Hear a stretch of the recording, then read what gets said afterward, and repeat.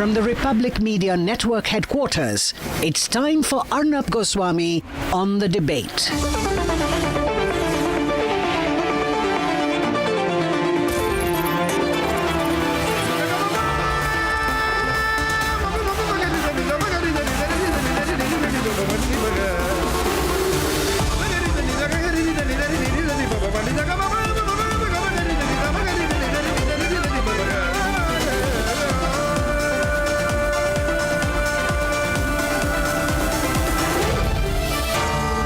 Arnab Goswami on the debate. On the show tonight, why I think the speech of the Prime Minister today was one of his most decisive speeches that he's ever, spoken these words from the ramparts of the Red Fort. At 9 o'clock tonight, the various scenarios that can emerge as a fire and ice face-off and why it's looking closer to some kind of a clincher. But who's going to clinch it? Zelensky, Putin, or Trump?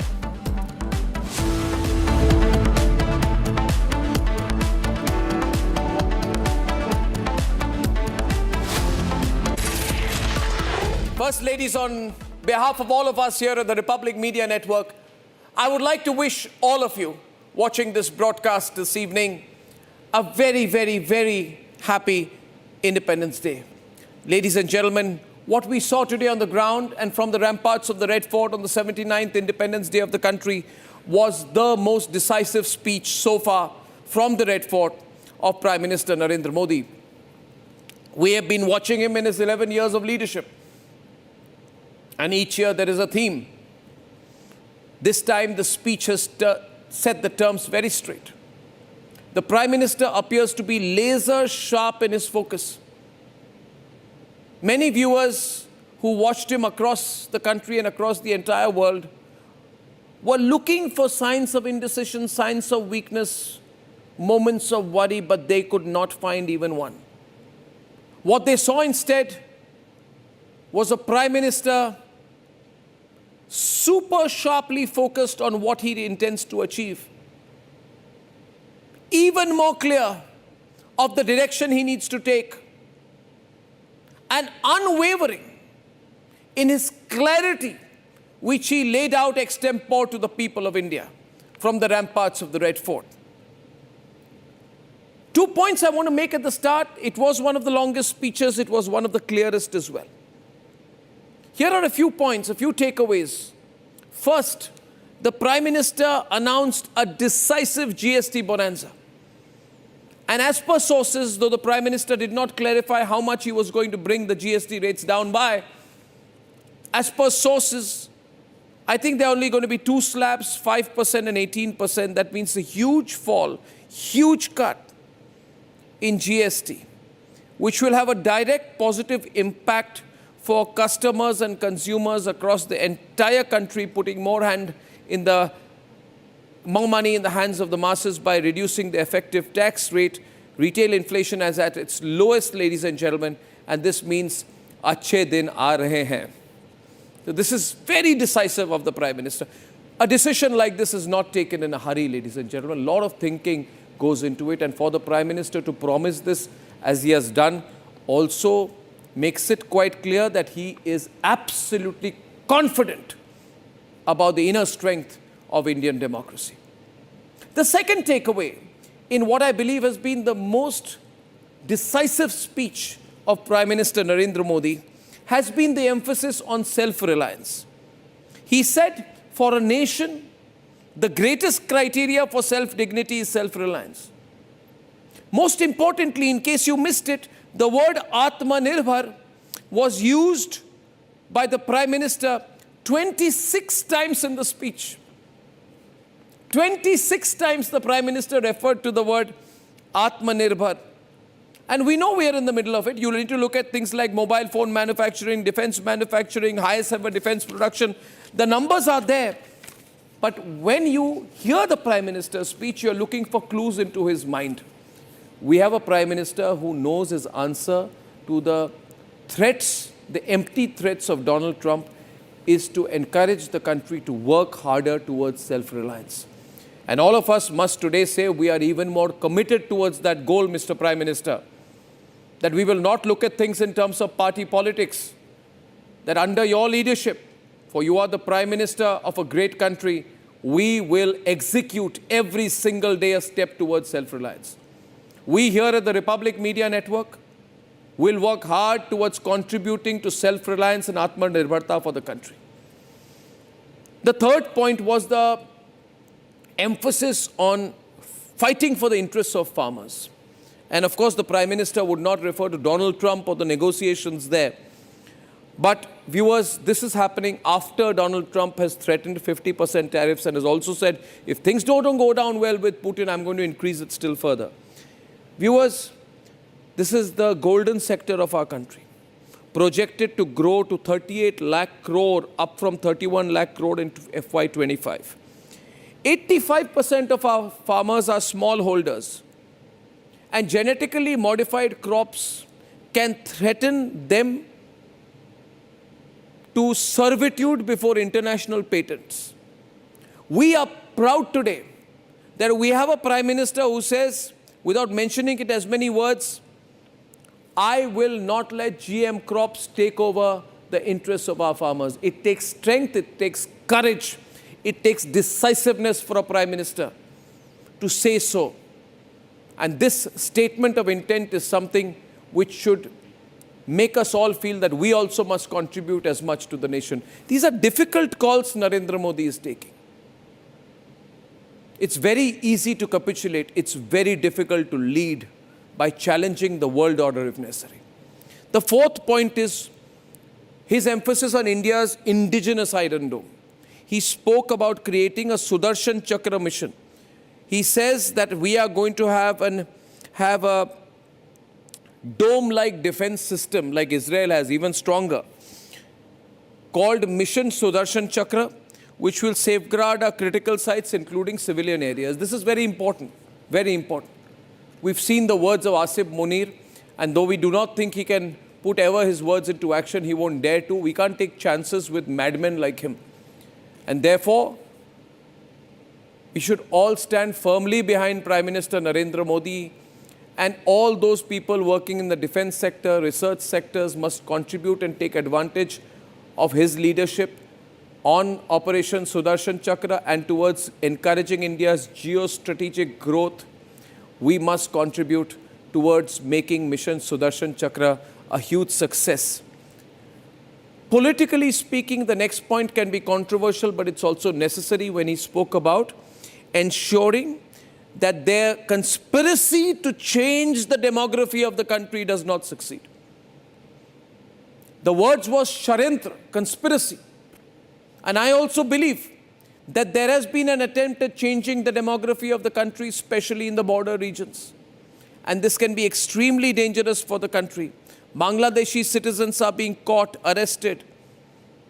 It's not just the India-Bangladesh border, all across the entire country, organically and inorganically, artificial change in the demography of the country threatens the social security of the country, as the Prime Minister says, sows the seeds of social tension. I do believe that the Prime Minister will conclude this mission within months and not let it last beyond 2025.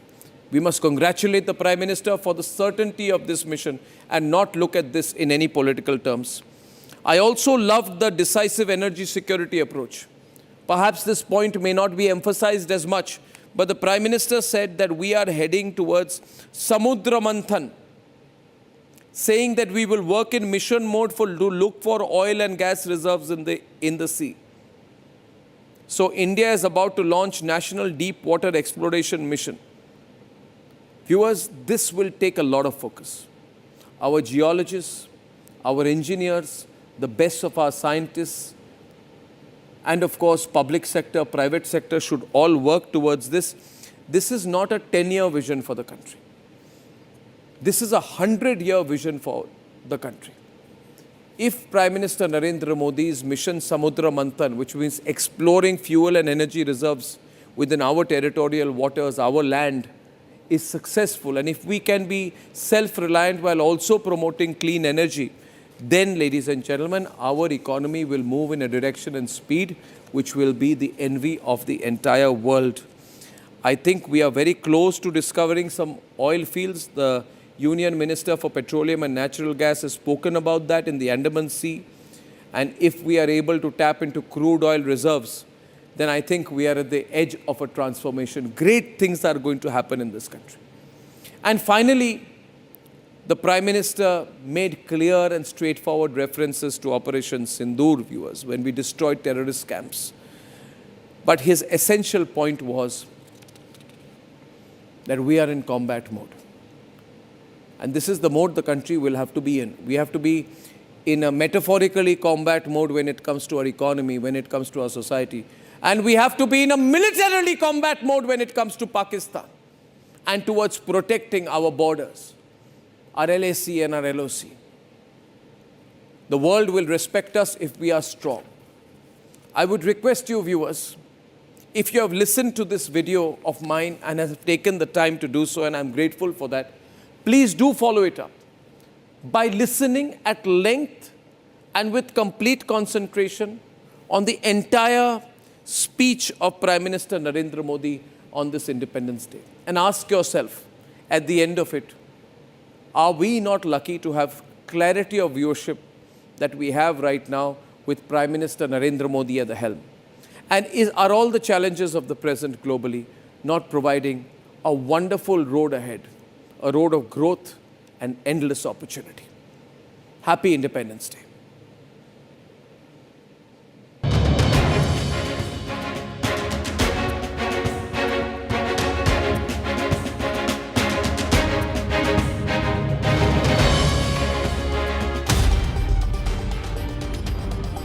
अब हमने एक new normal प्रस्थापित किया। आतंक को और आतंकी को पालने पोसने वालों को, आतंकियों को ताकत देने वालों को अब हम अलग अलग नहीं मानेंगे।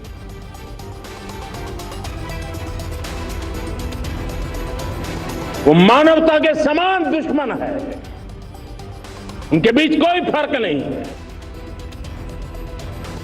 अब भारत ने तय कर लिया है कि न्यूक्लियर की धमकियों को अब हम सहने वाले नहीं हैं।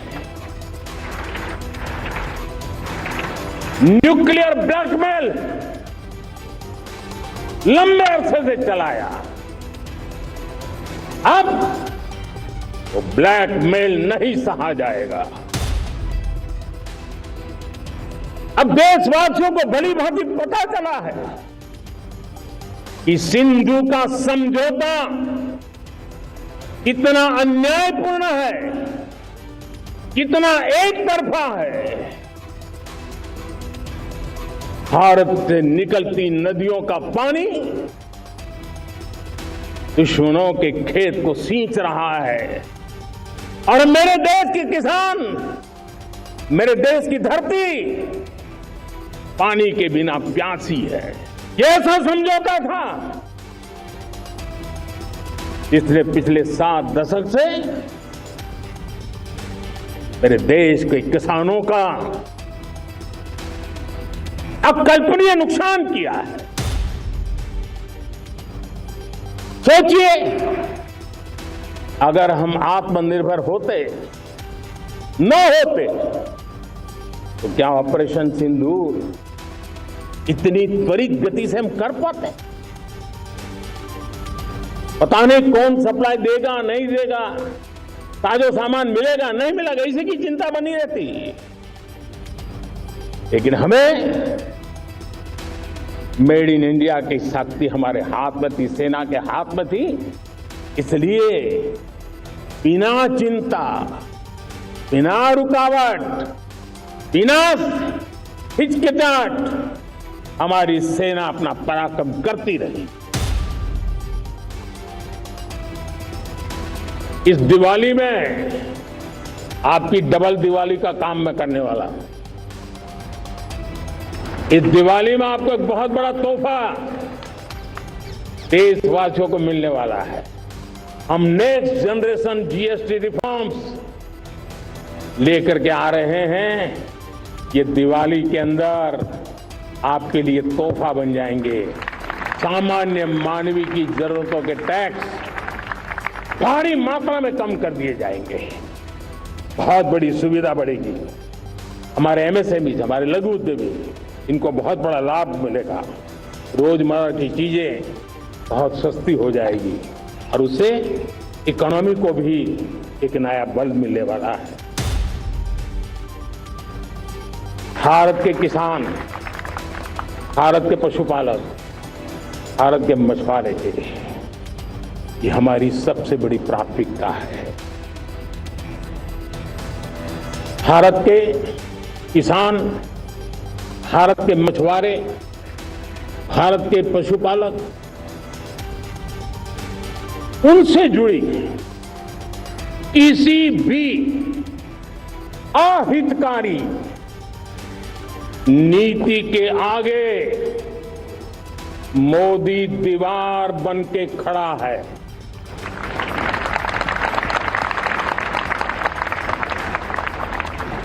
भारत अपने किसानों, अपने पशुपालकों, अपने मछुआरों के संबंध में कभी भी कोई समझौता नहीं स्वीकार करेगा।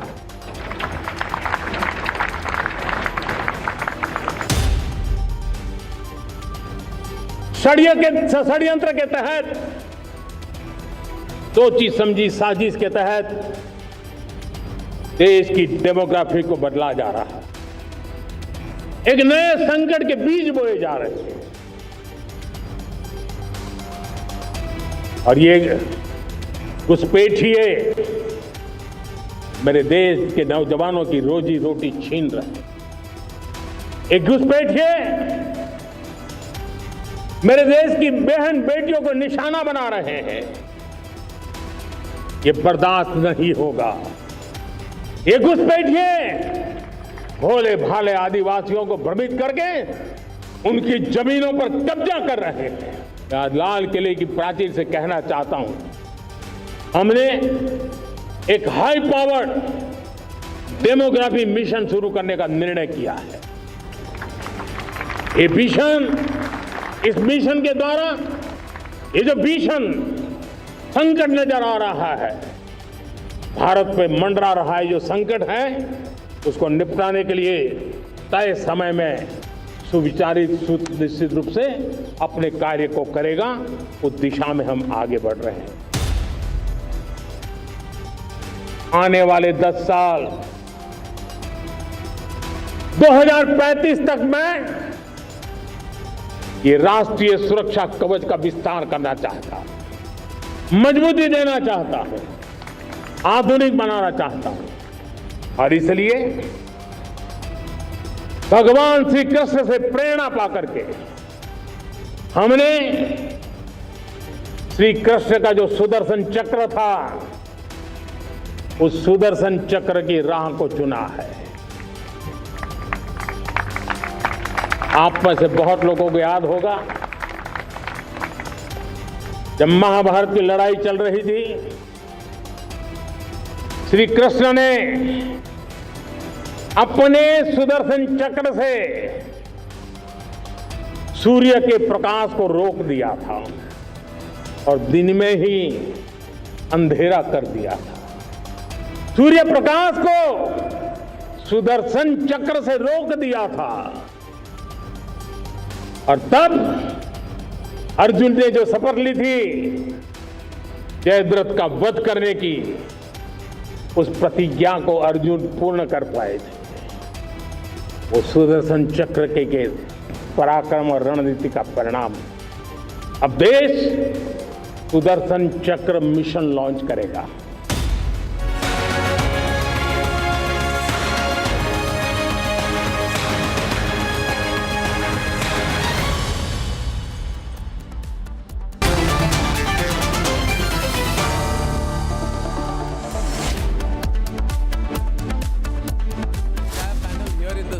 Today, and I have Ramesh Sabharwal, Anmol Pawar of Congress and AAP, and Gaurav Chachra ji of the Samajwadi Party, and Ashwini Kumar Mishra ji of the Congress Party, Satya Prakash Mishra ji of the JDU, and Tuhin Sinha of the BJP. We have lucky today, we have all political parties. Happy Independence Day to all of you. And to the opposition, I want to ask here today that you see, you must not oppose for the sake of opposing. You must feel happy that the Prime Minister has said today, Ramesh Sabharwal, that there is going to be a major GST cut, and there will be only two slabs of 5 and 15 or 18%, which means there's going to be a almost 10% cut in GST, which means everything will become less expensive. Let us welcome that. पहले बढ़ा दो, फिर कम कर दो. From the beginning, we are telling that it must be below 5%. And when we were ruling, when we were the Congress parties, always kept from 2 to 5%. We never increased. We know what is India. Prime Minister doesn't know what is India. That is the biggest problem. The Prime Minister doesn't know what is India. But we are proud. But we are proud that today, at least he has taken up the issues of sale tax, GST, number one, unemployment, number two. Another one, he has taken the... No, I'm talking about GST first. I'm talking about GST first. Farmers. I'm talking about GST first. Yeah. And in GST, what will happen is major. These are next generation GST reforms. And I would like to emphasize, viewers, Tuhin will respond. This kind of cutting down of GST, what is the impact it will have on you? Everything. Your restaurant bill. You buy a bottle of mineral water. You have a cup of tea, you have a cup of coffee, you go for a meal in a restaurant, you buy clothes, everything is, prices are going to come down. I believe there must be no politics on it. Your response to his response. Tuhin Sinha. Well, happy Independence Day to everybody. To you as well. I think, we need to look at the larger picture. This was a historic speech by Prime Minister Modi. A plethora of new ideas for Samriddh Bharat. We have been speaking about Viksit Bharat in the last 4 or 5 years, but now with Viksit Bharat on track, we are looking for a prosperous Bharat. And how are we looking at? Samudra Manthan, India's energy independence. And we all know, Election Commission is not independent. Please continue. Let him यही तो फर्क है हम में और आप में. आप जो हैं, आप ये विपक्ष जो है इंटेलेक्चुअली बैंकक्रप्ट है और हमारे पास जो है नए आइडियाज के भरमार हैं. हमें काला जादू नहीं आता, हमें डुबियस बीन्स नहीं आते, हमें मेलाफाइड काम करने नहीं आते. ध्यान से सुनिए, क्या बात है प्रधानमंत्री. One after the other, I will allow everyone. आज मैं आपसे नहीं बात कर रहा हूँ, आज मैं जनता से संवाद कर रहा हूँ. जनता से संवाद करना बहुत जरूरी है. Semiconductor manufacturing hub, nuclear energy to go up by 10x, massive reduction in GST, Viksit Bharat रोजगार योजना. और आप लोग क्या करते हैं? वोट चोरी, कॉन्स्टिट्यूशन खत्म है. ये अंतर है हमारी सरकार में और इस विपक्ष में. एक घर में 500 वोट. I ask you. एक देश को 20 साल आगे ले जाना चाहती है और आप लोग देश को 20 साल पीछे ले जाना चाहते हैं. Tuhin, I want to go to Gaurav. 1 minute. We won't speak over each other. Gaurav Chachra ji, see, I was listening to the Prime Minister's speech. What is the message he will send to Donald Trump? And the Prime Minister said that I am standing like a wall in the interests of the farmers. उन्होंने कहा मोदी दीवार बनकर खड़ा है. This is a direct challenge to Donald Trump on his push for India to completely open its agricultural markets. Viewers, what is happening? Trump is saying to Narendra Modi, open your agriculture. Open it to me. Narendra Modi is saying, I will not open it. I will not let genetically modified crops hurt the interests of our small farmers. Isn't that something you must welcome, Mr. Chachra? देखिए मोदी जी अगर operation सिंदूर के बाद जब Trump ने कहा था cease fire का ऐलान हो गया है, उस समय खुल के बोलते हैं, उस समय क्यों नहीं आगे बोला कि ट्रंप ने नहीं किया, सीज फायर का ऐलान नहीं किया है. इनके बाद या बोलिए हाँ बोलिए. तो सरकार अपना चलाया हुआ नोट 8 साल तक नहीं चला पाई और यहाँ बड़े बड़े दावे कर रही है. आज शुक्र है आपने किसानों की बात करी, मजदूरों की बात करी. उसके लिए मैं श्रेय देना चाहता हूँ पूरे समूचे विपक्ष को, अपने इंडिया गठबंधन के नेताओं को, जिनकी वजह से घबराहट में आके आज आपने जीएसटी की बात कही, जनता के असल मुद्दों की बात करी. अब मैं देखना यह है कि वो इम्प्लीमेंटेशन होता है या नहीं होता. हम केवल और केवल जनता की ही बात करते हैं. जल जीवन मिशन हो, जनधन योजना हो, पिछले पिछले 11 वर्षों के आप इंडिपेंडेंस डे की स्पीच को उठा के ले देख लीजिए। वोट चोरी, आप वोट चोरी, यही तो मैं कह रहा हूं। आप वोट चोरी की बात करिए, हम विकसित और समृद्ध भारत की बात कर रहे हैं, हम विकसित और समृद्ध बात कर रहे हैं, आप वोट चोरी की बात कर रहे हैं। Arnab, for the last 6 years, this opposition is on a suicidal mission. तुष्टिकरण की राजनीति और कुछ from चौकीदार चोर है, from चौकीदार चोर है, constitution is in danger to vote चोरी. This opposition is on a suicidal mission. This opposition cannot see, this opposition cannot fathom the picture of a Gaurav ji, I request you, हमने agree की थी, we all agreed. Gaurav ji, let's bring some order into the debate. Order. Gaurav ji, 1 minute. See, मैं कह रहा हूँ आज independence day के speech की एनालिसिस हो रही है, तो इसको सीरियसली किया जाए। और मैं आपको, I will give everybody an opportunity. I now invite Satyaprakash ji to come into the debate along with my guests on the other side, Ashwini of the Congress and Anmol Pawar of the Aam Aadmi Party. देखिए, for me, मैं 2 minute. देसी घी की दुकान ही खत्म हो गई। किसकी? देसी घी की जो दुकानें हम छोटे होते बचपन में देखते थे, in the streets, in the markets, खत्म हो गई। अडानी ने टेक ओवर कर लिया। नहीं, अंबानी ने टेक ओवर कर लिया। सच्चाई बता रहा हूं, मैंने देसी घी की दुकान। आपको शोभा नहीं देती, आपकी शोभा नहीं देती। आप ऐसे बात, आप बहुत वरिष्ठ नेता हैं, आप ही हल्की फुल्की बातें करते हैं। It's not good. इस देश की पॉलिसीज को हमें जनता के रूप बनाना चाहिए। देखिए, हमें सीरियस होना होगा। प्राइम मिनिस्टर ने मैं 2 मिनट जरा, मुझे अगर 2 मिनट दे दीजिए तो मैं बोल दूं। सत्यप्रकाश जी, आप अनमोल जी और अश्विनी जी के साथ डिबेट करेंगे। आप दोनों में से एक रेस्पॉन्ड करें किसी एक समय पे। देखिए viewers, I was looking Satyaprakash ji for what is Modi's message to Trump. ये मेरे मन में एक ही फोकस था when I listen to the speech this morning, और मैंने पूरी स्पीच सुनी। अब प्रधानमंत्री ने कहा कि हमें energy security, we have to be fully energy secure to be self reliant. आत्मनिर्भरता की बात 24 बार इन्होंने की, और सोलर कैपेसिटी की बात बढ़ाने की बात की, न्यूक्लियर एनर्जी कैपेसिटी, और उसके साथ समुद्र मंथन यानी कि Andaman sea, finding fuel reserves in Andaman sea. This is long term thinking sir. देखिए ये I believe today he is not the Prime Minister of BJP speaking. He is the Prime Minister of India speaking. We should welcome it. If the Prime Minister has such a long-term point of view, इसमें just because we are, इसको कहते हैं हिंदी में ईर्ष्या, negative emotion, jealousy, envy, it's not required. Prime Minister has a vision. Now, second point is Anmol. He said, I'm not going to take your nuclear blackmail. He told the Americans, I've called you, Pakistanis, I've called your nuclear bluff. Then he has also said, that blood and water will not flow together. He has said the Indus Valley Treaty was unjust. It has caused damage to our farmers for 70 years. I will stop it. He's so clear. You understand, Anmol? He is so clear, and I love the clarity.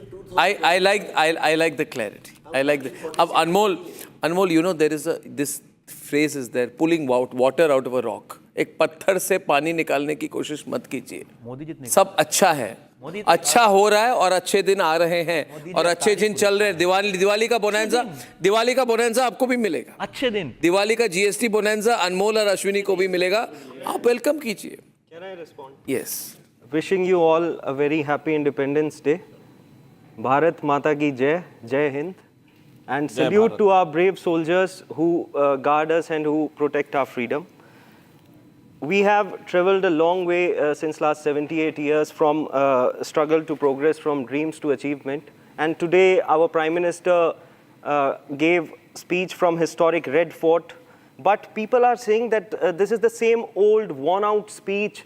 It has all rhetoric, no substance. And why am I saying this? GST bonanza is rhetoric. 10 seconds, Arnab. GST bonanza, you raised having 2 slabs of GST, is it rhetoric or reality? You raised a very rhetoric or reality? You raised a very pertinent point. चलो आज कम से कम किसानों की बात तो हुई। 10 साल पहले वादा किया था किसानों को एमएसपी की गारंटी, नहीं हुआ। 10 साल पहले वादा किया था किसानों की आय दुगनी होगी, जुमला। क्या है? 10 साल पहले कहा था बुलेट ट्रेन आएगी, जुमला। 10 साल पहले कहा था 100 स्मार्ट सिटी बनेंगी, जुमला। 10 साल पहले कहा था 2 करोड़ रोजगार मिलेंगे, जुमला। 10 साल पहले कहा था भ्रष्टाचार मिटाऊंगा, जुमला। 10 साल पहले कहा था बेटी बचाओ बेटी पढ़ाओ, जुमला। 10 साल पहले ये कहा था 2 साल में साकार होने जा रही है। The fact is only somebody who dreams big makes it reality. वो भले ही 2 साल विलंबित हो, भले ही 3 साल विलंबित हो, ये सारी चीजें जो है आज साकार हो रही है। बुलेट ट्रेन भी आ रहा है, सीमलेस कनेक्टिविटी, जुमला। 10 साल पहले कहा था 15 लाख खाते में सारी चीजें आ रही हैं। 10 साल पहले उज्ज्वला योजना कहा था, जुमला। भाई साहब, 10 करोड़ लोगों को उज्ज्वला योजना का लाभ लेना है, आप उसको जुमला कह रहे हैं। Why would people trust you? Ujjwala योजना किसानों का क्या किया? किसानों ने शहादत दी, क्या किया? 10 करोड़ लोगों को उज्ज्वला योजना माफी मांगो, जिन्होंने शहादत दी थी। आपके 3 काले कानूनों की वजह से इनकी राजनीति जो है खत्म हो चुकी है। 20 साल, अगले 20 साल जो है आज की स्पीच के बाद अगले 20 साल इनकी राजनीति खत्म है और इसीलिए ये फ्रस्ट्रेट हो चुके हैं। बयान दे रहे हैं, क्यों नहीं की किसानों की आय दुगनी, क्यों नहीं दिया उन्हें एमएसपी, क्यों 1000 किसानों को मरने दिया? बताइए, जवाब दीजिए। सबसे पहले इनको माफी मांगनी, 1000 किसान कहां मरे? You will have to prove it. You will have to prove it when you एक मिनट सत्यप्रकाश जी इन्होंने कहा 1000 किसानों को मारा गया। मैं कह रहा हूं आज इस प्रोग्राम पर या तो अनमोल पवार इसे प्रूव करे या माफी मांगे।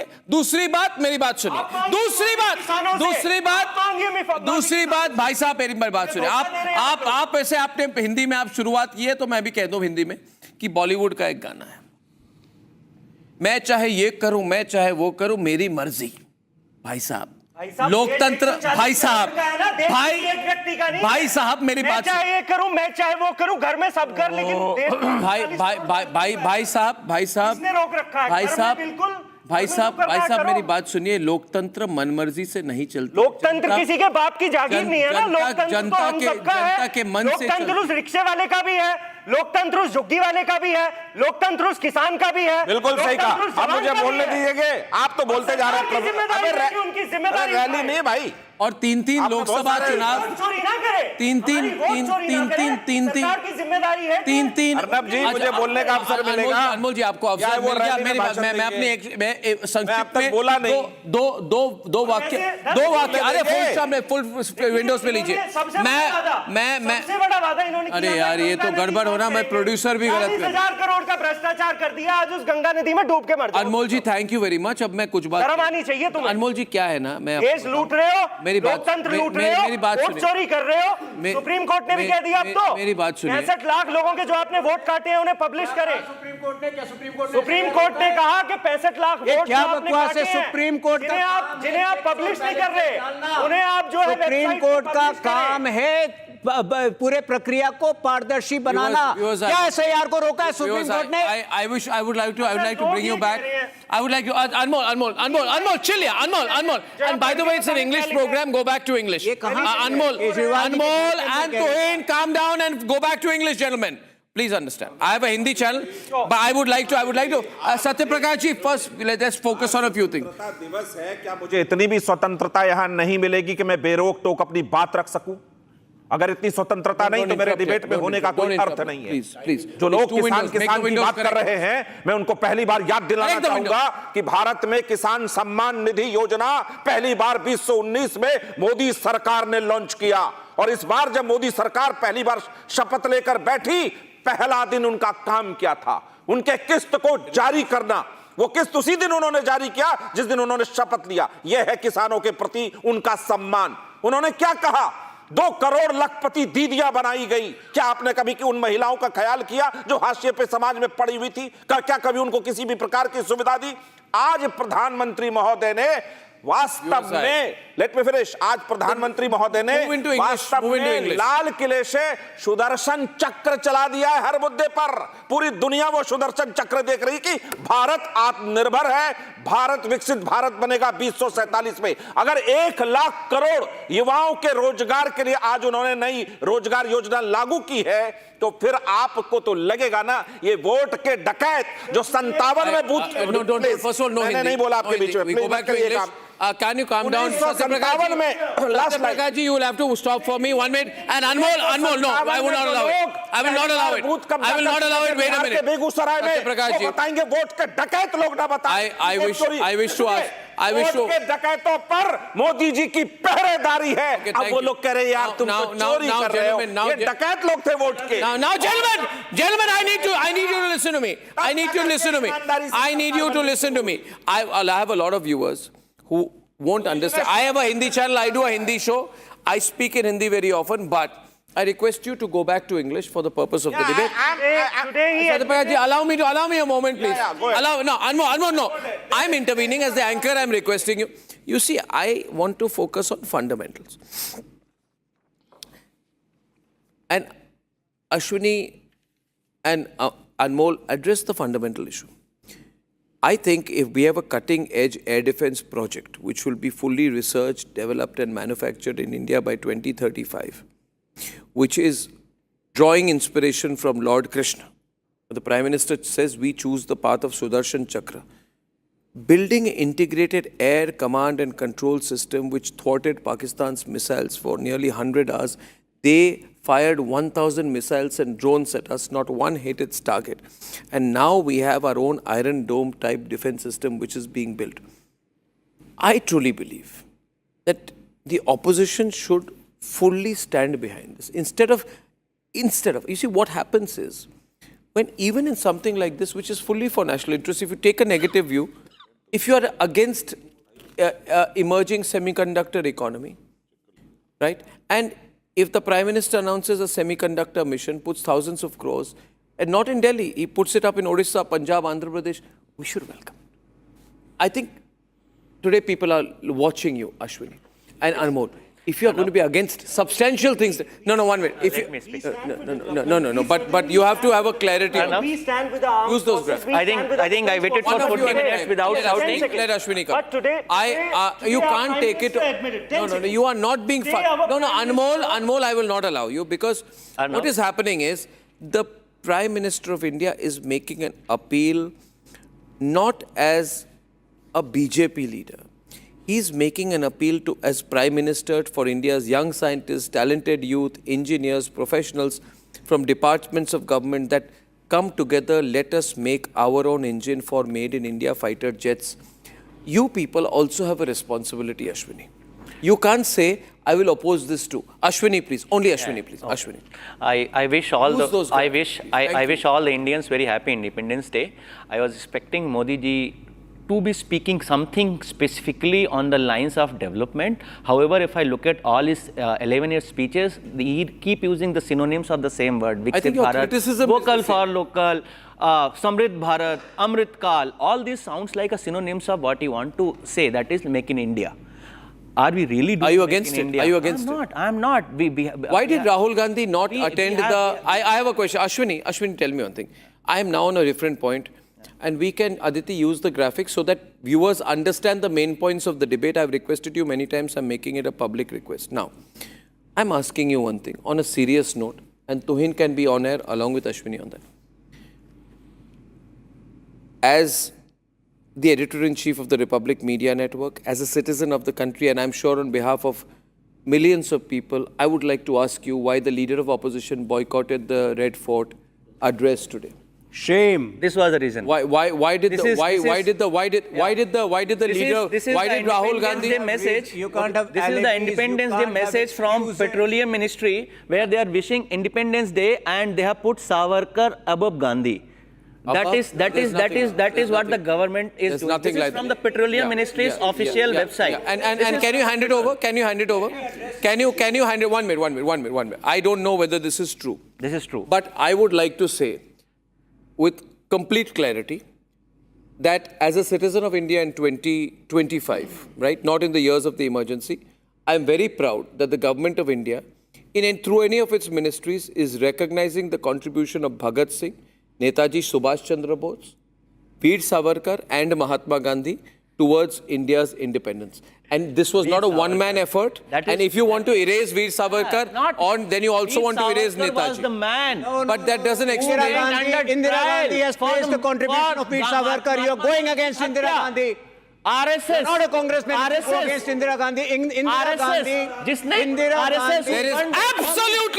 There is absolutely, I am proud that the government of India has recognized the contribution of Veer Savarkar. And I can say that so. This will not work. You will not have this unilateralism anymore. Savarkar is taller than Mahatma Gandhi. The Congress party must grow out of this mentality. This is your mentality. Please understand. You are talking about Ashwini, grow out. Now I'll moderate this. Wait a minute. I'll moderate. Out of not this allowing me to mentality answer only. where you think the freedom movement was Congress party's fiefdom. Our freedom movement predates the formation of Congress party by a good 102 years. 1937, he gave the Bible. Okay, now you be quiet now, Ramesh. Now you be quiet and Ramesh. Entering the debate is Ramesh Sabharwal. Silence. Entering the debate, let me anchor it, then I'll do it. Satyaprakash ji, wait, I'll let you come in. Ramesh ji and Satyaprakash ji will debate, but for the next 2 minutes, and it doesn't help if you speak over me. See, the point is this, I need you to understand that it looks very bad, Ramesh Sabharwal. You can say anything you want, you can give any argument, but I'm sure if I open, shall I open? Okay, producers open the line. If I open the lines, you should hear the feedback that Rahul Gandhi boycotted the Independence Day speech and function of the Prime Minister. We were celebrating everywhere. Yeah, Ramesh. Pardon me? We celebrated in AICC. Celebrate? Why? Why he celebrated it? We are not boycotting. No, he celebrated in Congress party. We have not. No, one minute. Why did he not go to the Red Fort function? They were there. Tuhin is asking a counter. Tuhin and Ramesh. It's a hot debate. 1 minute. Tuhin and Ramesh on the screen. Take me off. There is a larger point. Please, Ramesh, just 1 minute. Tuhin and 30 seconds. Ramesh, this is going to be important. Just wait. Sit. Why this country is very, enraged by the Congress party. Whether it is Yog Divas, whether it is Vibhajan, just 15 more seconds. Whether it is Vibhajan, Vibhishika Divas, this Congress party does not relate with the sukh and dukh of the people of this country. Today, you are boycotting Independence Day. Last year also, you made a frivolous excuse of the seating arrangement. This cannot be the norm. You have to participate. 1 minute. Don't speak over each other. Ramesh will speak. Only 2 on the screen, no 6 windows. You have to become.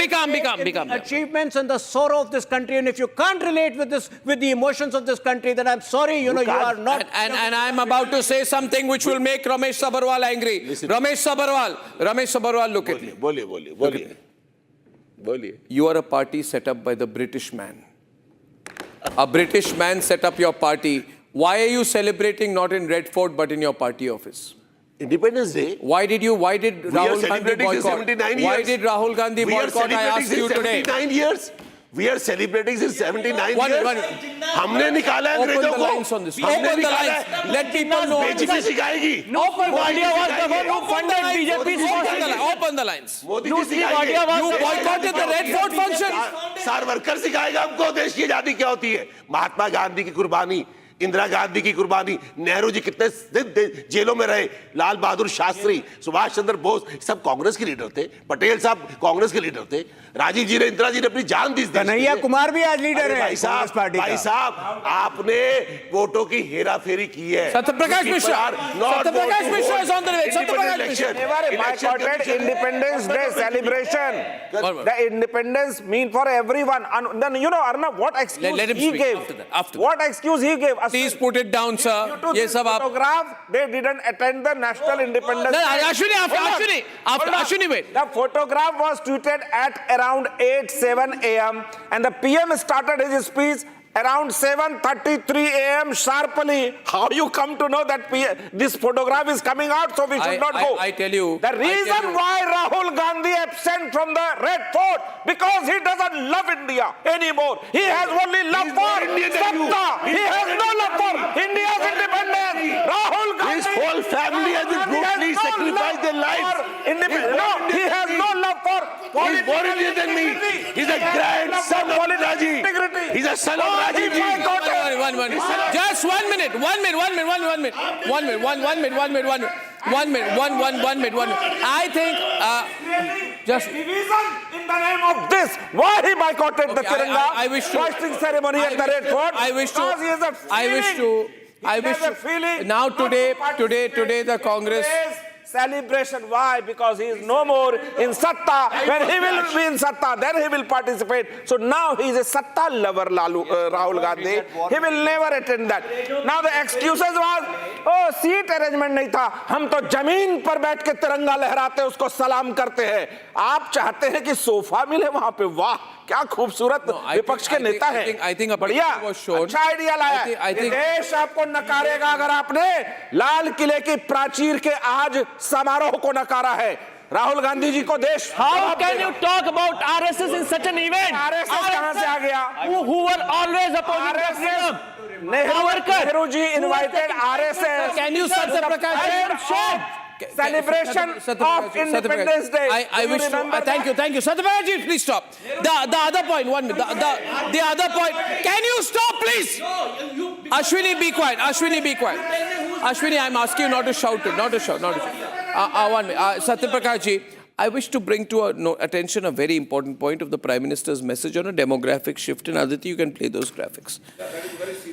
The entire opposition is arguing in the Supreme Court today. And there's no point shouting on this. Why the SIR should be stopped. Why citizenship should not be verified on role revisions. The Prime Minister made it clear that there is a premeditated conspiracy, and you're from Jharkhand, you know that. A conspiracy to change the demography of the country. And he has made a direct comment on infiltrators. I thought that was also an important statement of intent. We should debate it. And he didn't say, I'm going to stop at this. He says, I'm going to set up a demographic mission. A high-powered mission, which obviously will lead to step 1, step 2. It could be population control or anything else. So I think that's a fundamental issue. We can't skirt it. Tohin, please. After Tohin. Thank you, Tohin. You know, Arnab, I've been saying this. It's a global scourge. In Europe, large parts of Europe is impacted by it. But at least the European parties are more honest in accepting it, unlike the Congress party, which has been encouraging it from the time of independence. And yes, Jharkhand is one of the worst impacted states. The Jharkhand High Court last year had passed specific judgment that unless, action is taken in 5 districts, the whole thing will spiral out of hand. And there are various reports, substantiated reports of illegal Bangladeshis specifically marrying tribal women in that area Don't shout. No, I won't allow it. Don't cut that, producer. Don't make it difficult for me. We are committed to ensuring NRC in all those areas when our government comes to power in Jharkhand, and we will ensure that demographic balance is ensured. Now, 1 minute. I wish to come in at this point. 1 minute, Anmol. Don't be in a hurry. See, so far this has been a political debate. I think what has happened today is that it's become a governance issue. Because I think the Prime Minister, by talking about the demographic mission, is absolutely right in raising the issue of demographic change. In principle, this has set the stage, I believe, for the NRC. And every time a question was asked, why don't you implement NRC? You raised the question of marriages for land grab. Nishikant Dubey had raised this issue in Parliament that infiltrators are getting married to tribal women with the motive to grab their land, and through this they want to take over entire Hindu villages which are being emptied out. The issue of Santal Pargana had been raised earlier by the Prime Minister as well. Now NRC is needed. What has happened here, you need to take it seriously. Instead of making the government revisit its position, the Prime Minister's statement makes it clear that forget NRC, SIR debate. The Prime Minister and the government are going to implement NRC. They are going to implement everything, if required, population control to make sure there is no artificial change of demography in our country. So you have failed in trying to influence the government through political pressure. Anmol. In 2014, it was our Prime Minister Narendra Modi who said from West Bengal rally that within 10 days, Rohingyas will be thrown out of the country. In 2016, Kiren Rijiju, Central Minister in Rajya Sabha, said that more than 2 crores Rohingyas are in the country at that point of time. In 2021, after years of litigation, the Honorable Supreme Court said that throw them out of the country, deport them as per the due procedure. It's been more than 11 years. I want to intervene for a small point. I want to intervene for a small point. No. I allow you, so you allow me. Please remember, this is the same country where Zakir Musa expressed solidarity with Rohingyas living in Jammu. And there have been reports that a Rohingya terror group known as Aka Mul Mujahideen, AMM, has been in touch with Lashkar-e-Toiba and Jaish-e-Mohammed. AMM was trained by people in Pakistan. I'm surprised you do not know the threat, the security threat this poses to the country. Don't take political positions. Can I respond now? No, you have to answer my point. Even after 2001, Modi ji says that Modi ki guarantee matlab wada pura hone ki guarantee. It's been more than 11 years. In 2024 itself, during Delhi Assembly elections, 2025, early 2025, one of the BJP spokesperson admitted that more than only 6 Rohingyas have been deported. Secondly, the responsibility to protect our borders lies with Rahul. You support Rahul. You support Rahul boycotting the PM speech. No, I need to have your view on. You support Rahul. I'll answer on this. You support Rahul. A show of disregard. A show of disregard, not for the Prime Minister, but a show of disregard for his own position as leader of the opposition. Do you support that? The responsibility to protect the borders lies with the Home Ministry, and today our Prime Minister admitted that he has failed to protect our borders. Secondly, you said about development. Arnab, if you are aware of history, it's about real change. People are aware of history. If these people are aware of history, they would know. It is about real change in lives of ordinary citizens. If they are aware of history. Since you come from Assam, I'll tell you,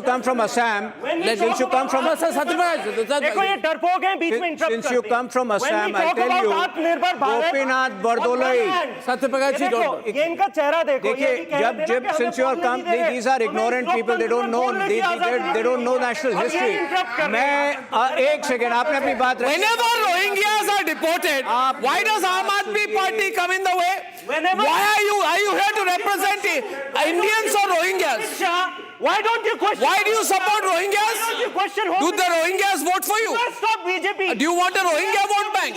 Ladies and gentlemen, as I wish you a happy Independence Day, I wish to remind you. Full frame. Why did the central government I want to go to a full frame, please. I am saying I want to give my intro, please. Thank you, Aditi. 1 minute. Viewers, calm down. Viewers, at 9 p.m. tonight, a countdown to Donald Trump and Putin's meeting in Alaska. As the fate of Ukraine hangs in the balance, I will present you various scenarios as they may or may not play out in Anchorage, Alaska, when I'm back. Time for a quick breather. Arnab will be right back with the debate. Amity is proud to announce the commencement of its 12th university in India, Amity University, Hyderabad. At the prime location of AeroCity Hyderabad Airport, has a strong focus on high-end research with brilliant students and distinguished faculty who share our mission to change the world together. To apply for this year's session, visit amity.edu/Hyderabad.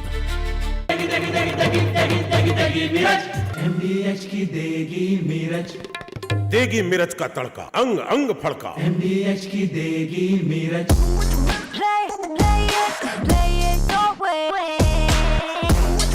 Sarah, this is your space, play it your way. Pure सूजी pasta उबालो मिलाओ और खाओ 8 minute में तैयार क्या taste है सबका राजा hardcore masala Hi, this is Chef Ranveer Brar and I'm here to tell you that also gives me the license to guarantee you brilliance on behalf of IIHM. Join International Institute of Hotel Management. आधे bowl दही में 4 चम्मच MDH chutney पुदीना मसाला डाला, stir करो, पुदीना चटनी तैयार। MDH chutney पुदीना masala. MDH I choose a world where we care and we dare to love. I choose a world where we dream and the limit is the sky. And this world is my home my best life. Mindfully crafted home decor fabrics. Living my best life. Sansar, a D-Decor brand. Live consciously. थोड़े में ज्यादा स्वाद ये तो है इसकी खास बात। वाओ मामा क्या स्वाद है? अरे मेरे राजा सबका राजा और pure masala.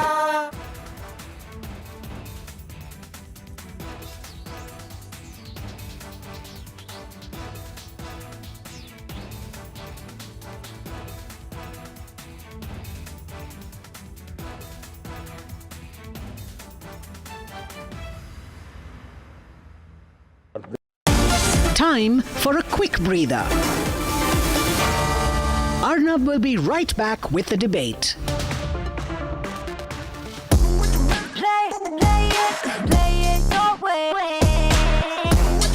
Sarah, this is your space, play it your way. ये है सीक्रेट रेसिपी MDH का जीरा सिप जल जीरा मसाला। सिप सिप जीरा सिप MDH का जल जीरा सिप MDH का जल जीरा SIP.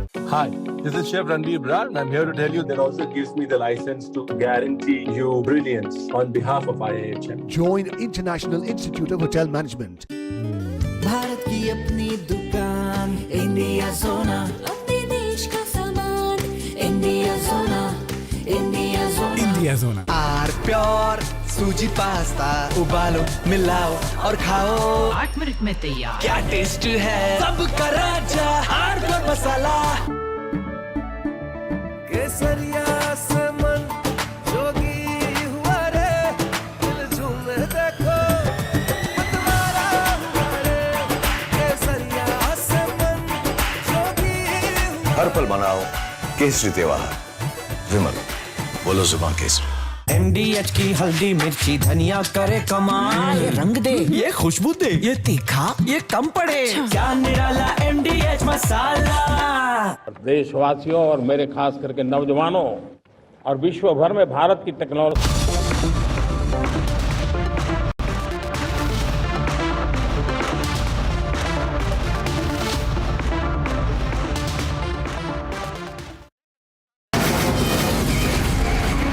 From the Republic Media Network headquarters, it's time for Arnab Goswami on the debate.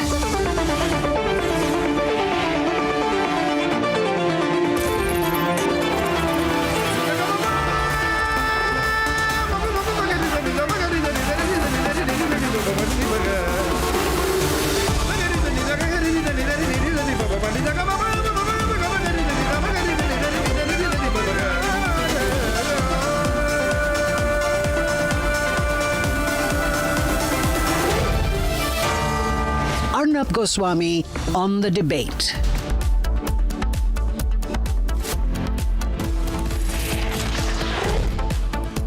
"206 days into the presidency of Donald Trump, the world now waits for the most anticipated summit meeting between US President Donald Trump and Russian President Vladimir Putin.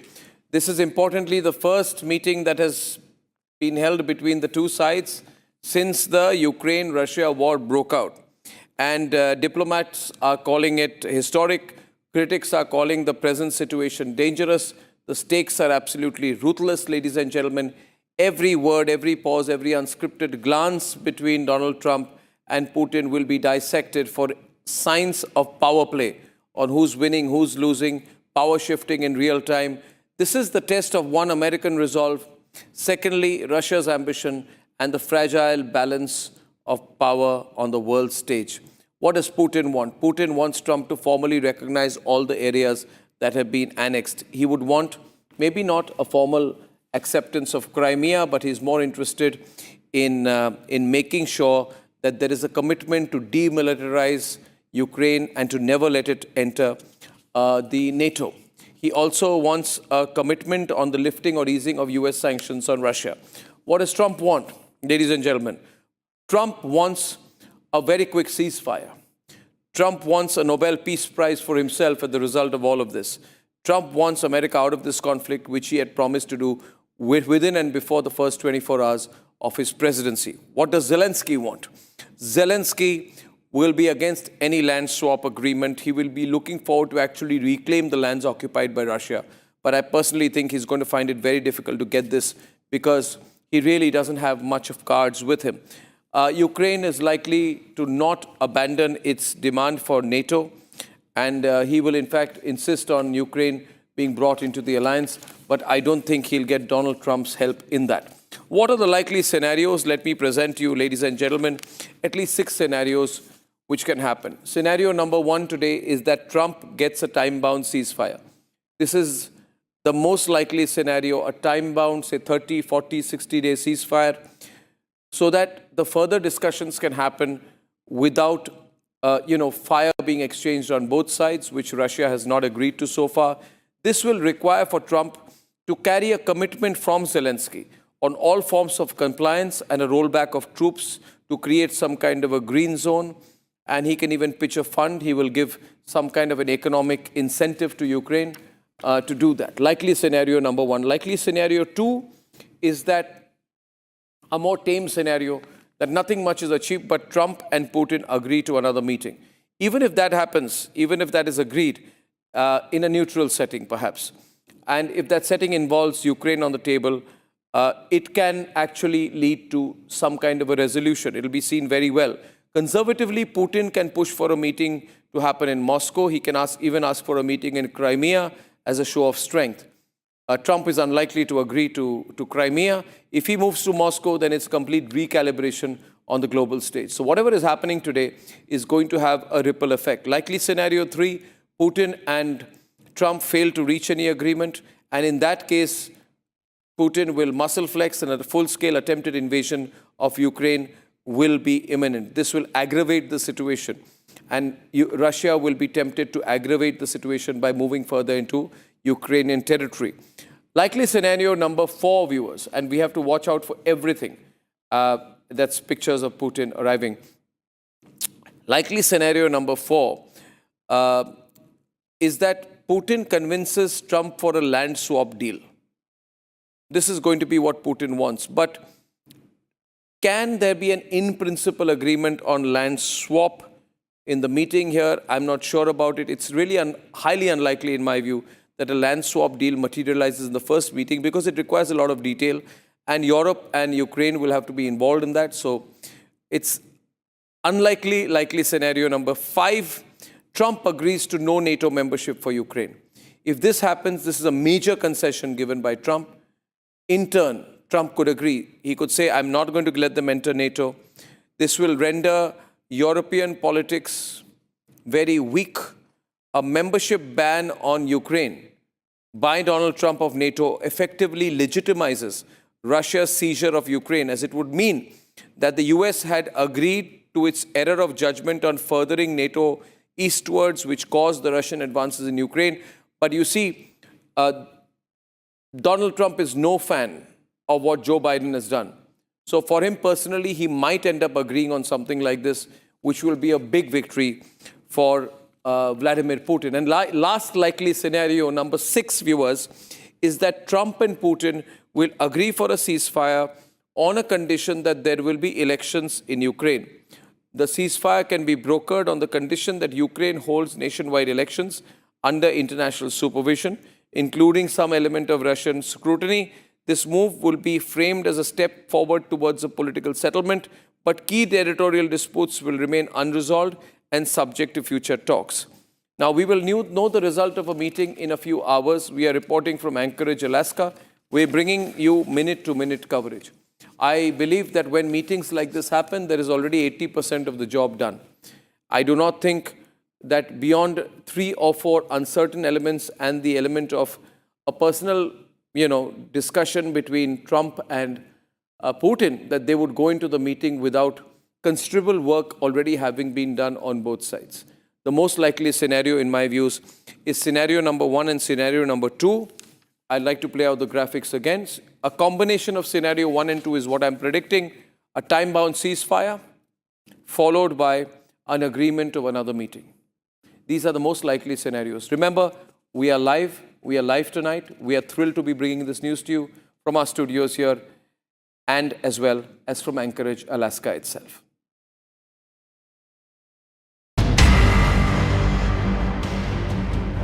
In just a few hours, US President Donald Trump and Russian President Vladimir Putin will sit across the table at the joint base Elmendorf-Richardson in Anchorage, Alaska. While Ukraine will not have a seat at the table, it will be the top agenda item for discussion. The fate of a war that has been ongoing for 3 years, between a noble ambition and an expansionist dream.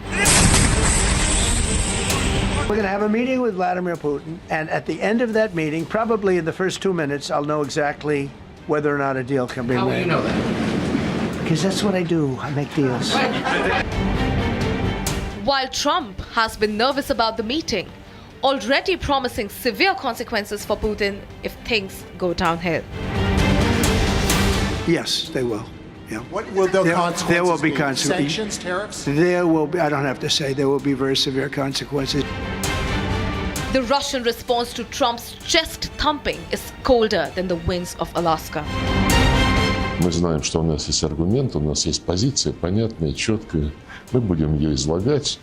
Здесь уже немало сделано в ходе визитов Стивена Уиткофа. Президент об этом сказал. И Уиткоф выступал от имени президента Трампа. Надеюсь, что мы сегодня, завтра продолжим этот очень полезный разговор. Meanwhile, Zelensky, who isn't even at the table, has been trying his best to influence the talks since his visit to Berlin 2 days ago. Звісно, ми обговорили сьогодні ситуацію на полі бою. Я сказав президенту Сполучених Штатів Америки і всім нашим європейським колегам: Путін блефує. Він старається натиснути перед зустрічю на Алясці, на всіх напрямках українського фронту. Росія намагається зобразити, що спроможна окупувати всю Україну. Безумовно, це їх бажання. Expectations are the highest on the American side, with hopes of a breakthrough in peace talks to broker a deal with Ukraine and provide an off-ramp for the US involvement in the Russian war. In return, Trump aspires for the only arrow he owns, a trade deal. Meanwhile, the Ukrainians have high hopes, riding for a ceasefire and withdrawal of Russian troops, with expectations of more security guarantees and a NATO membership. But most importantly, no recognition of Russian-occupied Ukrainian territory by the US. Russia, on the other hand, has no pressure. It demands largely remain unchanged. No change of land control, no NATO membership for Ukraine, and recognition of Donbas as Russian territory. Now the countdown begins. As the world watches with bated breath, who will emerge victorious in the Alaska summit? Will Trump triumph? Will Putin prevail? And what happens to Ukraine?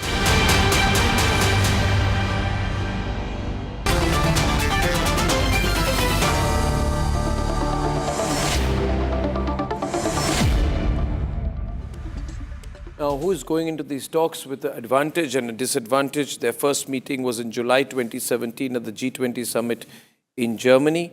Now, this was just months after Trump entered the White House. Putin has had at that point of time more political experience under his belt.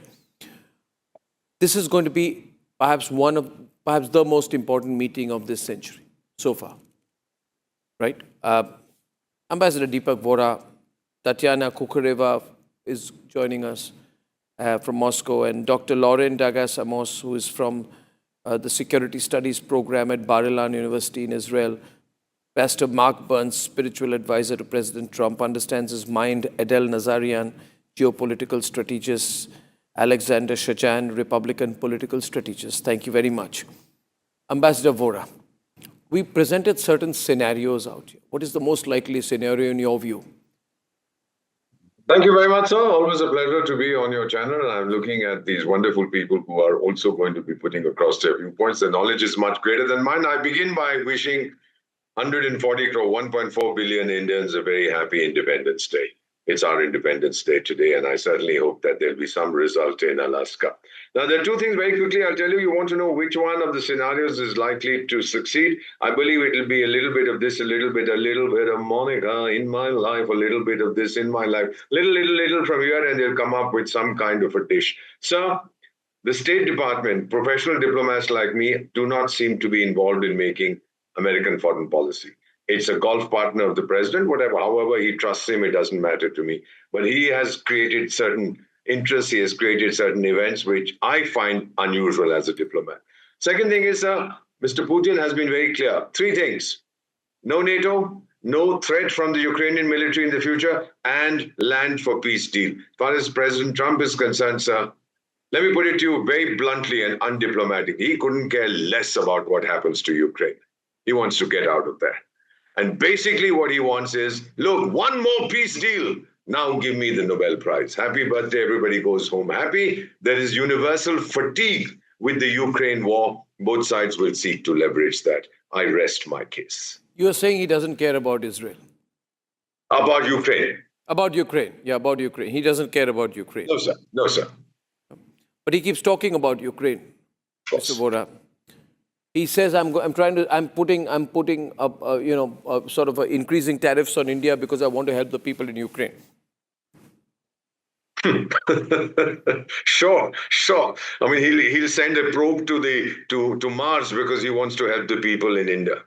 Sure, he'll do something like that. No, going by that logic, it's not something that you and I will buy, sir. Going by that logic, he's going to catch the low-hanging fruit that Putin is going to offer him. Putin's going to say that I will offer you a global nuclear arms deal. Tatiana is on. Very intelligent move by Putin yesterday. He shifted the goalpost, saying, I'm going to offer you a long-standing international nuclear arms deal, which was not even on the table. And you can use that in your lobbying for the peace prize. And all I want is all the land that I have already taken from Ukraine. So in the process, if Trump were to agree to that, he'd be, selling out the people of Ukraine. Will he do that? Because every time you come on my program, Pastor Burns, you keep saying our heart burns, we keep feeling for the people of Ukraine. What Deepak Vora is saying is that you're going to throw the people of Ukraine under the bus. Well, the president, again, let's just be very clear. Number one, this is not the president's war. He is the current president. He inherited this, but he's doing what he can do with the players that are in hand. This is one of the reasons why, even though I'm a staunch supporter for Ukraine and believe that Ukraine is a sovereign nation, one of the reasons why they're not members of NATO is because they're still, one of the charter rules is you have to have stability within your own nation, and borders need to be secure. Ukraine is still in an active war with Russia. Russia's in an active war with Ukraine over border disputes. So again, the president is not the kingmaker. He simply is made it very clear if Vladimir Putin does not stop the killing, then there's going to be severe punishment that is going to happen, and which is the crippling of the Russian economy.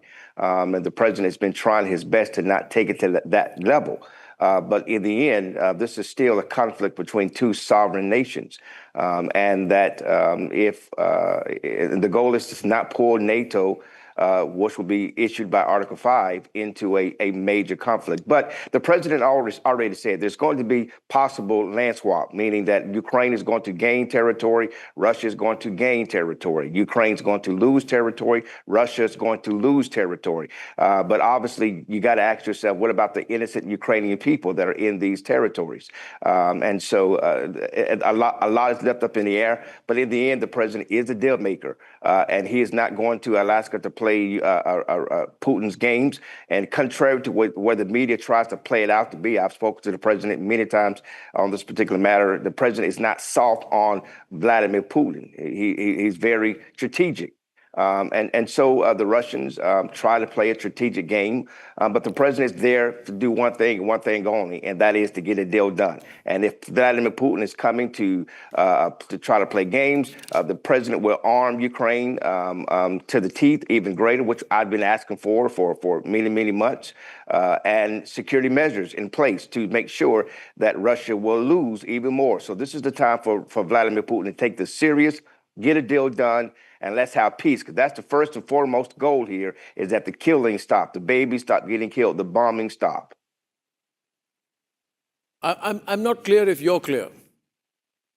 No, he's not, unfortunately. I don't think you're clear. Tatiana, I'm sorry, ask that question again? I'm just saying I'm not clear if you're clear about what you're saying. You see, do not want to acknowledge that it is actually Donald Trump who's on a tight deadline, because on 4th of March, he said, I will finish this in a day. It was Donald Trump who wanted this meeting. It was Donald Trump who has caved in the past to Putin's pressure when the two leaders met in Helsinki. It was a disaster for Trump. You're on this banter, and you have the Trump syndrome banter that a lot of people have. You're on the Trump syndrome. You keep trying to make this to be like this is Trump's fault. This is not Trump's fault. This is Vladimir Putin and attacking Ukraine's fault, right? The issue is not for Donald Trump to be the kingmaker. We are the United States of America. We are a nation within our own self, with our own problems, with our own issues. The president wants the killings to stop, all right? The killings to stop. Now, if Vladimir Putin don't stop the killings, the president has been walking, and it's politically astute for him to do this, but he's been walking as a mouse when in reality we are an elephant, because he's trying to strategically make it to where no more damage gets done. But right now, this is the end. Vladimir Putin has no more games to play. The president has lost all patience, and he's made it very clear. And I'm speaking firsthand. No, you see the you can talk all day long about how Trump did this and Trump did I'll that. get Tatiana. I'll get Tatiana to respond. The reality of it is, this is the end for Vladimir Putin, and this is the end for Russia. If they don't come to the table, then this is going to be the beginning of the end. If they don't come to the table, if they don't come to the table, and you keep saying that we are going to punish Putin, how? Putin got a summit meeting with Trump without a single concession on his part, without a single moment of pause in the war with Ukraine. In fact, the Russian Defense Forces put out a press release on more intensive attacks on Ukraine this morning. Trump could have put another condition of ceasefire on the front line, but he has set no price for the summit. So, Tatiana, Ukraine. Pardon me? So did Ukraine. Ukraine set a massive drone attack on Russian soil. So this is not good for nobody. Russia attacked, Ukraine attacks. President Trump Ukraine is not in Ukraine is your proxy. Ukraine is your proxy. No, the innocent people who are dying are my proxy. My proxy are the innocent. I speak for the innocent dying people. Okay, the death of the mothers and the daughters and the children and the innocent old men. That's who I'm proxying for. So don't confuse who I'm proxying for. Yes, Ukraine deserves to be, and they are a sovereign nation, and they will be a sovereign nation. And the President Trump has made it very clear, we're going to back Ukraine in this matter. I'm not understanding. And it'll behoove Russia. Okay, Pastor, I would like to bring Tatiana for Moscow, for a perspective from Moscow on how they look at situation and the scenario, and what are the likely scenarios she sees here. Please, Tatiana, what do you think is going to emerge? I have been listening to the past, and frankly, the one thing I will withdraw from our previous conversation, dear Pastor, yes, you do talk very, very well.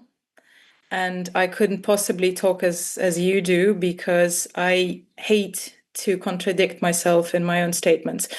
Let's start from the very beginning.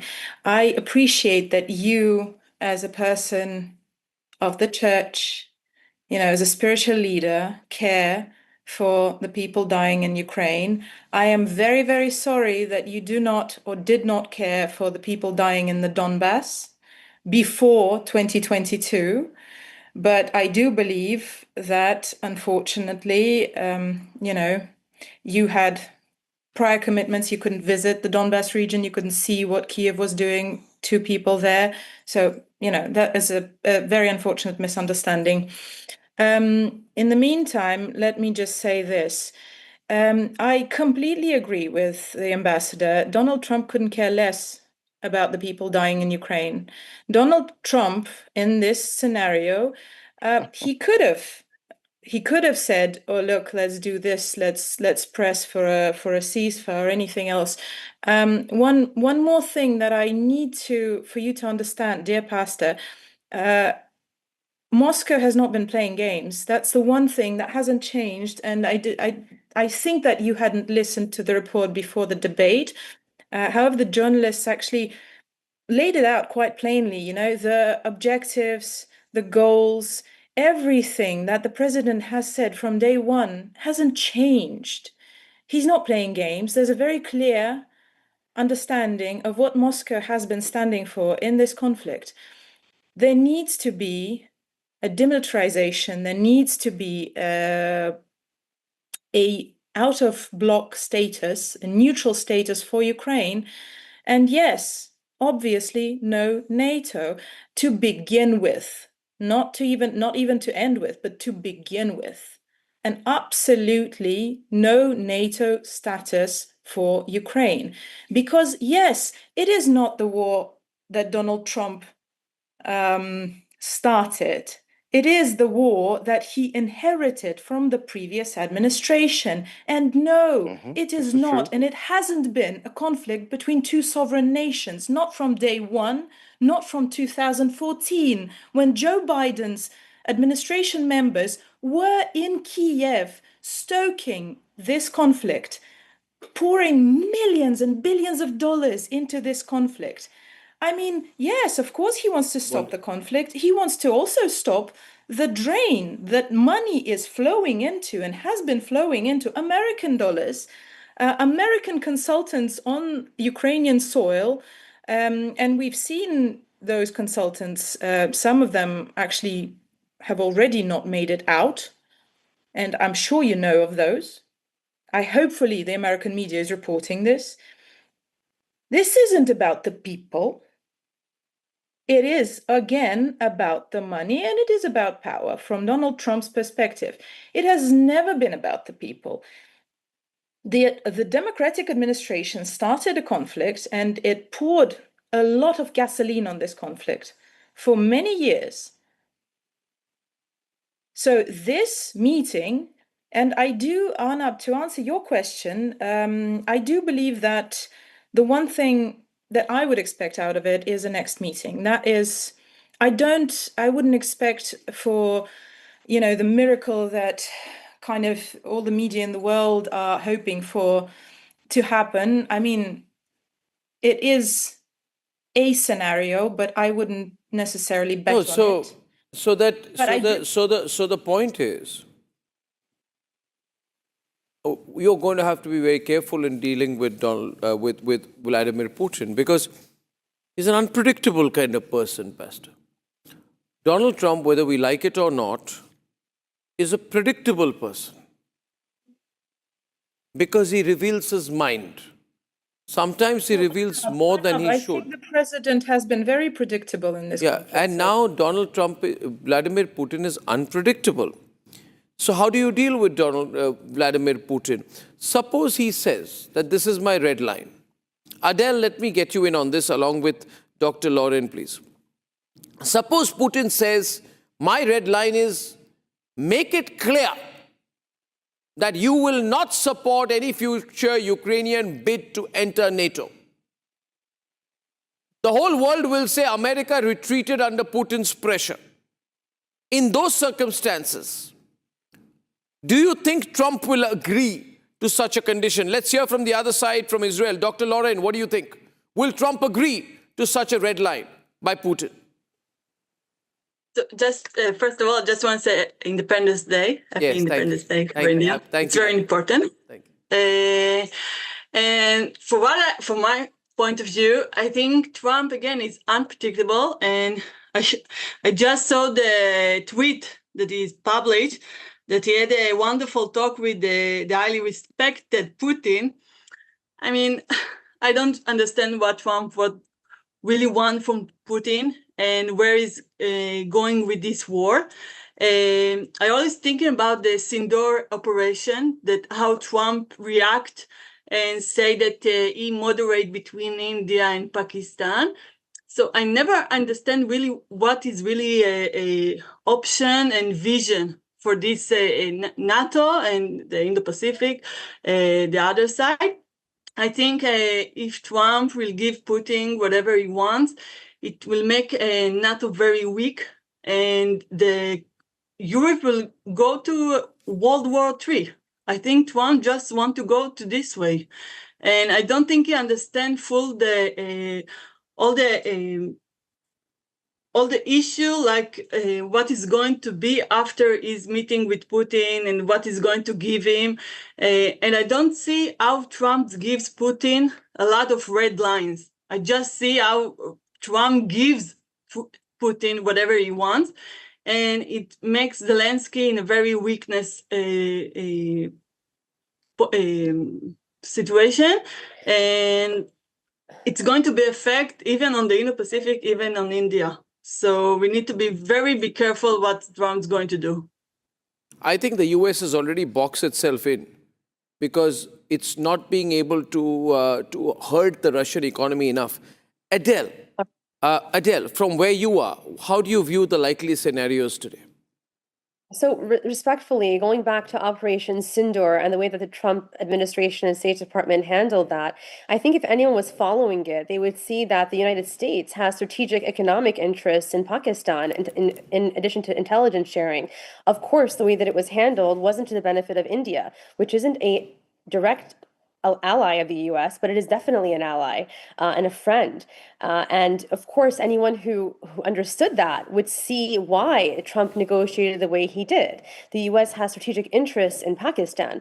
That said, it did bring an end to the conflict there. I don't think it's comparable to the situation here, though, by any means or standards. Trump, contrary to the doctor respectfully, what she said, Trump is very predictable. I have to go with Arnab on this. Trump says what he does, and he does what he says for the most part.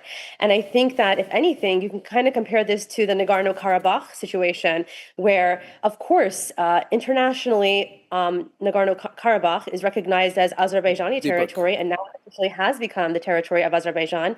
In this sense, however, Crimea isn't recognized internationally by, as Russian territory. I think in this scenario, though, Trump is there to make a deal. Of course, he has the Nobel Peace Prize in place. I mean, if Barack Obama got it, why doesn't Trump?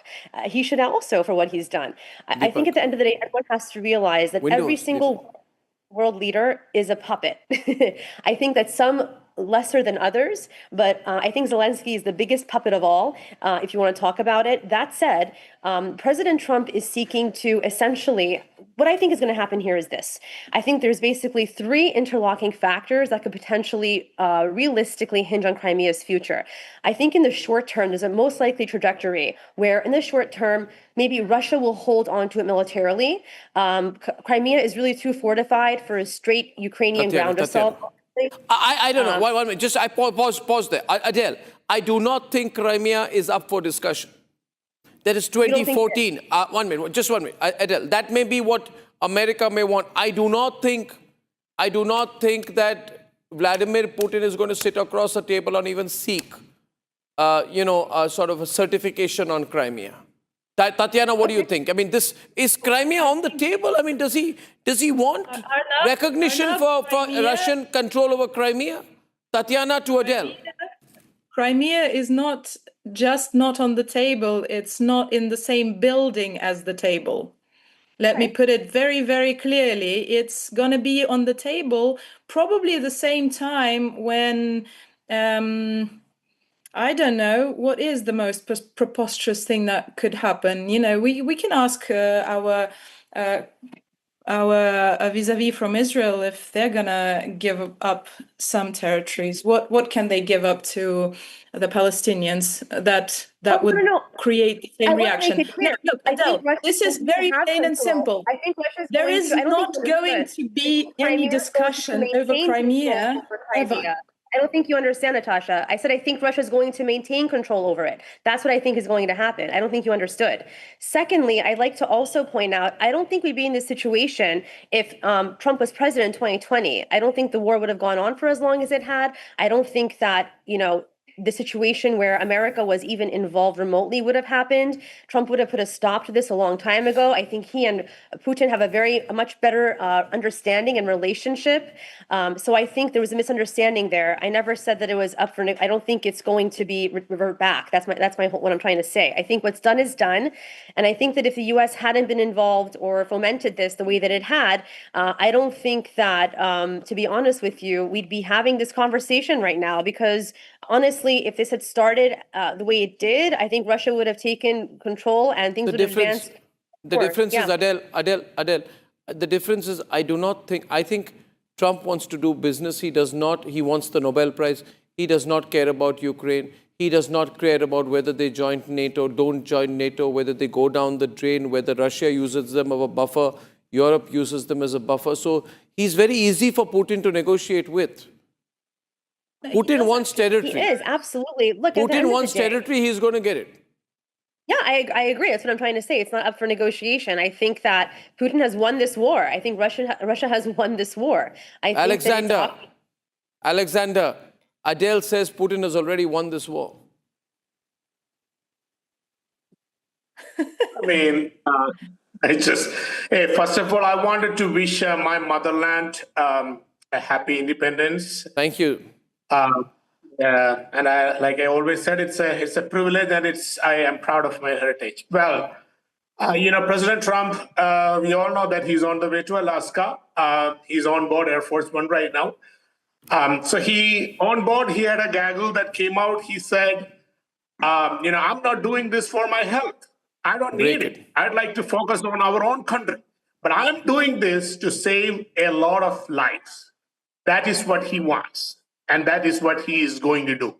Whether Putin thinks that he won or Zelensky thinks he won, I don't know about that. They could think whatever they want. But they should realize that everybody on the show, for Ukraine, whoever, for Russia, we all should agree that the blood and wealth that both Ukraine and Russia have been spending in this war would be better spent on the needs of their own people.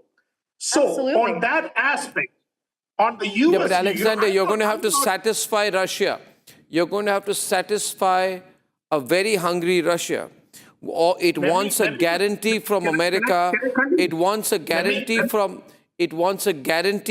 America that America will not bluff them about Ukraine. So I go back to this, Pastor C. One very, very Pastor, let me finish it. Pastor, Arnab, let me finish this. Listen, President Trump is dealing with one of the hardest foreign policy situations, and it looks like he might be successful. Biden, Obama, Bush, you name any of them, they could have never done something like this, because this conflict should never have started. This conflict was started by America, which wanted to use Ukraine to further its interests and to fuel its war machine. We all agree. All the panelists said that this conflict was started under Biden administration. And if President Trump was in the office, this would not have never happened. Or if it happened for any chance, it would have ended long time ago. There is no doubt about it. And the negotiations started a long time ago, immediately after the inauguration. You always said I'll tell you one thing. I'll tell you one thing, whether you agree or not. I'll tell you something. America has already lifted sanctions on Russia, Pastor, even before this meeting has happened, because the US Treasury Department suspended the sanctions on Russian transactions required to organize this upcoming meeting in Alaska. You authorized all the transactions required, which were otherwise prohibited, to allow these talks. So in a way, Pastor, it's a creeping acquisition by Russia. Yes. It's a creeping, and let me tell you one thing. Right now, sometime back, Putin paid his respects at a memorial which symbolized cooperation between the USSR and the US during World War II. Yeah. He made a rare appearance at a monument honoring US cooperation during World War II. So Putin is doing all the right things in terms of theatrics, atmospherics, setting the stage. But the hard bargaining when it happens in the room is not theatrics. He's going to walk away, I think, Pastor, with the land he wants. What do you think, Deepak? This is getting very interesting, Deepak. Vora very interestingly poised. You're spot on, sir, and you've said it. I couldn't put it better than my colleague from Russia has said. He's won the game already, sir. Everything has been agreed. It's just the documents that have to be signed, and many more debates on television about who won and who did what. But the game is over as far as I'm concerned. As far as I see it, Vladimir Putin, who's a former KGB spy master, whatever you say about him, he has won. He's won hands down. And the other gentleman who is going to be sitting opposite gets what he wants. And what does he want? Get out of Ukraine. I don't want to waste any more money on these guys. And I want that wretched Nobel Prize. So happy birthday, everybody. So ceasefire on Russia's terms? Absolutely, sir. Absolutely. Status quo, as is, where is basic. I've seen this. I'm 52 years in diplomacy. I'm 74 years young. I've seen this time and again, that it happens, everybody makes a lot of noise, and then suddenly it says, all right, guys, status quo, let's now separate, go back home, have coffee, and then I love you guys. You know, and he puts the onus after that on Trump to complete the transaction that he wants. That's right, sir. That's right. Absolutely. This is called gaslighting, and he's a master. Trump goes back to negotiate with Zelensky, saying, listen, Putin wants this, you better give it to him. No. Zelensky doesn't matter. That did not happen in the past. Did that happen in the past? And the next meeting, tell me one thing. In the next meeting, Zelensky is ornamental. He will be brought in and Trump will bully Zelensky even more. Only he will do it in Putin's presence for Putin. No. It's not one-sided. This is not Vladimir Putin calling all the shots. This is Trump and Putin negotiating without Zelensky having a seat at the table. I think it's better, to be honest with you, it's more beneficial to end this war, as horrible it looks optics-wise, to have Zelensky not at this table. And I think everyone who is on the side of reality... But Adele, let me present another scenario. The dollar has tumbled to its lowest in 3 years. It's sliding through April, May, June. And Trump's tariff war, his erratic trade moves, they've rattled the market, they've driven capital outflows, the US economy is facing slowing growth, lots of inflation. You know, USD to INR was 87 to 87.65 today. You telling me dollar is fumbling? Yes. I am telling you that the US economy is really slowed down. You have huge inflationary pressures abroad. There is a 10% drop in the greenback. Doctor, I'm an American. I know the U.S. economy is not as strong as it once was. Since you are an American, and you say you know the U.S. economy very well, then you would know that the Russian economy expanded by 4.3% last year. UK by 1.1, US by 2.8. But do you know what, Arnab, if I may say, the US will bounce back. That's what I'm telling you. Adele, you can say, I don't believe the Russian propaganda. These are Russian figures. But Russia claims that its economy is outgrowing all the G7 nations, including Canada, France, Germany, Italy, Japan, UK, and US. I don't know. To be honest with you, I have not visited Russia. I don't know. I haven't been there to see anything myself, so I can't really tell if it's the truth. Anyway, it's probably inflated, to be honest with you. I don't think their economy has grown that much, to be honest with you. That said, I think that the removal of sanctions on Russia as a result of this deal and others will certainly probably help Russia gain internationally, economically. I can tell you, I know of Russian expats, oligarchs who have fled the country because they are worried about their net worth being seized and taken over. But that said, I don't think that this is, I think this presents an opportunity for Russia to gain on the international stage economically. I really do. I think that's what we're going to see. But you see, Adele, Trump really wants the Nobel Peace Prize. Of course. And he might undercut Ukraine as part of that aspiration. Now, he wants the Nobel Peace. I'm telling you, I first thought it was a joke. 1 minute, like all of you, I thought that he's joking about it. He's using it as a metaphor just to talk. But of late, I'm surprised when a Pakistani army chief is giving him a nomination and he's accepting it. He wants it. And he really feels that if he can cut through this, he's going to be nominee number 1, the first seat for the Nobel Peace Prize. It's so comical. I think that literally. there's Listen to, definitely... You think it's everyone that is comical? in You opposition. think is wanting the Nobel Peace Prize is comical? For me to listen to all of these commentators talk. No, and I'm literally Pastor, the only person I on think this I show thought it was that has comical, ever but it's met the actually president. serious. I'm the only person on the show that has real conversations with the president. Okay, I'm you're the only one on the literally show who on has real conversations with Trump, so over to that you. knows this man perfectly. And everybody that's talking, you're talking out of assumptions, you're guessing, you're looking at news bits, you're looking at news reels, and you're coming up with your own conclusions, and it's laughable, right? The president is not predictable that you say he is. And I'm an American too, and our economy is doing better right now. Obviously, we knew we was going to go into a little downside because of these tariffs. But again, President Trump is playing the long game, not the short game, like Obama and Biden. And so the reality of it is, President Trump is not President Biden or Obama. He's playing the long game economically. So we're tired of people using the United States. And you may be one of those, I don't know who you are, but you may be one of those liberals who got Trump syndrome, who believes anything and everything Trump does is wrong. But the reality of it is, we've been used by the world. And if you're an American and loyal to your country, you should want to make sure that Americans come ahead for the long term, not some short-term gain that Obama and Biden and other Democrats have done and using our economy and allowing the global economy to grow. So yes, we knew this was going to happen. We predicted this was going to happen, but it's not going to stay this way. It's going to go forever. Now, in regards to Ukraine and Russia, the president is not playing games. President Trump is not playing games. He's not being outmaneuvered by Putin. He's not being outmaneuvered by the Kremlin. He knows exactly what he's doing. We have live coverage from Alaska at 10 o'clock, viewers. We have a very big stick called the U.S. economy,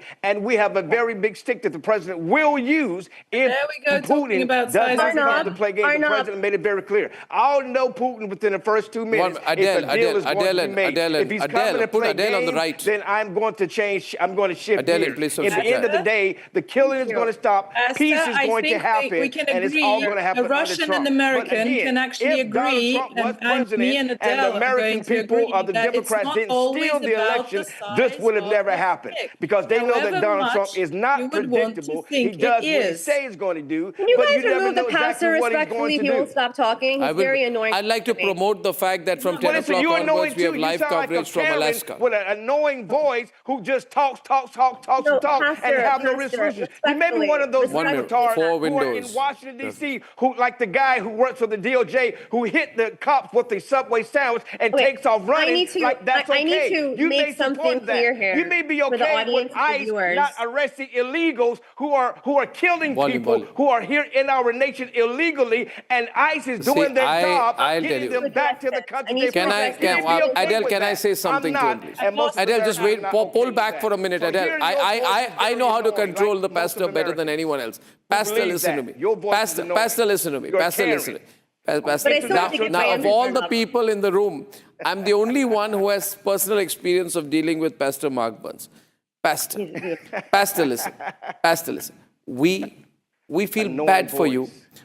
We empathize and feel sorry for you for all the problems you're going through in America, but your problems are not our problem. I feel sorry for you too. Yeah, your problems are not our problem. Of our president, and I'm very proud the fact is, in Trump's own words, today is going to be a big day. In Trump's own words,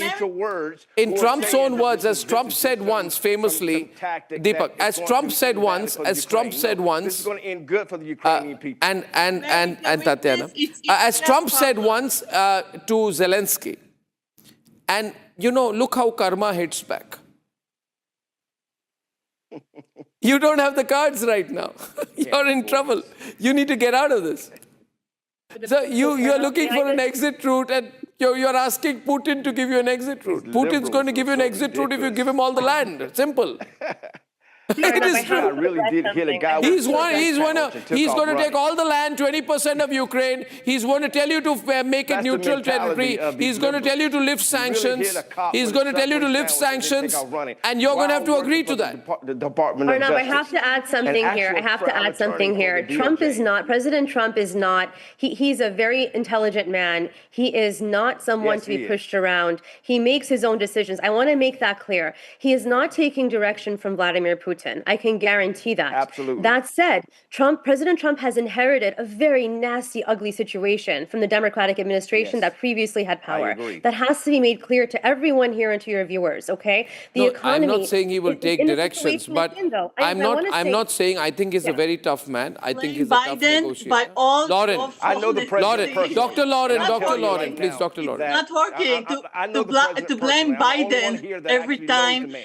that something is not working for The you. State Department in Biden, absolutely I do, and I will continue to. May the God make you recover from his about what you think the I will. president is thinking. 1 minute. It's laughable. May I get Tatiana back into the debate? Dr. Lauren, look, I am here in Moscow, which I would very gladly invite Adele to. It's a beautiful city, and you'll actually understand more about Russian economy once you've visited, that it's actually flourishing. It's one of the most beautiful cities. I was very actually happy to have come back from Israel because everything works here in Moscow compared to Tel Aviv.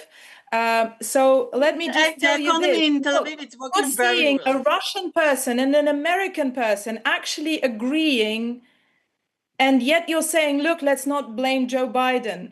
Well, let's maybe hold you him cannot accountable blame for him something. every time something wrong happened in the United States. It's not working. I mean, This is not about the United States. This is about Hunter Biden. Hunter Biden washing money off in Ukraine. I mean, Jesus, I'm still suffering from everything pertaining to Joe Biden and his family. As a journalist, I had to suffer through the contents of his laptop, you know, and it traumatized me for life. What are we talking about? Joe Biden is completely culpable in this conflict, and his son, what you who's say, now an artist. what you say basically, that Trump is very good for Putin. Okay. And we're completely missing a very important point. There's a lot of business to be made in these talks, which is what I've been telling you from the very beginning. It is not about the Ukrainian people. It is not about Ukraine. This is about business. I don't believe you've seen this, but there's just, you know, the leader of the Russian Direct Investment Fund, who's also traveling to Alaska. He's also in the negotiations. He's just said it, you know, the dialogue between Russia and the US is aimed at reestablishing bilateral connections, bilateral relationships. There's a lot of money to be made in these relationships.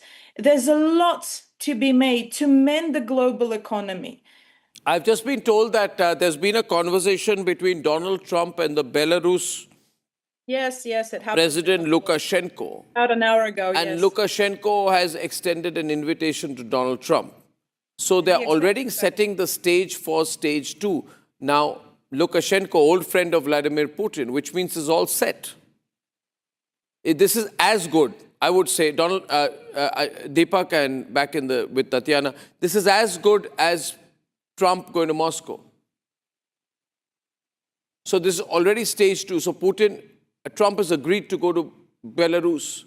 And that means stage 2 will happen very quickly. Maybe within days and weeks. I think so. I mean, go ahead, Tatiana, if you'd like to talk about that. So this is moving fast, Deepak, very fast. Yes. Yeah, It is- Tatiana? it is. That's why I said that the one thing that I would expect out of this negotiation formally, and you know, we cannot confirm or deny. We know that President Trump apparently has accepted the invitation. You know, that was on the news already. However, you know, until he confirms that he's actually traveling to Belarus, we can't confirm that there is a second meeting completely agreed upon. But yes, it would be a very nice kind of continuation because, you know, President Putin didn't travel to Washington. You know, he traveled to Alaska, which, as you remember, used to be Russian and then was sold to the US. So it's a very kind Why of... do I get a feeling that Putin has gamed this and Trump is agreeing? Why do I get a feeling, Deepak Vora, that this whole thing has been gamed by Putin as Trump is agreeing to every stage? Well, yes, because, sir, I wanted to ask our colleague from Moscow, a city which I love, and I've been there several times. What does President Trump want from Russia? Russia is not saying, listen, America, get off the #1 spot. We want to take it. China is saying that. Why is he angry with Russia? Over Ukraine? Come on, sir. What has America been doing in a number of countries? How many people are they concerned about who are dying? I'm not getting into names. But that's not an argument. Did they care about the people in Vietnam? Did Pastor Mark Burns care about the people in Afghanistan? Did Pastor Mark Burns care about the people in Sudan? Did Pastor Mark Burns care about the people in Iraq? Don't give me that, Pastor. Don't use people. No, it's not something to laugh at. Don't use people. Don't use people. You make me so laugh. Don't use people. You're so comical to me. That's why I love coming to your show. This is like the greatest laugh that I can get when you start targeting me out. Like I have a say in all of this. I just talk to the president and I give him my. No. You keep talking about conscience. Opinion. What happened to your conscience, American conscience, in those scenarios when you use nerve gas? Well, again, the reality what happened of it to your is conscience when you bombed Hiroshima? President Trump did not do that in Afghanistan. Which President Trump threatened to do a second time? And Obama. This was President Trump was getting us out of Afghanistan. Again, removing. Come on, I'm talking about America. You try to divide yourself between this party and that. And so now I do remember us supporting Afghanistan to defeat Russia. I remember that. I remember you scampered out of Afghanistan with Afghans holding on to the wheels of your bomber planes. Was attacking another nation like they're trying to do. You didn't even take the interpreters or the people who worked for you. You threw them away. What's not there, so that the Taliban could kill them. Taking what's not theirs. They have a history of going after innocent, weaker people and taking what's not theirs. And so they're doing the same thing to the Ukrainian people. They're trying to do it in Georgia, and we know they're doing it in Moldova. They'll go after the Baltic states next, and then Article 5 is issued, and now we're in World War III, and that's what President Trump is trying to prevent. So you may call it like President Trump's showing a sign of weakness. No, this is politics, sir. This is negotiation, and he's a master negotiator. And I'm sorry you've never operated at that level, so you're only speaking hearsay. You never met the man. You never had a conversation with the man. You never been in the same room. Matter of fact, nobody on this panel has ever been. I have actually. But I've you're been speaking based off of. Well, Adele is sitting back. Adele. You're speaking based off. You're speaking based off of. I'm going to finish my statement, Arnab. You're speaking based off assumption. Don't keep cutting my microphone down, all right? Because that's. Who's cutting your microphone? These are all imagined things. Why should I cut your microphone? Down so I cannot hear. But the reality of it is, President Trump is not predictable. He's doing exactly what he said he's going to do. Our goal is to make sure that American boys and women are not fighting Russia directly. That's why we're the NATO conversation is a real deal. But that's why he won again, Pastor Burns, because people know what they're getting with him. That's why he won. Right. Because America wants to know what they're getting, and that's beautiful. And I've been in the same room with President Trump, and his energy is amazing, and he is the leader that America needed. There's no doubt about that. I have to say, though, look, I think the president will respect me for this also, for saying that, look, at the end of the day, whoever is at the table has the power to negotiate. And at the end of the day, what happened you want to talk about Afghanistan? Of course, the Taliban shouldn't have had a seat at the table, right? That's what's done is done. But regarding, just to pivot to an earlier topic, the reason why this summit is being held in Alaska at the Joint Base Elmendorf-Richardson is because it was crucial to U.S. efforts to counter the then Soviet Union during the Cold War. This is all symbolic. This is done strategically for a reason. That's the reason it was held there. Okay. This is all very much a cliffhanger situation. We are loving this. I'd like to remind our viewers that we have our reporters in Alaska, and we are continuing our analysis. And we are getting the latest pictures as well for the Alaska Summit, and we'll be here through the night. Until tomorrow morning, you can get the latest updates on the big meeting here on Republic.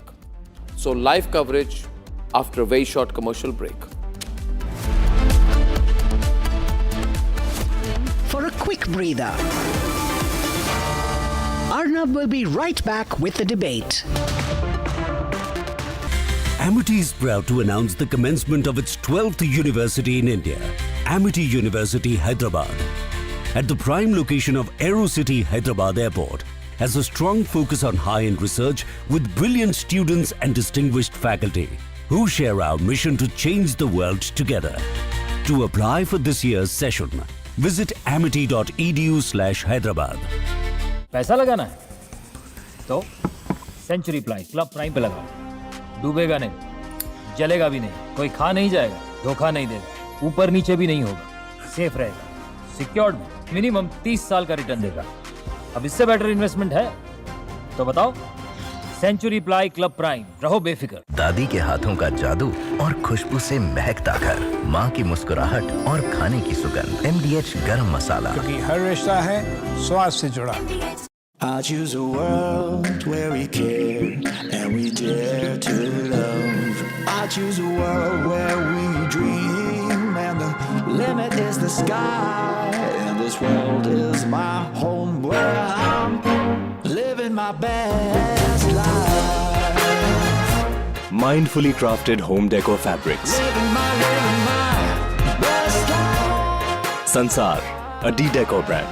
Live consciously.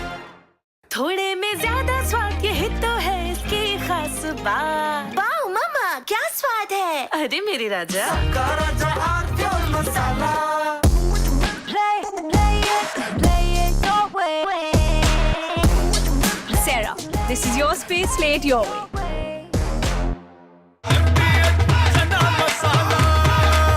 अब छोलिया हो या लोबिया, सफेद चने या काले चने, सब कुछ मजेदार बने। MDH.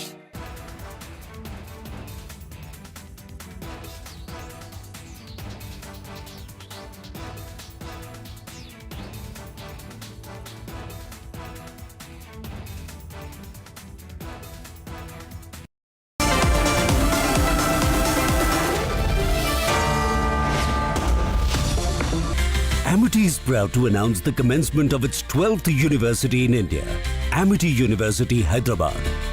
At the prime location of Aerocity, Hyderabad Airport, has a strong focus on high-end research with brilliant students and distinguished faculty who share our mission to change the world together. To apply for this year's session, visit amity.edu/Hyderabad. पैसा लगाना है तो century ply club prime पे लगाओ। डूबेगा नहीं, जलेगा भी नहीं, कोई खा नहीं जाएगा, धोखा नहीं देगा, ऊपर नीचे भी नहीं होगा, सेफ रहेगा, सिक्योर्ड में मिनिमम 30 साल का रिटर्न देगा। अब इससे बेटर इन्वेस्टमेंट है तो बताओ। सेंचुरी प्लाई क्लब प्राइम, रहो बेफिक्र। MDH की देगी मिर्च, देगी मिर्च का तड़का, अंग अंग फड़का। MDH की देगी मिर्च। Play it your way.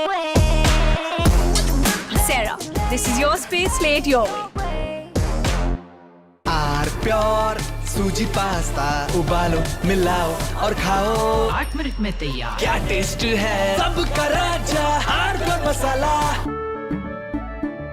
केसरिया से मन जोगी हुआ रे, दिल झूमे देखो मतवारा हुआ रे। केसरिया से मन जोगी हुआ। हर पल मनाओ केसरी त्योहार, विमल बोलो जुबान केसरी। MDH की हल्दी मिर्ची धनिया करे कमाल, ये रंग दे, ये खुशबू दे, ये तीखा, ये कम पड़े, क्या निराला MDH masala. Play it your way. Sarah, this is your space, play it your way. थोड़े में ज्यादा स्वाद ये हित तो है इसकी खास बात। Wow mama.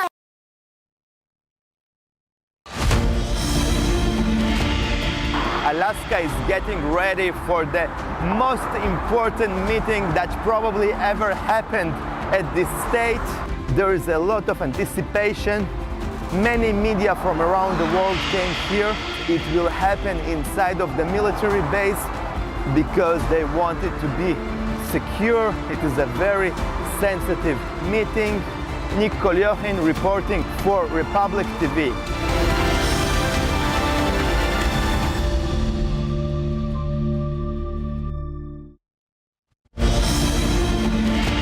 Russian journalists and Russian delegation already starting to come to Anchorage, Alaska, and there is a feel in the air that Russia and the United States are becoming closer and closer again.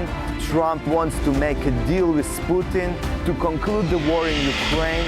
Trump understands, as well as Putin, that they can do a lot of business, and it is much better for both superpowers to have a good relationship and to thrive together instead of continue those meaningless wars. Nick Kolyohin, especially for Republic TV from Alaska, the United States of America.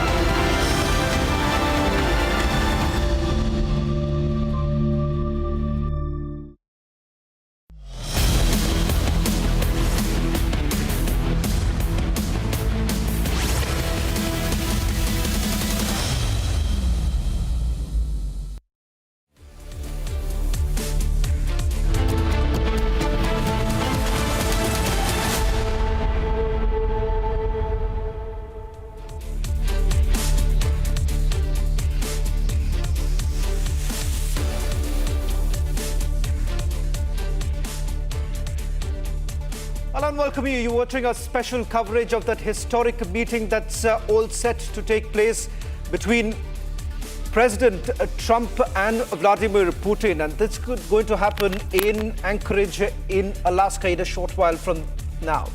Over the next few hours, we're going to take you through an in-depth coverage as to what could be the outcome of this meeting, which is expected to begin around 1 o'clock India time. This meeting, according to the Kremlin, could last for about 6 to 7 hours. That's the projection that has been made by Kremlin. As far as United States of America is concerned, a short while back, en route to Alaska, President Trump says that he is going to strike a deal. I want to begin with that first statement that was made by President Trump with regards to what exactly does he really foresee the outcome of this particular meet. A lot at stake at this point in time as both the world leaders come together. Whether at all this will mark an end to the war that's taking place in Ukraine. With Ukraine not being on the negotiating table, what does that really mean? All that and much more. Republic TV, the only South Asian network to be live from Alaska in a short while from now, will go across to a report on the ground to get you a sense of what's really building up before that historic meet. But first up, this is what the president had to say a short while back. What will make a success of this summit today? I can't tell you that. I don't know. It's there's nothing set in stone. I want certain things. I want to see a ceasefire. This is not to do with Europe. Europe's not telling me what to do. But they're going to be involved in the process, obviously, as will Zelensky. But I want to see a ceasefire rapidly. I don't know if it's going to be today, but I'm not going to be happy if it's not today. Everyone said it can't be today, but I'm just saying I want the killing to stop. I'm in this to stop the killing. You know, we're not putting up any money. We're making money. They're buying our weapons, and we're sending them to NATO, and NATO's sending us big, beautiful checks. But that I don't care about that. I care about, it was a big factor when Biden spent $350 billion and got nothing. But what I do care about is they lost last week, 7,011 people were lost, almost all soldiers. 36 people in a town which got hit by a missile. But over 7,000 soldiers. It's crazy. Well, in fact, joining me on this special coverage is my senior executive editor, Abhishek Kapoor. Abhishek, all eyes on both the world leaders meeting, but at the same time, a wary Europe at this point in time. We've heard already the statements that have been made by the European leaders, particularly hoping that there would be a trilateral meeting following this meeting that takes place in Alaska. A quick recap of what we know so far. Well, it seems that the advanced parties, the delegations have already reached Anchorage and Alaska, Shawan, and both the presidents are on their way. It takes about, I've checked, about 7.5-hour flight from Washington, D.C. To Anchorage, and for President Putin, from where he has become airborne, it's about 4 hours of flight to Alaska. And so both would be reaching roughly around the same time. And I think they have actually timed it in a manner that President Trump can receive President Putin on U.S. soil in person at the airport. So essentially what we are seeing is really in terms of build-up, both sides have gone the extra mile, so to say, to get the optics right, get the chemistry right, get the momentum going, and of course, get the mood in place, so to say, Shawan, because we got those pictures a while back of President Putin visiting a war memorial of World War II in Moscow, Shawan, and I think Putin was sending a message that there was a time in the past when the two nations have collaborated, and maybe this is the time now again to collaborate. So I think the mood has been set, the setting is there, and the two leaders are airborne. They should be arriving in a couple of hours. Well, in fact, the choice of the venue, a military base where President Trump and Vladimir Putin would be meeting. Why exactly? That's also very interesting, given the point that this was one very place which was with the Russians back in as the USSR. But the reality is also this. that a lot is at stake right now for the American president. The man who had promised that after coming to power, within the next few days, he would have been able to bring an end to the war. But that's not really happened. And now you have President Trump calling Vladimir Putin a smart man. Yeah. And he's saying that I'm here to make a deal. Sure. In fact, yeah, go ahead. Trump has been sort of a fanboy for Putin for most of the times. And in fact, if you see the memes, that's a clear example of where it stands today. A short while back, I think Zelensky would be so scared tonight. Absolutely, because here you have President Zelensky, who's had multiple meetings with the European leaders, hoping that he would find a place at the negotiating table. But it seems things are not really panning out the way he had expected. Perhaps it's one of the biggest challenges that President Zelensky faces at this point in time. But let me quickly get a word from our colleague Nick, who's joining us from outside the military base. Nick, all eyes on that meeting that's going to take place. First, I want to begin by asking you the schedule of both the leaders. The breaking news coming in, a confirmation from the Kremlin that President Trump will be receiving President Vladimir Putin, and that too at the airport itself.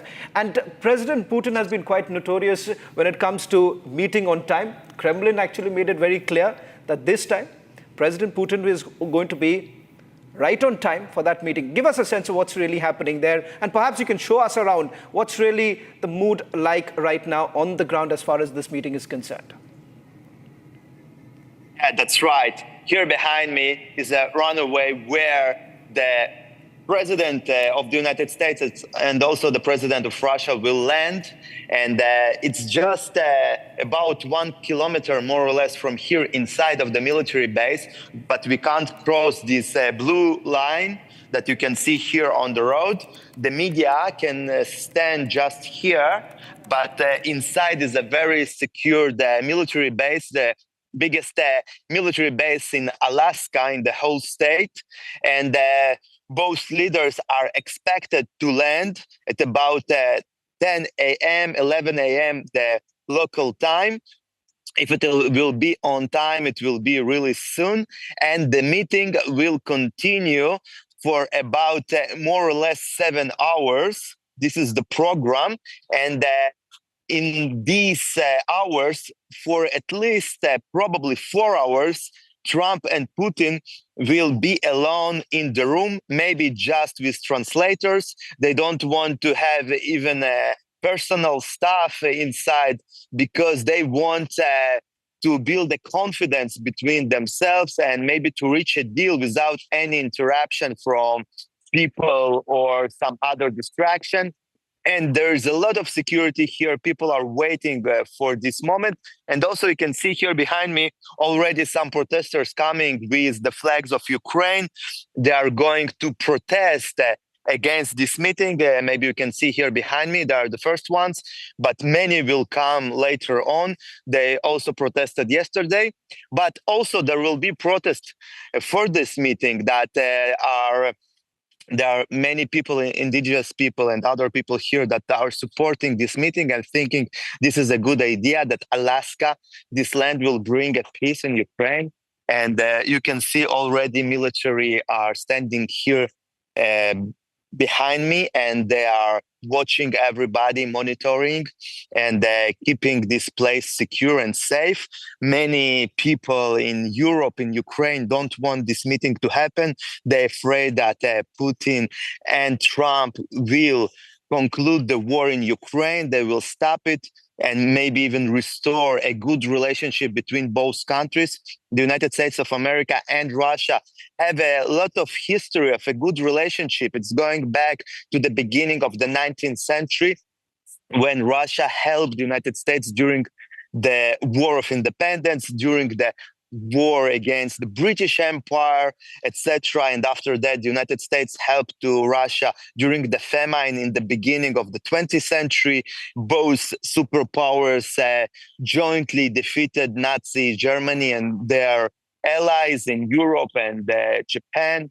After that, in the beginning of the Cold War, the relationship deteriorated, but in the 90s, after the dissolvement of the USSR, the relationship again became good between Yeltsin and Bill Clinton. And after that, it continued to evolve and become better and better until the annexation of Crimea in 2014.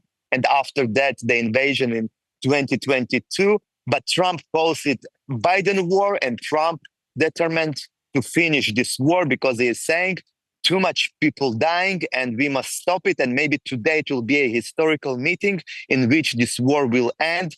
And maybe Nick, even Trump will receive a prize, Nobel Prize for that. In fact, back to you.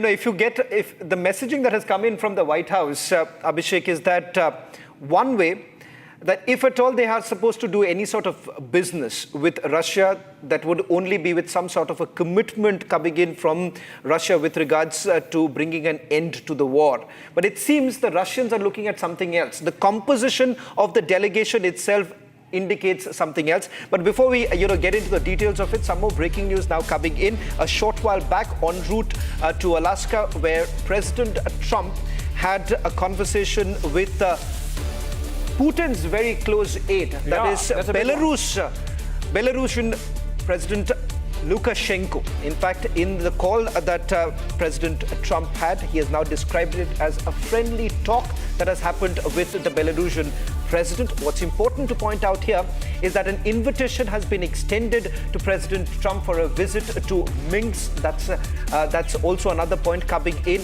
Whether at all they're looking at another neutral location where a follow-up meeting could actually take place, is that the setting that's really taking place, Abhishek? Minsk is where it all began. Remember the Minsk Accords of 2015 between Putin and Europe and the West, essentially, again on Ukraine. And now, exactly 10 years later, we have the meeting happening in Alaska, but Minsk getting in between. President Trump, while on the way to Anchorage, had that phone call, Shawan, thanking Belarusian president. Okay, another breaking. President Putin has entered the American airspace for the first time in 10 years. A Russian president, and a Russian president happens to be Putin for the last 10 years, entering American airspace, Shawan. It's a massive diplomatic victory for Kremlin because if you remember, from 2022, the position that Washington had taken by imposing multiple sanctions on the Russians and also indicating that there could be no meeting between an American president and President Putin now seems to have completely collapsed. That entire thing, that the entire order that they were basically trying to create, and there was no possibility of a meeting, that's happening now. The meeting of an American president and Vladimir Putin. Yeah, absolutely. And I think we have the Trump bite again, where he's really setting the agenda. He's sort of trying to escalate, but that's always like typical Trump, kabhi ha, kabhi na, sometimes cold. I believe there is also more breaking news coming in. President Zelensky has just spoken.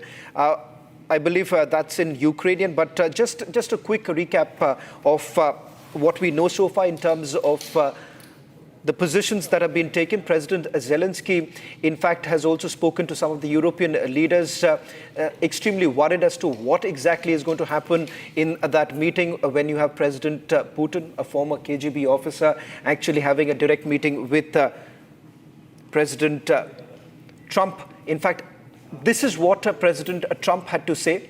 This was en route to Alaska, when he was asked on multiple issues, for instance, whether at all there's going to be a business deal or not. Listen in to what President Trump had to say. How are you? What will make a success of this summit today? I can't tell you that. I don't know. It's there's nothing set in stone. I want certain things. I want to see a ceasefire. This is not to do with Europe. Europe's not telling me what to do. But they're going to be involved in the process, obviously, as will Zelensky. But I want to see a ceasefire rapidly. I don't know if it's going to be today, but I'm not going to be happy if it's not today. Everyone said it can't be today, but I'm just saying I want the killing to stop. I'm in this to stop the killing. You know, we're not putting up any money. We're making money. They're buying our weapons, and we're sending them to NATO, and NATO's sending us big, beautiful checks. But that I don't care about that. I care about It was a big factor when Biden spent $350 billion and got nothing. But what I do care about is they lost last week 7,011 people were lost, almost all soldiers. 36 people in a town which got hit by a missile, but over 7,000 soldiers. It's crazy. Could you describe a little bit, Mr. President, because I know you've had a lot of phone calls with President Putin. What's the difference in a face-to-face, in-person meeting? Look, he's a smart guy, been doing it for a long time, but so have I. Been doing it for a long time. And here we are with President. That was much more difficult than what I'm doing today, believe me. So we get along. There's a good respect level on both sides. And I think, something's going to come of it. I notice he's bringing a lot of business people from Russia. And that's good. I like that because they want to do business, but they're not doing business until we get the war settled. You can talk about business. We have the hottest country on earth. We have the hottest economy on earth. We have the hottest country. We just set a new stock market record again. We have hundreds of billions of dollars flowing in from tariffs. We're the hottest. We were a dead country, dead like doornails, a dead country. 1 year ago, we were dead as a doornail, and now we have the hottest country. And he wants a piece of that because his country is not hot economically. In fact, it's the opposite. And China's not doing well economically, but look, I want everybody to do well. The war's got to stop and the killing's got to stop. Mr. President, what do you stop? Thank you for coming back to take questions. We saw that Russia continued its violence into Ukraine last night, launching even more drones. What did you make of that? I think they're trying to negotiate.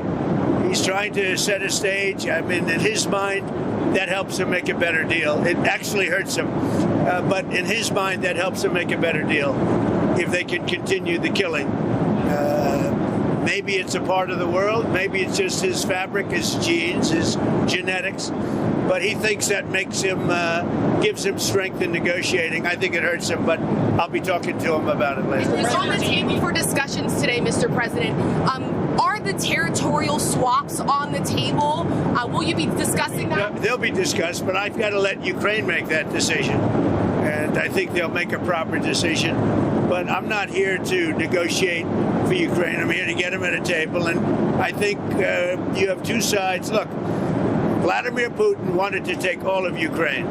If I wasn't president, he would right now be taking all of Ukraine. But he's not going to do it. Mr. President, what did you mean? Just one thing. What about the possibility of the United States providing security guarantees to Ukraine? Maybe. Along with Europe and other countries. Not in the form of NATO, because that's not going to, there are certain things that aren't going to happen. But, along with Europe, there's a possibility of that. Mr. President, the number of business people that President Putin is bringing along, is that something that you want to discuss with President Putin at this meeting? If we make progress, I would discuss it, because that's one of the things that they would like. They'd like to get a piece of what I built in terms of the economy. Just so you know, we were a dead country with our economy. He wouldn't be interested. He wouldn't have been interested a year ago with the Biden economy. But he is interested in the Trump economy because wait till you see when those factories start opening up. We have hundreds of factories all over the country, and that includes auto factories, AI factories, and every other. They're all coming in because they want to beat the tariffs. Because if they open here, they don't have to pay tariffs. If they don't open here, they have to pay, in some cases, 200%, 300%. I haven't even set some of the tariffs yet. I'll be setting tariffs next week and the week after on steel and on, I would say, chips. Chips and semiconductors we'll be setting sometime next week after. What are you looking at? What rate? I'm going to have a rate that is going to be lower at the beginning. Then that gives them a chance to come in and build. And very high after a certain period of time. And if they don't build here, they have to pay a very high tariff, which doesn't work, so they'll come and build. Mr. President, hi. You had said earlier... to see you over there. That with me. Isn't he a gentleman? He's helping me out. He's a very nice, he's one of the few nice ones, actually. You had said earlier this week that Putin would face severe consequences if you get the sense from him that he's not interested. What do you mean by that? Economically severe. Yes, it will be very severe. I'm not doing this for my health, okay? I don't need it. I'd like to focus on our country, but I'm doing this to save a lot of lives. Yeah, very severe. Thank you very much, everybody. Well, in fact, there's more breaking news now coming in terms of what does the White House really expect. Niranjan is also joining us on this broadcast. The breaking news now coming in. In fact, if at all the talks fail, you have President Trump, Niranjan, now indicating that he's simply going to walk out. Yeah. So whether at all, Abhishek, if the meeting lasts for an hour, it seems that things are moving. If it does not, it's a clear indication that the talks have completely failed. Well, going by Trump's own quote, it's 2 minutes, not 1 hour even. He said, I will go in and in 2 minutes I will know whether I can do business with the guy. Interesting diplomacy right now. In fact, Nick is also going to join us from outside the military base where the meeting is going to take place. Nick, you have President Trump now making it very clear. Within 2 minutes, if he actually does not get what he wants, he's going to walk out. A walkout means nothing really working out. What's the indication that you have really got from the Americans? Because you've been there for the last 24 hours. You've spoken to a few people. Give us a sense of, while you have been interacting with others, what's the sense? Are they really hopeful that something could happen? Or are they as pessimistic as the Europeans are right now? There is a lot of optimism in the air, and people thinking that maybe this time, actually, both leaders of the superpowers will conclude the war in Ukraine and they will restore a better relationship. And this is the sense that I got from both countries. And you can see that there are also not just military experts, but also economical experts that are coming with both delegations, because they want to speak about business as well, about a lot of opportunities that are coming along with a better relationship, and not just about war. But you can see that there are some protesters here that are against this meeting, that they don't want a peace on the terms of Putin and Trump. They just want Russia to retreat back to its territory, or for Ukraine to continue to fight until it will win the war, as they can see it. The people of Alaska themselves, many of them have a heritage of Russia, because it used to be a Russian America until the middle of the 19th century. In the middle of the 19th century, it was sold to the United States just for $7.2 million. In the beginning, the United States thought it was a bad deal. But after that, in the end of the 19th century, the gold rush area started. And then United States understood that they made a great deal. After that, they also found here oil and other resources. And now this is the way also to the Arctic. Alaska making the United States Arctic nation. And in the Arctic, there are many trillions of dollars. By the estimation of Russia, almost $20 trillion are under the ocean, the Northern Ocean in the Arctic. And maybe this is part of the deal, will be to think how they can cooperate in reaching those rare minerals. Right. This is a big trouble for the United States because of rivalry with China. And maybe this is something also that they will speak about today. Yeah, okay. In fact, Abhishek, interestingly, Nick, before actually landing in Alaska, was in Moscow. So it will be interesting to also get a sense of, what is it the Russians have had to say. He's been interacting from both sides. So we've got a interesting panel also, Niranjan. Yeah. Nick, I'll request you to stay on, because we have a panel of guests who are also joining us on this broadcast. And I would also want to get a quick word from you with regards to your interactions with the Russians. They expect this war to end because they think they have a lot of opportunity with the United States. Also, the Russian people, they are living under sanctions for 3.5 years, and it's really bad to the Russians because they can't use all the Western things that they used before. The SWIFT is not working, so they can't transfer money, and also all the services the social media, all the other Western services, like even Office of Microsoft, all of that is not working in Russia. And now also the WhatsApp will stop to work soon. And this is why Putin understands the Russian people want their life as it was before. They were part of the Western world, and they want to be there again. They don't want to have a trouble to go to Europe with those visas that are not issued almost anymore to them. And there is a lot of frustration in the Russian public because of this war, because it makes their life really hard. And I think all of that making Putin and his team understand that now they need to find a deal with Trump. They need to do some concession because it is better for Russia now to stop the war. They have much more to win if they will stop the war. And if the war will continue, it will not be good to neither party. Back to you. Yeah. Okay. Should we go across to our panelists who are joining us? Let's introduce them. Volodymyr Solovian. He has a PhD in philosophy, Ukraine Crisis Media Center, joining us live from Ukraine. So we have a Ukrainian perspective on the show as well. Anand Ahuja, who's a Republican co-founder, Indian Americans for Trump, live from New York. Charles Kopchan will be joining us in a short while from now. David Kay is also joining us live this evening. I'd like to start with Volodymyr. Volodymyr, I'm getting in some more news now, and this is the Russian media and also the US media, both reporting on this as we speak, that Trump's special envoy for Ukraine, whose name is Keith Kellogg, who looks at everything US and Ukraine, will not be at the US-Russia summit. A senior US official has explained to the US media and also to Russian media that Trump's special envoy, Kellogg, is perceived by the Russian side as being sympathetic to Ukraine, adding that could have made his presence counterproductive in the meeting. So clearly it appears that Russia is getting its way in how this meeting is designed in Alaska. Volodymyr, if you'd like to start with that question.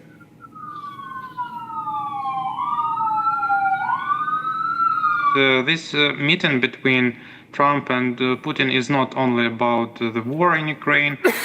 More or less it is about reestablishment of economic ties, and I think that Russians will try to pick up Trump's interest in Russia with proposals to make investments in Alaska, to sell him rare earth materials. If you know, China imposed restrictions on shipments of rare earth to the United States, while America is still dependent on that.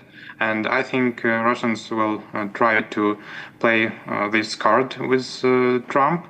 And also there are many other undercoupled topics which may be discussed, and Putin will try to bluff on the topic of relations with China. I think he will propose Trump restrictions, common restrictions on letting China access to Arctic, to the North Sea route. And I think this is how Russians will try to attract Trump and to dissolve his attention to the to his peace initiatives regarding ending war in Ukraine.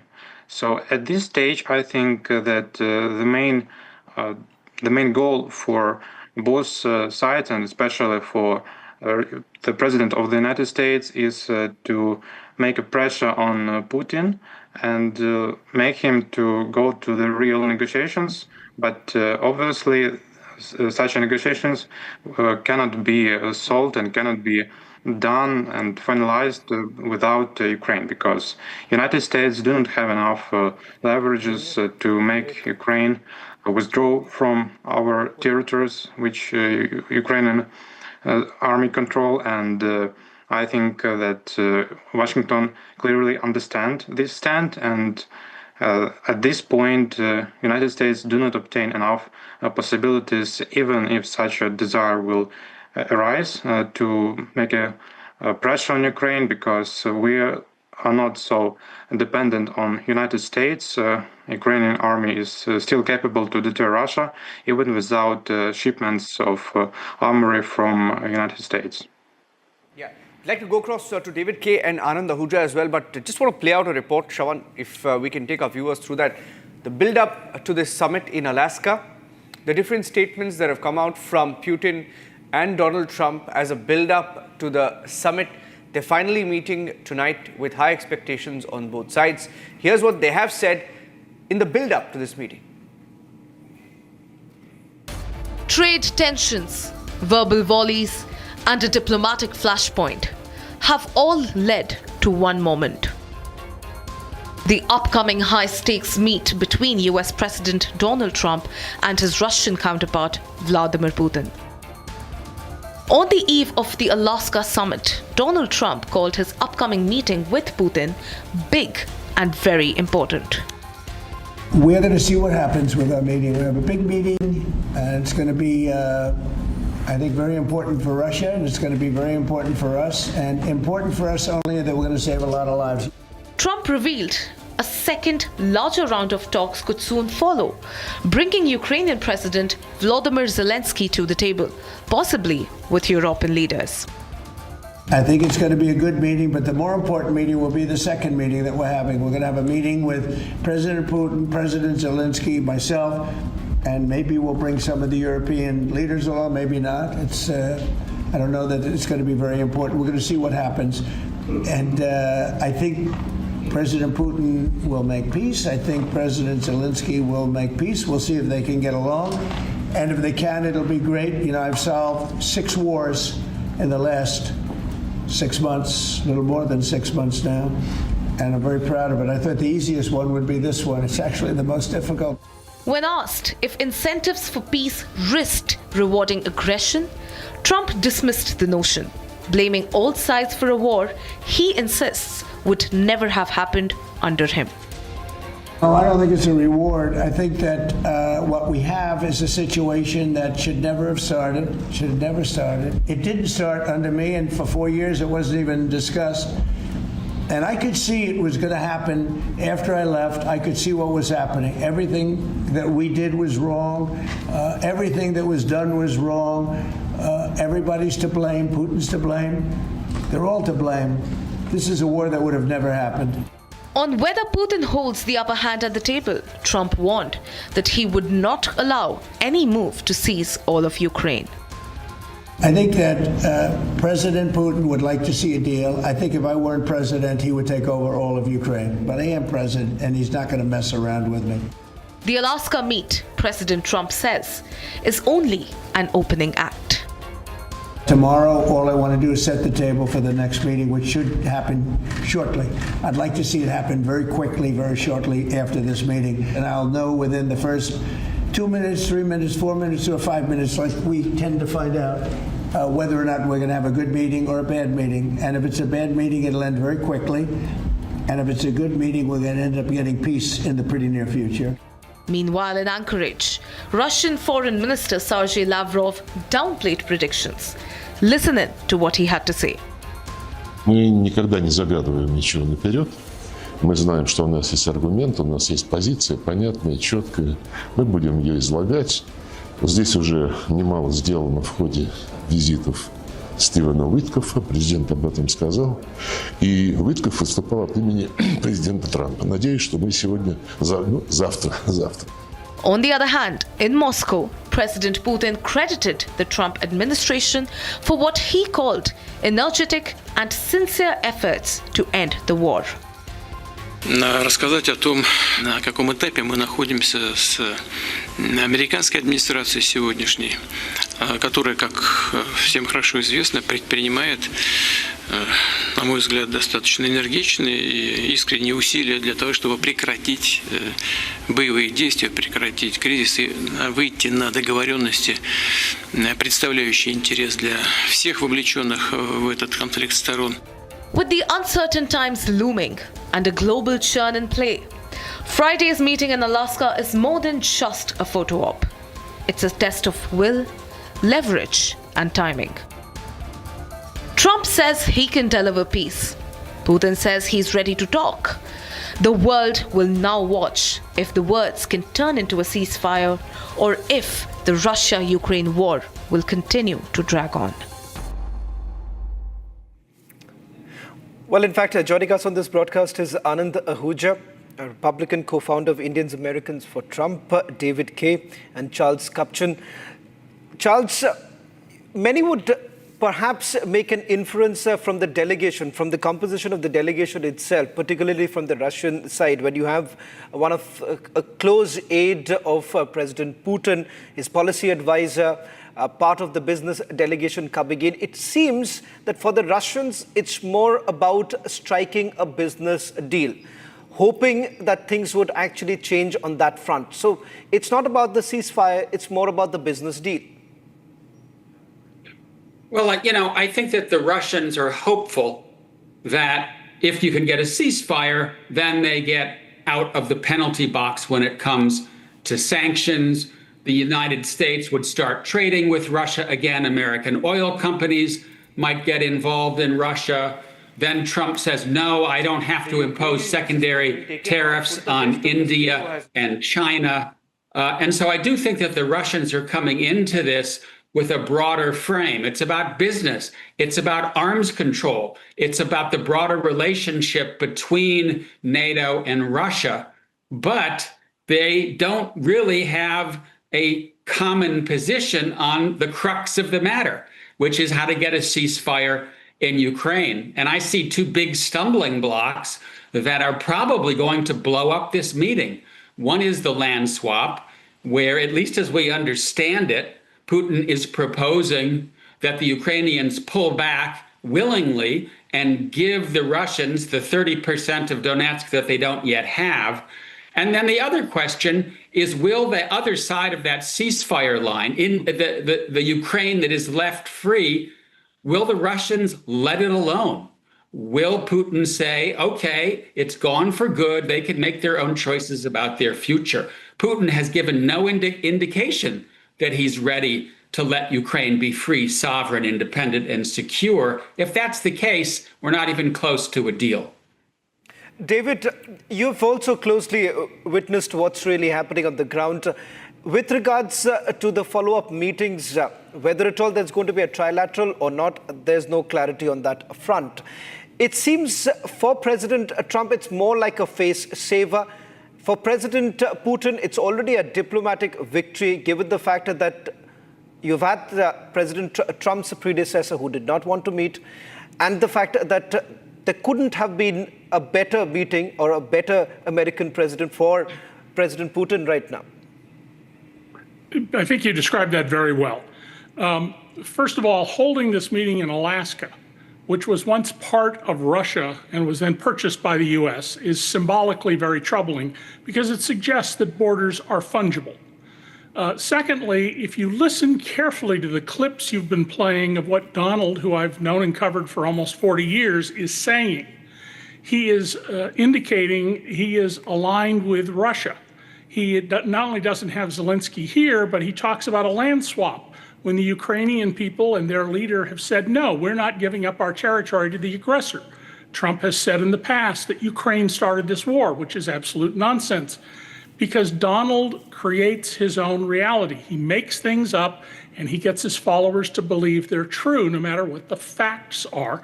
The most disturbing thing about the planned meeting today is that the only people in the room will be Putin and Trump and a translator who may well be Russian, not American. That's not how you do this kind of diplomatic talk. The reason you have lots of people at a long table is because a simple thing like the changing of a verb or the use of a synonym can signal something important.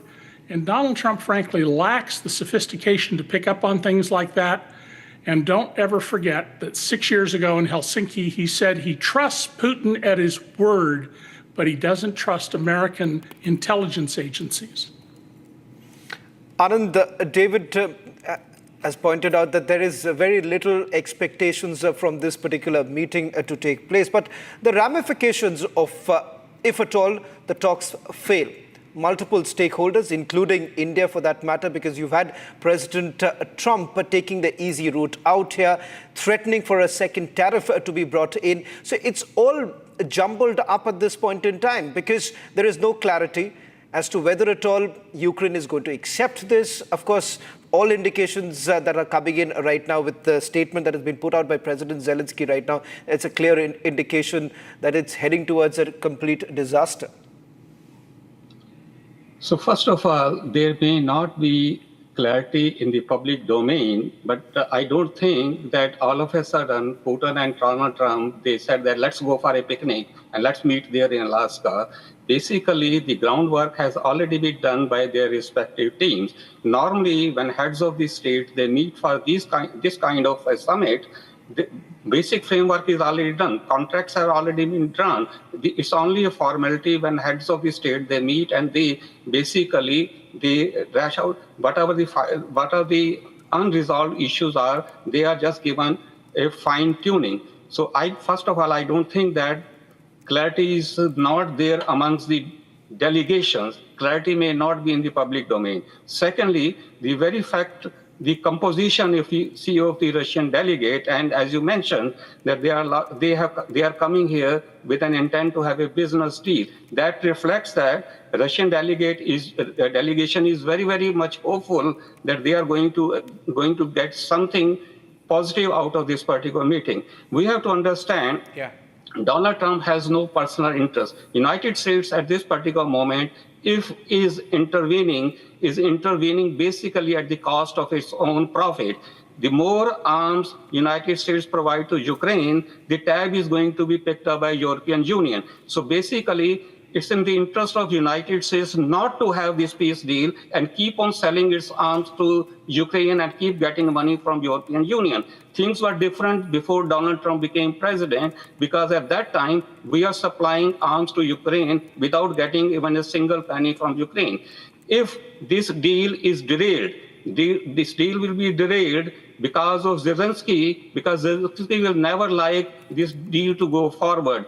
And some European politicians may not like this deal to go through, because war is nothing but a money-making machine for some politicians. And you have to keep in mind, if ceasefire takes place, if there is a peace deal between Ukraine and Russia, Zelensky has no option but to conduct election, and he may not be a president in the next election. So you have to look into people, they have their own self-interest, and you have to look into what Trump's intentions are. Trump is saying time and again that I cannot see these innocent soldiers being killed, and they are not Americans.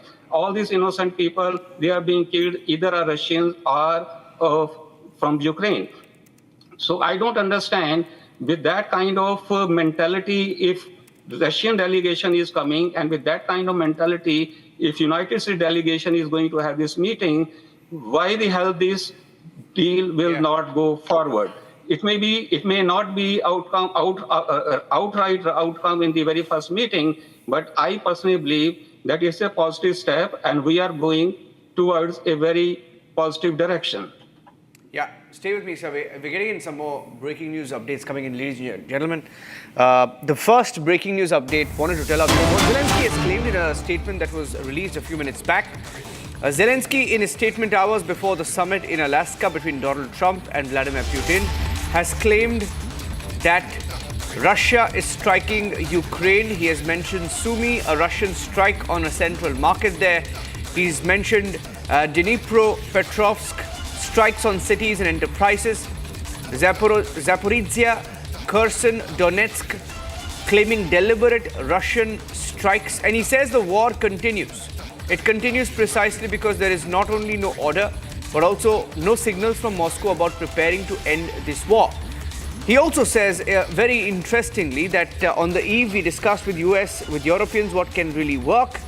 Everyone needs an honest end to the war. Ukraine is ready to work as productively as possible to end the war.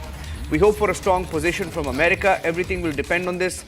And the Russians need American strength, precisely strength. Now, there is a follow-up breaking to that, because I've also received the full statement of the Russian Defense Ministry, which has specifically, categorically denied these strikes.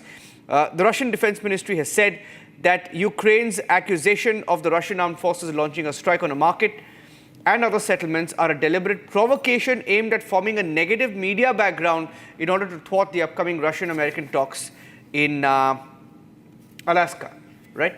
Now, this is the breaking news update coming in. Well, you know, Niranjan, the fact of the matter Abhishek. is that despite all the optics going into ceasefire talks and the summit meeting that's happening in a couple of hours from now, the fact is on the ground, if anything, the battles have intensified. So while the Ukrainians are claiming that the Russians have intensified their war in Zaporizhia, for example, as you mentioned, the Russians are claiming that there have been Ukrainian missile attacks on the Kursk region. So obviously, nothing is changing on the ground till it actually changes on the ground, and that obviously depends on the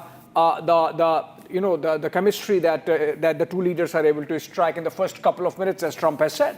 Yeah, Nick, our correspondent in Alaska, live, and he's going to be live with us through the night, sent us these reports. He was live a few minutes back. We'll get him back in a few minutes. Here's a report that he sent in the build-up to that Trump-Putin summit. This is the blue line that the reporters are forbidden to cross because here it's too close to the army base where Putin and Trump will meet soon, and here maybe a history will be made, and there is a lot of expectations. Many people believe that both leaders have a good relationship and they will be able here to come to a conclusion of the war in Ukraine, and also maybe they will restore a good relationship between both superpowers, Russia and the United States.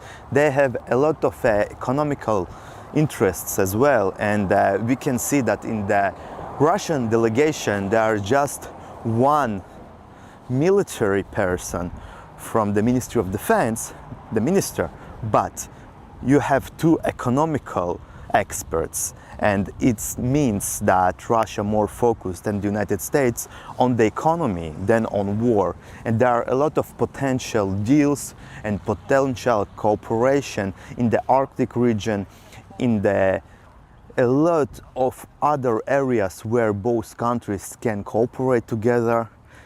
The United States wants minerals, they want some rare materials, they also want other resources that Russia has a lot of them.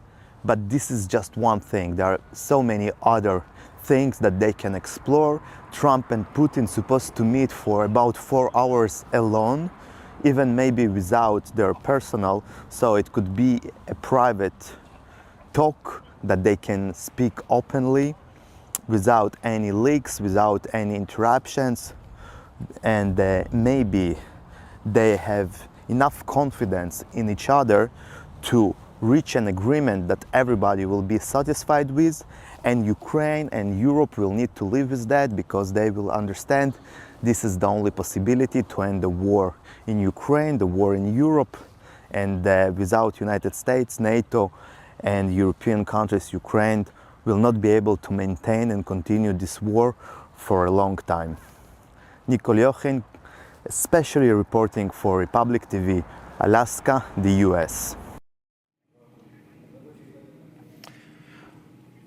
Well, in fact, it's a high-stake meeting. There are multiple stakeholders here, some within that room, some outside the room. So what are the expectations? Let me just quickly take you through the sense that we get from the multiple delegations, the delegation from the United States of America and the delegation coming in from the Russian side. So what is it that they are essentially expecting? What perhaps could be the outcome of this meeting that's happening between both sides? Now, Russian expectation, as far as the land in control right now, Russia certainly hopes that there would be no change, so there is no question of a land swap.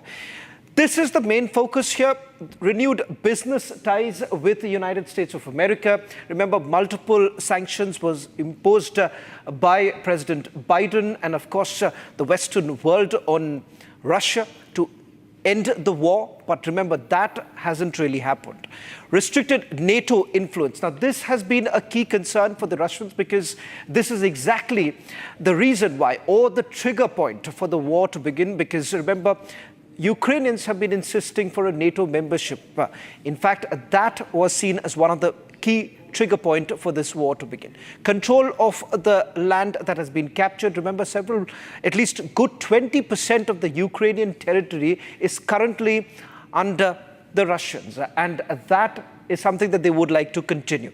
As far as the Ukrainians are concerned, what is it that the best possible option really coming out of this particular meeting? They are hoping for an immediate ceasefire and the fact that they want Russian troops to withdraw from their territory, more security guarantee to really come in from the Western world if at all Russians really move out, whether at all there's going to be another war or not. That can only be protected through the security guarantees. Door open for NATO membership. They are certainly hoping that in the future, they perhaps do not go through what they are going through right now. No recognition of the Russian-occupied Ukrainian territory. As I pointed out, 20% is now under the control of the Russians. Now, as far as the United States of America is concerned, this man, President Trump, has already made a declaration that was before he was elected to power. At that point in time, he had already said that once he's in power, he's going to end the war, and it's going to happen within 24 hours. That did not happen.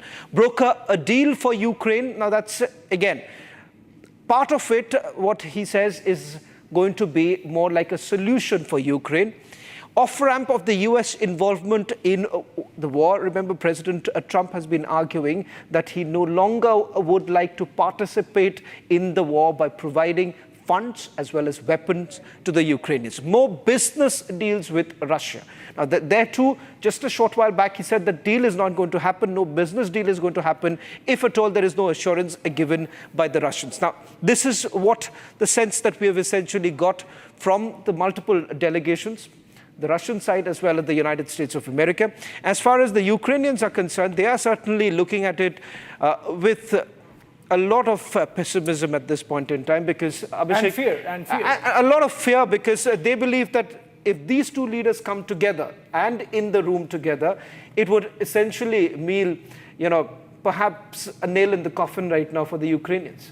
Yeah, I mean, Ukraine is on the side, as they say, when President Trump and President Putin are having their luncheon. I think we have to still a short break, coming back on the other side, but our overnight conversation continues on this. Niranjan and Shawan, of course, stay with me. Please be right back.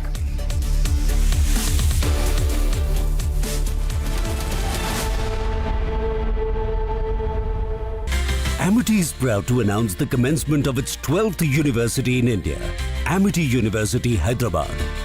At the prime location of AeroCity Hyderabad Airport, has a strong focus on high-end research with brilliant students and distinguished faculty who share our mission to change the world together. To apply for this year's session, visit amity.edu/Hyderabad.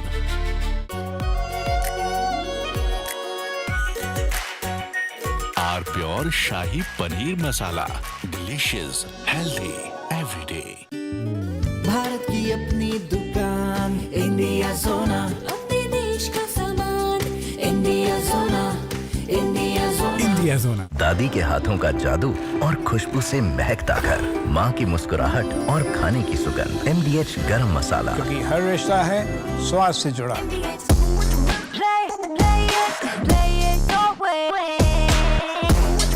Sarah, this is your space, slay it your way. थोड़े में ज्यादा स्वाद ये तो है इसकी खास बात। वाओ मामा, क्या स्वाद है? अरे मेरे राजा, सबका राजा प्योर मसाला।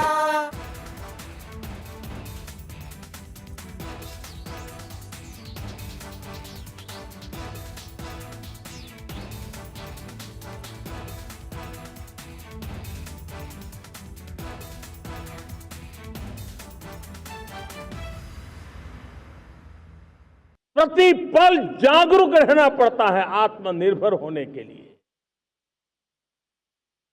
और मेरे प्यारे देशवासियों, आत्मनिर्भरता का नाता सिर्फ आयात और निर्यात, रुपये, पैसे, पाउंड, डॉलर यहां तक सीमित नहीं है।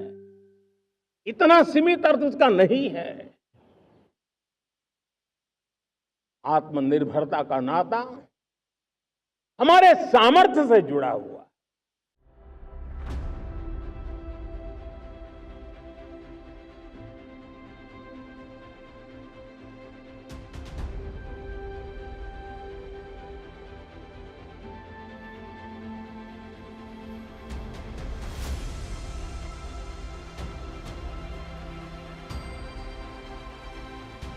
ज्यादा निर्भर रहता है, उसकी आजादी पर उतना ही बड़ा प्रश्न चिन्ह।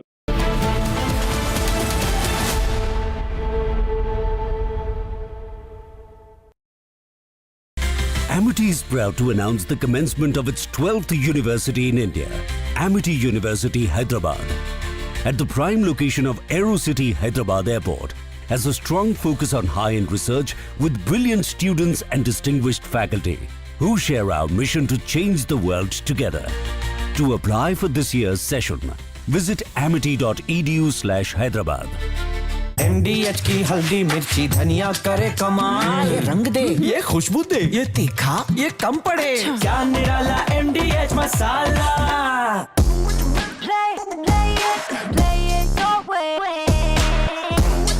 Sarah, this is your space, play it your way.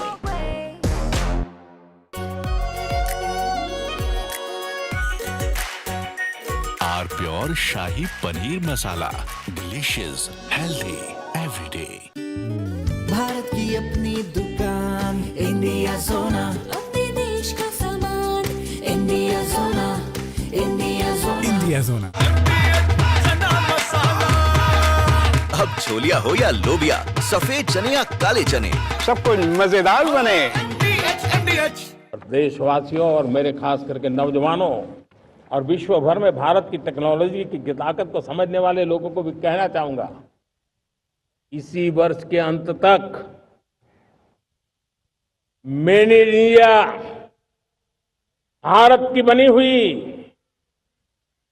Bharat में बनी हुई, भारत के लोगों द्वारा बनी हुई मेड इन इंडिया चिप्स बाजार में आ जाएगी।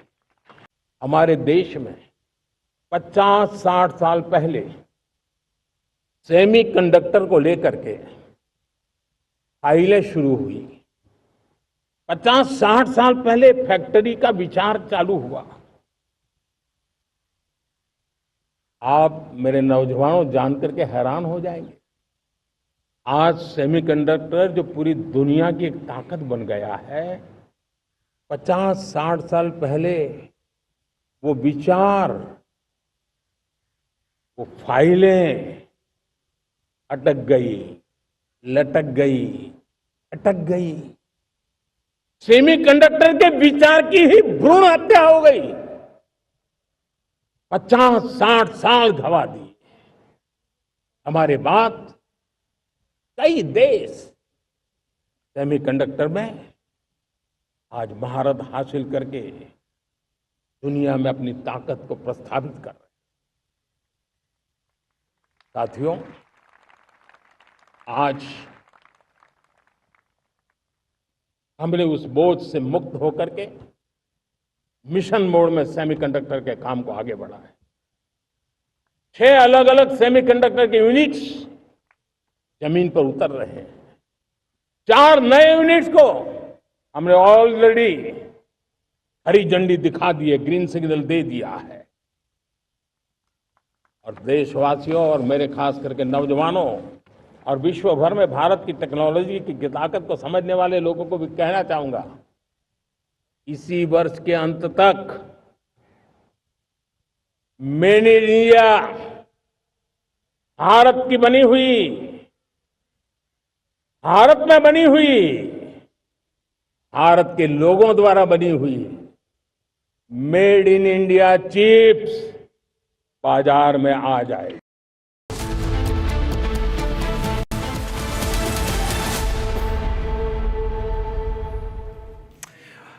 Well, in fact, a rolling coverage of the historic meet between President Trump and President Putin.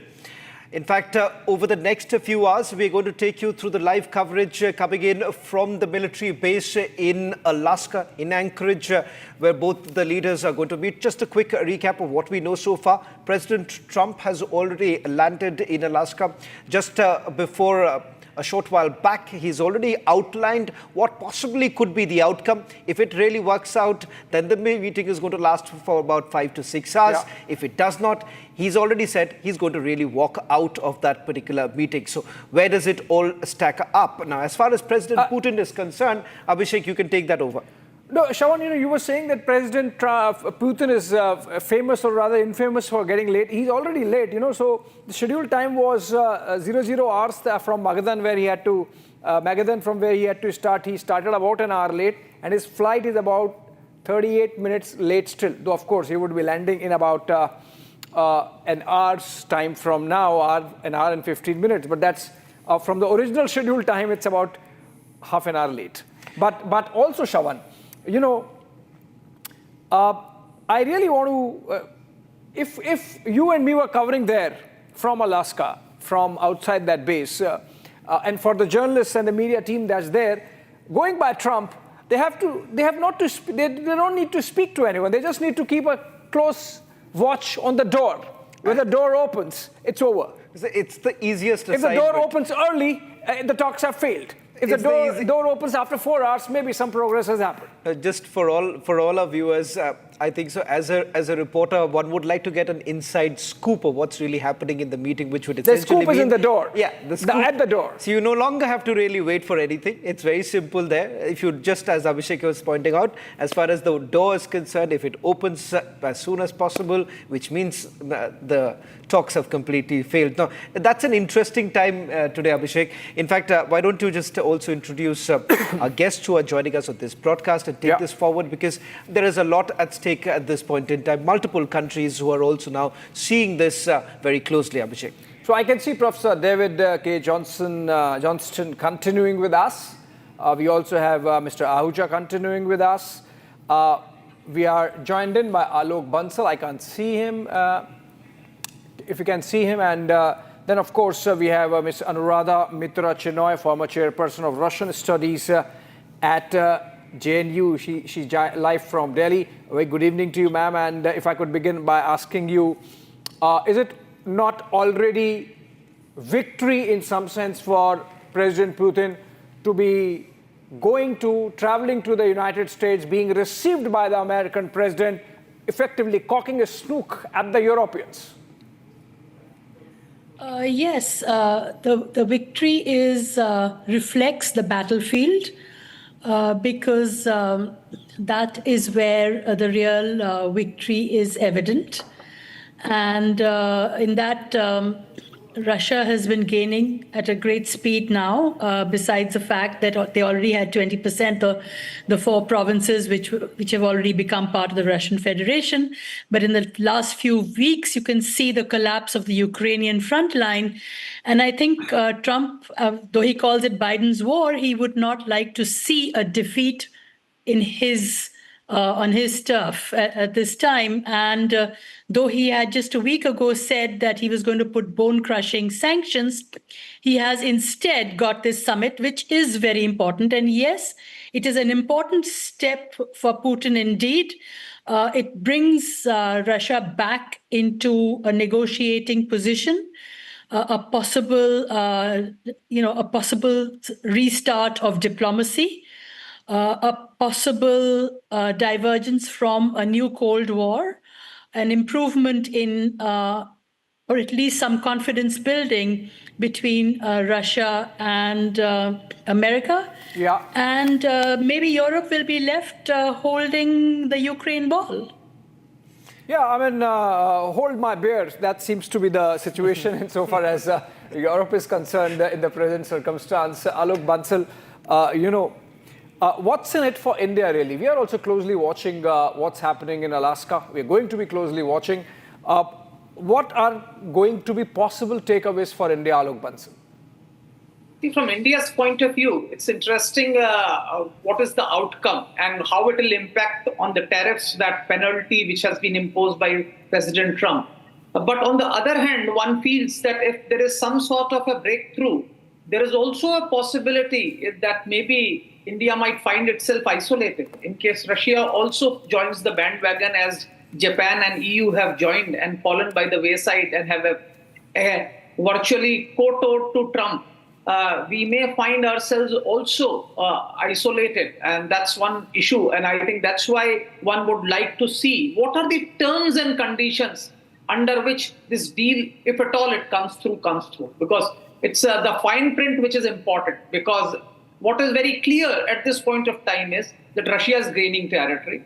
I think what Trump is going to bargain for is swapping of territory. That is also given. But in lieu, what is he expecting from Russia apart from ceasefire?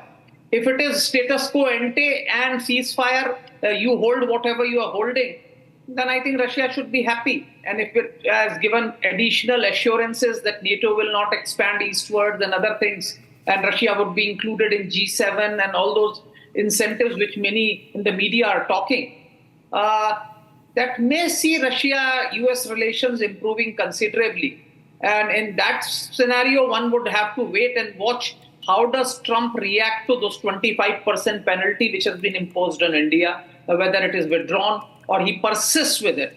Because based on that, India's future trade relations would matter. And for India, it's a very crucial meeting, I think. So, but how it will impact can only be said once the fine print is out. Yeah, as our coverage progresses, we would delve a little greater in detail as to what is going to be the impact of the developments in Alaska on India. But coming to Professor David K. Johnston, I'm coming to you, Mr. David, just a bit. I think there is a breaking news development. Just a quick update coming in right now. A Russian special flight squadron that is set to land in Anchorage in 23 minutes. It's part of the delegations that we are going to see in a short while from now. But this is more sort of a security protocol with the first security squadron actually landing in the next 23 minutes. But as far as President Putin is concerned, if I'm not wrong, Abhishek, he's expected to land around 12:30. Yeah, maybe a little 10 minutes here and there, but okay. Yes. But he's late. He's late. So around 12:30 India time is what we are expecting President Putin to land there. And also, just to quickly add, it's interesting. You would have President Trump in the runway to really wait and actually welcome President Putin. So he's walking the extra mile right now, Abhishek. President Trump hoping that there will be some sort of a deal. Is it for the Nobel Peace Prize? Yeah, I mean, of course, that's the overarching thought behind everything that's going into this meeting so far as Donald Trump is concerned. I want to take this question to David. David, you have written a book on Trump. Who, according to you, would be under more pressure, so to say, of this moment, at this moment, both of this moment and at this moment? Donald Trump or President Putin? Yeah, Donald Trump is the one who needs some kind of takeaway here. And by the way, I wrote 3 best-selling books on Donald. Trump, famously ran for office saying, I'll settle this war in one day. He's gotten absolutely nowhere. Donald he believes, and I've known him for almost 40 years, he believes he's special. He has these magical powers. He can bend people to his will. If Putin wants into the G7 to make it the G8 again, that's not likely to happen because the other G7 leaders consider him a pariah over what's going on here. And Putin at the moment has no particular reason to give in on anything. What Putin wants is to keep the land he took illegally in violation of a treaty Russia signed promising to never invade Ukraine. And he wants Ukraine to go along with this. And Zelensky has made it very clear that's not going to happen. So Trump will probably try to find something else to do if he can't settle this to say, well, I got this other stuff. But again, the really worrying part of this is these two men are going to meet alone, not with advisors, not with staff. Other than one translator, likely to be a Russian rather than American translator. Why should that be? Why should that be worrying if they are together in a room without anyone else, David? Because then there's no record. There's no knowledge in the American government, which is only a partial dictatorship right now, of what was done in the name of the American people. You never see a meeting like this, as Trump has had twice before, where it's just him and Putin and a translator. That is not how diplomacy is done. It violates all sorts of norms, and it means that we don't know what Trump gave up, what Trump signaled. We do know that Trump in the past literally gave the most valuable national security secrets we have called sources and methods. How did we get this and who did we get it from? To Foreign Minister Lavrov and the then Russian ambassador Sergei Kislyak, a trained spy master. So you can't trust what Donald Trump will do. And furthermore, Donald is a terrible negotiator. He always claims he's the world's greatest negotiator. I've negotiated with Donald many, many, many times. I always got everything I wanted because all you have to do is flatter him, figure out how to manipulate him. He's not that hard to manipulate because he doesn't underneath know anything. He has no philosophy. He's a con artist and a bully. I mean, if you look at the contrast in the personalities, it could not have been starker. And to that extent, perhaps I would find myself to be in agreement with you, David. And in fact, as we speak, we are joined in by Ekaterina Kodrikadze, and she's a Russian journalist with TV Rain and TV Rain channel. She's joining us live from Moscow. Shaman, you want to break this story before we go to her? Well, in fact, this is what the White House has indicated. In fact, the schedule is out. President Putin and President Trump are set to hold a one-on-one meeting that's going to take place a little after 1 o'clock in the morning. Second, as far as the talks are concerned, simultaneously there would be talks with delegations, which includes 5 officials on each side. After that, a press conference is expected. Both the leaders are expected to address the media there, and thereafter President Trump is scheduled to fly back to Washington. But the caveat here being, Katrina, that President Trump is saying that if it works out, then the meeting is going to last for a while. If it does not, it's going to be done and dusted with the next couple of minutes. But can we really have diplomacy in this manner? Because on the one hand, you have the Ukrainians who have been kept out of the negotiating table. So how can you really come to any sort of a conclusion? Because if the Ukrainians do not agree and they continue in the war, there is no end to this. So why really be so very hopeful from this particular meeting? Well, thank you for having me. And first of all, I'm not in Moscow. Unfortunately, I'm in Amsterdam, Netherlands, because we were forced to leave Russia because of the war, invasion of Ukraine, and because of the censorship and repressions in Russian Federation. I agree with you that there is not much hope on this stage coming from these negotiations. I've talked to so many experts inside Russia and out of Russia, and all of them are saying that Vladimir Putin's strategy is just to, negotiate, to meet, to talk, to, handshaking process, but nothing happens actually, because he wants to keep on moving on the ground in Ukraine to conquer more and more territories that we can see right now these days in Donbas region in particular. And from another hand, he wants to make deals with Donald Trump, deals which would not actually be connected to Ukraine. Business as usual, as you know, Arctic, for example, is a very interesting topic for both of them. And both men are actually ready, and they both want this deal between two countries, because Donald Trump thinks that Russia is potentially a very good partner for the United States, which is a very strange opinion, considering the steps that Vladimir Putin has taken during these years. But still, but from my point of view, I would honestly tell you, I cannot see how much more time Vladimir Putin can stay in this position of a person who gives nothing to Donald Trump. Donald Trump has made so many statements already. He has said so many words. Remember, Donald Trump, before even he became a president for the second time, he has promised to stop the war, during 24 hours, right? So after that, he has made so many promises, and he wants this Nobel Peace Prize so badly that I cannot imagine he would go to Alaska, 8 hours of flight, and get nothing from that. So I am expecting at least something coming from these negotiations. It would be a devastating results for Donald Trump and his reputation if he goes back to Washington without any kind of deal or any kind of good, maybe concessions, or at least some kind of concessions coming from the Russian side. Well, in fact, what's to be really expected, Katrina, I just want you to stay on with us. In fact, these are the live visuals now coming in from the airport in Anchorage in Alaska, where we are given to understand that one of the squadrons... Do we see these B-2 bombers, Shawan?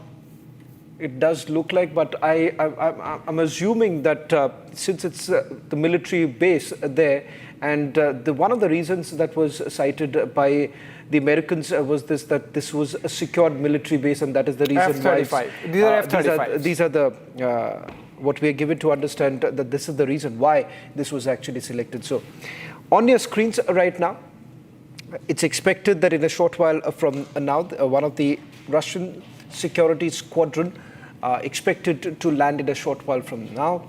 That's the red carpet being laid out. It's undoubtedly historic, ladies and gentlemen, because you have both these leaders coming together. And based on this particular meeting, a lot would happen thereafter.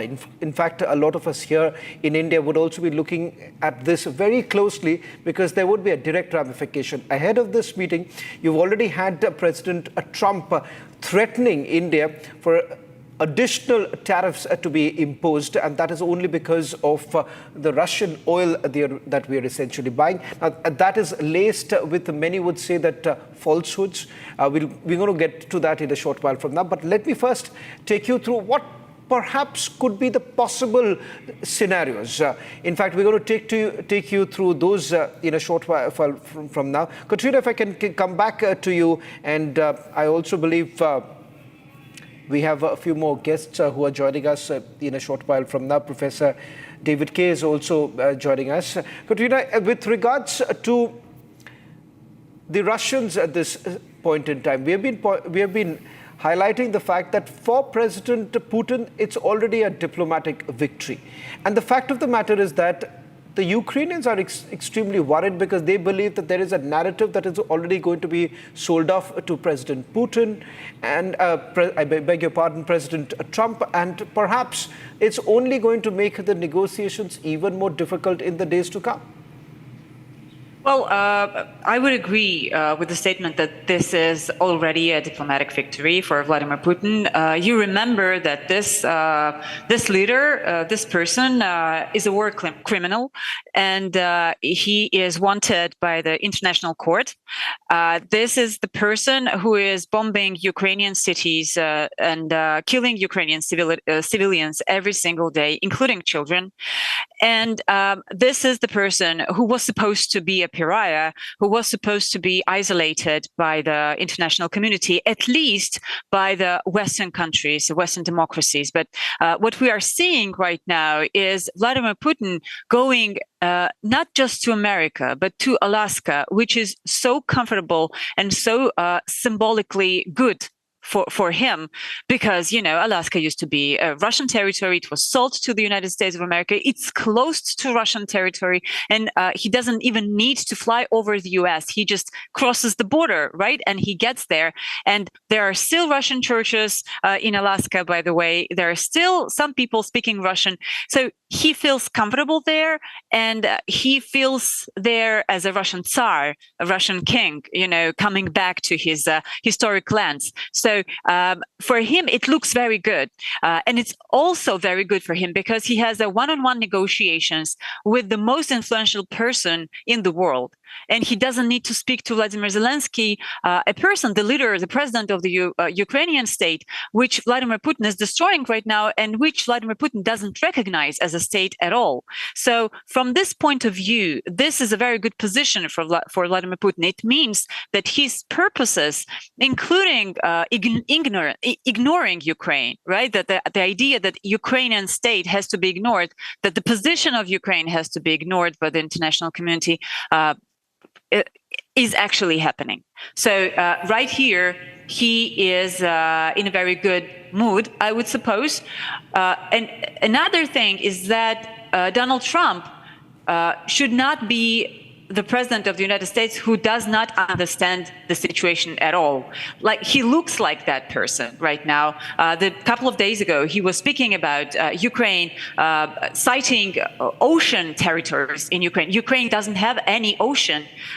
So he also was talking about the tanks which were stuck in mud in the first days of the war, which is not true as well. He looks like the person who is not very aware of the situation. He doesn't even know where Ukraine is and what Ukraine is about and how many people lives there and so on and so forth. So I am really hoping that today he would show himself as a person who would be maybe a little bit more aware, who would be a little bit more informed about what he's dealing with. So, of course, we can have some hopes that Trump would demonstrate something surprising, that he would become, in a minute, just like that, a different political leader. This is something that Ukrainians are hoping for. And maybe, just last thing I wanted to say, last thing is that yesterday and these days, Donald Trump has been talking to European allies. And I don't know what is actually a result of that, but let's hope that maybe they would deliver, and they have delivered to Donald Trump, some kind of information that would be valuable for this negotiations. Ekaterina, you are actually echoing what David was saying. He said he would look at this development with some worries that President Trump and President Putin, the kind of personalities they are together in one room, and it sort of can compromise American positions and American foreign policy. Before I go back to Mr. Ahuja and to Ms. Chenoy, we really need to, give our viewers a lowdown on what's the significance of this venue itself, Anchorage in Alaska, a location of immense geopolitical symbolism and strategic significance. The summit holds the potential to alter the current status quo of the global geopolitical order and could have a major impact on the ongoing Ukrainian conflict. In fact, this was once a Russian territory, and there was a Freudian, perhaps a slip of tongue on the part of Trump when he said that he's going to meet President Putin in Russia. Let's look at what it means, this location, Anchorage in Alaska, and then we come back with a ground report because Nick is joining us on the other side. US President Donald Trump and Russian President Vladimir Putin will meet at a military base in Alaska. The venue for this high-profile meeting is Joint Base Emmeldorf-Richardson, a key US military installation in Alaska. Alaska is the closest point between Russia and the United States. And before becoming the 49th state of the United States, Alaska was under Russian control, dating back to 1725 when Tsar Peter the Great dispatched explorer Vitus Bering to its coast. In 1859, Russia formally offered to sell Alaska to the United States, believing that Washington's presence would counter the influence of its biggest Pacific rival, Great Britain. However, the Americans showed little interest at first, forcing Russia to press harder for the deal. Eventually, the US Senate approved the purchase treaty on April 9, 1867. President Andrew Johnson signed it on May 28, and the formal transfer of Alaska took place on October 18th of 1867. Alaska played a crucial role during the Cold War, serving as the first line of defense for the United States. Even today, the base remains a vital part of America's northern defense posture. Lately, the Arctic Circle has also emerged as a new geopolitical frontier, as a resource-rich region where multiple nations are vying for strategic presence. Given that both Russia and the US lie in close proximity to the Arctic, holding the summit in Alaska underscores its importance as a strategic center. This summit carries multiple stakes for Russia. It represents an opportunity to consolidate its gains in Ukraine, while for President Trump, it's a chance to reinforce his image as, quote, a decisive deal-maker.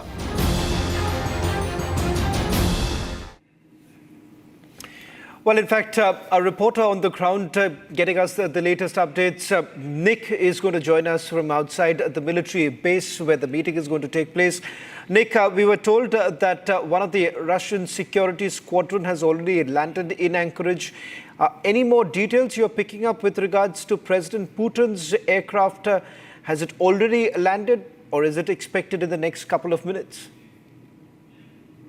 Because it is very cloudy right now, we can't see actually the planes.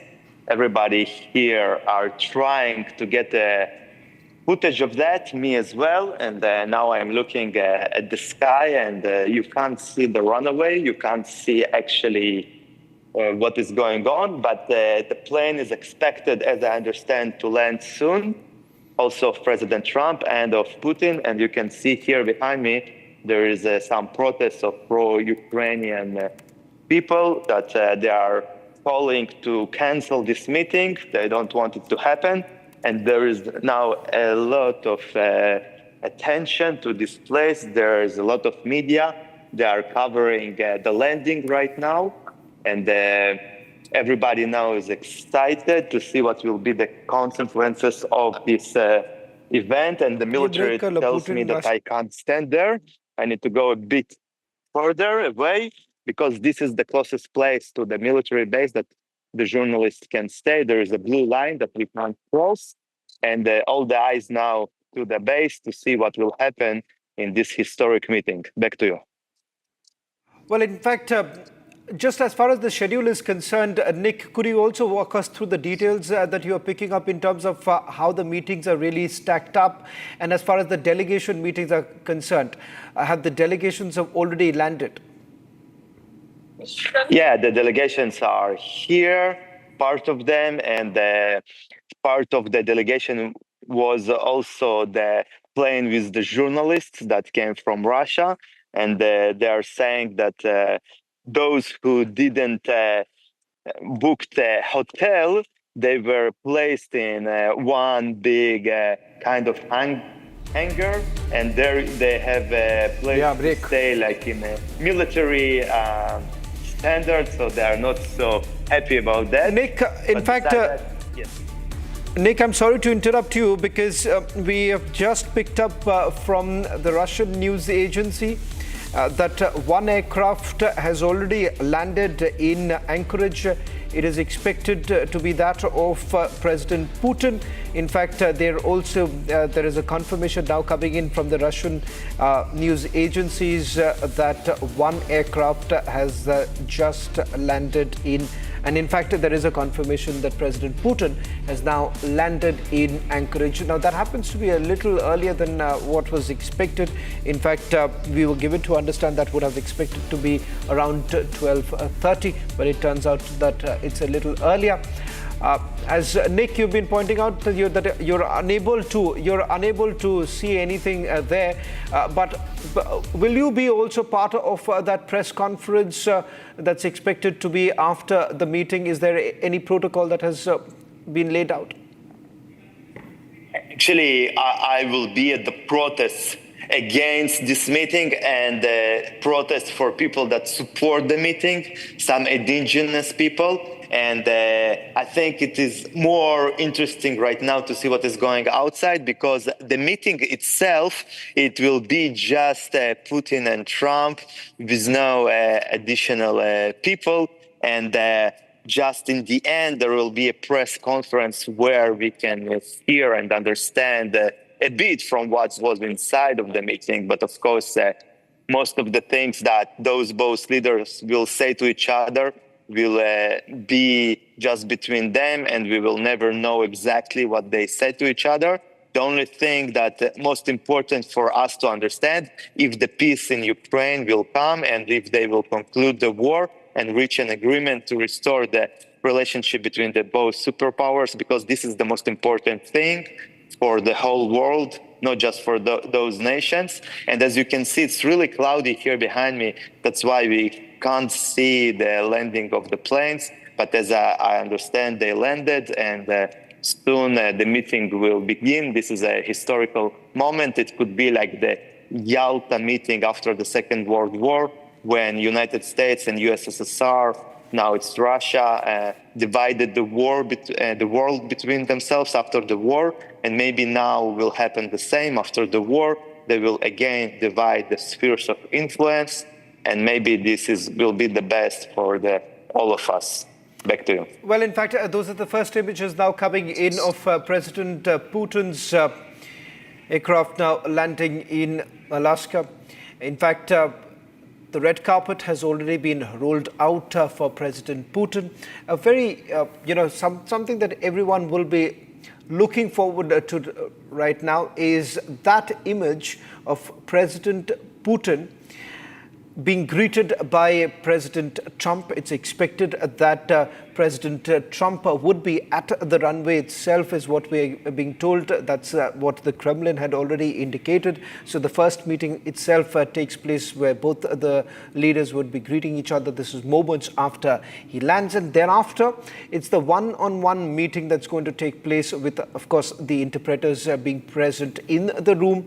And thereafter there would also be simultaneous some delegation meetings that are also going to take place. Anand Ahuja is also joining us on this broadcast.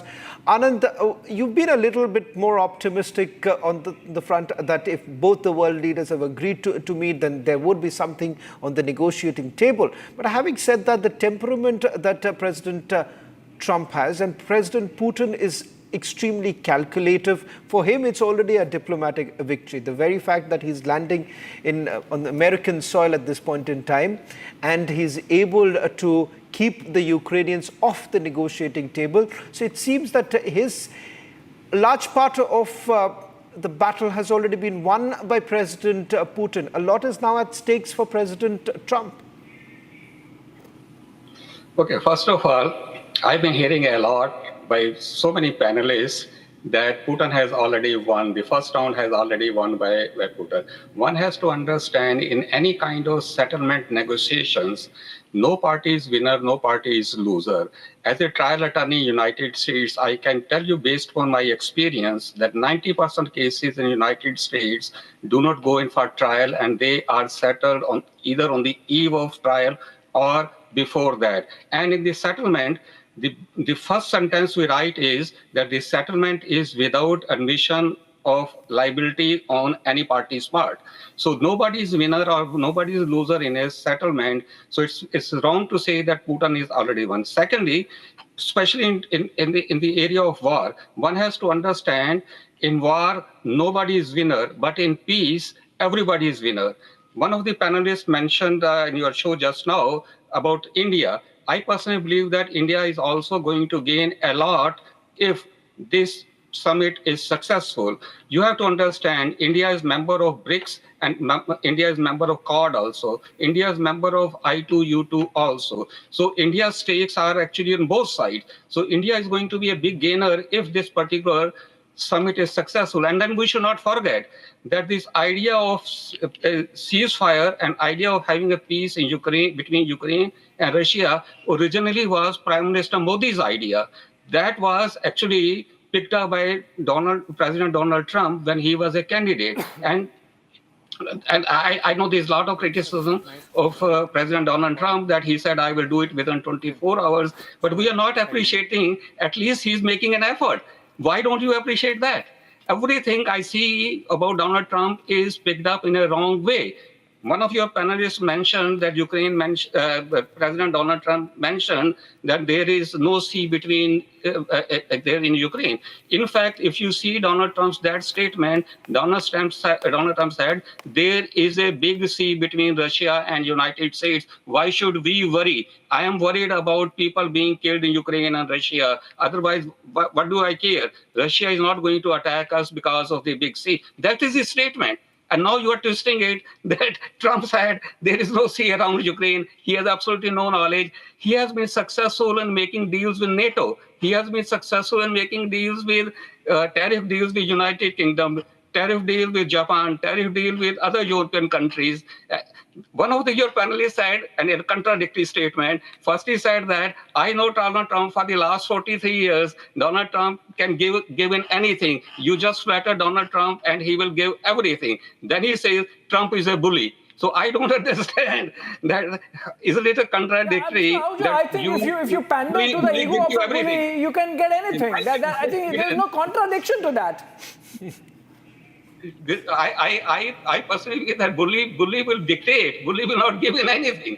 So if you see Trump's record, it's quite interesting. So you cannot dictate a bully, but you can cajole a bully, I think. That's exactly what President Putin is exactly doing right now. Can you actually imagine, Mr. Ahuja, no matter how much you could actually sugarcoat this, but look here, you have one of the most powerful world leaders, one of the most powerful country, that's the United States of America, and its president now actually going out, all out, rolling out the red carpet there. We are being told Kremlin has actually said this, that you would have President Trump on the runway to greet President Putin.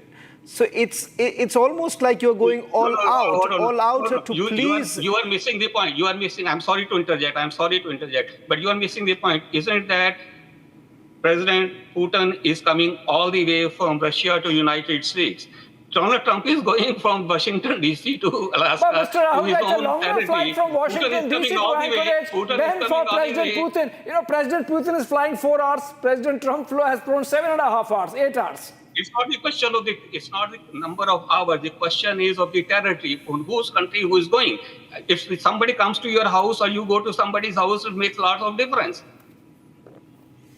You ought to admit, Mr. Ahuja, that there is a lot at stake right now for President Trump, more than even for President Putin, because whether at all, you are missing the whole point. You are missing the whole point. If the ceasefire does not take place, if peace does not take place, United States is going to mint money out of it, because all these arms are going to be sold by United States to Ukraine, for which European Union is to pay. So United States is going to make big money if this peace does not take place. Okay. But we are ignoring that. We are ignoring that in the interest of humanity, in the interest of innocent people being killed. Trump has taken this initiative. And I personally believe we should appreciate the person who has taken the initiative, then criticizing it, why he didn't do it within 24 hours. No, I actually agree. That this is for peace, even if the objective is a peace prize. But still, the fact that I'm actually getting a breaking news development, which is that Hillary Clinton has said that if Trump succeeds in getting this peace deal with Putin, then she would nominate him for the Nobel Peace Prize. She's added, there's a caveat to it.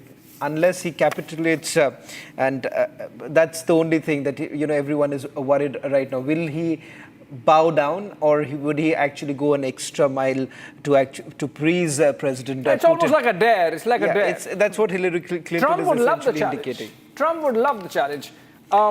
I think in a bit we're going to be joined in by Pavlo Klimkin, and he's the former foreign minister of Ukraine. He's just joining us quickly, in a while. I don't know whether Nick is still there or not. Okay, we can take a dip into Nick. Yeah, if Nick is not there, Katrina is also joining. She's still with us. Katrina, you've already heard what Arnab Ahuja had to say with regards to, that there are efforts still being made. Let's admit it, that since the time the invasion began, this is for the first time you have President Putin coming out of Russia, agreeing to meet an American president. This is still a golden opportunity, hoping that some things would really turn. Whatever may be the ulterior motive or the objective, the reality is this: if at all, both the leaders actually manage to come to some sort of a ceasefire, some agreement, it is still going to be a much better situation for Ukraine right now. Absolutely. Of course, let's be honest in this situation. Donald Trump is right in one thing. There was no one who could actually manage to be so close to negotiations with Russians and to the deal with Russians. But we also need to be realistic in this situation. When I say that Donald Trump has promised this, that, and then when I say that Donald Trump has made so many mistakes about the situation in Ukraine, I have just one idea that I want to deliver to your audience. This idea is that Donald Trump is not very much aware of what he is negotiating right now. This is what I'm afraid of. Maybe this is not that way. Maybe he knows more, and this is just the way of speaking for the president of the US. But what we see, the signs show that, unfortunately, he is very sympathetic towards Russia and not very much sympathetic towards Ukraine. And it doesn't matter what he feels about Zelensky, matters what he feels about Ukraine, Ukrainian civilians, Ukrainian people who are dying every single day because of Vladimir Putin. So, okay. Everywhere, all the people of goodwill would be happy if it stops and if it bloodbath in Ukraine stops. But it's really important to understand what would be the conditions for this ceasefire, if we have a ceasefire, and what would be the guarantees for Ukraine that it doesn't start again in 1 month or in 1 year when Vladimir Putin decides that he wants to repeat this scenario for him. One more thing I wanted to add, and I need to run for my special coverage, I'm sorry, is that when the correspondent of yours was talking from Alaska and saying that it would be new Yalta negotiations, that it would be the, dividing the spheres of interest between Putin and Trump, it may be a good news for us. It's not a good news. I just want to underline, it would be not a good news. This is exactly what Vladimir Putin is doing right now. This is exactly what he wants. He wants to sit down with Donald Trump and maybe Xi Jinping and divide the spheres of influence and divide the world among each other to be this big guys, very strong guys who decide everything for us. This is not the good outcome of that. I don't want this to be a new Yalta. I want this to be a normal negotiation process with involvement of Ukraine interests, with involvement of Europeans, because it is in Europe, actually, this terrible war that is happening.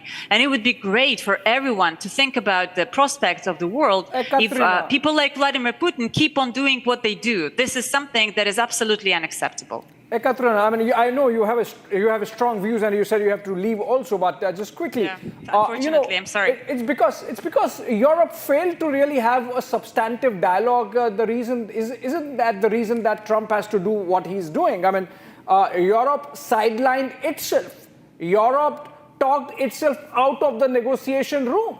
With the kind I'm not defending Europeans. Let me be clear here. Europeans have been demonstrating quite weak positions, unfortunately. But what they actually want is to have a good American leadership. And again, I'm not defending them. They just decided their position is that they cannot act alone without America. And they have not been efficient. They have not been efficient. Absolutely, I agree totally. And let's see. I mean, if Donald Trump gets to the bottom of this, if he gets the peace in Ukraine, I would vote for this Nobel Peace Prize together with Hillary Clinton, I swear. Right. Thank you so much, Ekaterina. I mean, I appreciate the candid manner in which you have put across all the viewpoints, the American, the European, and of course your own, in variance from the standard official Moscow view. Thank you so much. Ekaterina, I believe you have to leave, so we are letting you go. Yeah. We are getting these live pictures from inside the room from where the two leaders are likely to address a press conference. Shravan, right? We should say likely because we're not sure whether it will happen. Anything can happen when it comes to President Trump and President Putin, so one will have to keep all options open. But these images that you see right now on your screens coming in from the very venue where the meeting is going to take place, we are given to understand that a moment after he is welcomed by President Trump, there would be a face-to-face meeting that's going to take place. Delegation level talks are also going to take place, and thereafter around 5:30 India time is what we are expecting both the world leaders to address whether at all their talks have been successful or not, and what perhaps could be the way forward. We'll also try and go across to our guests who are joining us on this broadcast right now. Anand Ahuja is still with us. Anand, just a quick question. I believe the former Foreign Minister of Ukraine, Mr. Pavlov, is joining us on this broadcast. Thank you very much for joining us on this broadcast. It's undoubtedly a historic meeting, but the Ukrainians are not part of it. And that is the reason why there is a lot of pessimism around this entire meeting as to what perhaps could be the outcome. But having said that, would you still agree that at least there is a beginning? Because all this while, you've had negotiations taking place in Belarus, you've had multiple meetings with the European leaders. None of them have been able to pull President Putin out of Russia. Would you still admit that, yes, it is a beginning? Well, good evening to everyone. And of course, for us, it's both an important moment, but also an important challenge. And I would love our guys to sit now in Alaska for these negotiations. But I also understand the so-called Trump approach.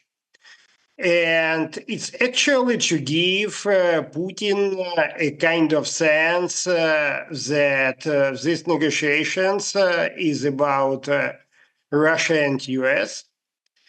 Basically, the whole idea that Russia is still at the same level with the United States and China is fundamentally over. What I understand from my contacts and from talking to people in DC, in Washington, is that first, they understand far better what is basically driving Russia and especially Vladimir Putin. And it's not about NATO enlargement. It's not all about this narrative. It's about trying to destroy Ukrainian statehood as such and the Ukrainian nation. And secondly, Trump is in far better position now to talk to Putin because of the Russian economy, because of the exhaustion for Russian military forces, because of our actions. And any kind of real decisions which could be taken in this negotiation process can be taken without Ukraine. It's for sure. It's, 100%. But to give these negotiations a kind of push, to give Trump a sense how he can push Vladimir Putin to enter into real negotiations, not kind of made-up negotiations and made-up efforts, but real negotiations, is something that I expect from this meeting in the North. And what I feel, the Americans are far better prepared than, let's say, 3 or 4 months ago. For us, the whole idea is about 3 words.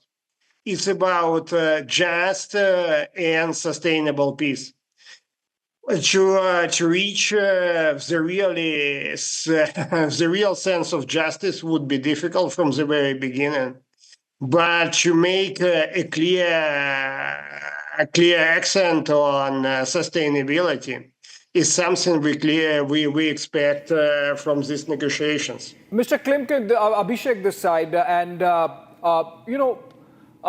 the Russian side is very clear that they have to keep the Donetsk and the Luhansk republics and Zaporizhia and Kherson and Crimea, of course. The Americans, President Trump, has said a couple of times that there would be land swap. There will be territorial exchange, and then only peace can come. You think, what's the view in Kiev? You think anyone in Kiev would agree to a land swap? For me, the whole war is, of course, for us, for Ukrainians, about land, because our land is sacred for us. But this war is not about land. And you can't get any peace, whether it's sustainable or not sustainable. And I would tell you, you can't get any sustainable ceasefire just because of land swaps. And I'll tell you why. Because this war is, like I have said, is for Russia, about destroying Ukraine as such, and about what kind of Ukraine we're going to have in the future, whether Russia is able to get Ukraine back to a kind of buffer state, what we all fundamentally reject, or Ukraine is part of the West, not in the sense of any sort of threat to anyone, but a real part of the West where we all believe Ukraine belongs. So you can discuss any sort of territorial issues. You can discuss ceasefire. You can discuss monitoring or verification. But the real question in these negotiations is not about land. It's about our future. It's about European future.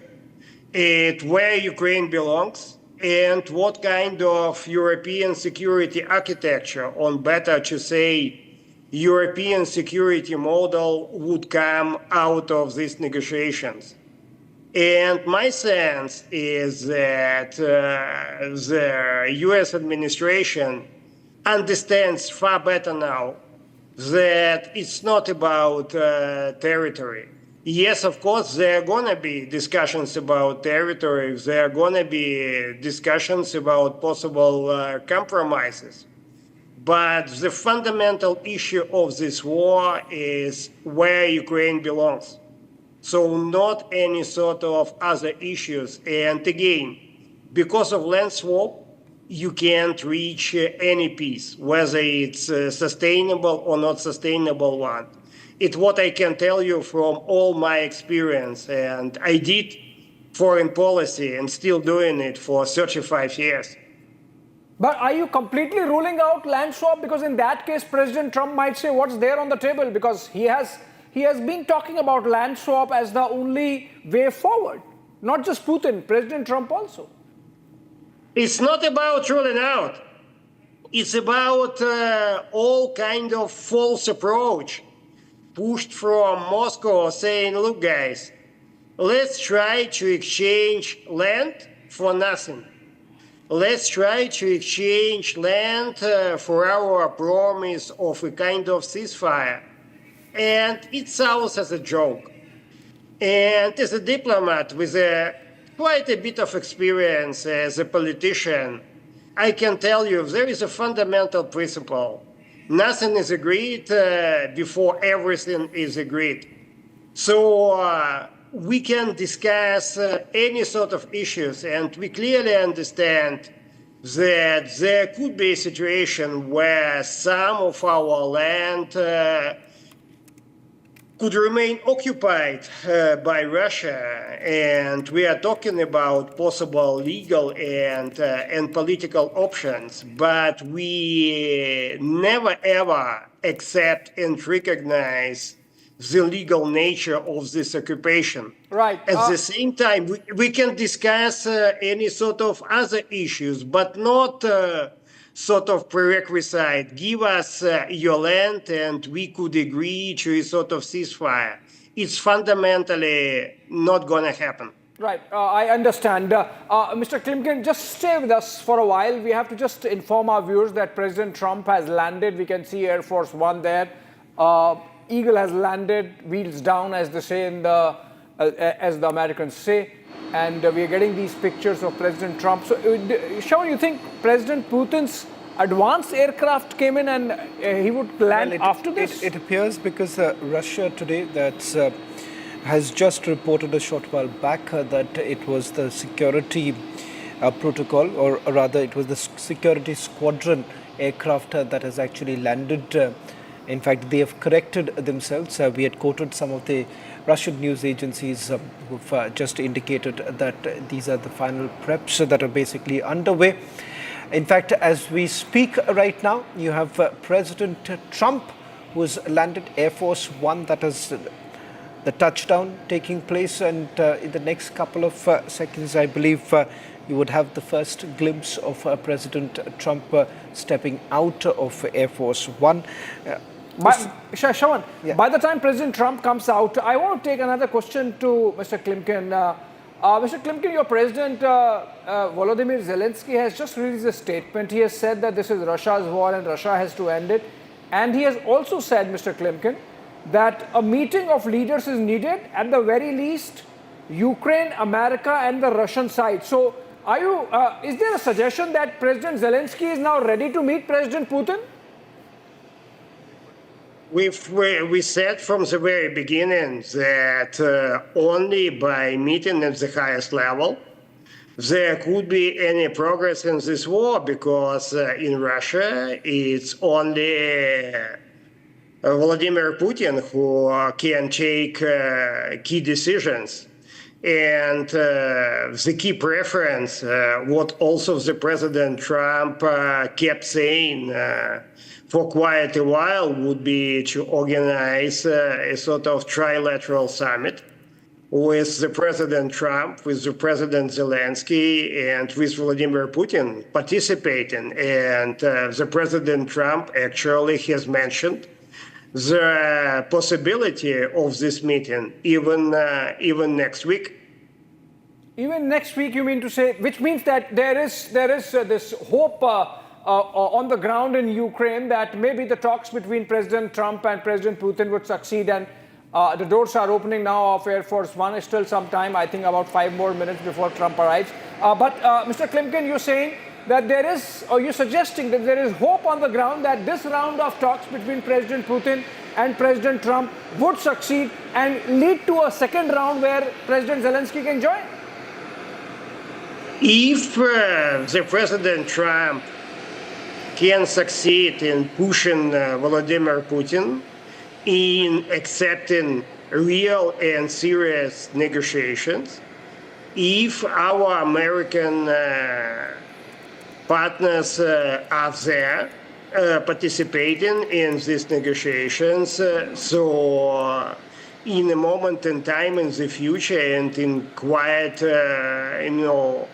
moment, it could be basically days or weeks, there could be other meetings, because when we have the war on the ground, it's not about delaying decisions. So fundamentally, this meeting today should be about a clear push towards Russia from the position of strength. And if it's the case, I can't rule out any kind of meetings in days or week times. Right. Mr. Paulo, with regards to how it all started, the trigger point for this entire war from the Russian side was that whether at all you were seeking a membership of NATO. Thereafter, things really changed, and from the Ukrainian side, there was an attempt that was made to negotiate with Russia. It seems that there is a massive trust deficit, because on the one hand, President Putin has indicated that he wants an election to take place in Ukraine. President Zelensky is, of course, not up to it. But the reality is this.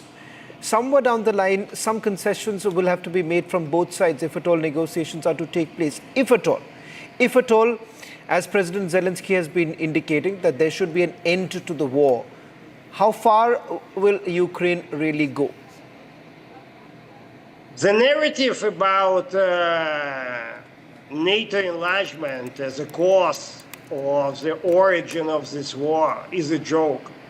Just recall 2014, when Russia occupied Crimea and we had actual neutrality entrenched and written down in our constitution.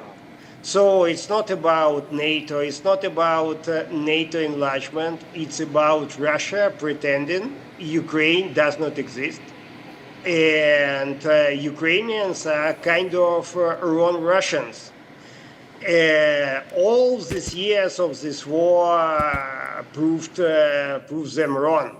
In the sense of possible compromises in any kind of negotiations, there are going to be compromises. I can't predict now what kind of decisions we are gonna take during these negotiations. For me, the fundamental point, as I've said, is about the future of Ukraine, is about Russia not able to influence our internal and foreign policy. Because what Russia wants is to limit our sovereignty in 4 fundamental areas: internal politics, defense policy, basically what they call demilitarization, foreign policy, and of course territory.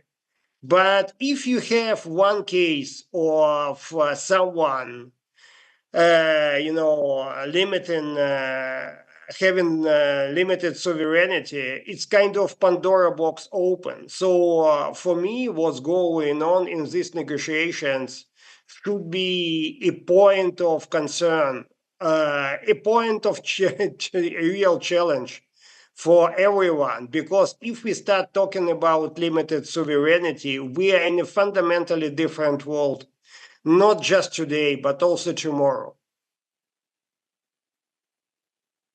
You are saying is very reflective of the sentiment on the ground so far as Kiev is concerned, Mr. Klimkin, and you are obviously looking at this meeting in Alaska with some trepidation, some concern, and perhaps an element of fear also, because President Trump has traveled to Anchorage, almost a convert to the thought that land swap is something which is needed for getting a ceasefire going. I believe, let you go, Mr. Klimkin, on this note, but tomorrow, of course, after the talks have happened, after that press conference has happened, we would want you back for understanding the Ukrainian side again. But thank you so much for joining us at such a short notice. We much appreciate your views and your coming on air and sharing with us your views and your time. Thank you so much. That was Pavlo Klimkin, former foreign minister of Ukraine. He was foreign minister in 2014, between 2014 and 2019. And we are now focusing on the pictures coming in from Anchorage, where Air Force One of the United States has just landed. Shawan, by the way, the Air Force One of Russia is yet to land. I think those were different pictures. And there is some clarification coming in from Russia today that Russia today itself posted wrong pictures of their Air Force One. Well, in fact, it turns out it's the security squadron that has actually landed ahead of President Putin. In fact, part of the delegation, the Russian delegation, which is landed in Anchorage. But just a quick recap of what we know so far, and the breaking news now coming in. In fact, we've got some more details with regards to what's expected after both the leaders meet. In fact, there is a business working lunch that is going to take place. It turns out that Secretary of State Marco Rubio, as well as the Special Envoy Witkoff, will be joining President Trump's meeting along with President Putin, and thereafter it will be followed by an expanded bilateral working lunch, which would include President Trump himself, Secretary Marco Rubio, Secretary Pete Hegseth, Secretary Scott Bessent, Secretary Howard Lutnick, and Chief of Staff. And Shawan, it is said about American cars that they're just big sofa sets on wheels, So this seems like, Peter, this seems like a typical America-sized delegation. I mean, so many people there traveling. Are they just going there because they're concerned that Putin is coming and Putin is being Putin? They need to really, guard Trump from anything, any untoward thing happening, any faux pas happening, any mistake happening. That's why such a large delegation. Well, the interesting thing about the delegation is that he brought a lot of people who are involved in business development. And he commented that Putin also brought business people.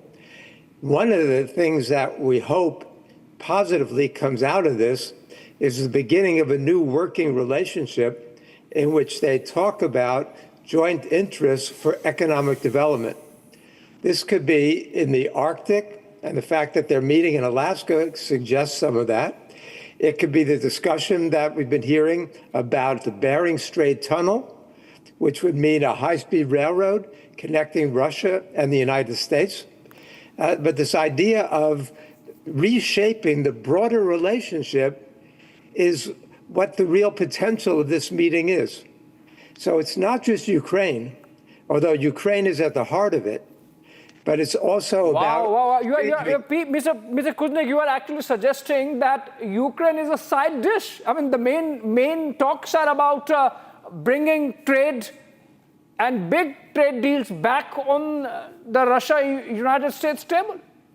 But Putin, Trump has said that that's only going to happen if there's a ceasefire and a resolution of the war. So the two are tightly intertwined.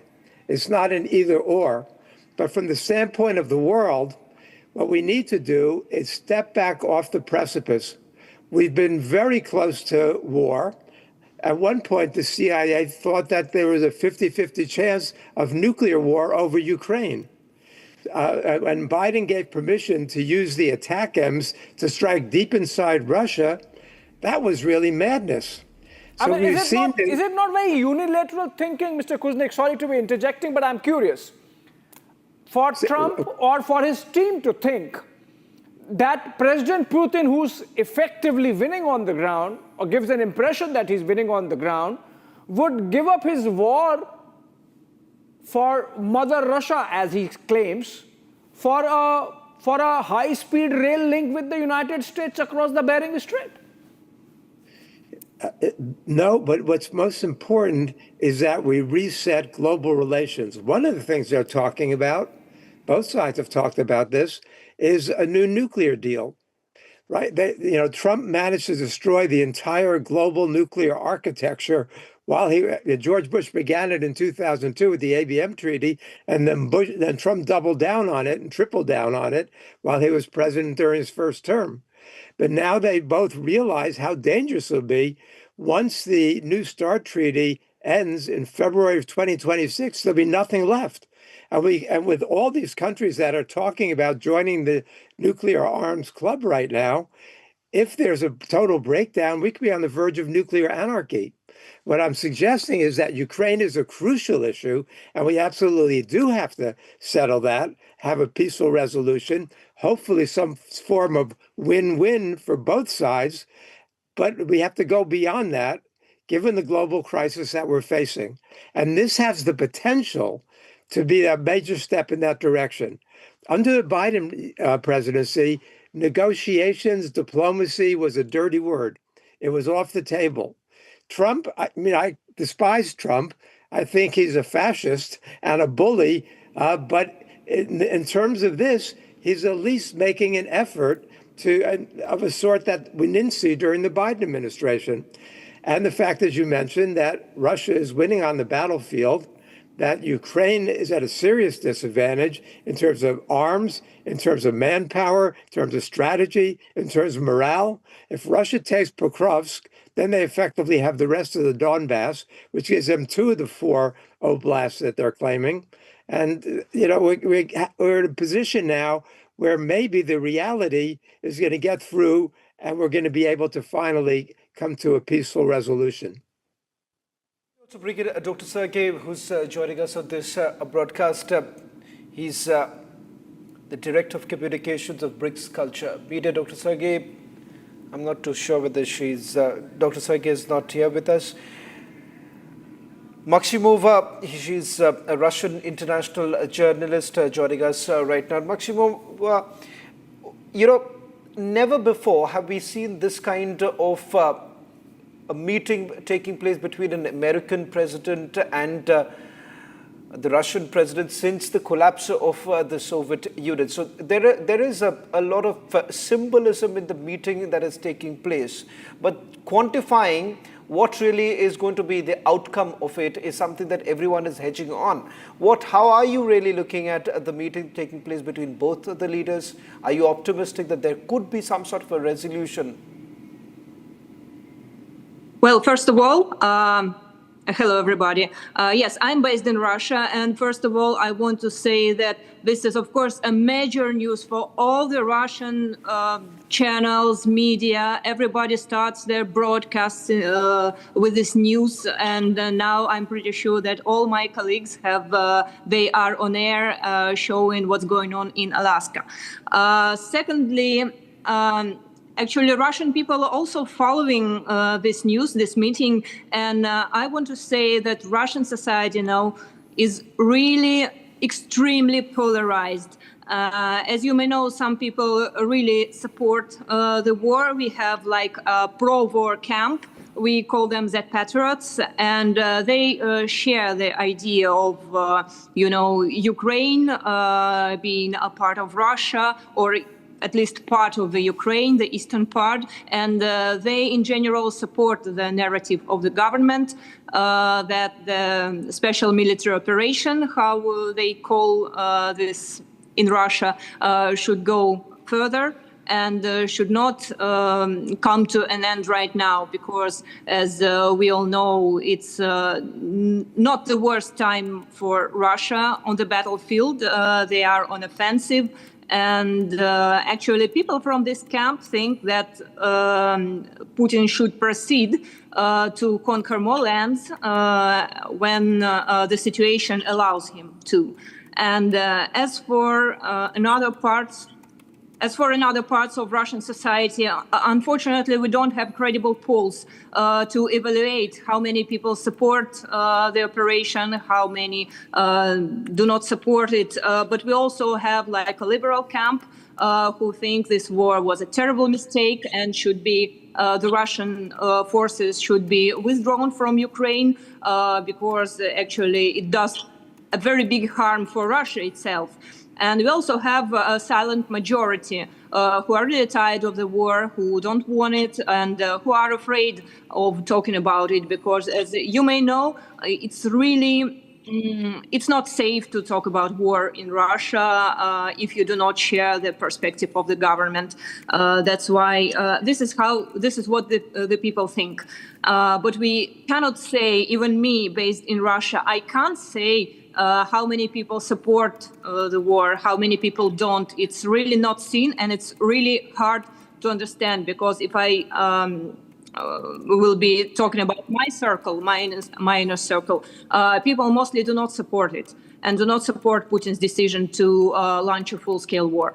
And but I see a lot of people around me who do it, who help the military, who go to war, some for money, some because of their ideological ideas. And as for this meeting, of course, everybody follows it, and everybody thinks that something should be in the end, some kind of decisions which help us to stop the war. But nobody expects that it will happen today or tomorrow. We know that Trump is pressing for a ceasefire, but the ceasefire,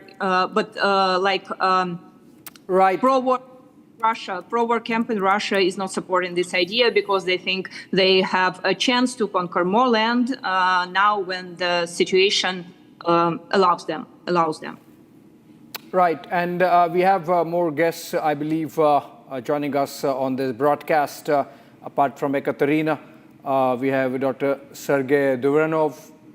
He's joining us in a bit. We continue to have Peter Kruznik with us. We also have Ambassador Prabhu Dayal, former diplomat, joining us, been our ambassador to many countries in the Middle East. Very good evening to you and welcome to the broadcast, Ambassador Dayal. How do you see these developments from where we stand in India? What are going to be our takeaways after 6 hours once the meetings are over? Well, first of all, thanks for having me on your show.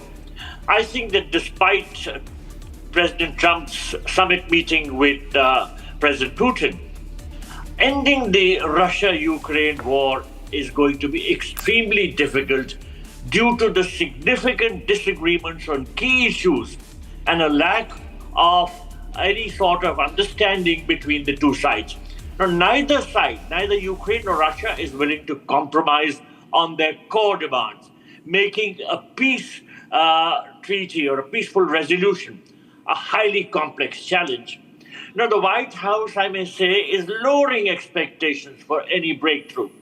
And President Trump has himself said that it is going to be a listening session and a feel-out meeting while he has described the planned discussion about the war in Ukraine. Now, let me also say that President Trump has a great desire to bring the Russia-Ukraine war to an end, but this is linked to his desire to win the Nobel Peace Prize. The Washington Post had commented on July 15 this year that the road to President Donald Trump's highly coveted Nobel Peace Prize might ultimately run through Ukraine. Now, we would all recall that in his inaugural address on January 20 this year, President Trump had said, "My proudest legacy would be that of a peacemaker and a unifier." And that's what I want to be remembered as. Now, he has repeated this claim many times, and he has said that this is the reputation he wants.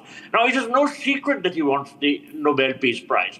White House Press Secretary Caroline Leavitt had told reporters on July 31st, it is well past time that President Trump was awarded the Nobel Peace Prize.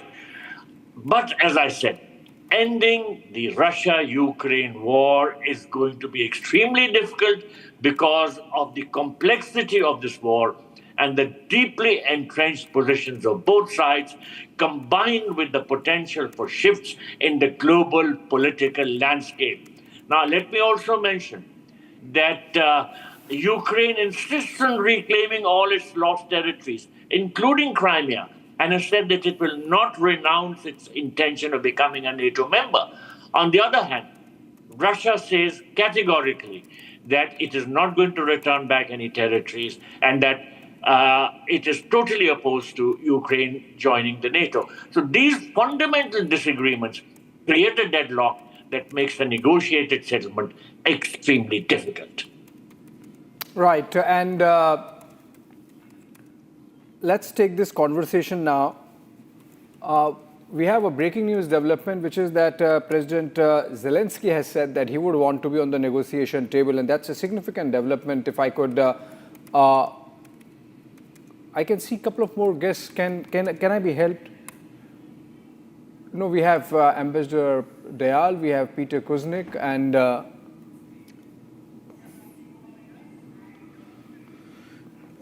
if we can just also quickly take you through some more breaking news now coming in. Now, in fact, Abhishek, there is more development taking place. So it's no longer going to be a one-on-one meeting. A confirmation now coming in from the White House as well as from the Kremlin that it has now been expanded to be a 3-on-3 discussion. In fact, the White House has already indicated that they have moved on from what was originally discussed, that it's going to be a one-on-one meeting between Donald Trump and Putin. It will now be a 3-on-3 discussion. Secretary of State Marco Rubio, Special Envoy Steve Witkoff would be joining the US President on the American side.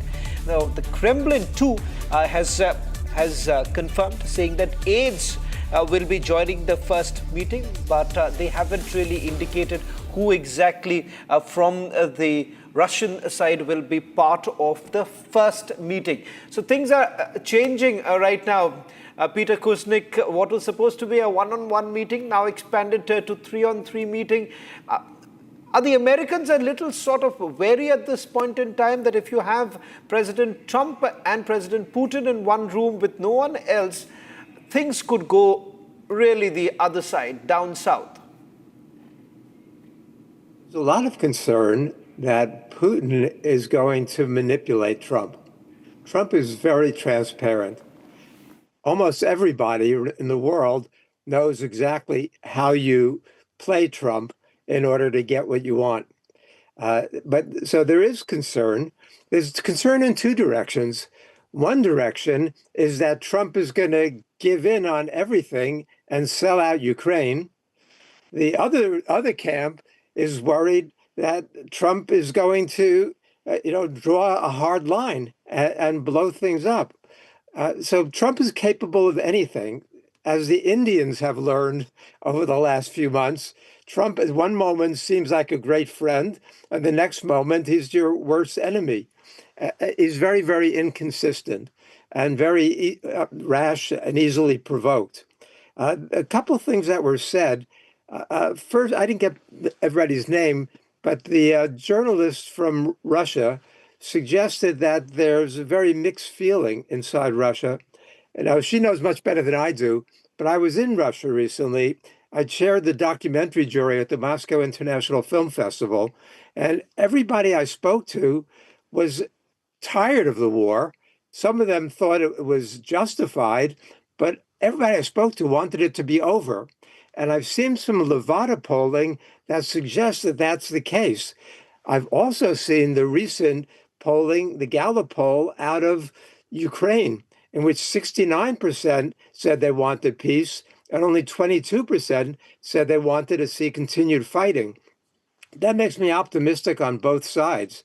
Still, as the ambassador was saying, the devil is in the details, and it is going to be very difficult to get a solution because the interests are so different. This idea about the Nobel Peace Prize, I guess I'm in a unique position. I nominated the current winners of the Nobel Peace Prize, Nihon and Dankyo, the Japanese atomic bomb survivors, and they invited me to Oslo as part of their delegation. You know, it's going to be very difficult for Trump to win it, no matter what he does on the global stage, if he continues to be so vile on the domestic stage, with his creating a police state, sending the police and the Marines and the National Guard into the streets, his war against the immigrants, his big, beautiful bill that gives tax breaks to billionaires and cuts social programs for poor people. So as much as I would love to see him help resolve this issue, I still don't think he'd ever deserve a Nobel Peace Prize, although he's already been nominated, apparently, by Pakistan.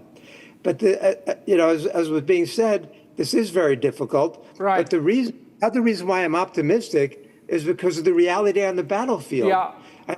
From Ukraine's perspective, if this goes on for another 6 months or a year, they're only going to be in worse position. They're going to only lose more territory, and they're going to lose more people. Yeah. I mean, they don't have a winning hand in this. I get that. I get it. Peter, even if you don't like Trump, you are positive because you are looking forward to the prospect of the war ending, or at least a ceasefire coming in, because you really want the war to end.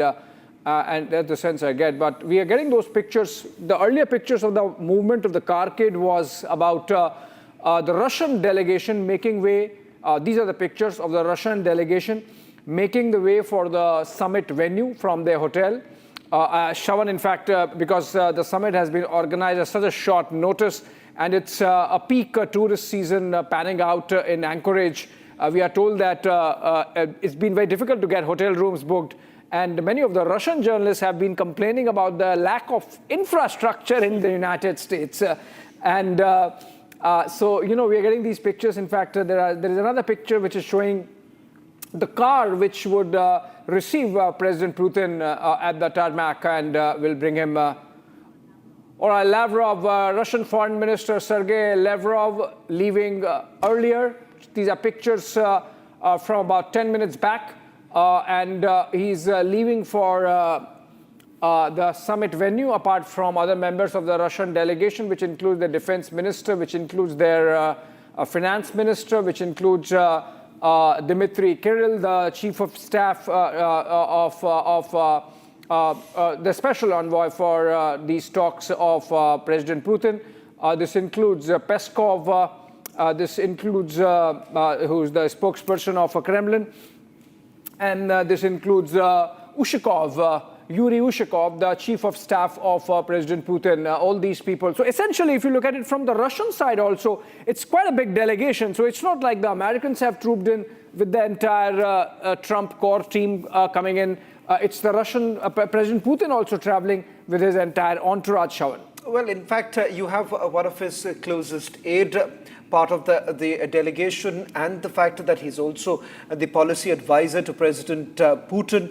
Let's not forget the delegation also comprises of those who are largely seen as the ones who would be pushing for the sanctions to be lifted. Because now what's essentially being indicated here, Peter Kuznick and others also who are joining us on this broadcast, I think so I'll take a few more questions coming in. There seems to be a development. These are live visuals now coming in. Is there a confirmation coming in that President Putin has arrived? It does appear. That's a Russian aircraft. It does seem to be this seems like the Putin. Yes. President's aircraft. I'm assuming we'll try and see if we can also get our reporter in Alaska to just give us a quick confirmation of that. It was scheduled to land around 12:30 India time, and you have the aircraft that is landed. So it means that President Putin is extremely serious here. He's not delayed. He's on time. In fact, other world leaders have had to wait for President Putin many a times, but it seems that on that front, at least, President Trump seems to be quite lucky. In fact, that the image that we all are looking forward to right now is the very moment that you would have President Trump actually on the tarmac, literally on the tarmac, and greeting President Putin. In fact, that's going to be that very moment where you have both the leaders coming together, an American president actually inviting a Russian president on American soil. And this, as we have been pointing out, something that has happened after the collapse of Soviet Union. Now, important to point out here, there are multiple reports now coming in. We'll try and take you through some of the details that we know. We do have a confirmation coming in of the 3-on-3 discussion that's going to take place, and it is around 12:30 is India time when we were given to understand that President Trump would be welcoming President Putin. A short while back, the White House has also confirmed that there would be a bit of a change in terms of the engagement that's actually going to take place between both the leaders, which would include at least 3 people on their side, 3 on each side. The Kremlin so far hasn't really revealed as to who, along with President Putin, will be part of that meeting. In all likelihood, Abhishek, do you believe that it could be their foreign minister, Sergei Lavrov, being part of that discussion? Because he largely has been the face of the negotiations that have always taken place in multiple countries and multiple delegations that he has been part of. You've largely seen Sergei Lavrov, the foreign minister, being the face of the talks that have taken place between Russia and the other countries. These are the first images now coming in. We'll try and see if we can get that close look here, and also not forgetting that very moment when you have both the leaders coming together, Abhishek. Well, yes, and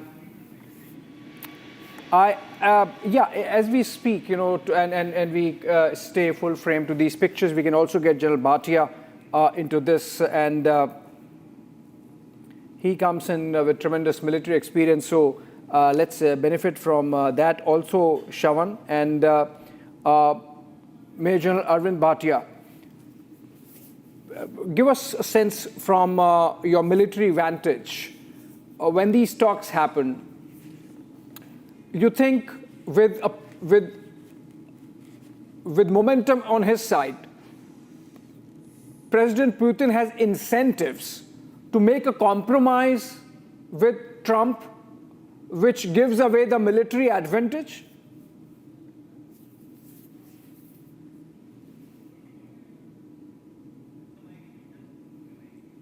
General Bhatia, sir, if you could unmute your mic, please.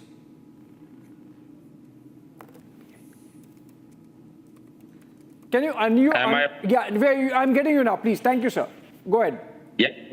So 2-3 things are very important. This is firstly an iconic meeting, but Putin being an old KGB hand, Putin being an old hand in dealing with the presidents of the United States. This is the 5th president he's been dealing with.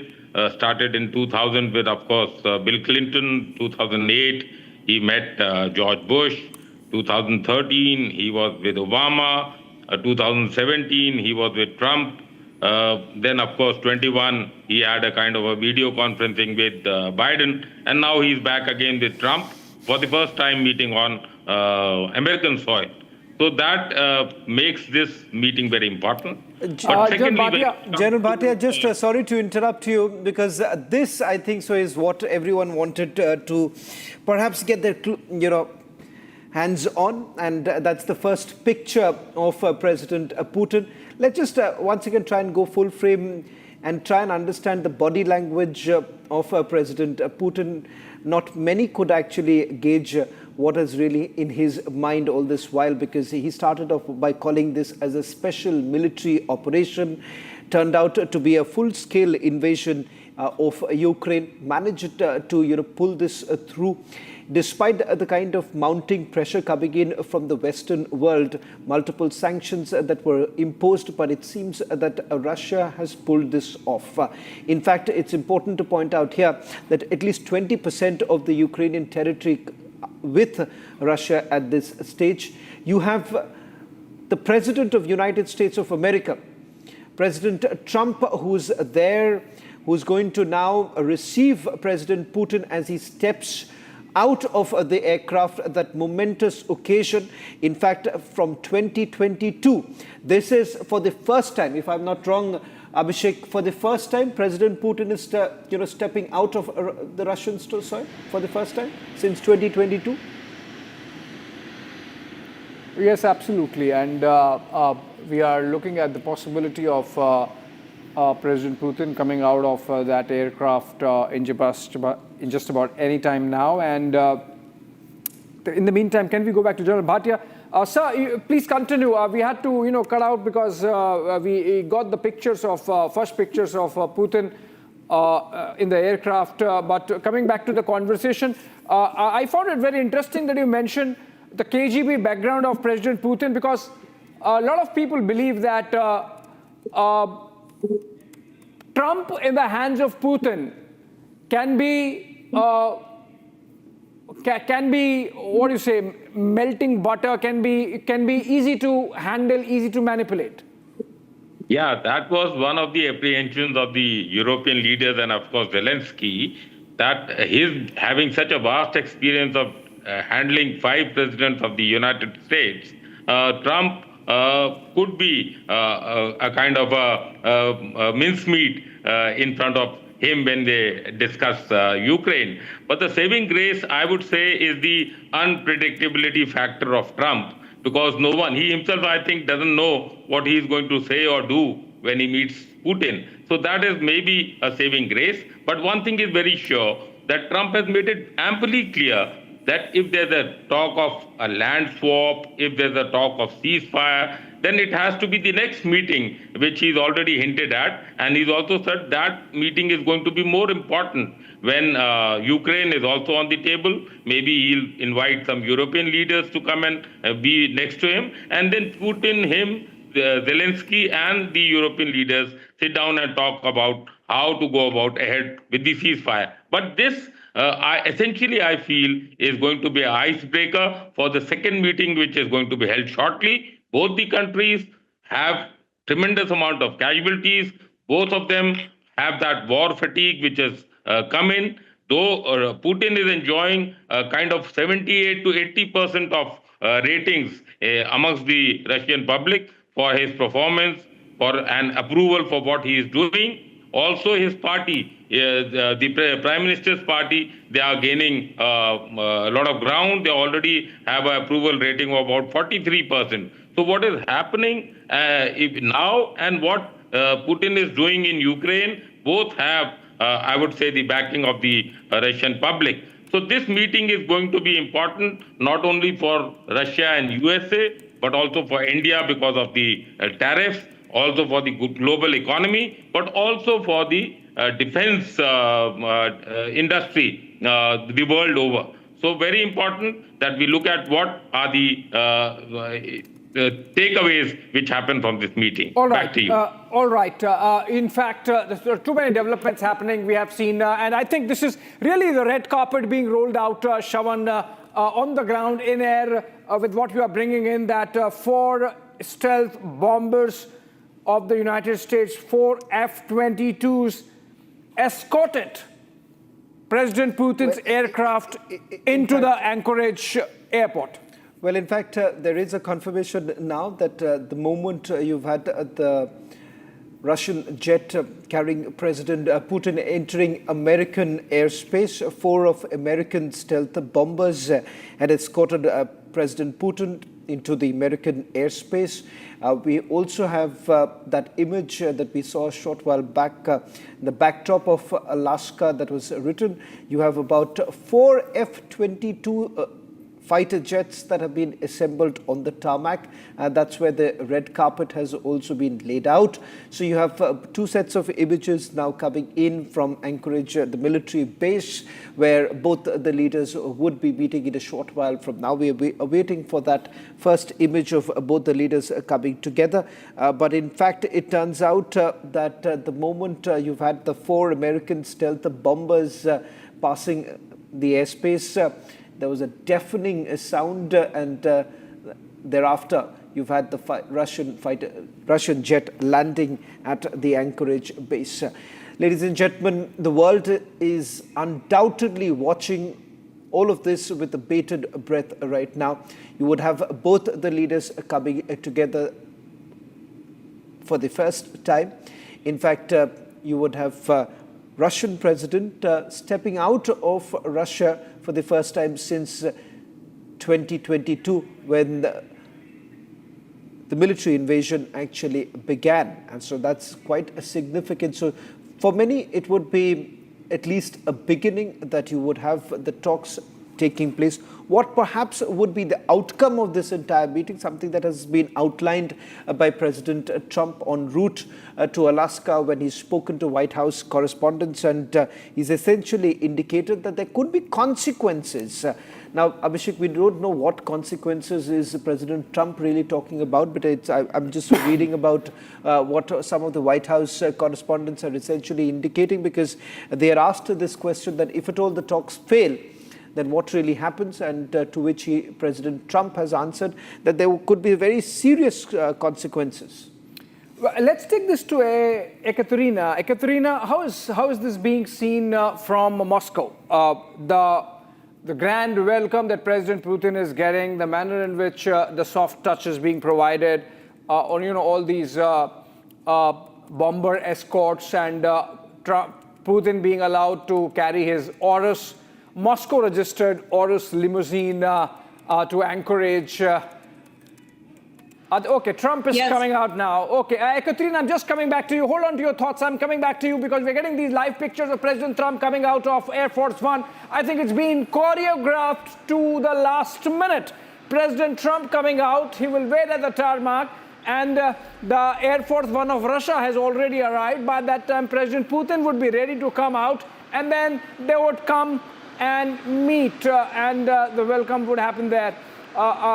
Eagle has landed. Eagle landed a long time back, wheels down, but it's now that President Trump has come out and President Putin comes out together. So it's choreographed to the minute, Shawan, and on the tarmac, the 2 leaders are going to meet.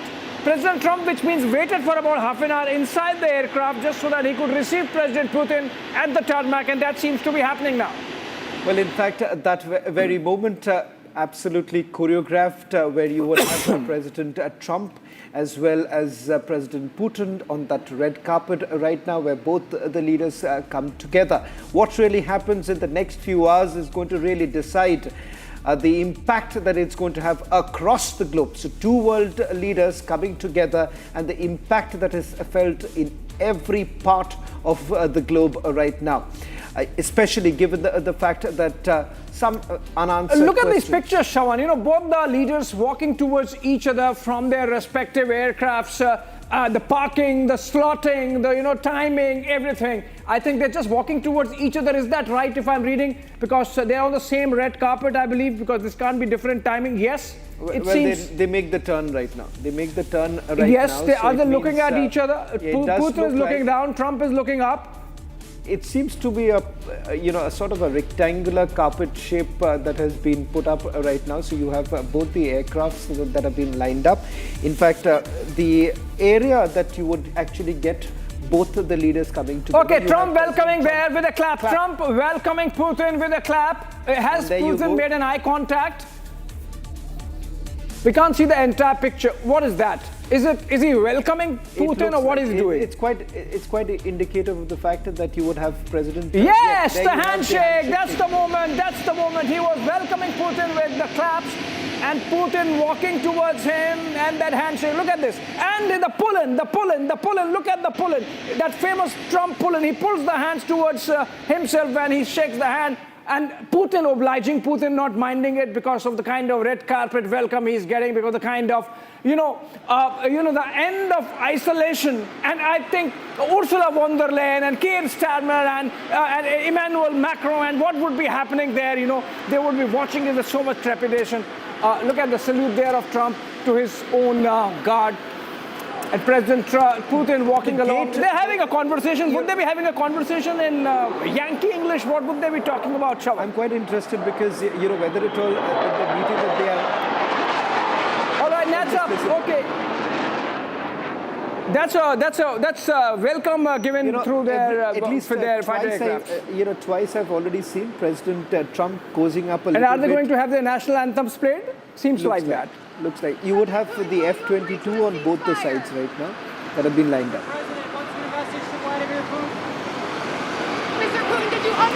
So this is it's a photo op. Yes, it's a photo op. The questions are being asked. Can we up the sound, please? Up the audio, please.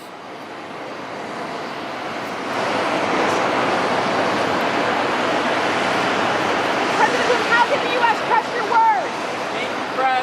All right, well, just a photo op. There were some questions. So Putin said, I can't hear it. And he's being given a demo of F-35s or what? This is the F-22. This is the F-22 stealth fighters. At least 4 of them are lined up as part of the photo ops. And they're driving together. They're driving together. It's not that they are going to be in different cars. So President Putin gets to sit in the beast along with President Trump. Is that right? Right? They're sitting together? Yes, seems like they're sitting together. It's quite a departure from protocol. Generally seen, you wouldn't have had, the president of another country being part of the beast. Now that's quite a departure from the US traditions. We have had earlier pictures of Prime Minister Modi being taken in the beast by President Obama when Prime Minister Modi was in the United States for the first time. Circumstances. Obviously, these are different circumstances. These are different circumstances, keeping in mind that someone who was almost seen as a pariah all this while now gets a direct entry to the beast. Next would be the White House perhaps, but we don't know what's going to really transpire. But it seems that all efforts have essentially been made to have the icebreaker right now. Both the leaders coming together. President Trump sees this as a great opportunity for him, for himself being projected as a world leader who's brokering peace.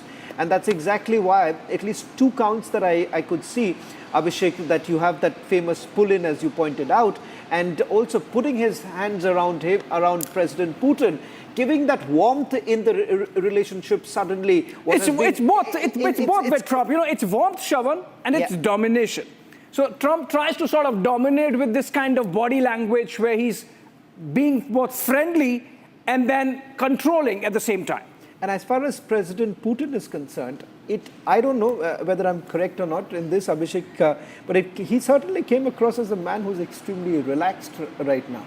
He, at least from the body language, the typical President Putin gait, which was, there you have both the leaders smiling here. President Putin, I haven't seen President Putin smiling so much, Abhishek, at least. All this while all that we saw was inside Kremlin, the only images that came in of President Putin. But this, all the graces, smiles and claps and hugs and look at the way he's actually walking on that red carpet. He knows that the agenda that he has on his mind has been achieved to a greater extent. The very fact that today he has landed on American soil, he's been welcomed by an American president. He's answered to the critics sitting out of Europe who thought that they would have been able to pursue the American agenda for a very long time, but it seems things are rapidly changing. Now, whether at all both the leaders will be able to continue with the camaraderie that we are essentially witnessing right now is something that one is going to wait and watch, because what happens inside the room right now, there is a change. What was earlier decided to be a one-on-one meeting, it seems for a certain reason, it's now been expanded to a 3-on-3 meeting. And then, of course, there is an expanded bilateral meeting that's going to take place with host of delegations, host of other leaders joining in. In fact, there is also a confirmation, Abhishek, coming in as to who exactly would be there from the Russian delegation. As we had predicted, it's the Foreign Minister, Sergei Lavrov, and Yuri Yushakov, who's also the policy advisor of President Putin, who's going to be part of the 3-on-3 meeting. I'm curious, Shravan. I'm still thinking of this moment, the presence of mind of Trump of saluting the guard, and the exact spot where Trump walks in and waits, the other side from where Putin walks in, and the friendly banter they have, sort of, breaking the ice, very comfortable, at ease, you rightly notice, and they meet as people who are familiar with each other. They meet as friends. They look at the aircraft which has given them sort of a sortie salute. And then the photo op. The shake hand, they pull in. Look at the pull in. Look at the pull in. That's like, okay, fine, mate. Tapping. Good to see you. And let's have a nice conversation. Let's have some takeaways. What do you think they would have spoken about? I think so. It's clear that President Trump is the first indication that he's made is of the deal itself, because here you have a business tycoon also. Let's not forget, it's a typical way of what you would have had President Trump essentially trying to woo the others. And the client here is none other than President Putin here. And look at just a moment later, when it seems like President Trump actually says something and President Putin couldn't perhaps really, that's the bow that he bowing down the left-hand side and trying to hear what exactly President Trump has to say. And then, of course, there is a host of questions essentially that are being asked to both the leaders. It seems at that point in time, President Putin indicated to President Trump that he's unable to hear the questions, and that's when both the leaders actually departed. Interestingly, both the leaders left in the same car. So is that also another moment when both the leaders will get a chance? That seemed like impromptu, because President Putin has flown his own Urus limousine, and we saw the pictures of that car earlier. Do you think in a case of, at least for the Russians, they would be agreeable to this sort of an impromptu, let me take you in my car kind of a situation? Already happened. So it's already happened, and they have traveled together out of the tarmac. And I believe they're heading straight for the summit venue. They're not waiting. They're not, going to the hotel and then going to the summit venue. I believe the delegations are already in place. Let's get to brass tacks. Let's get to brass tacks. And I think the handshake that happened, Shravan, it was clear indication. Let's get some views also. Open up the floor and get Ekaterina now back in the conversation. Ekaterina, you are looking at the pictures, I'm sure. What's your takeaway from the handshake that took place between the two leaders? Yes, of course, truly historical pictures, what we are watching right now. And I can only imagine from Moscow how tense the atmosphere there on Alaska, because, we see that both leaders are smiling. Trump is showing that he is controlling everything. He put Putin into his car. And actually, they both look very happy. But we must remember that this summit was organized in a very short period of time. It's not usual. And as far as I know, it was very hard to organize everything from the point of security, from the Russian point of security. And we also remember that Putin is under all kinds of sanctions, and the International Criminal Court is wanting for him. So I don't think that they really happy and everything okay. Looks like it's kind of a tense atmosphere there. But of course, it's historical pictures. And as for Moscow, where I'm based right now, I think almost everybody is watching this summit, and actually a lot of people are following this event because it's truly historic. And I also want to remind that Putin is the first Russian leader in the history of modern Russia stepping on Alaska soil. He's the first one to visit the state. Right, and Peter, how you look at these pictures? The optics. Did the two leaders got the chemistry right? The manner in which they shook hands, they met. Trump clapped the walk of Putin from the aircraft to him at the red carpet. Everything seems like choreographed so well that maybe the mood is set, the momentum is going for some breakthrough in the talks. You know what I found to be even more significant was that on the plane, Trump called Lukashenko. And he praised Lukashenko, and he talked about how highly respected he is. In the United States, Lukashenko in the media is always considered to be a Putin puppy, really. You know, that Putin runs Lukashenko. When they started the invasion in February of 2022, it was with the support of Belarus. And the fact that Trump would call him and then say all these positive things about him, to me, was almost bizarre, because I think the U.S. has no relationship with Lukashenko except to treat him as a dictator and a thug. So that was an indication to me that something positive might come out of this. The meeting there, when Putin and Trump met, I thought it was very positive, very friendly, very chummy. And we know that Putin is calculating, Putin is smart, Putin is strategic. Trump, on the other hand, depends on his own personal charm and charisma, and is very off the cuff. You know, he doesn't have the depth of a Putin, or the strategic capabilities of a Putin. And so I thought that they both presented themselves in the way that would work for actually potentially making a deal. They could have a fight in the backseat of the car on the way to the meeting. We don't know what's going to happen, but I think it's off to a good start. So I'm encouraged by what I've seen so far. Right. I think we're getting the latest, which is that both the leaders have moved towards the summit venue, which is the Arctic Warrior Event Center. And they would be first having a closed-door one-on-one meeting with just their translators. I think so. And then the three-on-three. There's a change to that. There wouldn't be any one-on-one meeting. It will be a three-on-three. In fact, a confirmation has now come in from both sides, from the Kremlin as well as from the White House. As far as the White House is concerned, they have now indicated that Secretary of State Marco Rubio as well as Envoy Steve Witkoff would be part of the meeting. That's the first meeting.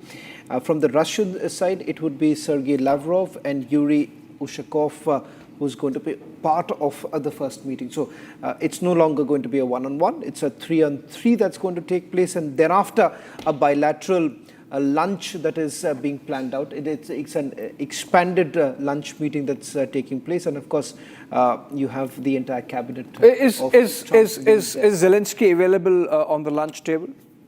It doesn't look like there's no. Can we ask that question? Is Zelensky the side dish, or is he the main dish on the table? You know what he has done in what we say in television language, that he has basically recorded his piece to camera. He's recorded his piece to camera and he has sent it across and sent across the message that he's But whether that piece to camera would be used in the package is the question, Shawan. No, I don't think so. I don't think so. That's happening anytime soon, because here in that piece to camera that has been done by Ukrainian president, he's essentially said that, yes, this is the format of the meeting that should be, but I should also be part of that kind of a meeting. So here you have the Ukrainians extremely worried at this point in time because they are unaware or perhaps unsure of the outcome of this meeting. And to be fair here, you are talking about a country which has already gone into a war right now. The future of another country is being discussed without the leader of that particular country. So here you have a situation where both of these world leaders could actually decide how it is going to really look like this morning, at least here in India. What is it going to look like tomorrow when we wake up? What is it going to look like? Will the war end? Will there be a ceasefire? Or will Trump actually walk out in the next 2 minutes? I'm sure, Peter, what are the chances, that with so much invested in the optics by both the sides, there would be under pressure and compulsion to back it up with some substance. And it might come to just that. Trump might say, okay, fine, with all this that has been done, let me have my Nobel Peace Prize. But it's very important that they bring Zelensky into this quickly. Ukraine not only has to be involved in these discussions, but Ukraine has to be able to walk away with something also. Ukraine can sabotage this in many ways. We know that there are people who want this summit today to fail. You've got in Europe the coalition of the willing, which means that they're willing to fight to the last Ukrainian. You've got Zelensky and a lot of people in Ukraine who don't want this to succeed. You've got some people in the U.S. Congress, in the House and the Senate, many people who don't want this to succeed. We've got most of the editors of America's newspapers who don't want this to succeed. So there's a lot that they're up against, and they've got some very difficult issues to wrestle with. This will not in any case be an easy negotiation, but at least if they have a framework. But what I started to say about the importance of including Zelensky is that Ukraine has got to buy into this also. They're not going to like it, but they have to accept it in a way that they're not going to continue sustained guerrilla operations and attacks and planning to fight to get their territory back. I think there are three fundamental lies that have been sold. Number one, if you look at the U.S. media, every time it talks about the invasion of Ukraine, it says the unprovoked invasion. Well, I can tell you one thing, this was a highly provoked invasion. I don't support it. I don't think that it should have happened, but it was highly provoked and almost predictable. Number two, the idea that Ukraine... Peter, sorry to be interjecting. We're getting these pictures of Putin and Trump, I believe, with a press pool and giving their opening statements at the summit venue before they go in for the talks. So if you can cut to those pictures, of course, B-2 bombers flew over the two world leaders. I'm told these are the same B-2 bombers, Shawan, which flew over Fordo and blew up the Iranian nuclear facility underground. The underlying, meaning of the B-2 bombers that have been flown by United States of America while you have the Russian president on American soil. I don't know what messaging does the Americans really want to send across, but all the trappings of a proper welcome has been rolled out for President Putin. A confirmation now, the military fly over. Okay, pictures from inside, Shawan. Pictures from inside, the opening comments perhaps. Let's cut to that. Come on, guys. Why did President Trump trust your word now? Thank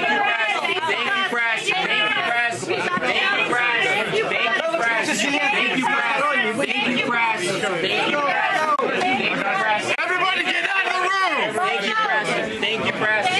Thank you,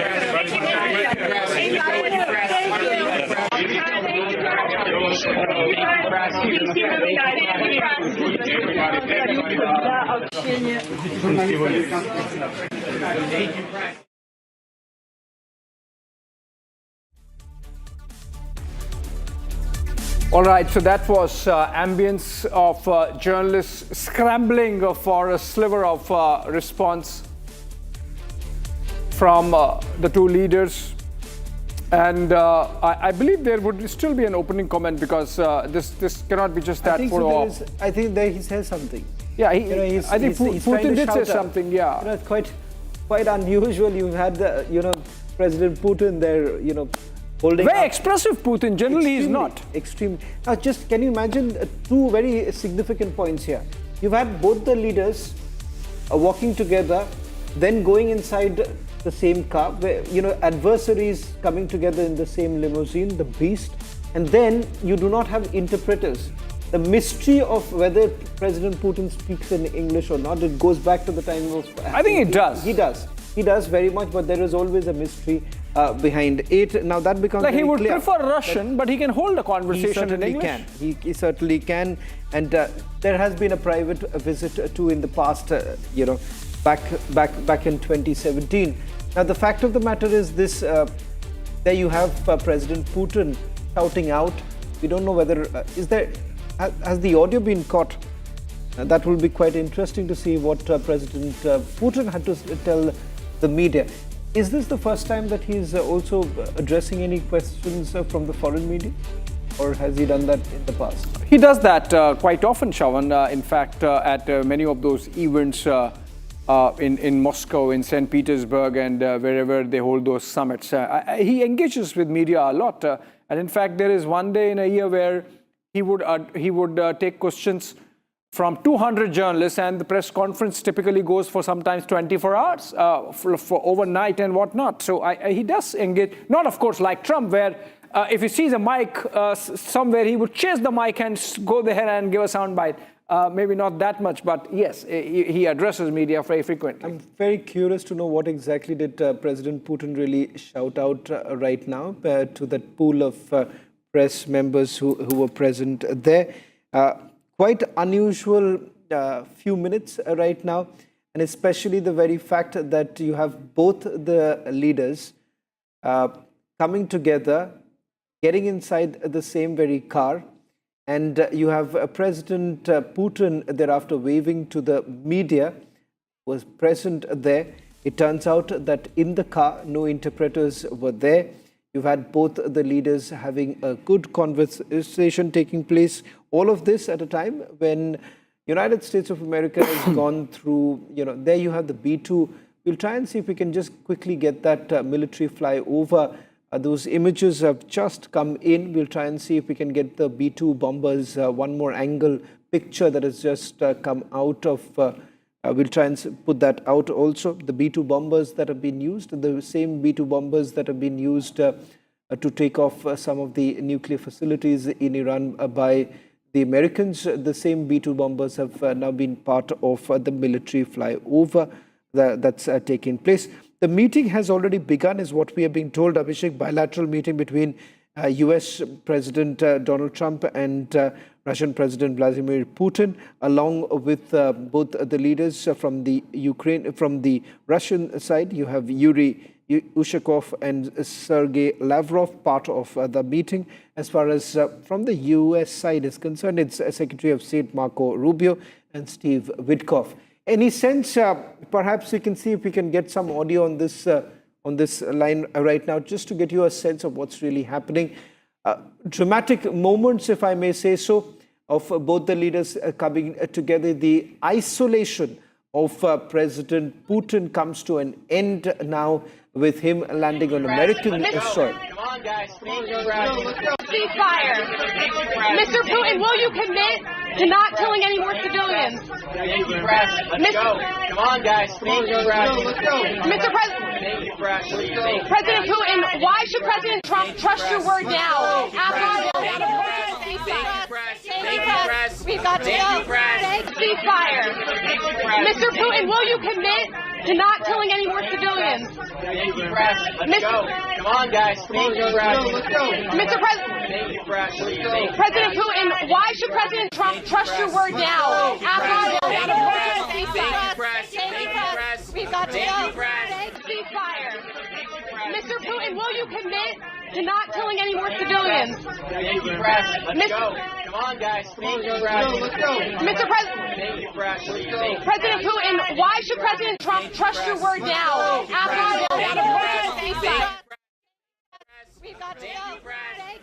We'll also Right. be joined by our guests who are joining us on this broadcast. We would be having it a short while from now. A Lithuanian politician. He's also the member of the European Parliament who's going to join us on this broadcast. Olena Trigub, who's she's the Ukrainian strategic affairs and governance expert, joining us from Poland. Peter Kuznick is there with us. He's the director of nuclear studies at American University. And in a short while from now, Vibhuti Jha is also going to join us. Olena, if I can take this question to you with regards to both the leaders now coming together. United States of America has gone a step further, especially with all the trappings of a proper welcome being given to President Putin. It seems the isolation is completely over. But for the Ukrainian president, these images are going to really worry him. Yeah, absolutely. Of course, these images, meeting discussing Ukraine without Ukraine being present, of course, it creates anxiety among Ukrainian people, not just Ukrainian president. However, at the same time, Ukrainian people understand that some things about Ukraine in reality cannot be decided by Trump and Putin, and Trump himself said that that this is a preliminary meeting and so on. But what Ukrainians are unhappy about is that there is a risk that Putin will use this meeting to legitimize himself and to also ask to delay sanctions or lift some sanctions in exchange for pretty much nothing or some temporary ceasefire, which would be very temporary. So here everybody is anxious to see whether Trump will let himself be manipulated or not. So this is a test for Trump, first and foremost.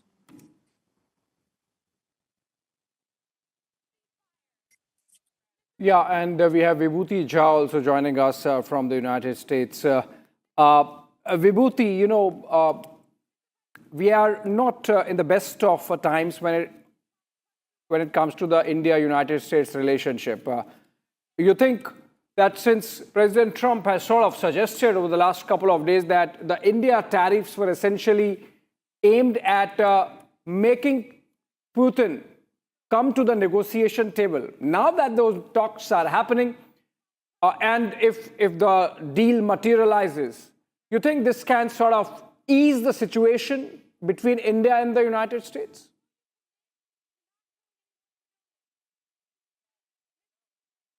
Can you unmute yourself, Mr. Jha? Yes, I did. Thank you very much for having me, and along with other guests. Look, India-US relationship was always prospering in the last few years between Trump and Modi's friendship and the economic and political needs of both the countries. But of late, because of the Ukraine war, in which India had no role to play, India did not cause the Ukraine tragedy or Russia-Ukraine war. So it's very important for Europeans to figure out why in heavens did this war ever start. If you do not address the why of it, all your solutions will be fake. You are looking at right now, when you saw the pompous play here, you are seeing the master spy and the great hustler in the battlefield together. Or it is a prize fight between the two, the wrestler and the shooter, as I might call it. So here is the issue here. Trump is right. Needlessly, people have died in this war. And there has to be an accountability. Who in heavens did it? Why this war ever started? You have to punish those people as well, and accountability has to be created. The Ukrainian refugees, Ukrainian deaths, the Russian soldiers' deaths, properties damaged. But what is important here is to understand that Europe always has had a fetish for war. And I hate to say this, but that's true. European imperialism and colonialism is responsible for all the flashpoints in the world today. India, China, India, Pakistan, the Middle East crisis, you name it. It has a handiwork of the European imperial and colonialism attempt to dominate, control, and manage the global resources. That's the battlefield. You are going to see here now that enough number of people have died, enough people, there is general sickness around the world about this particular tragedy. Now people are talking about, okay, now let's go and make some money. So you are going to see Ukraine become an example of economic reconstruction, which it deserves for after all the destruction. But you also have to remember, Ukraine also was branded. I do not know, I have never dealt personally in Ukraine, but it's also known as tragically as the most corrupt nation in the world. So you have lots of things playing out here. Trump has gone there only to set the agenda. That it is his own word. He has gone there to set the agenda, possibility of a next meeting. He has also said that if this doesn't happen, I'm going to walk away. So he's definitely driving the position from a strength, American military might and American military show and the economic power that they have. That's why they can tariff anybody as they want. So you are looking at here in a very interesting situation. Ceasefire, for any peace settlement to happen, there has to be a ceasefire. You have to cease hostilities and stop killing people. That is a must. But will Russia accept it? Russia says no to that, no to that decision.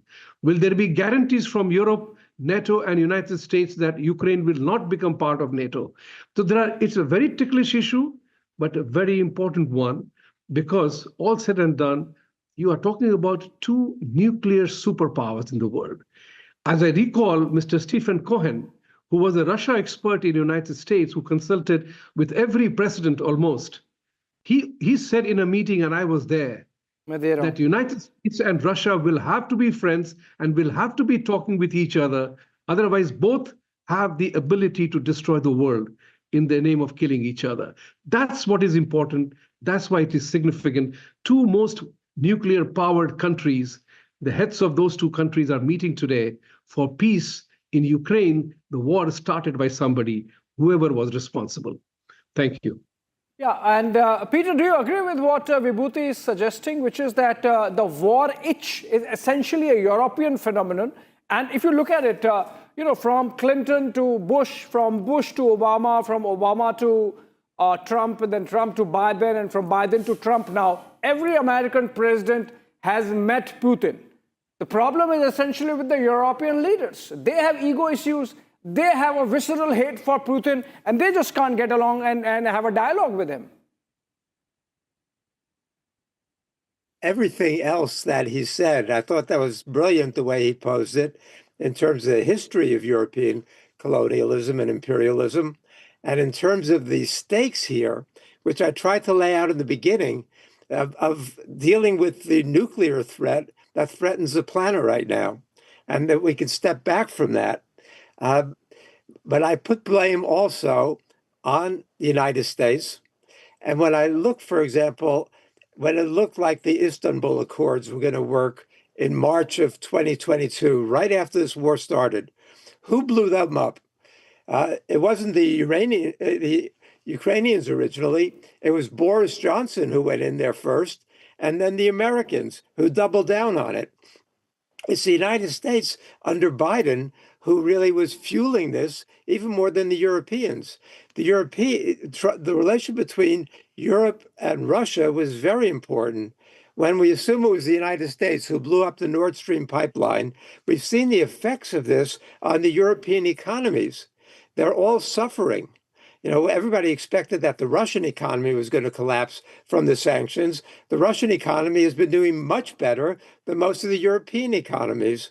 So the Europeans have an incentive, but I agree that they are an obstacle.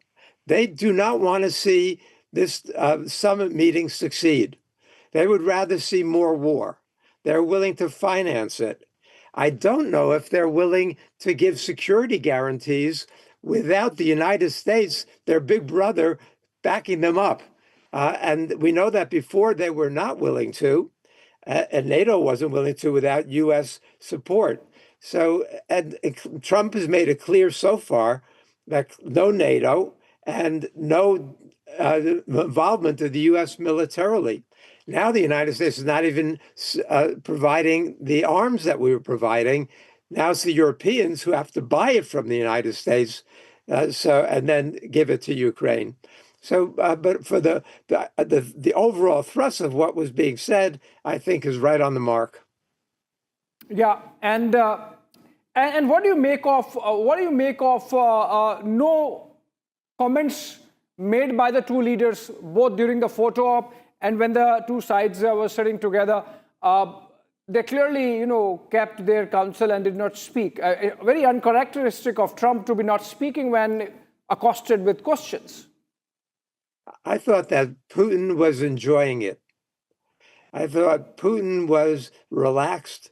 He was smiling. He was bantering. Putin is not afraid of taking questions. He can answer all these things. Trump was sitting there kind of stiff. I don't think Trump was enjoying this. But the other thing, we saw their advisors around them. Well, why do you say that, Peter? You think something is weighing on the mind of Trump? Well, it's hard to say what goes on in the mind of Trump. I wouldn't, offer a guess at what goes on inside Trump's mind. I've never been able to follow it. But he's observing this situation, and his body language to me was much more uncomfortable than was Putin's body language. I believe we have Olena continuing with us, right? Can I take this question? Okay, we have Rasa Juknevishin. Sorry if I did not get the name right. Is that you, Miss Rasa? Yes. Yes. Okay. Can we get the Lithuanian perspective from the Baltics? How you see this development happening with the peace talks and the kind of bonhomie that we saw, we are seeing now between President Trump and President Putin, the kind of reception he has got with that B-2 bomber fly past and a ride in the beast of American president. You think some breakthrough is likely? First of all, thank you for invitation to speak in front of your huge audience. I don't know if I was very correct to hear everything what was already said, but I want to say some words what I heard. Really, sometimes I will be very blunt and open because the time is such. I am horrified at how Russian lies affect even the most intelligent people. European Union, Europe is not anymore colonial. Russia is the only colonial imperialistic power left globally. They are occupying everything around. They are killing their own people. I mean, Kremlin regime. It's dictatorship. We see this dictatorship as Hitler and Stalin together. It's Putin. And Russia is really a big threat.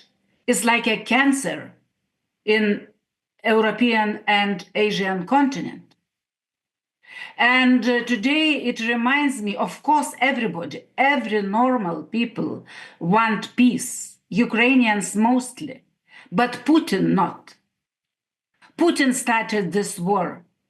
Putin started to kill people. And he is threatening us as well. You introduce me as from the Baltic states. I know what does it mean, Soviet Union. And I know what's happening in occupied territories of Ukraine today. How many people are killed, imprisoned. It's a lot of stories. Please tell your people the stories about, for example, young journalist Victoria Roshina. Her body was back in pieces. It's a terrible regime. We have to defeat it, first of all. And I don't see this now, today, on American side, unfortunately. And it reminds me history, 1938, when some politicians at that time, like Chamberlain from Great Britain, was back saying that he agreed on peace with Hitler. What happened in 1 year? Huge World War II started. And that was after this deal in Munich. So we feel the same today. The deal with evil, deal with war criminal, will come with huge war later, because Putin will not stop. For him, it will be not enough just few regions. He will reshape himself and he will attack again and again.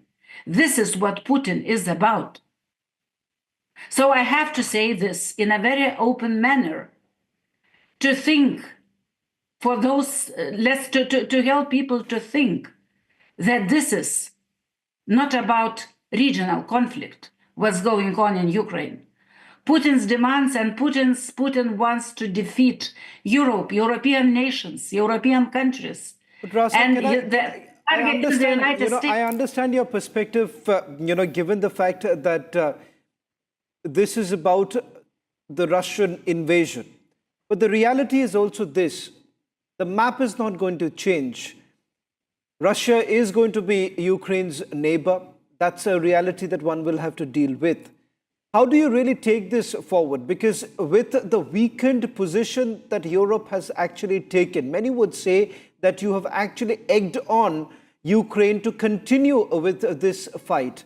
And the reality is also this, that somewhere down the line, the hardened position that the Europeans had actually taken has only led to a situation where the Ukrainians are fighting it on behalf of the Europeans. So what are the alternatives? To give up and to let this imperial colonial power to swallow one country by one? Next will be we. We will be the next. I was Minister of Defense, 2008, 2012. And I know that Putin was preparing attack against Baltic states then, few years before Crimea was annexed. Ukraine helped us and saved us from this attack. And we were debating this in Pentagon as well. What can happen?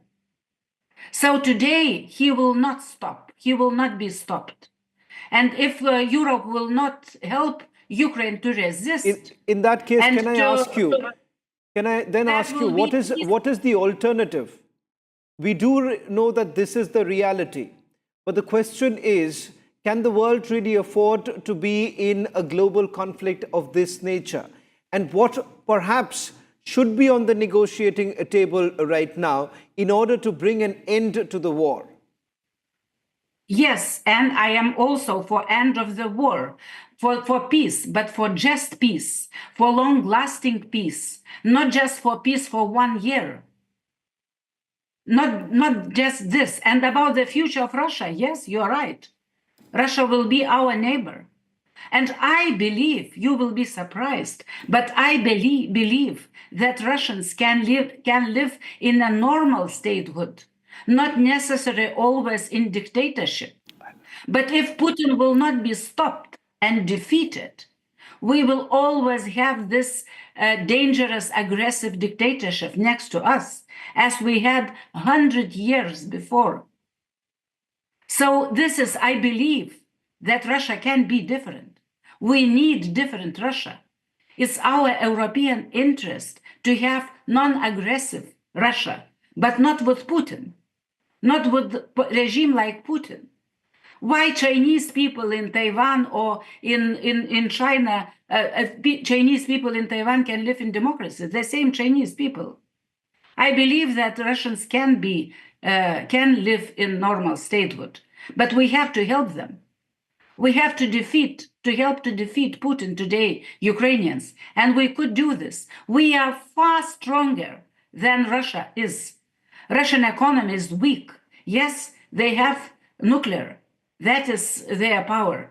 But no one president of the United States, everybody were too weak to say that we are not afraid of that. And Putin is blackmailing all the time. So I think weakness of the West, when Ukraine and Georgia were not invited for NATO 2008, was vital, huge mistake. And Putin was informed, or got message that those gray zones he is able to attack. Gray zones left in European continent is the reason why Putin attacked them, because he is opportunistic. So I don't agree with those who say that NATO is something which can provoke Russia. No, vice versa. Gray zones left without security, they provoked Putin, and he did what he did. So I am disappointed what happened in last months in the United States. I still hope that maybe America will keep going strong. Everybody hope for a strong position of America. I still hope, I still have this hope that history will not be repeated as it happened tragically in 1938. But up to now, unfortunately, I see that Putin is winning this, as was mentioned in your program, that he is not anymore in isolation, that he is leader equal to Trump. And this all Russian propaganda today, I was listening in Russian, they all the time are saying the same. For Putin is like a breakthrough. And unfortunately, American president did that. We are far stronger to defeat this evil. Now we are talking about leader. He's not leader, he's more criminal. Can I ask you a question? Yes, please. If everything remains same, but Ukraine agrees not to join NATO, is that reasonable price to pay for a lasting ceasefire on the ground in Ukraine, in Europe? No one in Ukraine can say this. It is written in their constitution, by the way. They have to change constitution to refuse to join NATO. And they have to have majority in the parliament to say this. But what's wrong? If it brings peace, if it can stop the killings, why not? I mean, what difference does it make if there are security guarantees given to Ukraine, except for short of joining NATO, security guarantees are there, then why not just accept it? Look, if it will be guarantees equal to NATO in some time period of time, I think it's possible to negotiate, to talk about this. So because we now in European Union, Ukraine is candidate country, and we in European Union, we have started to build our own defense union.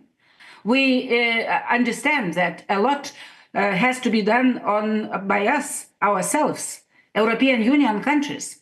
And Ukraine now is part of our defense union since the very beginning.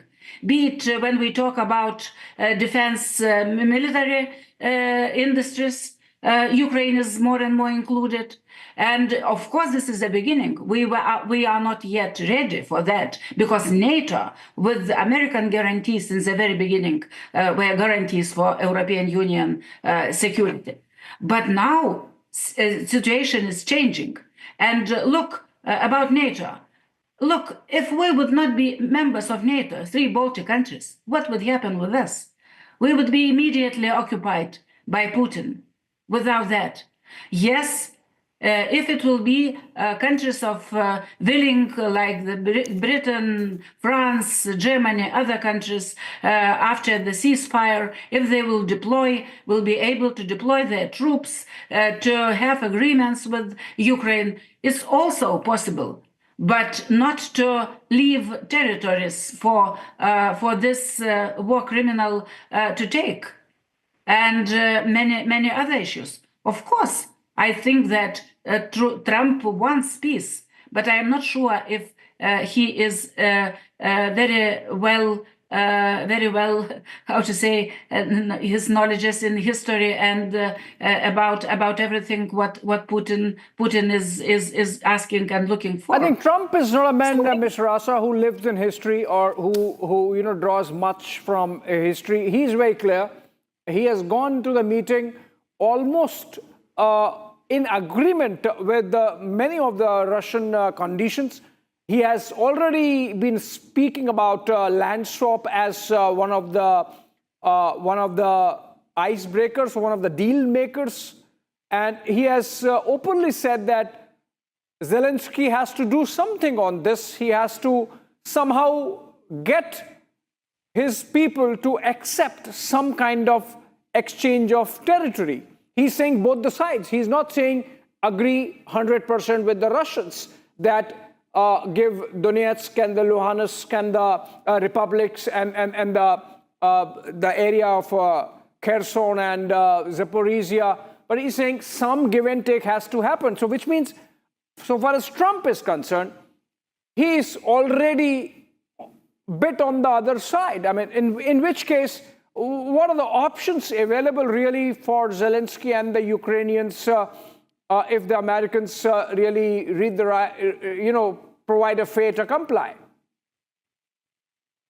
So imagine situation if China is coming and asking pieces of India. Sorry? What would be your response? Sorry, I missed that. It's a pretext. It's a huge pretext, very dangerous one. Because Putin will grab and grab and grab in future. It will be a pretext for others to do the same, to take Taiwan, to attack something in some other countries, in other regions. It would be a huge mistake. Okay. And by the way, Zelensky did a lot. Okay. Did a lot in speaking, in communicating with President Trump and America. Everybody understand that the United States is a huge country, important one. Okay. Yeah, I'm really liking this engaging conversation that we are having. Stay with us, because what you are saying, Ms. Rasa, is absolutely in counter juxtaposition of what Vibhuti was saying, for example. Vibhuti, do you have some response to the couple of points that she's making? She's a former defense minister of Lithuania. She's saying that what is happening now almost amounts to appeasing Putin, and it's a throwback to 1938 when Chamberlain sort of appeased, not sort of, actually appeased Hitler, and that it did not in any way satiate Hitler's, Hitler's want for a war, and that it would not change Putin's war impulse. And that's the fear that they're on the ground in Lithuania, in Ukraine, and many other countries in Europe. Vibhuti. I mean, the honorable defense minister of whatever country you are, I didn't get it. Lithuania. But let's put it this way. Let's put it this way, very simple. Hitler also was from Germany and was Europe. Let's not make it Asia. And Europeans have a very smart, way of injecting their problem on the rest of the world. Look at the facile manner in which the honorable defense minister brought in China and India conflict in that part of the conversation. The issue is Ukraine and Russia, Ukraine and NATO, Ukraine and America, and that is the issue. Let's talk about that. Let's not bring in China, India, and Taiwan. It's none of Europe's business. Let me put it this way. It's none of Europe's business. The second part is also very important here, is the fact NATO is the only war club, members only, white countries only, members only. Only Turkey is the one which is part of the member. Why? Because you perceive Russia as an enemy. That's okay. You can perceive Russia as an enemy, but why have a war club? Can't you fight your own battles? And America is part of the thing because of the Second World War remnants and everything else. If there was a China and India were to make a treaty for Pacific Treaty, how would Europe react?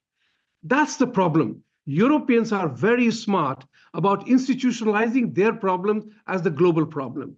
Now, for saying putting pressure on this peace negotiation that is happening, that Putin has already won and Trump is giving concession, that itself is absolutely ridiculous. When people are meeting to talk and resolve an issue which was not started by Russia, not started by India, and to punish India for Russian oil purchase, which Biden came and asked Modi to buy to stabilize oil prices, you can see the double play, the duplicitous nature of Europe. And that's where the problem lies. Vibhuti. All world's problems are European created. And I'm totally Vibhuti, unabashed about saying that. I would want an answer from Rasa to that, but and I want Peter also back in the conversation, but just a bit. I have to take a dip on the ground I have to go to Anchorage, where our reporter Nick is joining us live once again, and just let's take an update of how things are going there. Nick, did you get a hotel room first, and then please tell us what's the latest in terms of the talks? They have begun already?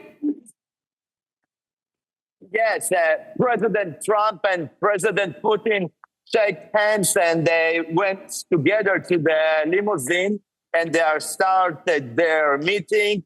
This meeting is a historical meeting, and probably that is the hope of many people. They will reach an agreement. And you can see here behind me, many Americans came here to support Trump, to support peace, to support this meeting, and they are hoping that peace will be achieved, because there are a lot of opportunities to both countries, and if they will operate, it will be much better for both of the countries. And today, historic meeting can be the shift, because Trump saying it is Biden's war, it's not Trump's war, and Trump wants to end it because too many people are dying, and there is no reason for so many people to die.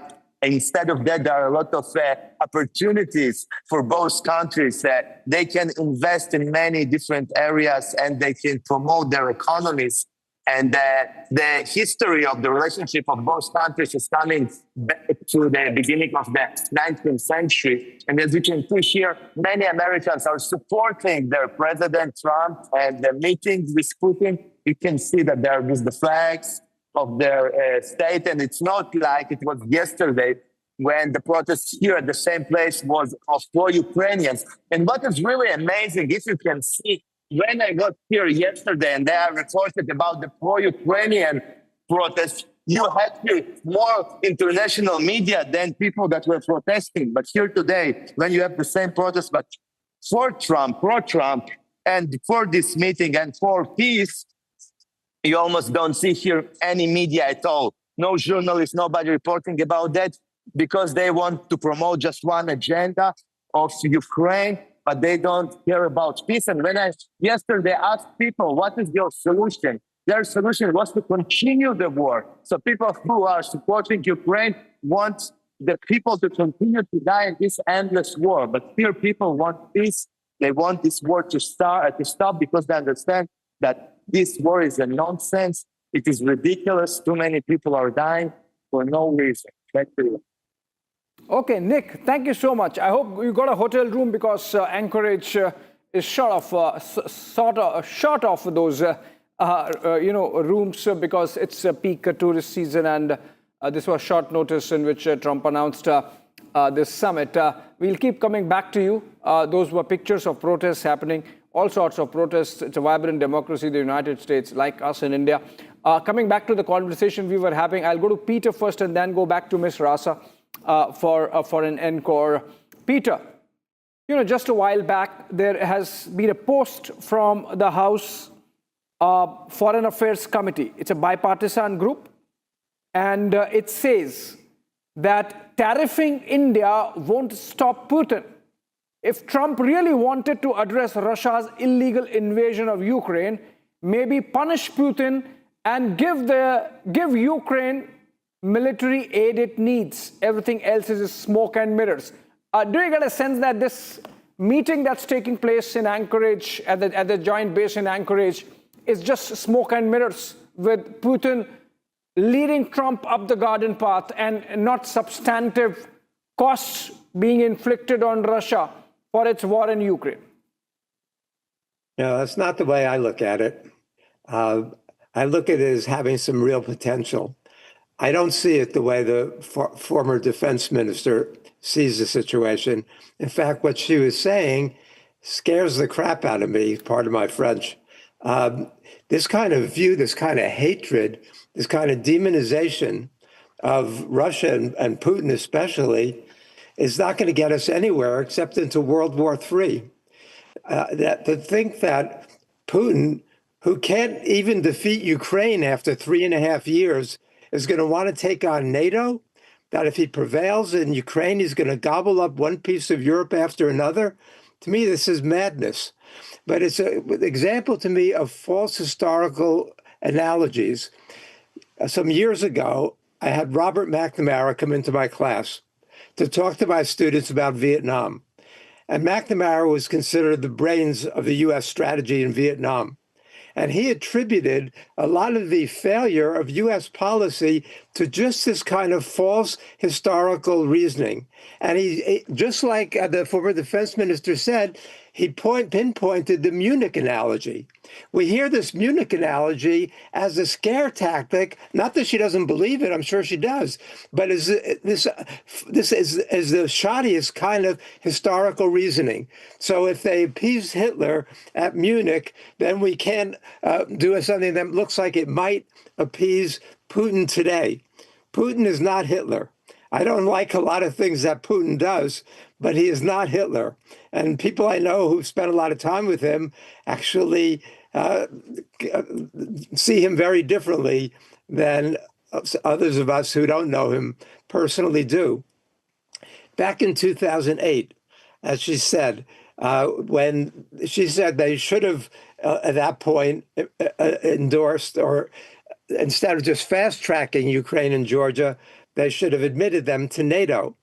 The U.S. ambassador at the time, who was recently our CIA director, William Burns, wrote back a memo to the White House after George Bush called for fast-tracking NATO and Ukraine and Georgia. He wrote back a memo saying, "Niet means niet.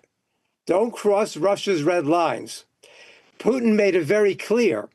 Putin had been very friendly to the United States initially when he took office and after 9/11. But Putin was very adamant about the expansion of NATO. And he made very clear in his speeches from that point on that he could not trust the United States since it was pushing for NATO expansion up to Russia's doorstep. Why did NATO need to do that? It didn't need to do that, and it was very, very provoked. This war could have and should have been avoided. The Minsk II agreement was on the table. It would have kept the Donbass and these other regions back inside of Ukraine, but they sabotaged it. As the Germans and the French admitted afterwards, they deliberately slow-walked it just to be able to prepare for the military confrontation that they saw coming. And that we could have, if diplomacy has become a dirty word, and I think in her vocabulary it's still a dirty word, we need to negotiate. Can I guarantee that Putin would never attack another country? No. Can she guarantee that he will? No. Absolutely not. But the Europeans keep on saying this, that if Putin gets a toehold, if he gets a victory in Ukraine, he's going to gobble up one piece of Europe after another. To me, that is totally irrational, illogical, and to try to sabotage a potential peace agreement over a false historical analogy, to me, makes no sense at all. We don't know for sure what's going to come out of this, but at least we have the chance of peace. And what she's proposing, I think, is World War III. Ms. Rasa, now do you really, I just want to add to what Peter and Vibhuti have said, and then you get to answer. We can also play the pictures of released by the White House of the place where these talks are happening. The backdrop says pursuing peace, so that bit of clarity there at what both sides are looking at. It's just that the modalities and the details, as they say, the devil is always in the detail, and that's going to come out on the other side of the talks. But Ms. Rasa, the premise on which the Cold War ended, or the Soviet Union in fact ended, was that NATO will not NATO would not expand. That was an understanding that was given to Gorbachev and Yeltsin both, that NATO would not expand eastwards. Maybe it would be disbanded. But what we have seen subsequently over the last 3 decades is that NATO has more than doubled its number of members and continues to grow, and they want Ukraine also to become part of the military bloc. So Russia there has a valid point that It's an understanding of which the Western Bloc and Europe is in breach.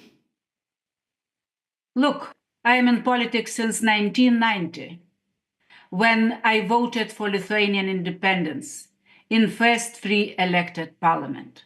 And I know everything about our membership in NATO. It was not NATO expansion. It's wrong wording. And Gorbachev and others, there are no evidences about any promises. And NATO countries, some NATO countries, were not happy to invite us. We nations, we wanted to join NATO. We, Polish, Lithuanians, Latvians, Estonians, we wanted to join NATO. It was a long way. I was working on our NATO membership since the very beginning as member of parliament. And I know that it was a lot of resistance in many NATO countries. And we had to fight heavily to achieve this. And the same with Ukrainians today. Luckily, we were lucky to join NATO before Putin became so brutal and changed Russia from Yeltsin to Russia, what is we have now. Look to Finland and Sweden.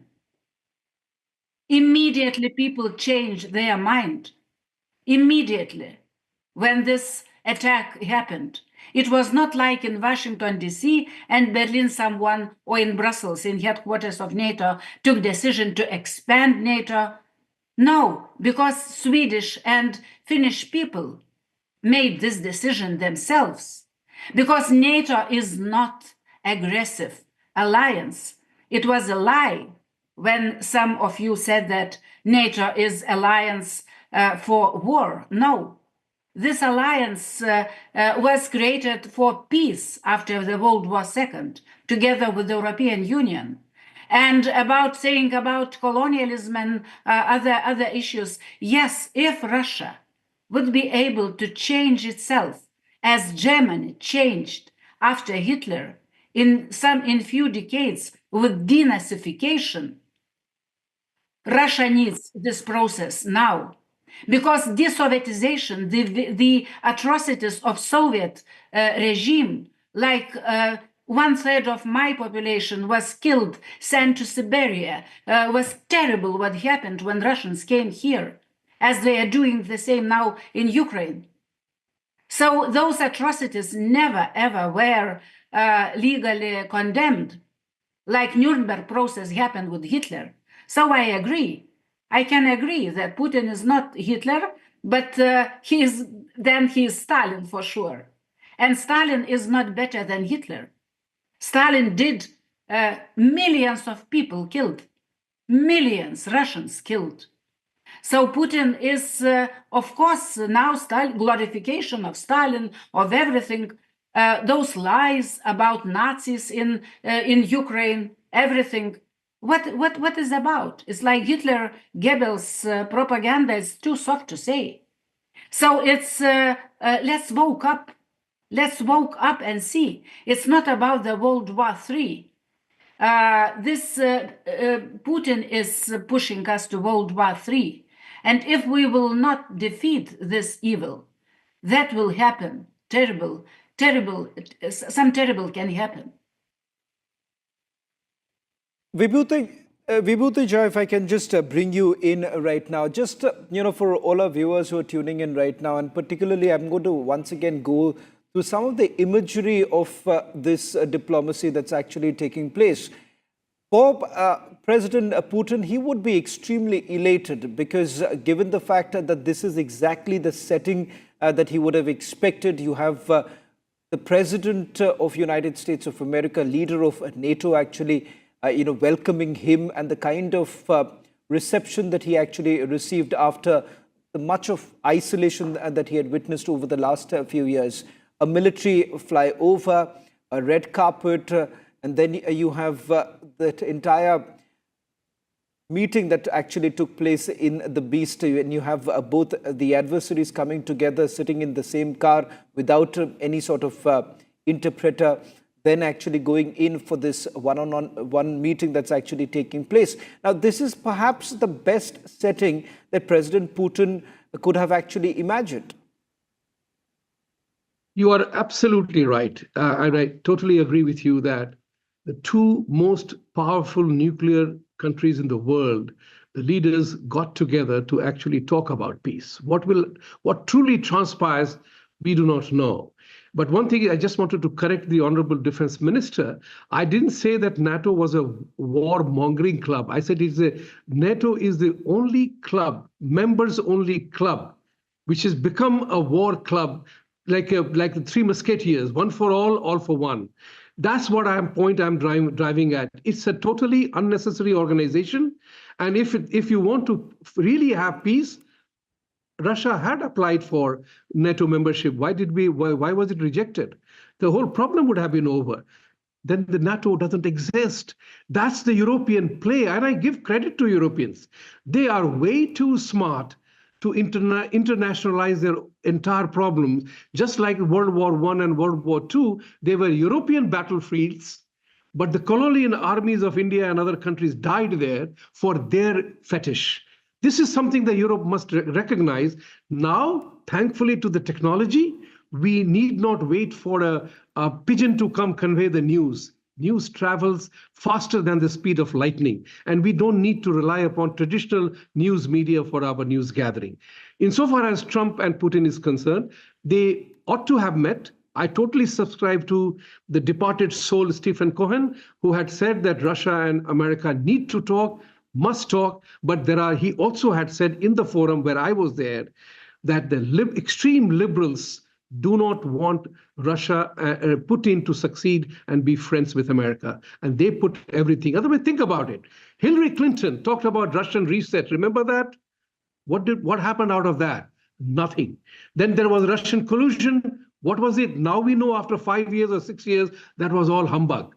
This is the tragedy of democracy that we are seeing, where you accuse somebody, shoot and scoot, you tell a lie, and then it will be found true or false 6 years later.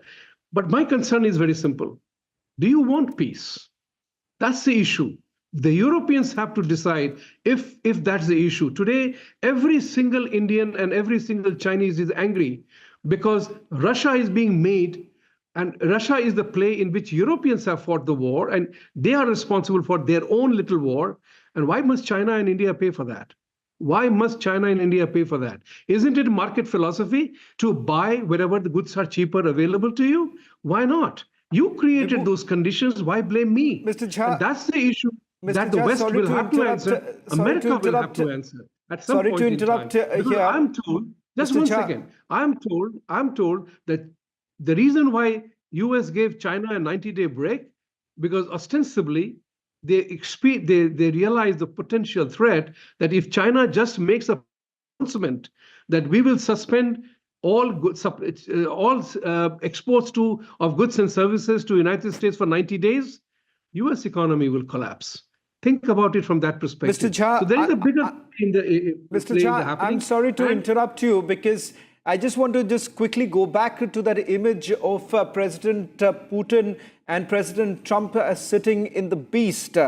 You have the Russian news agencies now confirming that, in fact, the Urus limousine that is being used by President Putin was already placed at the tarmac. In fact, it was planned that he would have taken the Urus to actually go to the venue, the very place where the meeting would have taken place, but a departure from the tradition. It turns out that both the leaders then decided to hop onto the same car, which happens to be that of the President of the United States of America, the Beast.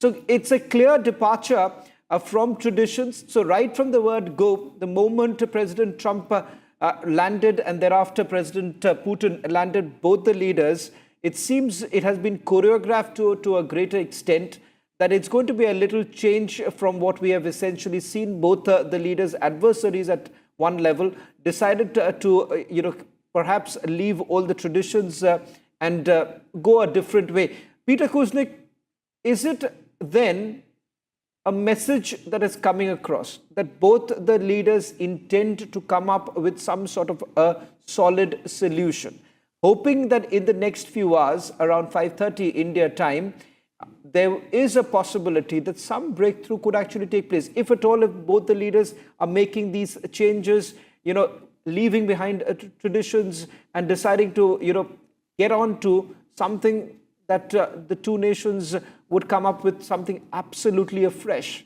And can we also have the pictures of both the leaders entering the same car? I'm hopeful that they will. I think there's a reasonable chance. They're not going to solve anything today, but they're going to hopefully create the basis for a follow-up meeting. That's going to include Zelensky. When I hear Elena speak, I understand why they don't want to include the Europeans, because the Europeans, some of them are so hostile not only to Putin, but to the idea that peace is preferable to continued fighting, that I can understand why they would be considered to be a negative disruption. But I think that Trump and Putin can come up with the framework to continue the talks that will have to include Zelensky. He will have to buy into this. And as soon as I said before, as soon as I heard Trump's words about Lukashenko, I'm not sure if Elena heard that yet today, but his praise of Lukashenko, of all people, and talking about how highly respected he is globally, made me think that something is going on. Because I know that when he had the Wednesday phone conversation that Merz organized with some of the Europeans and Zelensky, he seemed to be agreeing with them. And now he seems to be taking a very, very different tack. So I hope they give us a chance. I hope those who don't want to see this succeed are not successful in sabotaging it. Because, as I stressed before, if this continues, then 6 months from now, a year from now, Russia's going to have more of Ukrainian land. There will be tens or hundreds of thousands more dead and injured on both sides. Ukraine's going to be in a weaker position, and eventually this is going to end in negotiations. The Ukrainian morale is terrible. Ukrainian is underarmed, undermanned. Are the Lithuanians going to go there to do the fighting? I don't think so. Certainly the Americans aren't. And so we're only looking at a worse situation from the standpoint of Ukraine and Europe if we postpone this. So that's why I'm hoping for a positive outcome of this. Not because I like the invasion, I don't. Not because I think Putin is a great man, I don't. There are a lot of things he's doing that I find deeply, deeply troubling, but he's not Hitler.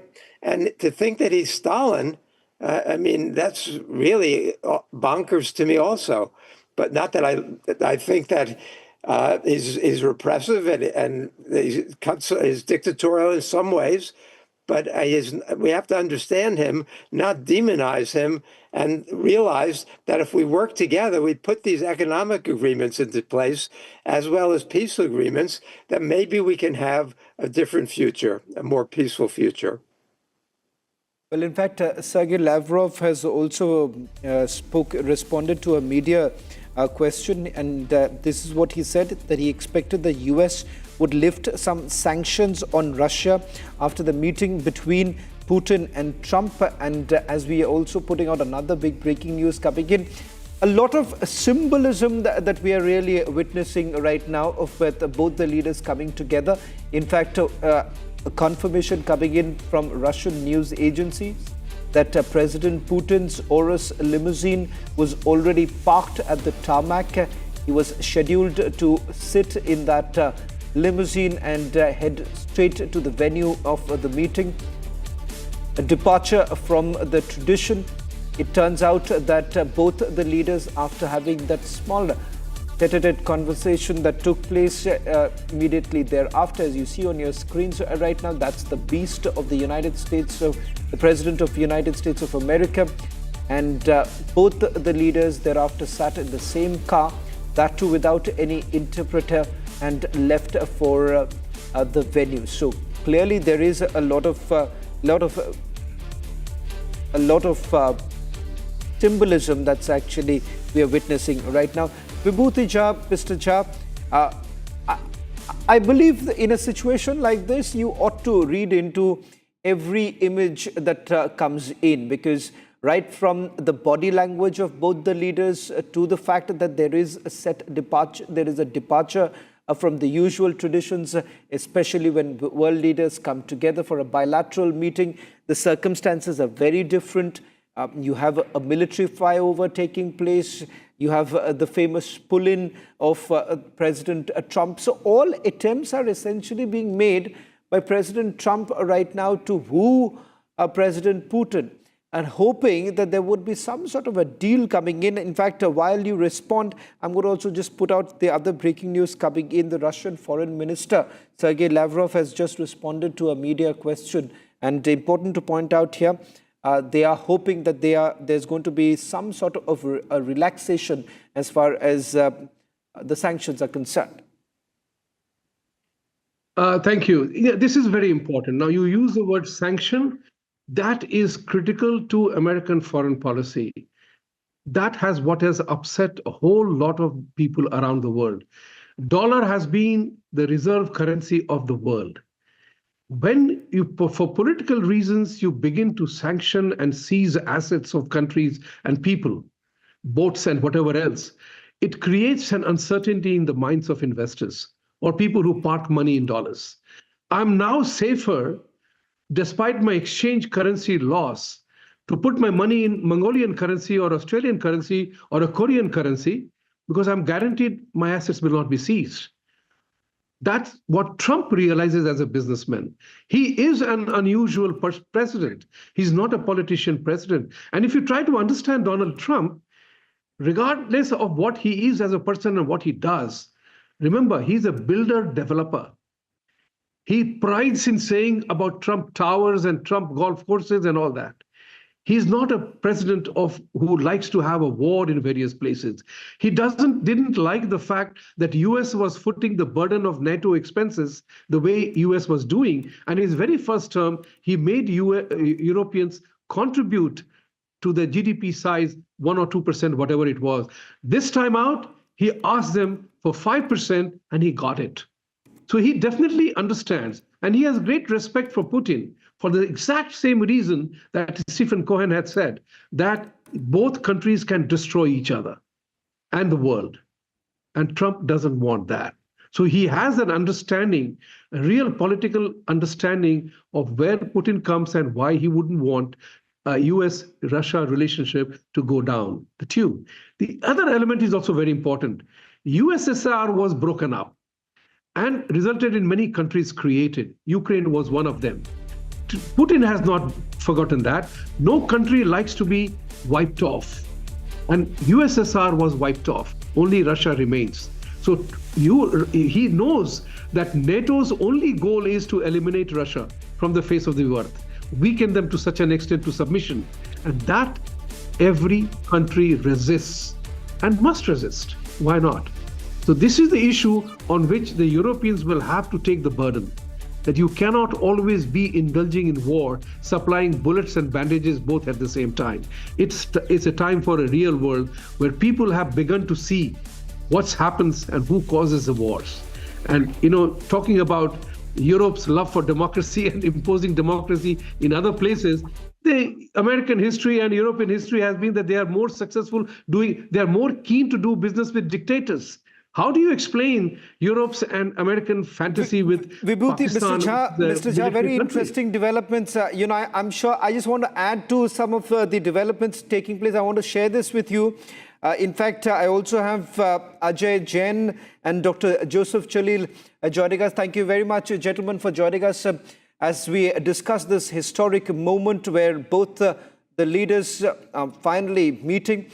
I'm given to understand that a Russian foreign minister, in a response to a question that was asked to him, whether at all they're expecting the United States of America to lift off the sanctions, and I'm quoting the Russian foreign minister, he says that they will definitely lift them off.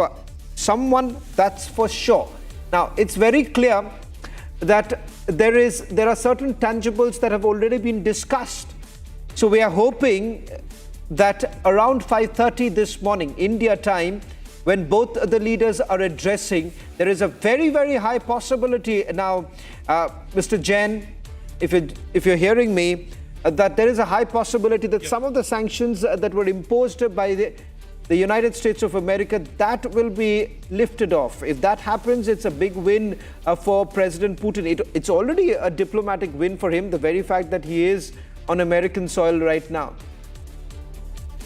Absolutely. I mean, that will be a big win for President Putin. And President Trump is under the pressure that he won this campaign or this election on one of the promise that he will end the Ukraine war in 24 hours. And to boost his image in the domestic, it's important for him trying to bring an end to this war, which is, Putin agreeing to his terms is highly unlikely. But at the same time, if US goes easy on some sanctions, then not only it will be good for Russia, but it also good for India as well, so that the issue around India buying 40% of the US Russia's oil will also ease, and so that's a good development. And now how far the Ukraine war is going to end, there's so many complicated factors around that, around the land deal and the swap of the land between the two countries, as well as the sanctions, and as the previous speaker was saying, taking out NATO influence in the region. I'm of the opinion that US at some point of the time instigated Ukraine that will get you the membership in NATO, and you go and fight with Russia and the whole NATO is behind you. And that prompted Ukraine to take a bigger role and continue this fight. And now they're not giving them membership of NATO, and Ukraine is completely involved in this fight, and US is sending out millions of dollars in the last administration and this administration, which is US taxpayers' money. And the US taxpayers, they don't want to spend their money on this war continuously. So Trump understands that, and is using all kind of his tactics, whether it's tariffs and all those things, and using this whole thing. Geopolitics challenges are geopolitics scenarios are changing all over the world right now, and especially US had a stronger relationship with India to counterbalance China in the Indo-Pacific region. Now, after this sanction, they have given 90 days more extra to China, even though China is one of the biggest oil buyer from Russia, because China has a leverage on US for the rare earth elements, and because of that, US is going easy. So US is not trying to directly develop a relationship with China. In that case, India's need for US become lesser, and also US is saying that they found a huge deposit of rare earth element in Balochistan in Pakistan, and that's one of the reasons, beside the family business of Trump, they are causing with Pakistan and sidelining India. So US-Russia summit, which is happening right now, and the success of it will help ease some of the tariffs and stuff on India, but we'll have to see how it develops out. Dr. Joseph Jalil, thank you very much for joining us on this broadcast. A historic moment, undoubtedly, but whether are we going to look at some sort of tangible deliverables from this particular three-on-off meeting that's actually taking place, 3-on-3 meeting that's taking place right now as we speak? Are you expecting that in the next few hours, when both the leaders really come in, is it going to be a win for the world, or is it only going to be a win for Russia? I hope it's a win for the world, because any war, and this long war for 3 years, thousands of people have been killed, more on Ukraine side but also on Russia's side, and any effort to bring peace in the region is a win for the world. So I'm hoping, and using that example, they can carry it on forward to Gaza as well. So this will be a win for the war, and hopefully that will also bring the world trade into a little bit more balance. Right now, US is, I would quote, as an economic terrorism, where they are pressurizing its NATO partners as well as India and other countries on the tariff. So with this outcome, positive outcome of this meeting, we should see a win for world. I mean. Dr. Joseph Chalil, actually, I wanted to take that question with you, but Mr. Jain, you've pitched in. Thank you very much. But Dr. Joseph, sorry about that. No, that's okay. That's okay. It's completely fine. It's all bringing in all the perspective that we need right now. I'm going to just quickly recap of all that we know, because some of our viewers, especially the Indian diaspora who are tuning in right now, just a quick recap of all that we are picking up. In fact, Republic TV happens to be one of the only South Asian networks to be live from Alaska. Our reporter on the ground, Nick, who has been sending us multiple reports, getting us a sense of what's really happening. In fact, as the meeting takes place, there are certain demonstrations that are taking place. They may be handful in nature, but that's also another reality of what's really happening on the ground, given the fact that the Ukrainian president hasn't really found space on the negotiating table.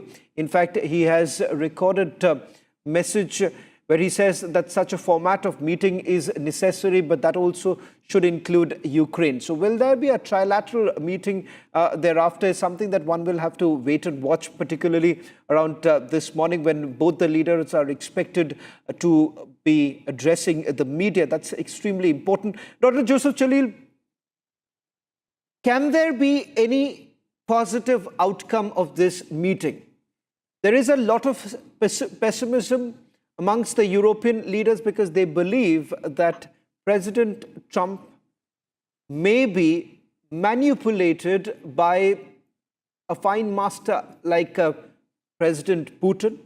After all, he's a former KGB, and the fact that he has seen multiple American presidents, he always has the edge right now in this particular meeting. And perhaps that explains why from a one-on-one meeting, it has been converted to a three-on-three meeting. Again, this is hopefully a great day for the world, hopefully for world peace. President Putin was given a very royal welcome in Alaska. His plane was accompanied by multiple U.S. Fighter jets, including a B-2 bomber. He landed, and President Trump was waiting in his airplane for almost half an hour, to welcome him on the tarmac. And they drove together, came to this. I would say the people who were taken for a ride are the European leaders, because remember what happened after this Russia-Ukraine deal, or lack thereof, in the past few months. European NATO allies increased their defense contribution to 5%. This was beyond even what President Trump was looking for. They were currently at maybe 1% or 1.5%. Getting them to a 2% challenge was even a struggle.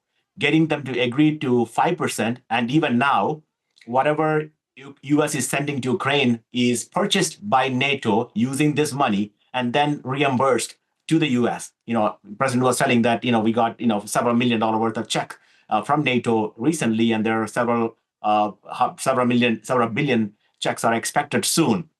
So I think this lack of ceasefire spooked European leaders into paying more. I think as far as President Trump is concerned, I believe his mission accomplished. He won already when the NATO increased the defense spending, and I'm very optimistic that there will be, because of the seriousness President Putin took into this meeting. He didn't come alone. He came in with over 200 business leaders on multiple planes. So this is not a 2-hour meeting when President Trump said, within 2 minutes, I'll find out. And if it's not productive, I'll walk out. And it's been hours and they're still in the meeting. So I am very hopeful that there will be some sort of either a follow-up meeting or a plan for ceasefire announced. I'm very optimistic that there could be that sanctions against countries doing business with Russia could be not taken away, at least be paused, and they could be and they could freeze the line of control as opposed to land swaps, which could come later. So in this case, I would say President Trump and his plan have succeeded or will succeed. And I think Russia, as the largest country in the world, a most powerful country in the world, Ukraine is just a distraction. There is a lot more they have to discuss, from nuclear disarmament to the rare earths, which are vast available in Russia, also the Arctic. So there's a lot more success and a lot more business deals for them, America and Russia, to be done, as opposed to just a distraction of Ukraine. I'm hoping there will be a peace and there will be a ceasefire, and there will freeze the line of actual control, which is currently as it is right now. And I am confident, and I'm also optimistic that the NATO entrance of Ukraine is not going to happen. And that was a promise made by Biden, and that was his mistake. And President Trump is always complaining that it was Biden's war because he could have stopped it from happening. Now we are in the war. America will hopefully get involved, and there could be a friendship between the U.S. and the location is very, very significant. Being in Alaska, a former Russian territory, which was sold to take care of Crimea, several decades ago. Now both leaders meeting there, and he was seen as an equal. President Putin wasn't seen as if somebody less than America. He was seen as if he was still the USSR president. He was respected and not insulted. And I'm hoping this is going to come to a very good conclusion. And indirectly, it'll be a good news for India as well, as we have the tariff on us. Well, in fact, Dr. Joseph Chalil, probably the Ukrainians would be extremely happy if at all what you're saying can be achieved, that is a ceasefire. But Mr. Jain, can that be a possibility? Because if you really look at the agenda that is now being set, it seems for the Russians right now, the focus is more on convincing President Trump that he needs to lift off the sanctions. So there could be some sort of a quid pro quo here, and that may not essentially mean that it would benefit the Ukrainians. Absolutely. I mean, if you look at the White House described this summit as a listening session, as a focus on dialogue rather than immediate breakthrough. So White House was cautious in describing this. And to me, it most likely situation looks like there would be no ceasefire, but commitment to further talks. And that further talks could include Zelensky as a partner in the follow-up meeting. But there could be outcome which would be a positive outcome where the leaders would agree on certain things, which could be symbolic gestures such as commitment to prisoner exchanges, humanitarian steps, protecting civilian infrastructure, or loosely worded framework or a potential ceasefire. But such outcome, definitely would allow both leaders to claim diplomatic progress without addressing core issues like territorial control, which is one of the territorial control, as well as no backing from NATO or support to Ukraine. Those are some of the big demands from Russia, and of course, lifting of the sanctions. So definitely it creates, this summit is basically sidelining the whole NATO, as previous speaker was saying, and reinforcing Putin's narrative of direct US-Russia negotiation over Ukraine's fate. And that's how already showing that Putin is having an advantage over this summit and leading to the way he wants the outcome to come. But Putin definitely wants an end to Russia's diplomatic isolation and economic isolation. So bringing 200 business leaders into this conference is signaling that there's an desired outcome he wants for lifting of some of the economic sanction and opening up trade with European and US countries. And we have to see how much Trump is willing to leverage, because one of the most important things Trump wants at this point of time, other than peace or negotiation, is a Nobel Peace Prize. And and how far he can go to this extent to get this deal sealed so that he has a strong case for Nobel Peace Prize, we'll have to see the outcome. Well, it's whether at all it's for the Nobel Peace Prize or not. In fact, you've had Hillary Clinton saying that if at all there is a ceasefire, then she herself is going to propose the name of President Trump for the Nobel Peace Prize. That aside, important to highlight here are the following. You have a lot of symbolism immediately after both the leaders actually landed. I'm just going to quickly try and recap this for you. We're going to go through all the set of images that we have. And I'm going to try and describe for all our viewers who are tuning in right now why this is extremely significant. It could be a turning point, a game changer at this stage.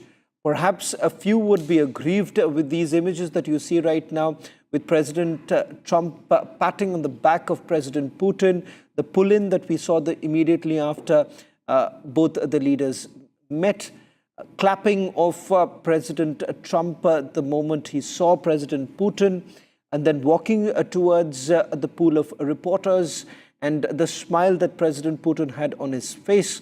In fact, some questions that were basically asked about how long will he continue killing civilians, to which he just simply smirked and almost pretended that he couldn't hear that question.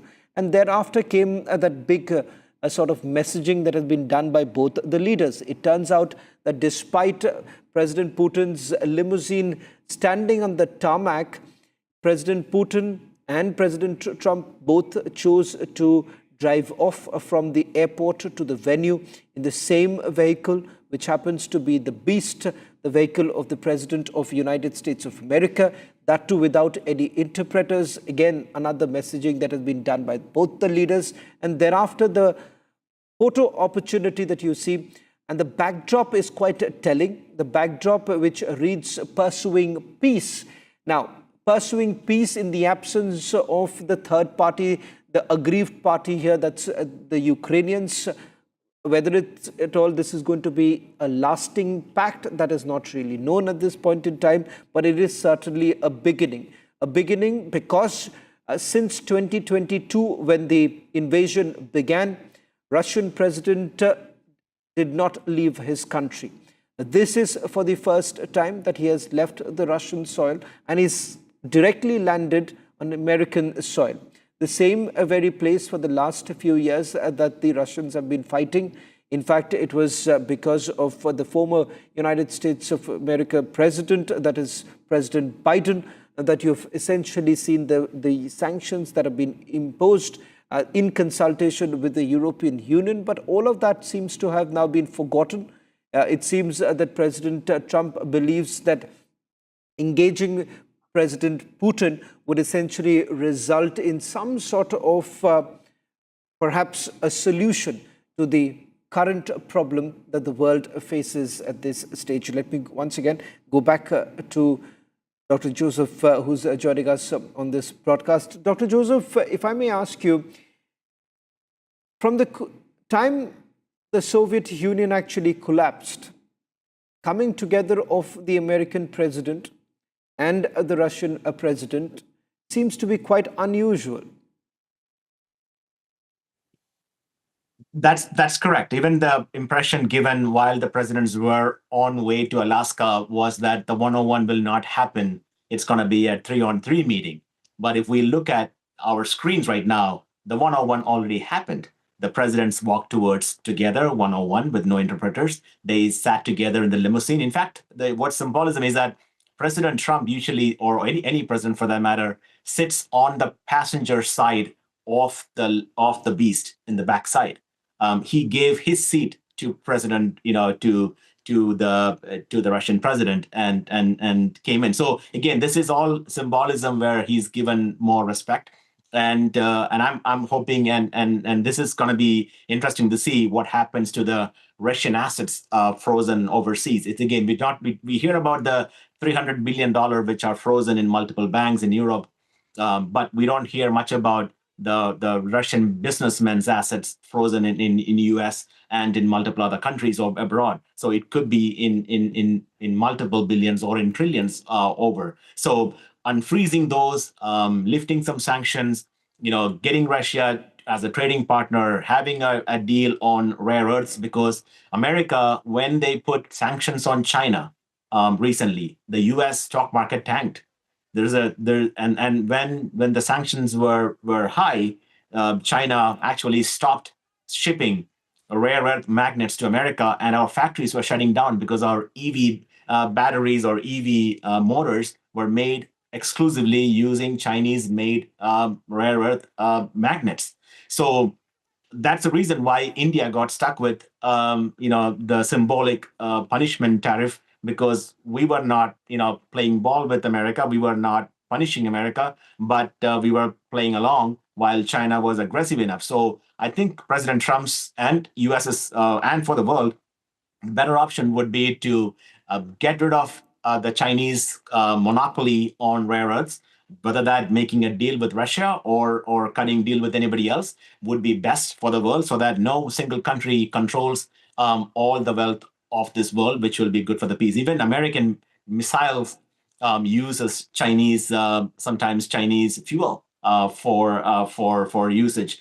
So we need to, and they've been talking about even today when before he left to Alaska, was that the APIs, even though the pharmaceutical products come from India, majority of them are generic drugs, their APIs come from China. So America wants to wean ourselves off China and hopefully the world off China, and this could benefit potentially India. Mr. Jain, if I can also bring you in, I'm told that Mr. Arnab Bhaskar is also joining us from Mumbai. Mr. Bhaskar, that's an early morning for you. Mr. Jain, before I come to you, I just want to take one quick question with Mr. Arnab Bhaskar. Mr. Bhaskar, the meeting that's actually taking place in Alaska would have widespread ramification. In fact, ripple effects would be felt everywhere, including India, because the kind of threats that have been issued by President Trump ahead of this particular meeting targeting India. But India has perhaps fought this off the very fact that you've had the Prime Minister making it very clear that our interests lies with our farmers, our interest lies with our nation. As far as oil is concerned, there is no change despite the negativity that has been spread by the Trump administration, particularly with regards to buying oil. I want to ask you, as an Indian geopolitical expert, how do you really look into this meeting between President Putin and President Trump, and vis-a-vis the role that we have essentially played? Oh, well, my understanding of the situation is that America is not even prepared with an agenda of what it hopes to achieve in this meeting. The background of the meeting was simply this: Trump, in his typical way, he shoots off his announcements without even planning for what should follow next. He announced an extra tariff for those who were importing oil from Russia and imposed an additional 25% to India, what was called the third-party tariffs. India quietly said, no, we will continue purchasing from Russia. Trump did not know what to do next. And so immediately he thought of having a meeting with Putin, rang up Putin and said, can we meet in Alaska? It was just something off the cuff, announced. Trump immediately contacted all his, his associate countries, China, India, Brazil, and told them, look, we're going to have a meeting. What is it that we should talk about? Got his agenda ready. Putin plans his moves very carefully. And now they've gone. After that, Trump had contacted all the EU members and Zelensky, and they said no swap deal as Trump had announced. So, okay, swap is off the table. If swap is off the table, what are the things that he wants? He wants a treaty. Russia has made it clear there'll be no treaty at all. So Russia has made its preconditions very clear, and Russia does not budge and change its mind from now to next to next. So it's a meeting which everyone is perplexed about. What is going to happen? Trump wants a ceasefire. The EU has told him not to discuss swaps, not to discuss territory, and he's agreed. So Trump has hemmed himself in. Putin is ready. Putin wants to show that he's always ready for discussion. And Trump now does not know what he's going to achieve. That is my reading of the situation. Mr. Jain, you've heard what our fellow panelist had to just point out with regards to, the attempt that President Trump essentially made, and which some in Washington are now calling it perhaps one of the worst foreign policy decision that has been taken by President Trump, trying to tinker with what has been a long-lasting relationship. Do you believe that it is going to, tomorrow, what we are going to witness after the press conference, what we are going to witness is going to have a ripple effect across the globe? And as far as India is concerned, do you believe that there could be a silver lining here for us?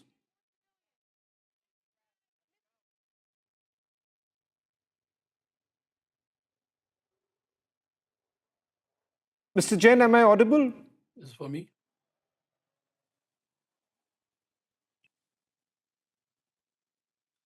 Mr.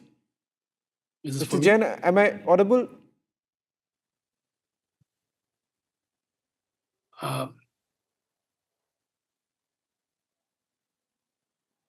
Mr. Jain, we seem to be having some problem. I cannot hear you. Mr. Jain, the question that I was asking you is that 5:30 India time, when we see both the leaders address the media, whatever they say would certainly have some sort of a ripple effect across the globe. But putting the focus on India and the lens that everyone would have would be on India at this point in time, given the fact that some have argued that one of the worst policy decisions that have been taken by President Trump is vis-a-vis India. Do you believe that things could actually change? I mean, this is one of the worst policy decisions Trump has taken. Trump was voted into power, and one of his biggest reasons for his win was a shift of almost 25 to 30% Indian Americans voting from 2020 voters who 80% of Indian Americans voted for Biden to 57% of Indian Americans voting for Kamala, and shifting a huge shift towards Trump was that Trump will be better for US-India relationship and Trump will be countering Pakistan. And he has failed on all of this. And Indian American voters are very upset, very angry with him right now. So, but before I come to that, what happens tomorrow morning, we have to see that Russia's recent advances in Donbass, particularly in Donetsk, puts Putin in a belief that time is on his side. And this reduces his incentives to make concessions. And he may see the summit as a chance to delay while consolidating territorial gains, and he might be, moving towards a future talk and while making little concession. While for US, the US-China tensions with Trump's broader foreign policy and as previous speaker said, impact on US domestic supply chain as well as domestic EV market puts US in an area where Trump might offer economic incentives to Russia for some sanctions reliefs, etc., so that it could pivot alignment with Russia against China and shifting the global alliances in a way that Ukraine focus goes in the background, and that would benefit US. So the outcome of this definitely, impacts, but having US-India relationship based on the outcome of this conference will be a very big mistake for US in going forward. When President Obama visited India during the Republic Day celebration few years back, he led the foundation for $500 billion trade between the two countries. The cooperation has started, the Quad was formed to counterbalance China, and whole cooperation was started. Even under Biden administration, the administration acknowledged that India needed to buy oil from Russia. They had, they were not happy. I had spoken to the Assistant Secretary Donald Lu at that point in time, helped him explain why India needed to buy oil and why India needed to depend on Russian arms when US was not ready to supply the arms India needed. And now while they're offering, there's a change in the market and needs. So based on all that, the Biden administration continued a strong relationship with India, and sudden shift also points that, and sudden shift with India and aligning with Pakistan shows two specific reasons for aligning with Pakistan. One is the family business of Trump is making a lot of money through crypto and back deals and whatever they're doing. And the other thing is that they're claiming they found rare earth elements in Balochistan, which is of billions of dollars or maybe trillions of dollars. That's what media claims. And that if they have found the rare earth element, that is good for US companies and less dependency on China, which is right now controlling 84% of the rare earth element market. So with that, now US is this new administration seeing what has India to offer to US in terms of, and what India has to offer to its advantage. India had to offer a counterbalance to China, but if they're shifting their policy towards China, then that advantage of India is gone. So with this realignment, I think the Indian administration has also to think how can they basically build the new partnership with US in terms of trade and in terms of defense and move forward with this. Mr. Bhaskar, with regards to whether at all there can be any sort of a solution or not, because that remains a key focus. The message that was made by the Russian foreign minister just before the meet actually began was this. He was very clear, distinct in his response when he said that they are extremely hopeful. In fact, he says that he's sure that the Americans will lift off the sanctions.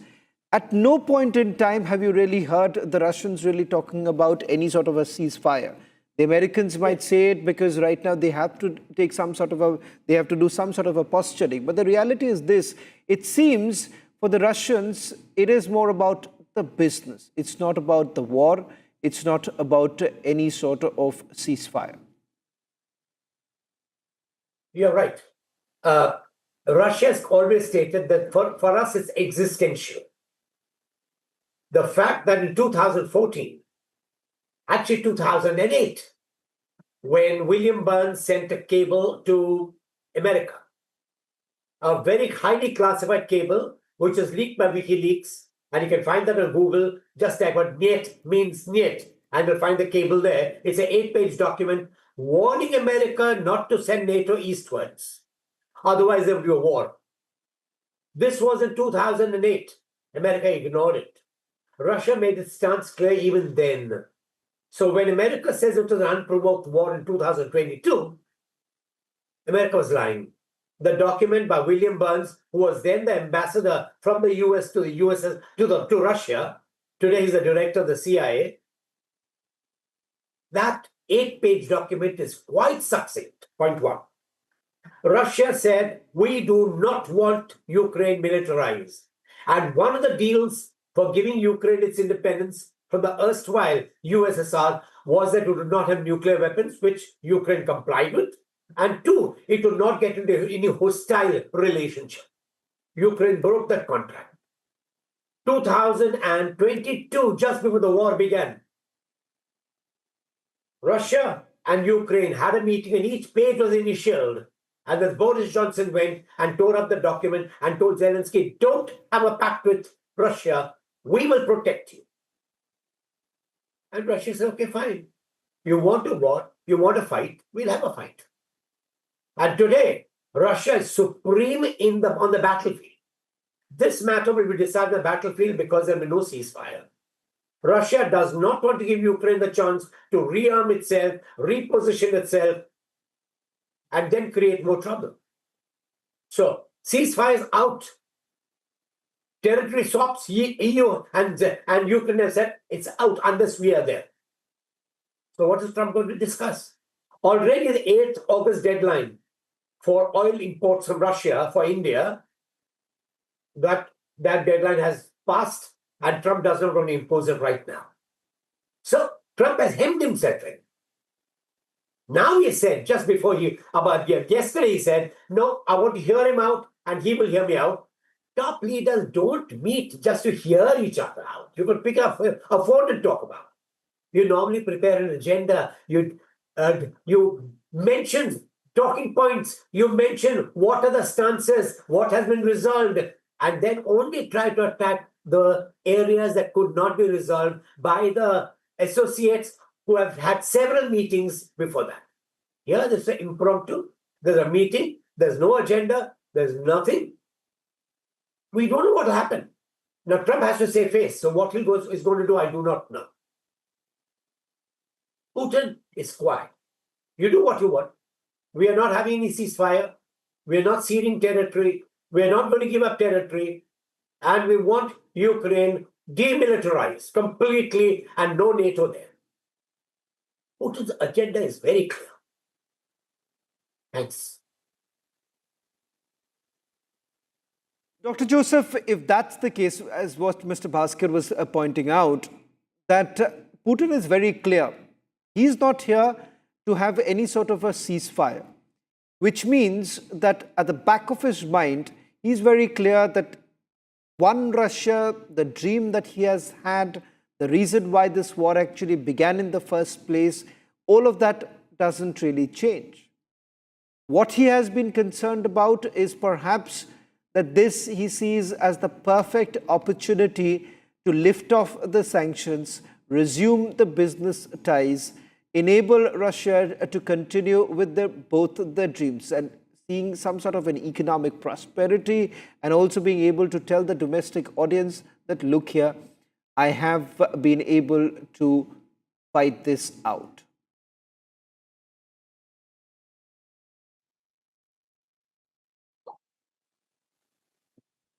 Dr. Joseph, that question was for you. Yeah, again, I disagree that the agenda was not set properly. Again, I think the White House succeeded in playing down the expectation. Everything was meticulously planned. You can see where the planes are parked. You can see where the photo ops are done. You can see the bomber flights flying over when the two leaders stood on the podium, the exact minute. These things were choreographed to the point, and the 3x3 and the pressers, I believe, are already written and agreed upon by two parties. So the good news is that the meetings are pre-planned. They let the world know expectations are so low. It is a listening exercise. It is not a listening exercise. They have agreed upon, in at least in broader terms, what need to be done. And I am almost certain that the outcome is already predetermined of what's going to happen. For Russia, it's an existential threat to have a nuclear or a NATO member Ukraine, which anybody, I don't know if anyone with common sense, we don't agree. Cuba having Russian missiles right next to US, then why should Russia have US nuclear missiles in Ukraine? So having a NATO membership was the red line for Ukraine, and Trump has made it very clear that Ukraine will never be a member of NATO. But Ukraine being a member of European Union, I don't think even President Putin cares. So they could be a member of European Union. I think that could be a compromise. I am more optimistic that the joint press conference has not been canceled yet, that I am very confident that we will see more good news and bad news. Again, it may not happen as ceasefire today, announced starting tomorrow, but we'll have a framework of a ceasefire going forward. Even the India worry, I know the tariff is imposed on India, was starting August 7th. But again, this is for shipments which were on a ship started after that date. So by the time those ships come to US, it'll be 2 months. So the nobody has been paying that tariff until maybe October. So in the meantime, in the next 20 days, you will see a huge announcement by Apple for iPhone 17, which majority of them will be made in India. So I think the collaboration between India and USA, that train has already sailed. That ship has sailed. You cannot stop it. So the collaboration between the two countries, no matter what tariff comes in, especially with the two major items we trade with each other, pharmaceuticals and electronics, there is no tariff. There is zero tariff on those things. Only tariff are affected by maybe some of the seafood exports or textiles, which could be further negotiated. I am very confident that ability of people like Sergei Lavrov. These are smart people. They're friends with Indian ambassadors. They're friends. They've been there, done that for decades. Putin's been in this game for at least 25 years. So American presidents are there for 4 years, Russians are there for decades. So I think we have to play the game. Ultimately, the real enemy, the real boogeyman is China. I hope both countries realize that and the world realizes it. And the stronger we can. I think India might also be a reason why this meeting happened so soon, because I think the announcement by, or the movement by Prime Minister Modi in meetings with Chinese visit or maybe a planned visit of Xi Jinping to India and potentially a Putin visit to India and Prime Minister Modi going to China might have fast tracked, because one thing which scares America more is that the troika, the tri-party India, China, Russia alliance. That is the worst nightmare what America can hope for. So maybe that spooked and pushed this meeting to take place sooner than later. But I think it's going to be win-win for all of us involved, except the Chinese. In fact, gentlemen, in a short while from now, we're going to get the first update coming in from Alaska, from Anchorage, where Republic reporter Nick, who has been closely tracking all the developments on the ground. In fact, there are some reports that my colleague has sent from Anchorage. The other side of it, as far as reports of multiple demonstrations actually taking place outside the venue, particularly those who have been in favor of the Ukrainians. A Ukrainian flag, a hand-woven flag, has now been put in one park, where we are given to understand the residents of Alaska wanted to essentially send across the message that they stand with Ukraine. Now, that's also another aspect that we are witnessing right now. Whether at all that it would have any sort of a bearing or not, that's quite clear from both the leaders who have a set agenda at this point in time. As we speak, it turns out that it's almost over an hour.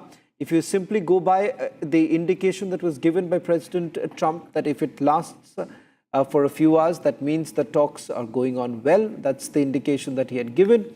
In fact, he had said that if it does not work out, there would be serious consequences. Even he had threatened for a walkout. Going well the moment. Those past 120 seconds, like 2 minutes, Trump said, if they're not happening, I'm walking off in 2 minutes. I think so. I think so. We could afford to, indulge in a bit of a banter here right now. Abhishek, what do you really think that both the leaders would be speaking? I believe, has the luncheon started yet? Can we check with Nick? No, Nick is going to join us in the next couple of seconds. Okay, so if the luncheon is still not started, maybe they're just discussing. I'm told that President Putin has in fact traveled with a huge business delegation also. Yeah. So both the sides have come prepared. It's very clear because Lavrov has just spoken. I don't know, Abhishek, when you were away. In fact, that was the big breaking news coming in. The statement that he made was amply clear. It seems that there is nothing, so much. It's all a sham right now if we talk about the ceasefire here, because it seems Lavrov, when asked about whether at all they expect the sanctions to be lifted off, this is what he said, and I'm quoting. He says, they will definitely lift them off. I tell you, when I got this inkling, and I can get the experts here on this, we can get the experts here on this. Shaman, I got the inkling that maybe the deal is happening when Donald Trump said something after his, not Donald Trump actually, Emmanuel Macron of France.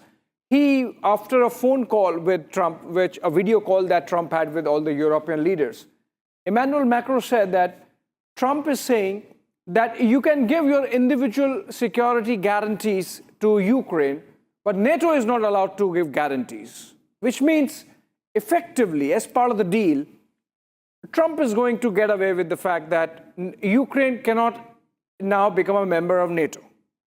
If the Europeans want to support Ukraine and guarantee Ukraine's security, they can do it in the individual capacity. The United States is out of it, which means obviously then NATO security guarantees, and hence NATO membership is not available to Ukraine. That's a good takeaway for Putin to go back and say, okay, fine, for 30 days, I'm giving a ceasefire. Joseph, you think it's possible?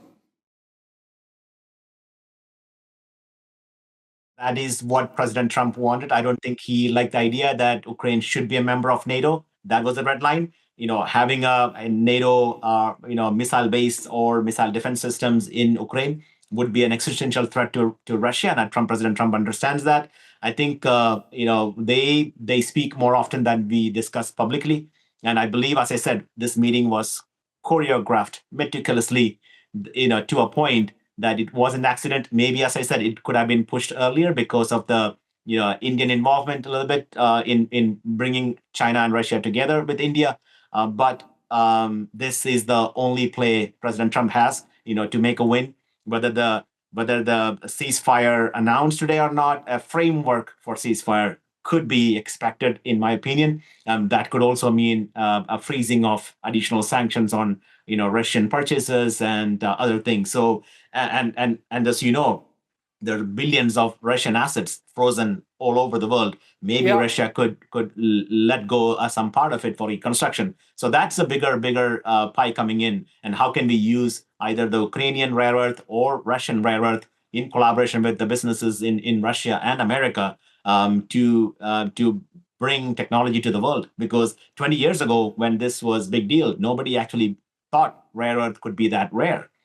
We just realized it once China took control over 85% of it, a bit too late, when they are now threatening to withhold shipments of the purified rare earth magnets to the rest of the world, including India. So I hope our leaders will smell coffee and wake up and understand the real boogeyman, real enemy, and get our act together and bring peace to the world. But I don't believe, Mr. Bhaskar, given the responses from the President of the United States of America vis-a-vis China, it doesn't look like the real bogeyman happens to be China, because clearly it seems that that's the holy cow here. I didn't get the question. Mr. Bhaskar, you heard what Dr. Joseph Chalil had to say. The real bogeyman here happens to be China, and we need to identify that. I have my doubts here, given the fact that the President of the United States of America chose to impose additional tariffs on India with regards to procuring Russian oil, but no tariff really on China. So there is something that is brewing. But clearly it seems that the President of the United States of America does not want to really touch China. You're right. America wanted to touch China till China banned rare earths, and China banned everything else with the USA. It told its home computer manufacturers not to use anything with US chips. When China decides, it moves very quickly and very decisively. So Trump asked for a 90-day, interim period where they would continue discussing. Remember, China imports oil not only from Russia, but also Iran. And nothing will happen to China. If Trump believes that he can separate Russia from China, that's a dream. Both have said very clearly that they are very close to each other. They've signed pacts, they'll work together. So let's see what happens. I mean, the meeting's interesting. One more interesting development, which we didn't talk about, is that last week, Trump said that we will not supply arms to Ukraine, but Europe can. So USA will send the arms to Europe, which will pay for it, and then Europe can go ahead and supply them to Ukraine. Now, the second problem is that the inventory of arms with the US also is very limited. They've exhausted too much in Yemen and on Israel, and as a result, the stockpile of arms and missiles with America is very limited. So how far will that also go? Nobody knows. But my question is, if the deal happens, and we have been now actually looking at the possibility of a trade deal happening almost as a byproduct of a ceasefire, and the possibility of sanctions being removed from Russia, what are the spin-offs India should be looking at is the question that we should be asking now, if that be the case.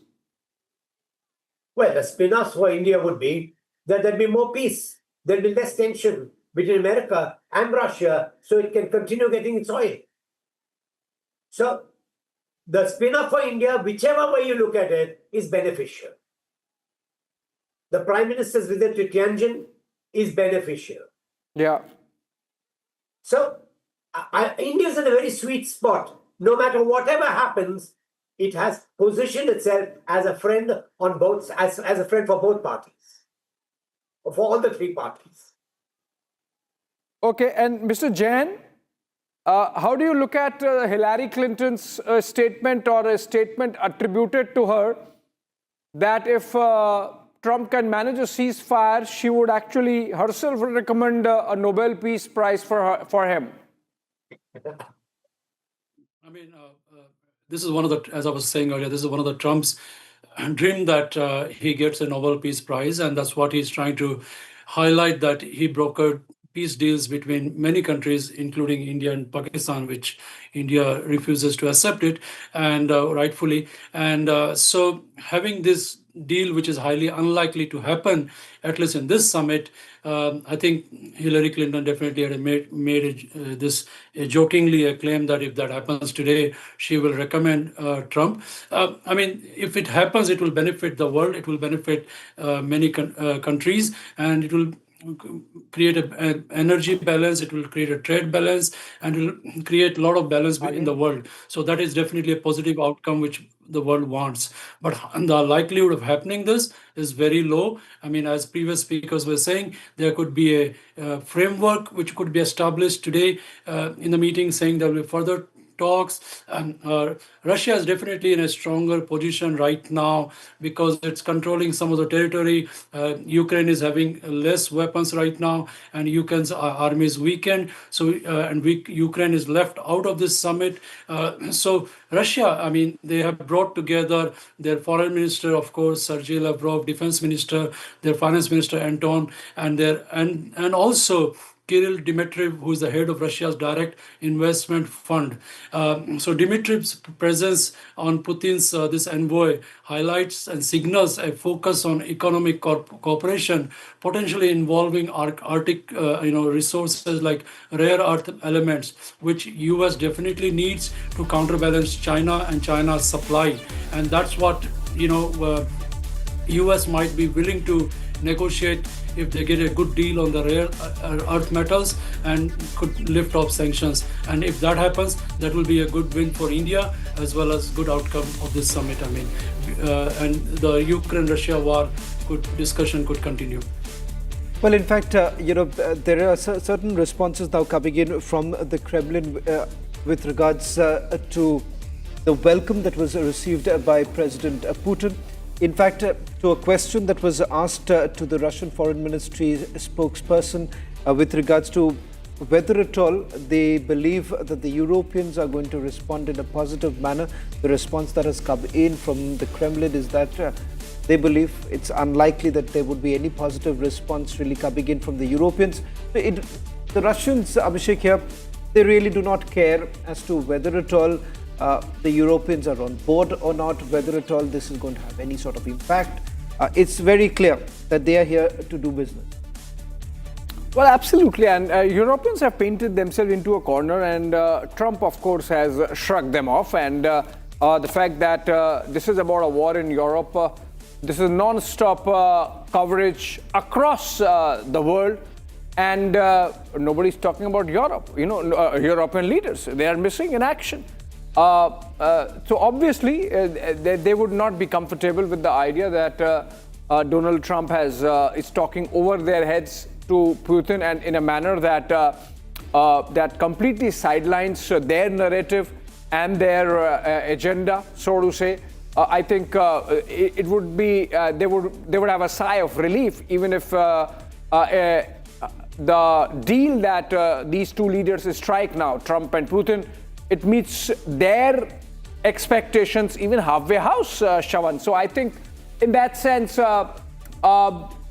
what Kremlin is saying is entirely true, that Europe is effectively out of the game, and they have themselves to blame for their situation because for long years they have refused to engage with Putin in a manner that windows still remain open, doors still remain ajar to get a dialogue going. They slammed the doors on Putin, and now it's Trump saying slam dunk. Right. We'll just try and see if Nick is joining us on this broadcast. In fact, we'll try and see if he's live.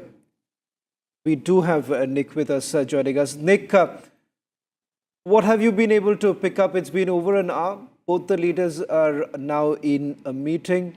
In fact, it has been changed from a one-on-one meeting to a three-on-three meeting. Any details that you're picking up as to when exactly would the press conference take place, and what are the Americans really saying now? Yeah, Russia already spoke with the U.S. behind the scenes, and already Putin met Witkoff for many times. So that's why the Russian position already known to the United States, and the position of Trump. And now this is the time during this meeting is to conclude an agreement, the solution to the war in Ukraine, but also to a potential economical development between Russia and the US. And right now, the focus is on Ukraine, but this is just the beginning. The most important thing for Russia is to restore the economical relationships with the United States, because they are seeing a lot of potential, especially now when Russia is not exporting oil to Europe. They need new financial drivers, and they are understanding that the United States needs a lot of resources if they want to compete with China. And Russia has traditionally all the resources, and if the industry of the US will use those resources and will develop from them the technology, the products, it can be a win-win for both countries.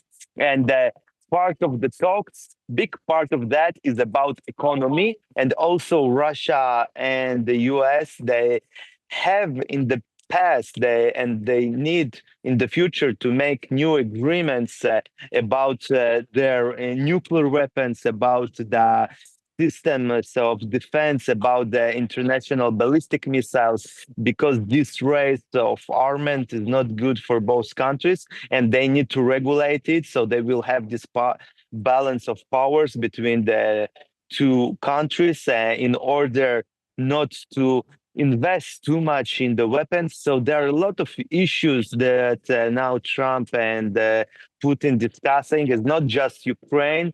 The focus of the media is on Ukraine, but actually in the room, there are a lot more issues that are interested, that Russia is interested in. Back to you. Well, Nick, before I let you go, just a quick question that I wanted to ask you is with regards to the scheduled meeting that is going to take place after the 3-on-3, which means there is an expanded business meeting that's going to take place. So would that mean that there is a change with regards to the press conference that was scheduled here at India time was about 5:30? Is there a change in that? We still don't know, because things might change last minute. We remember the meeting with Zelensky, that in the last minute they canceled the press conference. So the same here. Until it is not happening, it is not happening. So we need to wait and see if actually it will happen just before the two presidents will leave. And hopefully many Americans and the people of Alaska are hoping that a good agreement will come out of this meeting. And we can see by the body language of both leaders and by the warm welcome of Trump with the red carpet, and Trump coming to the plane to welcome Putin, and also inviting him inside of the limousine, and they are driving without translator, because Putin knows English and also German, by the way, from his past KGB career. And that's why it shows us both leaders are confident in each other. They have a relationship going back for many years, and they continue to speak during the presidency of Putin when Trump was not the president in the last years during the Biden presidency. Still, both leaders spoke all the time, and they have a lot of ties, and they really sympathize each other. And I think it is a big thing in those international meetings and international agreements, the human factor and the relationship. We can see that Trump has a lack of relationship with Zelensky, and it affects also the deeds of Trump towards Ukraine, because it is many times become really personal. And we see that there is a lot of affection between Trump and Putin, and this can help both nations to join forces and to thrive together. Back to you. Okay. Yeah, sure.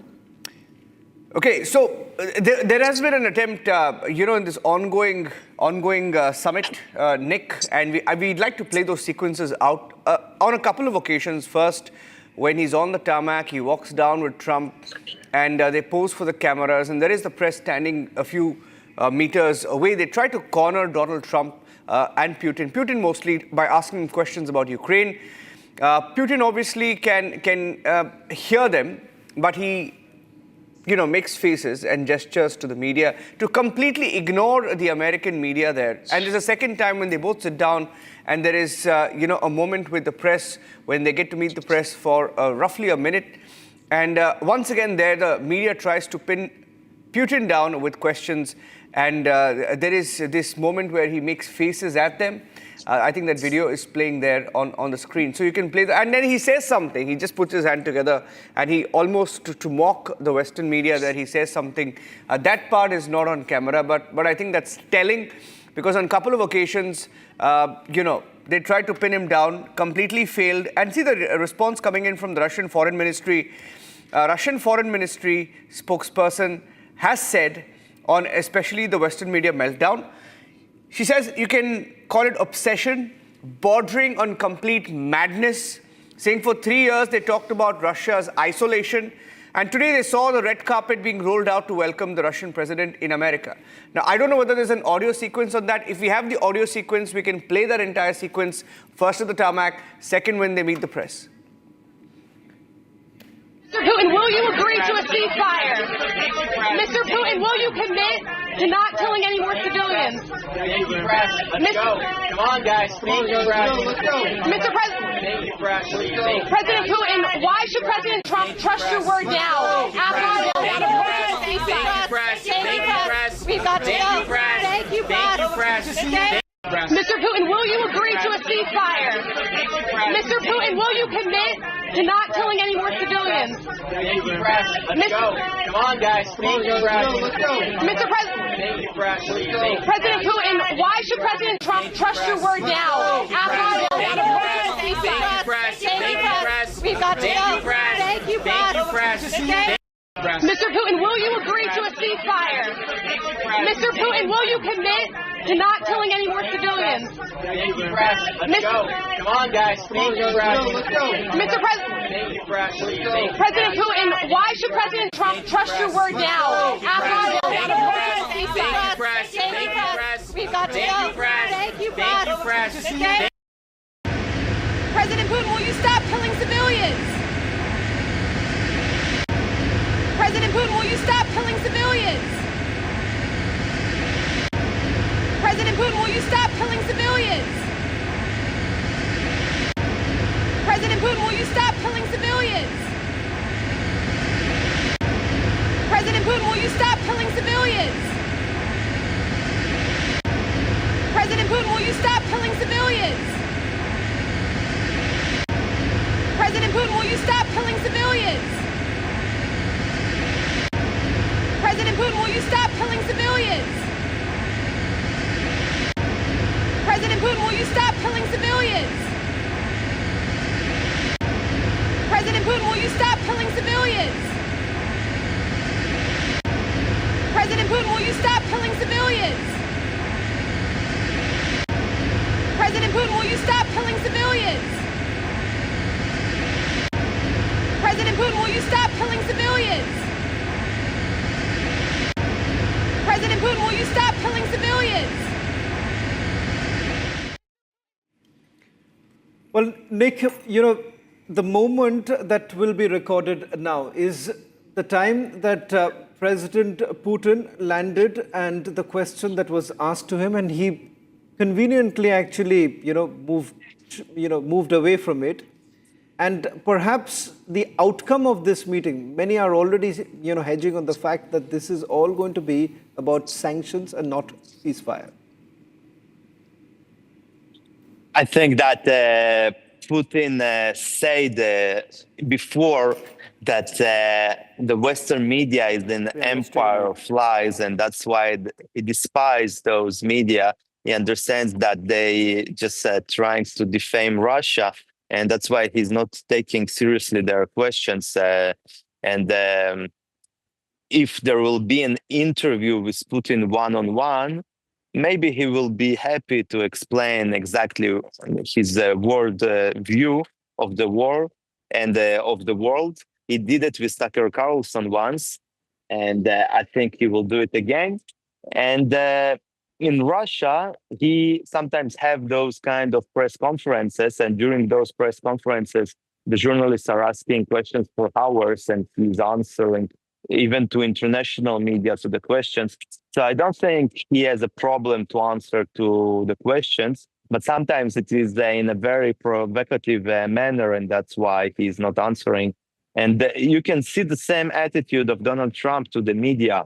Both of them thinking that the news are fake in many places, and that they are just trying to undermine them, the leaders. And this is the reality, that you have this struggle of power between those leaders and the media, and each of them have different interests. Back to you. Well, thank you very much, Nick, for getting us the latest. We'll continue with our coverage as Nick gets us the live reports. It's almost 2 hours now, Niranjan and Abhishek, that the meeting is underway. And as we were discussing a short while back, if the meeting actually goes beyond 2 minutes, then there could be something, an outcome by the end of it. There's 100% outcome, Shravan, make no mistake. Well, there's going to be 100% an outcome. So we're going to have a newsy Saturday. Trump has not walked off.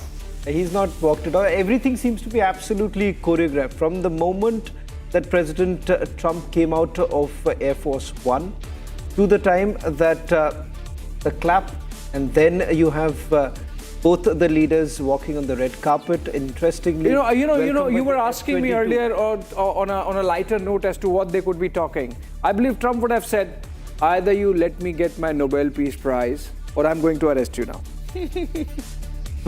with someone who already has an arrest warrant, by the way. No, this is a perfect picture. United States is not a signatory to the ICC, the International Criminal Court, so it's fine. Huh? Okay, there's a live shot. There is a live shot in what appears to be the stage for them to do a joint conference, if at all. Because there we have that. There's a live shot. There's a live shot. That's the setting coming in from the very venue where we're given to understand the press conference is going to take place. In fact, a short while back, there were preparations that were already going on. In fact, this is where both the leaders are expected to address the media. This would be around 5:30 this morning. And as Abhishek has been pointing out already, that in all likelihood, there would be an outcome. But the outcome, would it be in favor of Russia or not? Because it seems that the foreign minister of Russia has clearly indicated that they're absolutely sure that United States of America will lift off the sanctions. Perhaps that's the big headline really emerging at this point in time as we continue with our coverage from Alaska.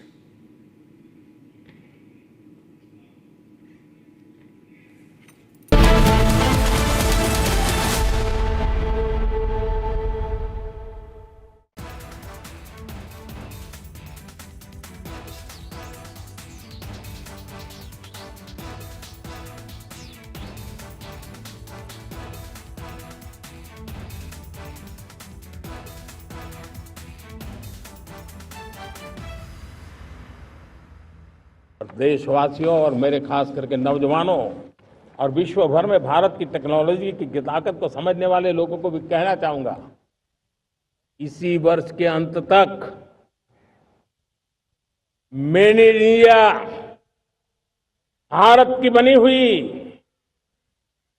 Bharat में बनी हुई, भारत के लोगों द्वारा बनी हुई made in India chips बाजार में आ जाएगी। हमारे देश में 50-60 साल पहले सेमीकंडक्टर को लेकर के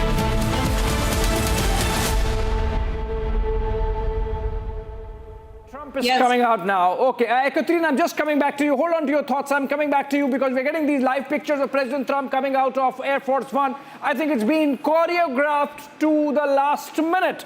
President Trump coming out, he will wait at the tarmac, and the Air Force One of Russia has already arrived. By that time, President Putin would be ready to come out, and then they would come and meet, and the welcome would happen there. Eagle has landed. Eagle landed a long time back, wheels down, but it's now that President Trump has come out, and President Putin comes out together. So it's choreographed to the minute, Shawan, and on the tarmac, the two leaders are going to meet.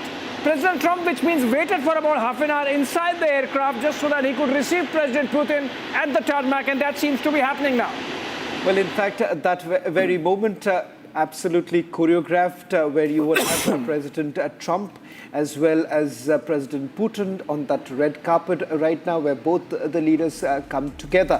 What really happens in the next few hours is going to really decide the impact that it's going to have across the globe. So two world leaders coming together, and the impact that is felt in every part of the globe right now.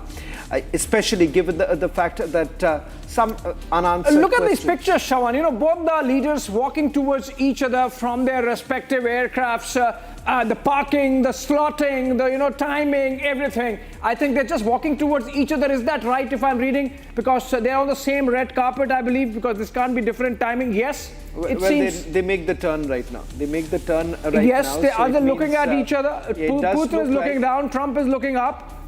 It seems to be a sort of a rectangular carpet shape that has been put up right now. So you have both the aircrafts that have been lined up. In fact, the area that you would actually get both of the leaders coming together. Okay, Trump welcoming there with a clap. Trump welcoming Putin with a clap. Has Putin made an eye contact? We can't see the entire picture. What is that? Is he welcoming Putin, or what is he doing? It's quite indicative of the fact that you would have President. Yes, the handshake. That's the moment. That's the moment. He was welcoming Putin with the claps, and Putin walking towards him, and that handshake. Look at this. And the pull-in. Look at the pull-in. That famous Trump pull-in. He pulls the hands towards himself when he shakes the hand. And Putin obliging, Putin not minding it because of the kind of red carpet welcome he's getting, because the kind of, the end of isolation. And I think Ursula von der Leyen and Keir Starmer and Emmanuel Macron, and what would be happening there, they would be watching it with so much trepidation. Look at the salute there of Trump to his own guard. And President Putin walking along. They're having a conversation. Would they be having a conversation in Yankee English? What would they be talking about, Shaw? I'm quite interested because, whether it all, the meeting that they are... All right, that's up. Okay. That's a welcome given through their at least for their fighter aircraft. Twice I've already seen President Trump cozying up a little bit. And are they going to have their national anthems played? Seems like that. Looks like. You would have the F-22 on both the sides right now that have been lined up. Mr. Putin, did you underestimate So this is it's a photo op. Yes, it's a photo op. The questions are being asked. Can we up the sound, please? Up the audio, please.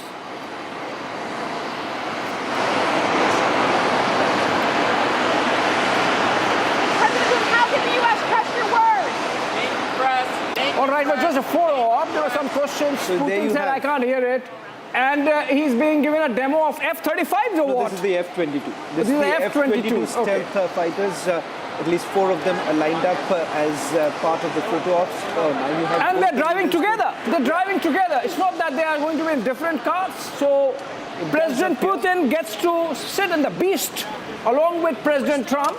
Is that right? Right? They're sitting together? Yes, seems like they're sitting together. It's quite a departure from protocol. Generally seen. You wouldn't have had, the president of another country being part of the beast. Now that's quite a departure from the US traditions. We have had earlier pictures of Prime Minister Modi being taken in the beast by President Obama when Prime Minister Modi was in the United States for the first time. Circumstances. Obviously, these are different circumstances. These are different circumstances, keeping in mind that someone who was almost seen as a pariah all this while now gets a direct entry to the beast. Next would be the White House, perhaps, but we don't know what's going to really transpire. But it seems that all efforts have essentially been made to have the icebreaker right now. Both the leaders coming together. President Trump sees this as a great opportunity for him, for himself being projected as a world leader who's brokering peace. And that's exactly why, at least two counts that I could see, Abhishek, that you have that famous pull-in, as you pointed out, and also putting his hands around President Putin, giving that warmth in the relationship suddenly. It's both with Trump. It's warmth, Shravan, and it's domination. So Trump tries to sort of dominate with this kind of body language where he's being both friendly and then controlling at the same time. And as far as President Putin is concerned, I don't know whether I'm correct or not in this, Abhishek, but he certainly came across as a man who's extremely relaxed right now. He, at least from the body language, the typical President Putin gait, which was, there you have both the leaders smiling here. President Putin, I haven't seen President Putin smiling so much, Abhishek, at least. All this while all that we saw was inside Kremlin, the only images that came in of President Putin. But this, all the graces, smiles and claps and hugs and look at the way he's actually walking on that red carpet. He knows that the agenda that he has on his mind has been achieved to a greater extent. The very fact that today he has landed on American soil, he's been welcomed by an American president. He's answered to the critics sitting out of Europe who thought that they would have been able to pursue the American agenda for a very long time. But it seems things are rapidly changing. Now, whether at all both the leaders will be able to continue with the camaraderie that we are essentially witnessing right now is something that one is going to wait and watch, because what happens inside the room right now, there is a change. What was earlier decided to be a one-on-one meeting, it seems for a certain reason, it's now been expanded to a three-on-three meeting. And then, of course, there is an expanded bilateral meeting that's going to take place with host of delegations, host of other leaders joining in. In fact, there is also a confirmation, Abhishek, coming in as to who exactly would be there from the Russian delegation. As we had predicted, it's the Foreign Minister, Sergei Lavrov, and Yuri Yushakov, who's also the policy advisor of President Putin, who's going to be part of the three-on-three meeting. I'm curious, Shravan. I'm still thinking of this moment, the presence of mind of Trump of saluting the guard, and the exact spot where Trump walks in and waits, the other side from where Putin walks in, and the friendly banter they have, sort of, breaking the ice, very comfortable, at ease, you rightly notice, and they meet as people are familiar with each other. They meet as friends. They look at the aircraft, which has given them sort of a sortie salute. And then the photo op. The shake hand, the pull-in. Look at the pull-in. Look at the pull-in. That's like, okay, fine, mate. Tapping. Good to see you. And let's have a nice conversation. Let's have some takeaways. What do you think they would have spoken about? I think so. It's clear that President Trump is the first indication that he's made is of the deal itself, because here you have a business tycoon also. Let's not forget, it's a typical way of what you would have had President Trump essentially trying to woo the others, and the client here is none other than President Putin here. And look at just a moment later, when it seems like President Trump actually says something and President Putin couldn't perhaps really, that's the bow that he is actually bowing down on the left-hand side and trying to hear what exactly President Trump has to say. And then, of course, there is a host of questions essentially that are being asked to both the leaders. It seems at that point in time, President Putin indicated to President Trump that he's unable to hear the questions, and that's when both the leaders actually departed. Interestingly, both the leaders left in the same car. So is that also another moment when both the leaders will get a chance? I mean, that seemed like impromptu, because President Putin has flown his own Urus limousine, and we saw the pictures of that car earlier. Do you think, in a case of at least for the Russians, they would be agreeable to this sort of an impromptu, let me take you in my car kind of a situation? Already happened. So it's already happened, and they have traveled together out of the tarmac. And I believe they're heading straight for the summit venue. They're not waiting. They're not, going to the hotel and then going to the summit venue. I believe the delegations are already in place. Let's get to brass tacks. Let's get to brass tacks. And I think the handshake that happened, Shravan, it was clear indication. Let's get some views also. Open up the floor and get Ekaterina now back in the conversation. Ekaterina, you are looking at the pictures, I'm sure. What's your takeaway from the handshake that took place between the two leaders? Yes, of course, truly historical pictures, what we are watching right now. And I can only imagine from Moscow how tense the atmosphere there on Alaska, because, well, we see that both leaders are smiling. Trump is showing that he is controlling everything. He put Putin into his car.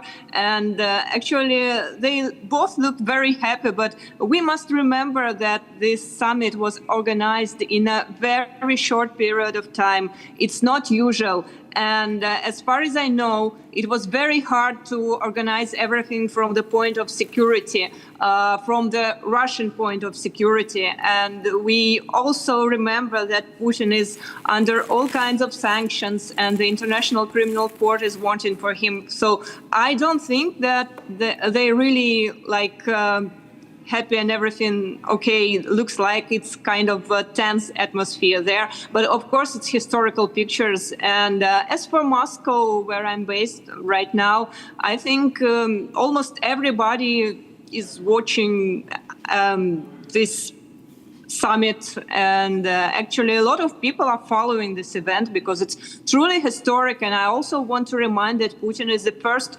Russian leader in the history of modern Russia stepping on Alaska soil. He's the first one to visit the state.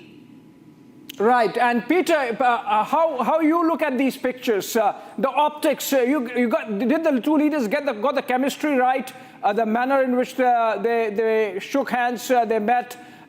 Trump clapped the walk of Putin from the aircraft to him at the red carpet. Everything seems like choreographed so well that maybe the mood is set, the momentum is going for some breakthrough in the talks. What I found to be even more significant was that on the plane, Trump called Lukashenko. And he praised Lukashenko, and he talked about how highly respected he is. In the United States, Lukashenko in the media is always considered to be a Putin puppy, really. That Putin runs Lukashenko. When they started the invasion in February of 2022, it was with the support of Belarus. And the fact that Trump would call him and then say all these positive things about him, to me, was almost bizarre, because I think the U.S. has no relationship with Lukashenko except to treat him as a dictator and a thug. So that was an indication to me that something positive might come out of this. The meeting there, when Putin and Trump met, I thought it was very positive, very friendly, very chummy. And we know that Putin is calculating. Putin is smart. Putin is strategic. Trump, on the other hand, depends on his own personal charm and charisma, and is very off the cuff. You know, he doesn't have the depth of a Putin or the strategic capabilities of a Putin. And so I thought that they both presented themselves in the way that would work for actually potentially making a deal. They could have a fight in the backseat of the car on the way to the meeting. We don't know what's going to happen, but I think it's off to a good start. So I'm encouraged by what I've seen so far. Right.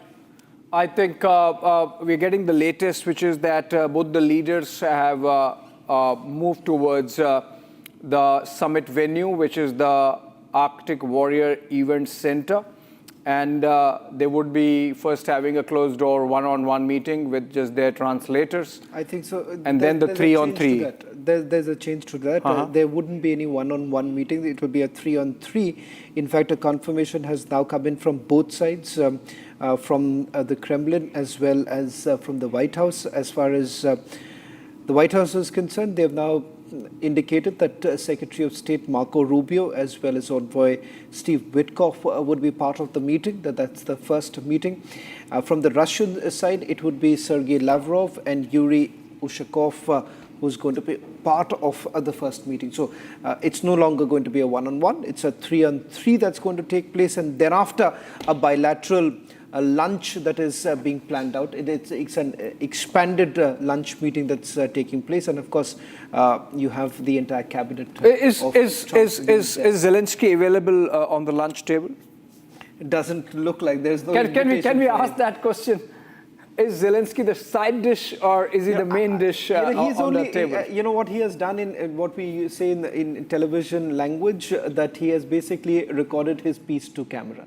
He's recorded his piece to camera and he has sent it across and sent across the message that he's But whether that piece to camera would be used in the package is the question, Shawan. No, I don't think so. I don't think so. That's happening anytime soon, because here in that piece to camera that has been done by Ukrainian president, he's essentially said that, yes, this is the format of the meeting that should be, but I should also be part of that kind of a meeting. So here you have the Ukrainians extremely worried at this point in time, because they are unaware or perhaps unsure of the outcome of this meeting. And to be fair here, you are talking about a country which has already gone into a war right now.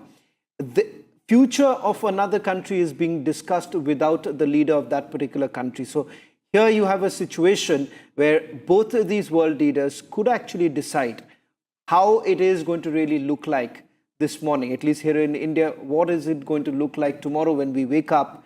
What is it going to look like? Will the war end? Will there be a ceasefire? Or will Trump actually walk out in the next 2 minutes? I'm sure, Peter, what are the chances, that with so much invested in the optics by both the sides, there would be under pressure and compulsion to back it up with some substance. And it might come to just that. Trump might say, okay, fine, with all this that has been done, let me have my Nobel Peace Prize.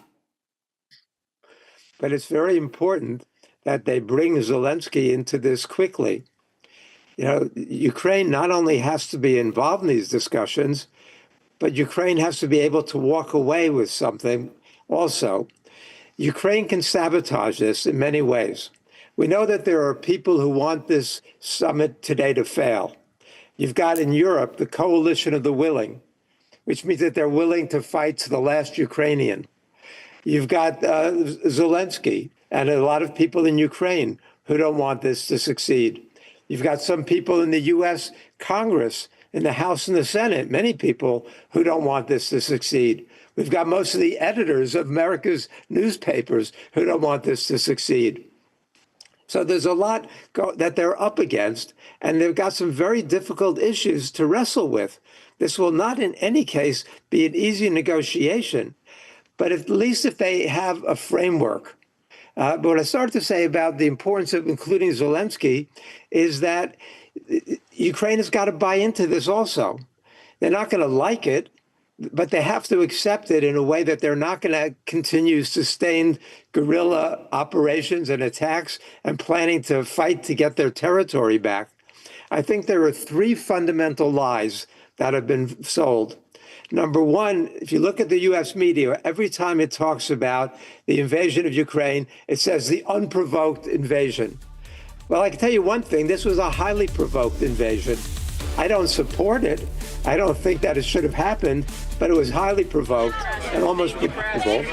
Number two, the idea that Ukraine... Peter, sorry to be interjecting. We're getting these pictures of Putin and Trump, I believe, with a press pool and giving their opening statements at the summit venue before they go in for the talks. So if we can cut to those pictures, of course, B-2 bombers flew over the two world leaders. I'm told these are the same B-2 bombers, Shawan, which flew over Fordo and blew up the Iranian nuclear facility underground. The underlying, meaning of the B-2 bombers that have been flown by United States of America while you have the Russian president on American soil. I don't know what messaging does the Americans really want to send across, but all the trappings of a proper welcome has been rolled out for President Putin. A confirmation now, the military fly over. Okay, pictures from inside, Shawan. Pictures from inside, the opening comments perhaps. Let's cut to that. Come on, guys.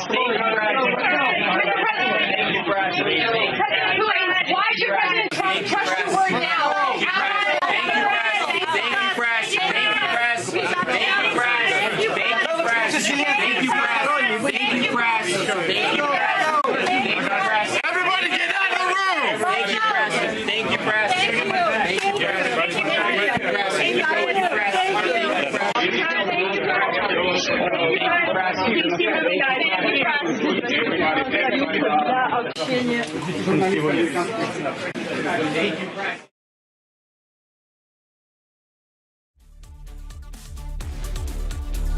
All right, so that was ambience of journalists scrambling for a sliver of response from the two leaders.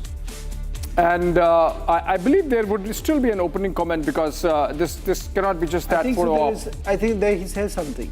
Yeah, I think Putin did say something. Yeah, it's quite unusual. You've had President Putin there, holding very up. Expressive Putin. Generally, he's not extreme. Now, just can you imagine two very significant points here? You've had both the leaders walking together, then going inside the same car, where, adversaries coming together in the same limousine, the beast, and then you do not have interpreters. The mystery of whether President Putin speaks in English or not, it goes back to the time of... I think it does. He does very much, but there is always a mystery behind it. Now that becomes like very he would clear. prefer Russian, but he can hold a conversation in English. He certainly can. And there has been a private visit too in the past, back in 2017. Now the fact of the matter is this, there you have President Putin shouting out. We don't know whether, has the audio been caught? That will be quite interesting to see what President Putin had to tell the media.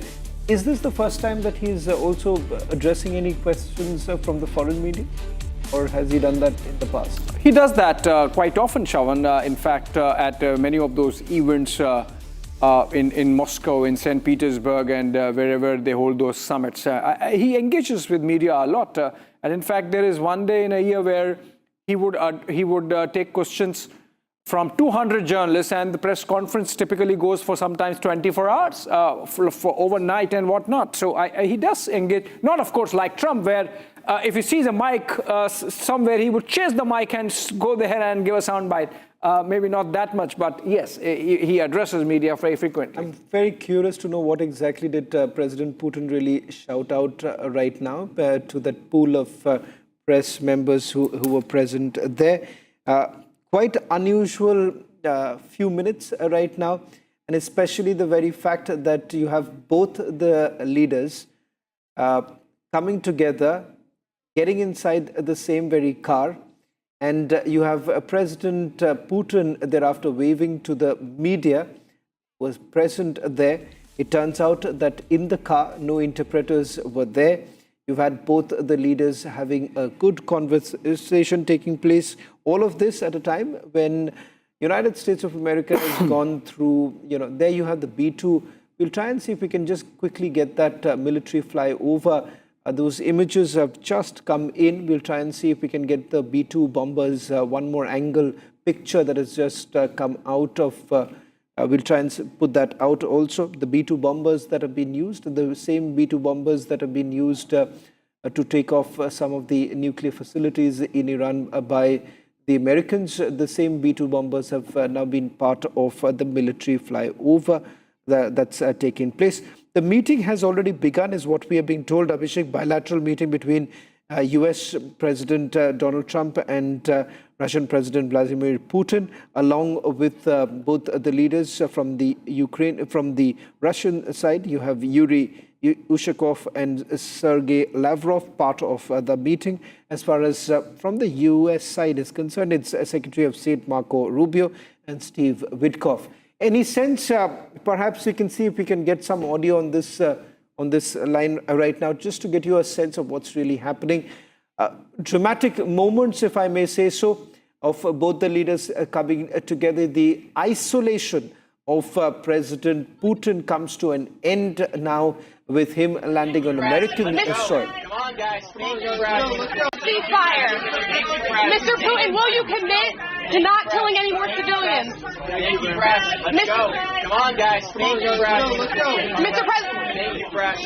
President Putin, why should President Trump trust your word now? We've got to go. Ceasefire. Mr. Putin, will you commit to not killing any more civilians? Thank you, press. Let's go. Come on, guys. Mr. President Putin, why should President Trump trust your word now? We've got to go. Ceasefire. Mr. Putin, will you commit to not killing any more civilians? Thank you, press. Let's go. Come on, guys. Mr. President Putin, why should President Trump trust your word now? We've got to go.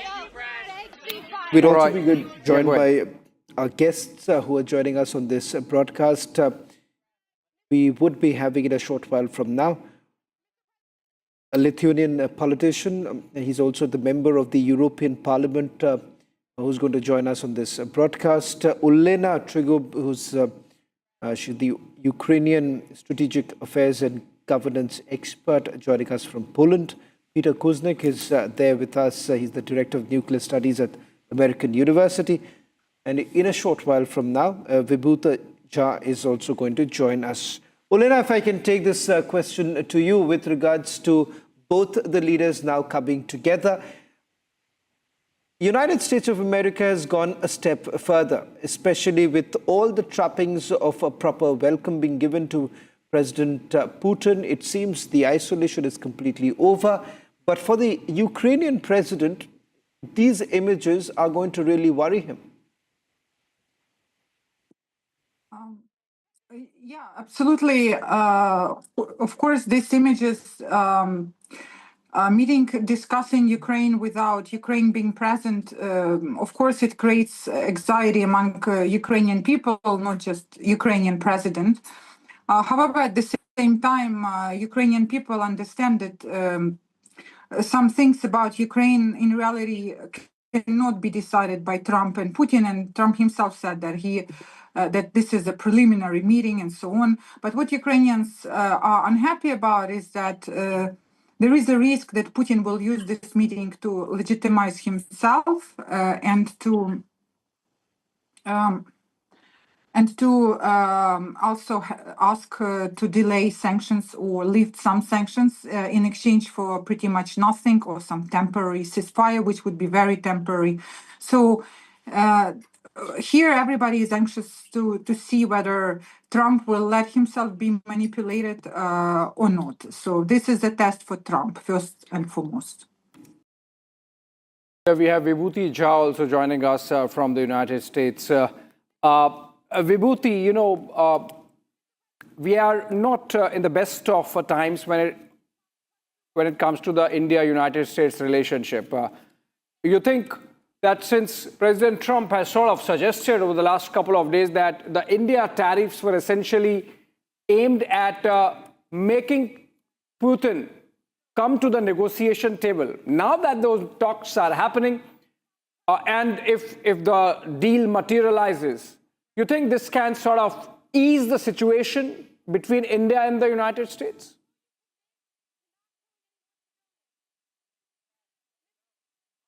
Can you unmute yourself, Mr. Jha? Yes, I did. Thank you very much for having me, and along with other guests. Look, India-US relationship was always prospering in the last few years between Trump and Modi's friendship and the economic and political needs of both the countries. But of late, because of the Ukraine war, in which India had no role to play, India did not cause the Ukraine tragedy or Russia-Ukraine war. So it's very important for Europeans to figure out why in heavens did this war ever start. If you do not address the why of it, all your solutions will be fake. You are looking at right now, when you saw the pompous play here, you are seeing the master spy and the great hustler in the battlefield together. Or it is a prize fight between the two, the wrestler and the shooter, as I might call it. So here is the issue here. Trump is right. Needlessly, people have died in this war. And there has to be an accountability. Who in heavens did it? Why this war ever started? You have to punish those people as well, and accountability has to be created. The Ukrainian refugees, Ukrainian deaths, the Russian soldiers' deaths, property is damaged. But what is important here is to understand that Europe always has had a fetish for war. And I hate to say this, but that's true. European imperialism and colonialism is responsible for all the flashpoints in the world today. India, China, India, Pakistan, the Middle East crisis, you name it. It has a handiwork of the European imperial and colonialism attempt to dominate, control, and manage the global resources. That's the battlefield. You are going to see here now that enough number of people have died, enough people, there is general sickness around the world about this particular tragedy. Now people are talking about, okay, now let's go and make some money. So you are going to see Ukraine become an example of economic reconstruction, which it deserves for after all the destruction. But you also have to remember, Ukraine also was branded. I do not know, I have never dealt personally in Ukraine, but it's also known as tragically as the most corrupt nation in the world. So you have lots of things playing out here. Trump has gone there only to set the agenda. That it is his own word. He has gone there to set the agenda, possibility of a next meeting. He has also said that if this doesn't happen, I'm going to walk away. So he's definitely driving the position from a strength, American military might and American military show and the economic power that they have. That's why they can tariff anybody as they want. So you are looking at here in a very interesting situation. Ceasefire, for any peace settlement to happen, there has to be a ceasefire. You have to cease hostilities and stop killing people. That is a must. But will Russia accept it? Russia says no to that. No to that decision. Will there be guarantees from Europe, NATO, and United States that Ukraine will not become part of NATO? So it's a very ticklish issue, but a very important one, because all said and done, you are talking about two nuclear superpowers in the world. As I recall, Mr. Stephen Cohen, who was a Russia expert in the United States, who consulted with every president almost, he said in a meeting, and I was there, that United States and Russia will have to be friends and will have to be talking with each other. Otherwise, both have the ability to destroy the world in the name of killing each other. That's what is important. That's why it is significant. Two most nuclear-powered countries, the heads of those two countries are meeting today for peace in Ukraine. The war started by somebody, whoever was responsible. Thank you. Yeah, and Peter, do you agree with what Vibhuti is suggesting, which is that the war itch is essentially a European phenomenon? And if you look at it, from Clinton to Bush, from Bush to Obama, from Obama to Trump, and then Trump to Biden, and from Biden to Trump now. Every American president has met Putin. The problem is essentially with the European leaders. They have ego issues. They have a visceral hate for Putin, and they just can't get along and have a dialogue with him. Everything else that he said, I thought that was brilliant the way he posed it in terms of the history of European colonialism and imperialism, and in terms of the stakes here, which I tried to lay out in the beginning, of dealing with the nuclear threat that threatens the planet right now, and that we can step back from that. But I put blame also on the United States. And when I look, for example, when it looked like the Istanbul Accords were going to work in March of 2022, right after this war started, who blew them up? It wasn't the Ukrainians originally. It was Boris Johnson who went in there first, and then the Americans who doubled down on it. It's the United States under Biden who really was fueling this even more than the Europeans. The relation between Europe and Russia was very important. When we assume it was the United States who blew up the Nord Stream pipeline, we've seen the effects of this on the European economies. They're all suffering. You know, everybody expected that the Russian economy was going to collapse from the sanctions. The Russian economy has been doing much better than most of the European economies. So the Europeans have an incentive, but I agree that they are an obstacle. They do not want to see this summit meeting succeed. They would rather see more war. They're willing to finance it. I don't know if they're willing to give security guarantees without the United States, their big brother, backing them up. And we know that before they were not willing to, and NATO wasn't willing to without U.S. support. So, and Trump has made it clear so far that no NATO and no involvement of the U.S. militarily. Now the United States is not even providing the arms that we were providing. Now it's the Europeans who have to buy it from the United States, and then give it to Ukraine. So, but for the overall thrust of what was being said, I think is right on the mark. Yeah, and what do you make of no comments made by the two leaders both during the photo op and when the two sides were sitting together? They clearly, kept their counsel and did not speak. Very uncharacteristic of Trump to be not speaking when accosted with questions. I thought that Putin was enjoying it. I thought Putin was relaxed. He was smiling. He was bantering. Putin is not afraid of taking questions. He can answer all these things. Trump was sitting there kind of stiff. I don't think Trump was enjoying this. But the other thing, we saw their advisors around them. Why do you say that, Peter? You think something is weighing on the mind of Trump? Well, it's hard to say what goes on in the mind of Trump. I wouldn't, offer a guess at what goes on inside Trump's mind. I've never been able to follow it. But he's observing this situation, and his body language to me was much more uncomfortable than was Putin's body language. I believe we have Olena continuing with us, right? Can I take this question? Okay, we have Rasa Juknevishin. Sorry if I did not get the name right. Is that you, Miss Rasa? Yes. Okay, can we get the Lithuanian perspective from the Baltics? How you see this development happening with the peace talks and the kind of bonhomie that we are seeing now between President Trump and President Putin, the kind of reception he has got with that B-2 bomber fly past and a ride in the beast of American president. You think some breakthrough is likely? First of all, thank you for invitation to speak in front of your huge audience. I don't know if I was very correct to hear everything what was already said, but I want to say some words what I heard. Really, sometimes I will be very blunt and open because the time is such. I am horrified at how Russian lies affect even the most intelligent people. European Union, Europe is not anymore colonial. Russia is the only colonial imperialistic power left globally.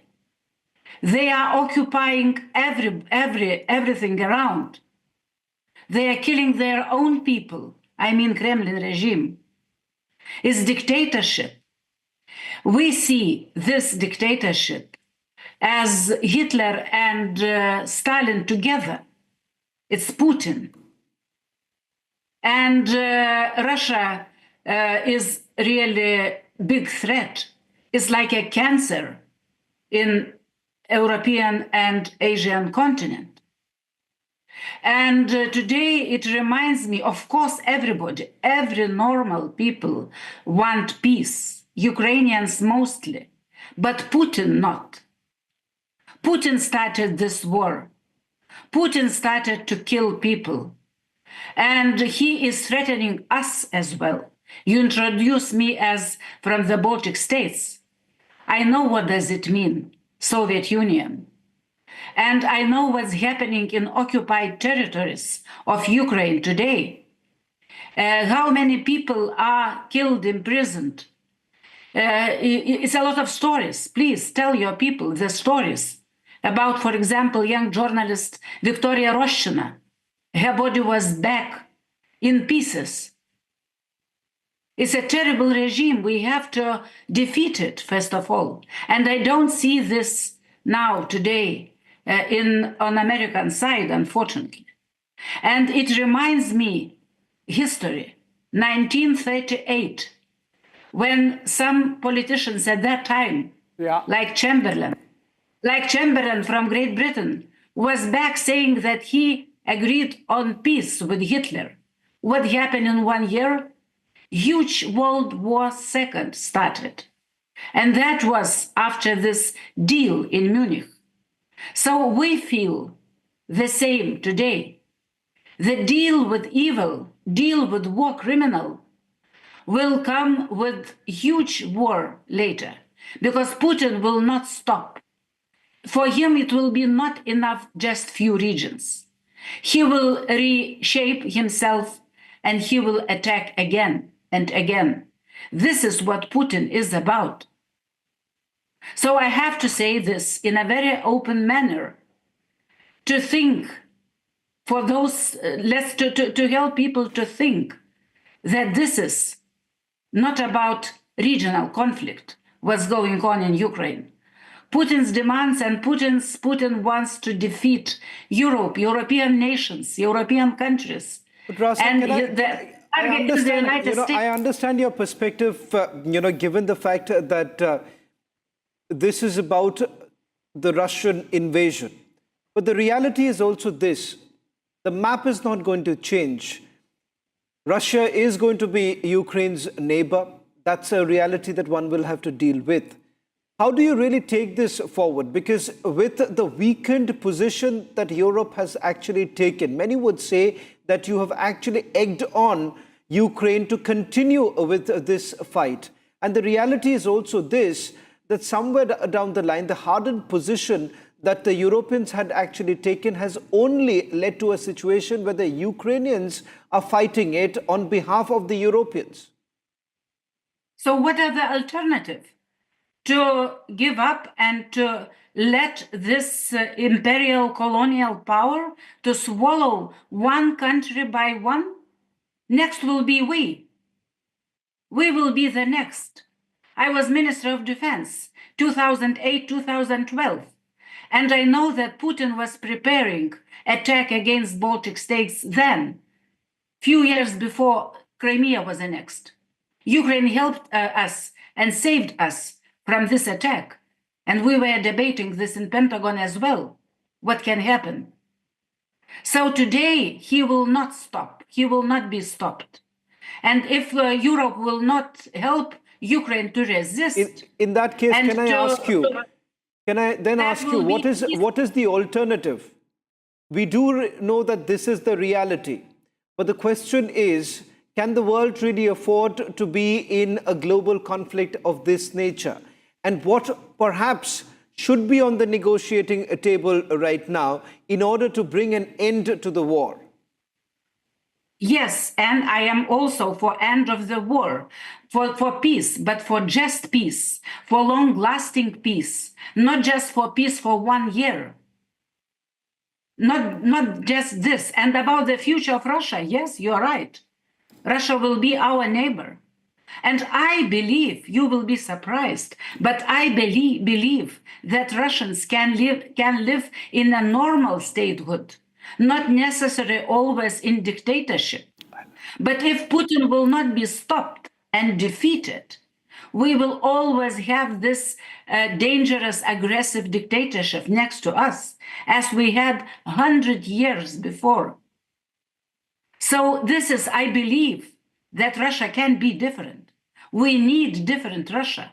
It's our European interest to have non-aggressive Russia, but not with Putin, not with a regime like Putin. Why Chinese people in Taiwan or in China, Chinese people in Taiwan can live in democracy, the same Chinese people. I believe that Russians can live in normal statehood, but we have to help them. We have to help to defeat Putin today, Ukrainians, and we could do this. We are far stronger than Russia is. Russian economy is weak. Yes, they have nuclear. That is their power. But no one president of the United States, everybody were too weak to say that we are not afraid of that. And Putin is blackmailing all the time. So I think weakness of the West, when Ukraine and Georgia were not invited for NATO 2008, was vital, huge mistake. And Putin was informed, or got message that those gray zones he is able to attack. Gray zones left in European continent is the reason why Putin attacked them, because he is opportunistic. So I don't agree with those who say that NATO is something which can provoke Russia. No, vice versa. Gray zones left without security, they provoked Putin, and he did what he did. So I am disappointed what happened in last months in the United States. I still hope that maybe America will keep going strong. Everybody hope for a strong position of America. I still have this hope that history will not be repeated as it happened tragically in 1938. But up to now, unfortunately, I see that Putin is winning this, as was mentioned in your program, that he is not anymore in isolation, that he is leader equal to Trump. And this all Russian propaganda today, I was listening in Russian, they all the time are saying the same. For Putin is like a breakthrough. And unfortunately, American president did that. We are far stronger to defeat this evil. Now we are talking about leader. He's not leader, he's more criminal. Can I ask you a question? Yes, please. If everything remains same, but Ukraine agrees not to join NATO, is that reasonable price to pay for a lasting ceasefire on the ground in Ukraine, in Europe? No one in Ukraine can say this. It is written in their constitution, by the way. They have to change constitution to refuse to join NATO. And they have to have a majority in the parliament to say this. But what's So, wrong? look, If it brings peace, if it can stop the killings, why not? I mean, what difference does it make if there are security guarantees given to Ukraine, except for short of joining NATO, security guarantees are there, then why not just accept it? Look, if it will be guarantees equal to NATO in some time period of time, I think it's possible to negotiate, to talk about this. So because we now in European Union, Ukraine is candidate country, and we in European Union, we have started to build our own defense union. We understand that a lot has to be done by us, ourselves, European Union countries. And Ukraine now is part of our defense union since the very beginning. Be it when we talk about defense military industries, Ukraine is more and more included. And of course, this is the beginning. We are not yet ready for that, because NATO, with the American guarantees since the very beginning, were guarantees for European Union security. But now, situation is changing. And look, about NATO. Look, if we would not be members of NATO, 3 Baltic countries, what would happen with us? We would be immediately occupied by Putin.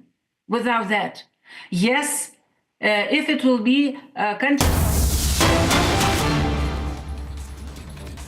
Okay, getting the first details of the talks that have now ended. The 3-on-3 talks between both Donald Trump, Putin, both sides have ended. We are standing by for the news conference. We have a live shot of the news conference in Alaska.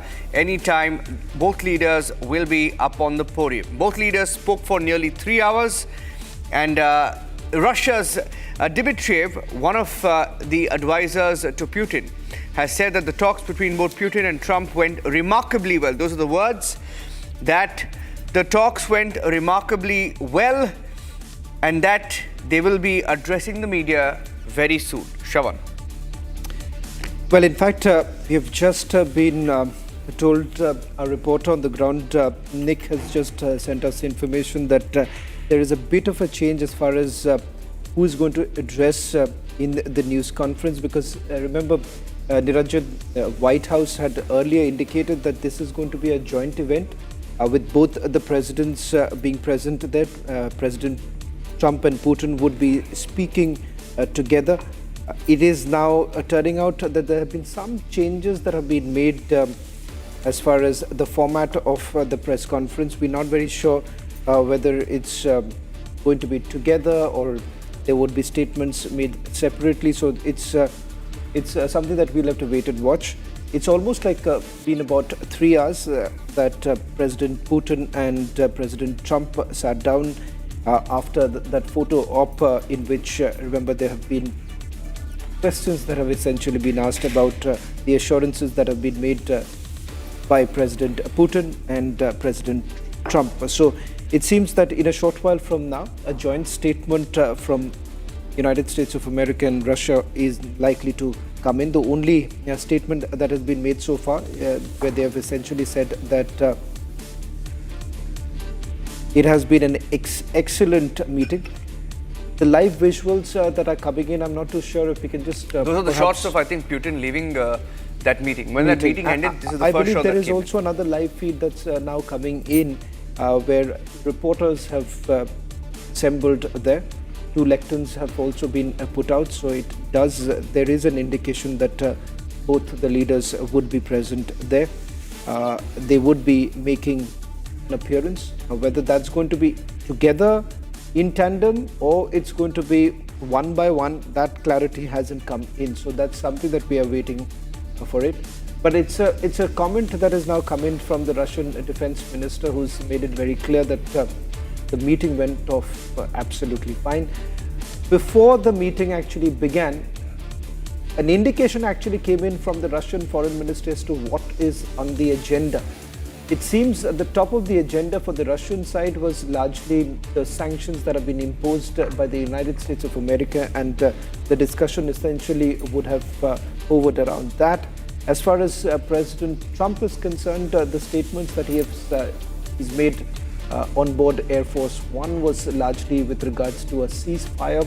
He was hoping that there would be a ceasefire. So that's another. So two key points that one will have to look at right now from the joint statement is whether at all Russia has agreed to a ceasefire. Second, United States of America, have they agreed to lifting off some of the sanctions that were imposed on Russia? The third aspect is what perhaps would be the way forward in terms of whether at all there are. Okay, we have another statement now coming in, Shravan. One more statement now coming in that the Russian envoy, who looks at economic affairs and a close aide of Vladimir Putin, Kirill Dmitriev, when asked about the talks, he says, "You will now hear everything. We will find out everything." Now, he was hoping, in fact, one of the first comments, even before the meeting began, he had said that they are only focusing on restoring US-Russia ties, and economic aspect was just one part of it. He said, "We will restore US-Russia ties," and we're getting in the first response. Okay, well, there are some videos also now being released by the Russian media that shows the defense minister, for example, in a great mood, and the finance minister of Russia, also seen in the video, post the talks near the stage. Anytime now, they will be up on stage saying, "We will know everything later." Defense minister, of course, has also said that it's been an excellent meeting so far. So we are standing by for the live shot of those who will be addressing. It is likely to be a Donald Trump and Putin joint presser. Shravan, I don't know what you're picking up, but large sections of the US and Russian media suggesting that Donald Trump and Vladimir Putin themselves will be addressing the media any time now. Well, in fact, assuming that both the leaders are going to address the media together, then perhaps this is the first time since 2018 that you have a Russian president and an American president coming together. Last that we have seen a similar sort of image back in 2018. Of course, one would have to weigh it out whether at all both the countries have been able to come to some sort of a conclusion with regards to what's the way forward. Does it mean that there would be an end to the war in Ukraine? Because as far as the Ukrainians are concerned, Niranjan, they were hoping that there would be an immediate ceasefire, but the nature of a ceasefire is not known. Secondly, for the other side, the aggrieved party here, they would be certainly hoping that there is some sort of a security guarantee, which seems quite unlikely at this point in time. From all the statements that have come in, and just to go through what the Russian media has also been reporting, Russian media largely reporting with regards to the statements that have been made by leaders, the defense minister, Andrei Belosov, who actually made a comment to the journalists after the meeting saying that the meeting went off absolutely fine, and some of the Russian media essentially quoting him to be in a great mood after Putin-Trump's closed-door meeting. Interestingly, the format of this first meeting that took place was changed last moment because it was widely publicized by the White House that it would be a one-on-one meeting, but last moment it was actually changed to a 3-on-3, which essentially would mean that President Trump was accompanied by Secretary of State Marco Rubio, as well as the Special Envoy Steve Witkoff, and from the Russian side, it's the policy advisor of President Putin, as well as the Foreign Minister Sergei Lavrov, who were present in that meeting. Following the press conference, there is also going to be a joint bilateral meeting. In fact, that's going to be an expanded bilateral meeting, which would mean that the full delegation coming in from the United States of America, which includes the Secretary of State, Secretary of Defense, Commerce Secretary, and a few others who would be present in that expanded briefing or expanded meeting that's going to take place, and that would largely be with other concerns, particularly with regards to the renewed business ties between Russia and United States of America. One thing is absolutely clear, Niranjan, that this has been very well choreographed by both the countries. the images that came in earlier today of President Putin and President Trump on the tarmac. The body language of both the leaders clearly indicated that they meant business. They wanted an outcome for this meeting. So it turns out that they've departed from several tradition. For instance, going in the same car. Now, this visual that you see on your screen, that's the defense minister. I'm not too sure whether we can catch the audio of the defense minister. I believe that both the defense and the finance minister, both the defense and the finance minister. I don't know. I think maybe in Russian you can play that. Настроение всегда одинаково, отлично. Okay, there's also a live shot. There's also a live shot. Can we take windows, because there's a live shot. There's an electric atmosphere. There are at least by the looks of it, at least 200 to 300 journalists there, not just from America or Russia, but around the world. Journalists who are just waiting. So we'll go to the live shot. Let's keep toggling between the shots, show multiple windows, because there is a live shot. It's a live situation, and we're the only channel live right now, because others are in repeat mode overnight because they may have gone to sleep overnight. That's okay. But we are live, and we'll keep changing the shots. On the right of your screen, that's the stage where Donald Trump and Vladimir Putin will be up on stage after the 2-hour and 45-minute meeting that has ended in Alaska a few minutes back. And on the left of your screen, that's the first shot after that meeting ended. That's after the 3-on-3 format. It was a 3-on-3 format which ended, and Vladimir Putin, one of the first to leave. That's the shot of him being captured by the Russian media. And any time now, there's some movement on the right of your screen as all the reporters there, journalists who are gathered. Okay, maybe we can go full frame. There's some action there. Let's go full frame. Leaders perhaps are getting up on stage. Journalists waiting to get that first shot as both leave that back room and come onto the stage. Every moment since the planes even landed, from the moment they, before, of course, Putin took off from Russia and Donald Trump left from the St. Andrews base, every second of this summit has been captured, observed, analyzed very closely by not just the Russian or the American media, by media across the world. The handling of each of these leaders every moment, from the reception to the handshake, to the walk, to the way they've handled the press, has been looked at very, very closely. For some reason, the Western media doesn't seem to be very happy with what large sections, I wouldn't say all of them, but large sections of the Western media not really happy with the outcome of the summit so far. Most of them slamming Trump for that handshake with Vladimir Putin. Okay, members of the US delegation have also arrived at the press conference between Donald Trump and Vladimir Putin. We're expecting that to begin anytime now. So that's a live shot, and we are staying with these pictures. We should be able to get you the first pictures of both leaders arriving at that hall, pursuing peace in the background, and the stage set for both leaders. Of course, you'll see the mic which is elevated for Donald Trump by virtue of him being a little taller than Vladimir Putin. And the stage also is set for both of these leaders. They will now come up on stage and talk about what has happened. All the indications of the meeting having gone greatly, excellently so far. Well, in fact, there is a bit of a caveat here. In fact, the Russian ambassador to the United States of America, Alexander Dachev, has said that it was generally positive, but he also makes a statement. He says no breakthrough yet on restoring the country's bilateral ties. Now, that's the latest coming in. We'll have to wait and watch what does that essentially mean, because it seems that most of the talks that have essentially taken place is to do with the business ties, the bilateral ties, but they are still maintaining that there be no breakthrough yet, is what they are indicating. That's coming in from Alexander Dachev, Russia's ambassador to the United States of America. So, you know, there is a bit of an ambiguity right now. In fact, he has said that there are other issues that are to be resolved.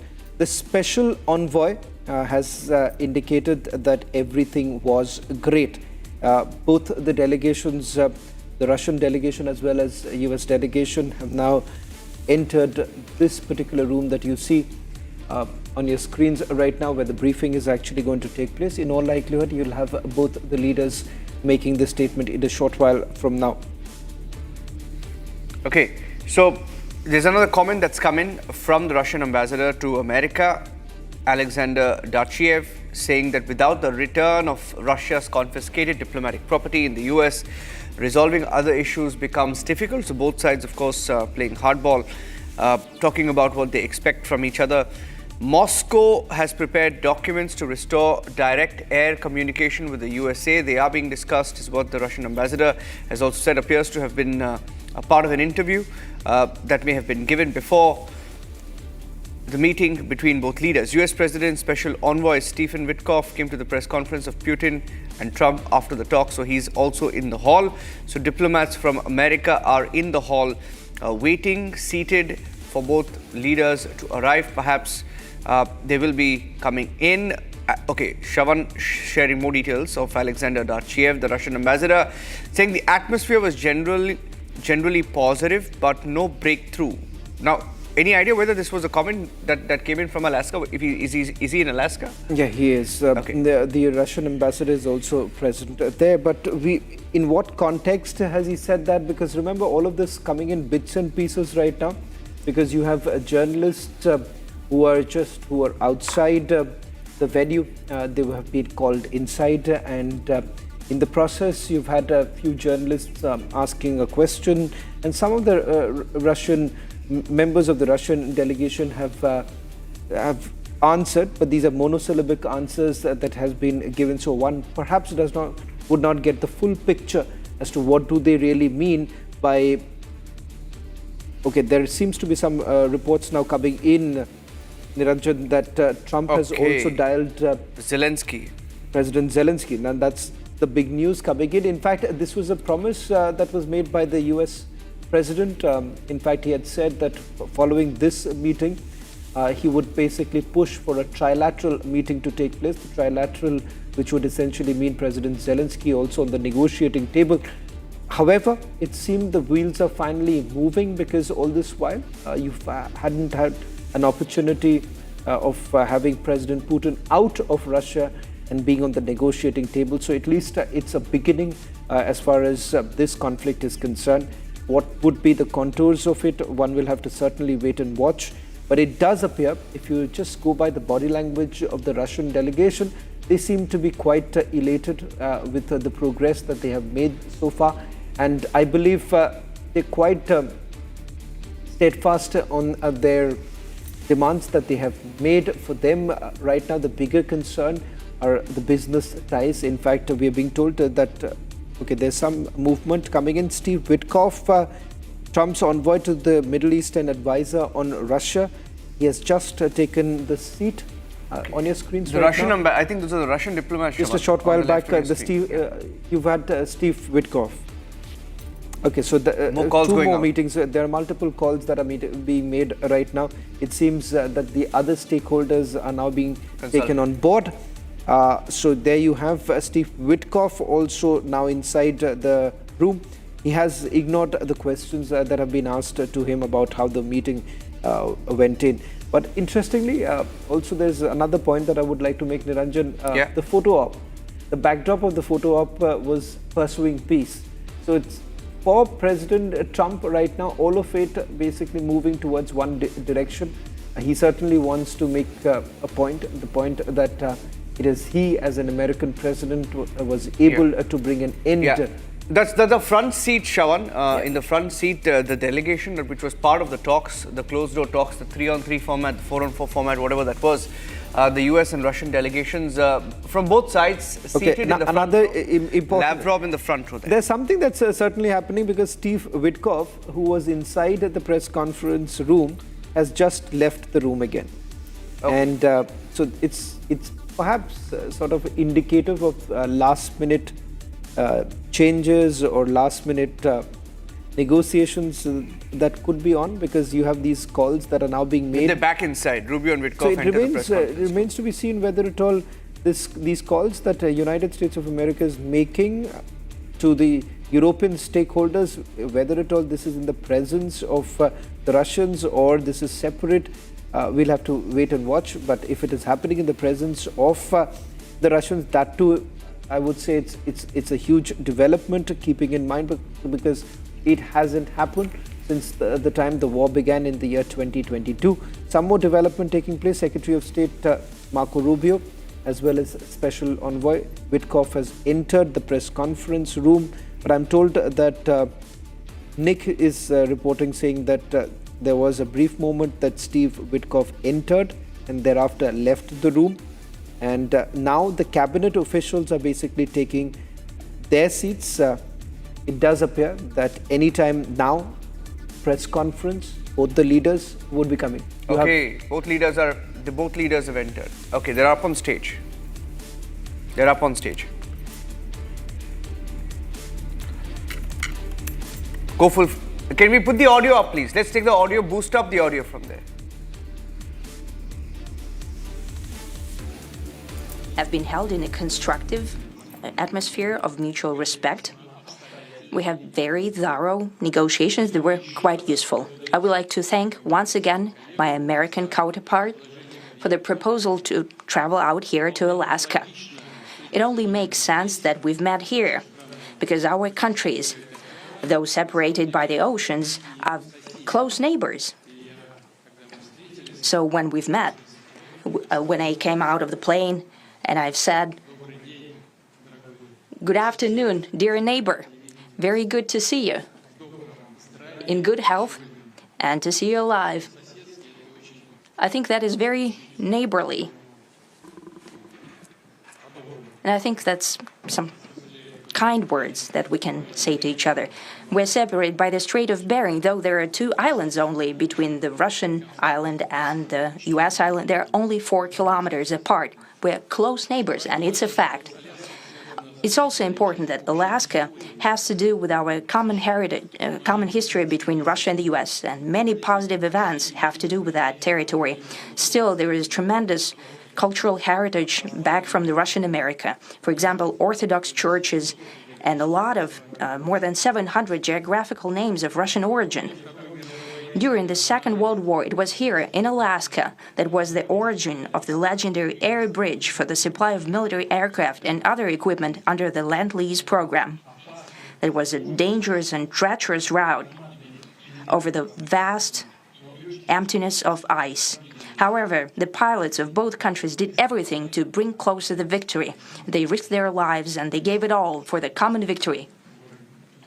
I was just in the city of Magadan in Russia, and there is a memorial there dedicated to the Russian and the U.S. pilots. And there are 2 flags, the U.S. flag and the Russian flag. And I know that here as well, there is such a memorial. There is a military burial place several kilometers away from here. The Soviet pilots are buried there who died during that dangerous mission. We're thankful to the citizens and the government of the U.S. for carefully taking care of their memory. I think that's very worthy and noble. We'll always remember other historical examples when our countries defeated common enemies together in the spirit of battle camaraderie and allyship that supported each other and facilitated each other.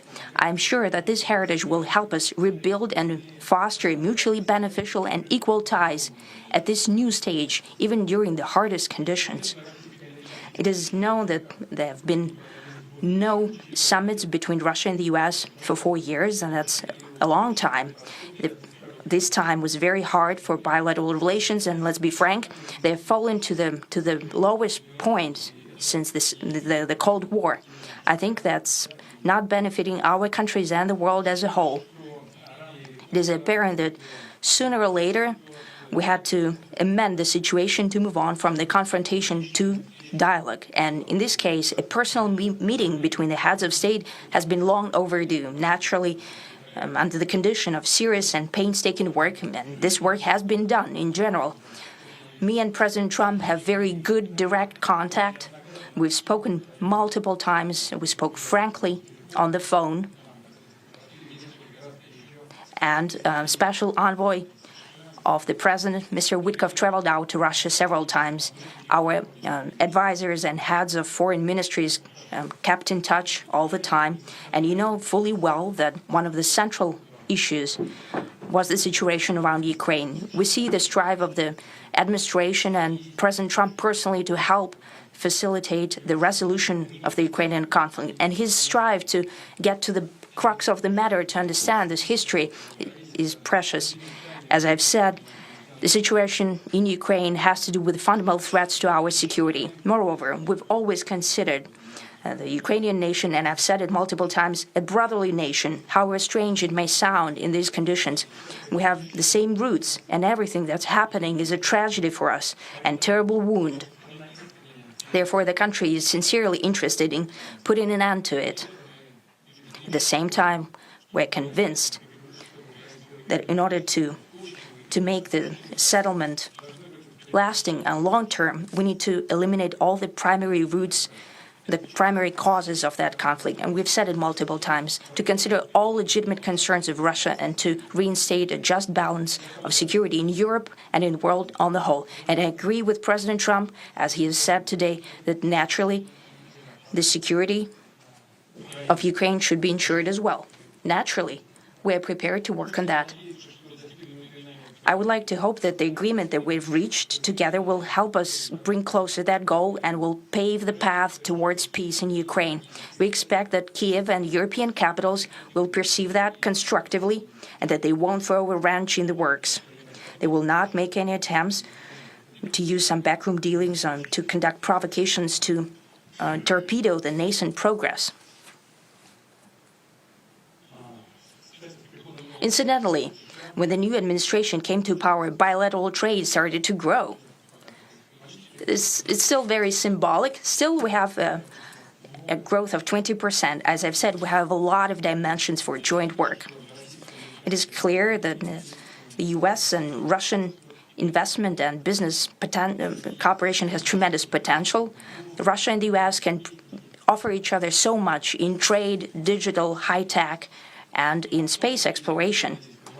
We see that Arctic cooperation is also very possible, and our international context, for example, between the Far East of Russia and the West Coast of the U.S. Overall, it's very important for our countries to turn the page, to go back to cooperation. It is symbolic that not far away from here, at the border between Russia and the U.S., there was a so-called international date line. I think you can step over, literally, from yesterday into tomorrow. And I hope that we'll succeed in that, in political sphere. I would like to thank President Trump for our joint work, for the well-wishing and trustworthy tone of our conversation. It's important that both sides are result-oriented, and we see that the President of the U.S. has a very clear idea of what he would like to achieve. He sincerely cares about prosperity of his nation. Still, he understands that Russia has its own national interests. I expect that today's agreements will be the starting point, not only for the solution of the Ukrainian issue, but also will help us bring back business-like and pragmatic relations between Russia and the U.S. And in the end, I would like to add one more thing. I'd like to remind you that in 2022, during the last contact with the previous administration, I tried to convince my previous American colleague that the situation should not be brought to the point of no return when it would come to hostilities. And I said it quite directly back then that it's a big mistake. Today, when President Trump saying that if he was the president back then, there will be no war. And I'm quite sure that it would indeed be so. I can confirm that. I think that overall, me and President Trump have built a very good, business-like and trustworthy contact. And I have every reason to believe that moving down this path, we can come, and the sooner the better, to the end of the conflict in Ukraine. Thank you. Thank you. Well, thank you very much, Mr. President. That was very profound. And I will say that I believe we had a very productive meeting. There were many, many points that we agreed on, most of them, I would say, a couple of big ones that we haven't quite gotten there, but we've made some headway. So there's no deal until there's a deal. I will call up NATO in a little while. I will call up the various people that I think are appropriate, and I'll, of course, call up President Zelensky and tell him about today's meeting. It's ultimately up to them. They're going to have to agree with what Marco and Steve and some of the great people from the Trump administration who've come here, Scott and John Ratcliffe, thank you very much. But we have some of our really great leaders. They've been doing a phenomenal job. We also have some tremendous Russian business representatives here, and I think everybody wants to deal with us. We've become the hottest country anywhere in the world in a very short period of time, and we look forward to that. We look forward to dealing. We're going to try and get this over with. We really made some great progress today. I've always had a fantastic relationship with President Putin, with Vladimir. We had many tough meetings, good meetings. We were interfered with by the Russia hoax. That made it a little bit tougher to deal with, but he understood it. I think he's probably seen things like that during the course of his career. He's seen it all, but we had to put up with the Russia hoax. He knew it was a hoax, and I knew it was a hoax, but what was done was very criminal. But it made it harder for us to deal as a country in terms of the business and all of the things that we'd like to have dealt with. But we'll have a good chance when this is over. So just to put it very quickly, I'm going to start making a few phone calls and tell them what happened. But we had an extremely productive meeting, and many points were agreed to. There are just a very few that are left. Some are not that significant. One is probably the most significant, but we have a very good chance of getting there. We didn't get there, but we have a very good chance of getting there. I would like to thank President Putin and his entire team, whose faces, who I know in many cases, other than that, whose faces I get to see all the time in the newspapers. You're almost as famous as the boss, but especially this one right over here. But we had some good meetings over the years, right? Good, productive meetings over the years, and we hope to have that in the future. But let's do the most productive one right now. We're going to stop really 5, 6, 7,000, thousands of people a week from being killed, and President Putin wants to see that as much as I do. So, again, Mr. President, I'd like to thank you very much, and we'll speak to you very soon and probably see you again very soon. Thank you very much, Vladimir. Next time in Moscow. Oh, that's an interesting one. I don't know. I'll get a little heat on that one, but I could see it possibly happening. Thank you very much, Vladimir. And thank you all. Thank you. Thank you. Thank you so much.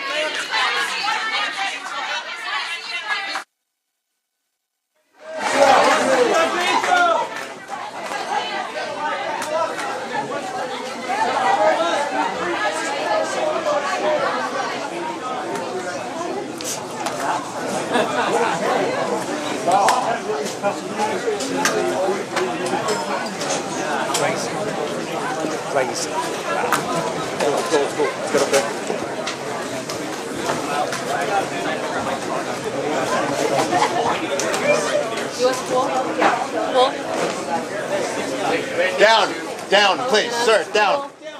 Down, please. Should we play the entire, press conference out? Let's play the whole thing out. Vladimir Putin followed by Donald Trump. Let's please play that out. Okay, some of the big takeaways. Donald Trump says there are big developments, big points that have been agreed upon. He said some have been left pending. He said some not so significant. He said many points have been agreed upon and some left pending. And he added a caveat that those pending will have to be dealt with when he makes those calls to Zelensky and European leaders. So looks like there have been many positive takeaways, because he also said in the course of this news conference that he looks forward to doing business with Russia. And that's a big one. Shawan. Well, the brass tacks of it, I don't think so. There are specifics of what the agreement really looks like right now. Both the leaders haven't really spoken about the details of that very agreement. In fact, there is an indication from both sides. So on the ground, not really. I wouldn't say that, it seems a little bit elusive right now, because there's no clarity on what they have achieved.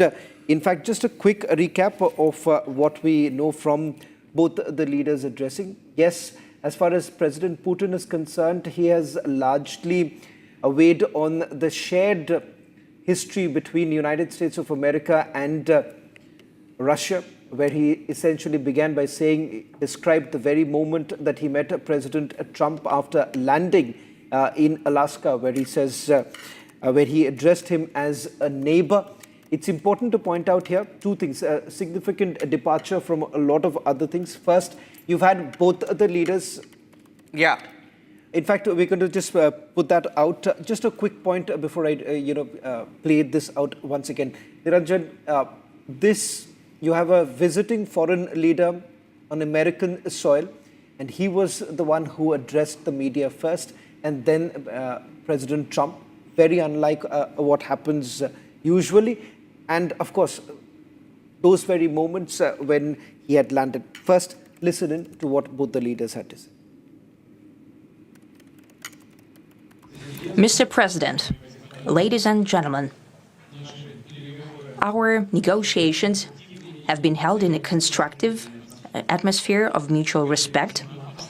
We have very thorough negotiations that were quite useful. I would like to thank once again my American counterpart for the proposal to travel out here to Alaska. It only makes sense that we've met here because our countries, though separated by the oceans, are close neighbors. So when we've met, when I came out of the plane and I've said, "Good afternoon, dear neighbor. Very good to see you. In good health and to see you alive." I think that is very neighborly. And I think that's some kind words that we can say to each other. We're separated by the Strait of Bering, though there are 2 islands only between the Russian island and the U.S. island. They're only 4 kilometers apart. We're close neighbors, and it's a fact. It's also important that Alaska has to do with our common heritage, common history between Russia and the U.S., and many positive events have to do with that territory. Still, there is tremendous cultural heritage back from the Russian America. For example, Orthodox churches and a lot of more than 700 geographical names of Russian origin. During the Second World War, it was here in Alaska that was the origin of the legendary air bridge for the supply of military aircraft and other equipment under the Lend-Lease program. It was a dangerous and treacherous route over the vast emptiness of ice. However, the pilots of both countries did everything to bring closer the victory. They risked their lives and they gave it all for the common victory. I was just in the city of Magadan in Russia, and there is a memorial there dedicated to the Russian and the U.S. pilots. And there are 2 flags, the U.S. flag and the Russian flag. And I know that here as well, there is such a memorial. There is a military burial place several kilometers away from here. The Soviet pilots are buried there who died during that dangerous mission. We're thankful to the citizens and the government of the U.S. for carefully taking care of their memory. I think that's very worthy and noble. We'll always remember other historical examples when our countries defeated common enemies together in the spirit of battle camaraderie and allyship that supported each other and facilitated each other. I'm sure that this heritage will help us rebuild and foster mutually beneficial and equal ties at this new stage, even during the hardest conditions. It is known that there have been no summits between Russia and the U.S. for 4 years, and that's a long time. This time was very hard for bilateral relations, and let's be frank, they have fallen to the lowest point since the Cold War. I think that's not benefiting our countries and the world as a whole. It is apparent that sooner or later we had to amend the situation to move on from the confrontation to dialogue. And in this case, a personal meeting between the heads of state has been long overdue, naturally under the condition of serious and painstaking work, and this work has been done in general. Me and President Trump have very good direct contact. We've spoken multiple times. We spoke frankly on the phone. And Special Envoy of the president, Mr. Witkoff, traveled out to Russia several times. Our advisors and heads of foreign ministries kept in touch all the time. And you know fully well that one of the central issues was the situation around Ukraine. We see the strive of the administration and President Trump personally to help facilitate the resolution of the Ukrainian conflict. And his strive to get to the crux of the matter, to understand this history, is precious. As I've said, the situation in Ukraine has to do with fundamental threats to our security. Moreover, we've always considered the Ukrainian nation, and I've said it multiple times, a brotherly nation, however strange it may sound in these conditions. We have the same roots, and everything that's happening is a tragedy for us and terrible wound. Therefore, the country is sincerely interested in putting an end to it. At the same time, we're convinced that in order to make the settlement lasting and long-term, we need to eliminate all the primary roots, the primary causes of that conflict. And we've said it multiple times, to consider all legitimate concerns of Russia and to reinstate a just balance of security in Europe and in the world on the whole. And I agree with President Trump, as he has said today, that naturally the security of Ukraine should be ensured as well. Naturally, we are prepared to work on that. I would like to hope that the agreement that we've reached together will help us bring closer that goal and will pave the path towards peace in Ukraine.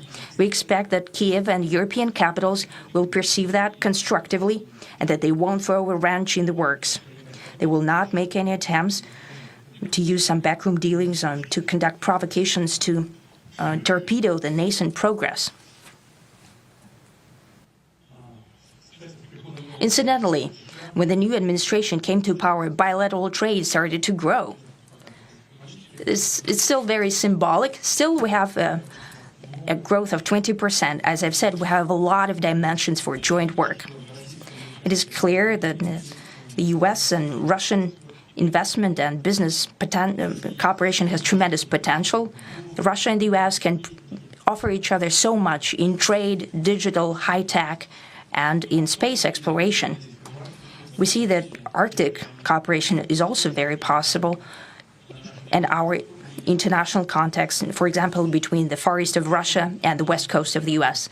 Overall, it's very important for our countries to turn the page, to go back to cooperation. It is symbolic that not far away from here, at the border between Russia and the U.S., there was a so-called international date line. I think you can step over, literally, from yesterday into tomorrow. And I hope we'll succeed in that, in political sphere. I would like to thank President Trump for our joint work, for the well-wishing and trustworthy tone of our conversation. It's important that both sides are result-oriented, and we see that the President of the U.S. has a very clear idea of what he would like to achieve. He sincerely cares about prosperity of his nation. Still, he understands that Russia has its own national interests. I expect that today's agreements will be the starting point, not only for the solution of the Ukrainian issue, but also will help us bring back business-like and pragmatic relations between Russia and the U.S. And in the end, I would like to add one more thing. I'd like to remind you that in 2022, during the last contact with the previous administration, I tried to convince my previous American colleague that the situation should not be brought to the point of no return when it would come to hostilities. And I said it quite directly back then, that it's a big mistake. Today, when President Trump saying that if he was the president back then, there will be no war. And I'm quite sure that it would indeed be so. I can confirm that. I think that overall, me and President Trump have built a very good, business-like and trustworthy contact. And I have every reason to believe that moving down this path, we can come, and the sooner the better, to the end of the conflict in Ukraine. Thank you. Thank you. Well, thank you very much, Mr. President. That was very profound. And I will say that I believe we had a very productive meeting. There were many, many points that we agreed on, most of them, I would say, a couple of big ones. that we haven't quite gotten there, but we've made some headway. So there's no deal until there's a deal. I will call up NATO in a little while. I will call up the various people that I think are appropriate, and I'll, of course, call up President Zelensky and tell him about today's meeting. It's ultimately up to them. They're going to have to agree with what Marco and Steve and some of the great people from the Trump administration who've come here, Scott and John Radcliffe. Thank you very much. But we have some of our really great leaders. They've been doing a phenomenal job.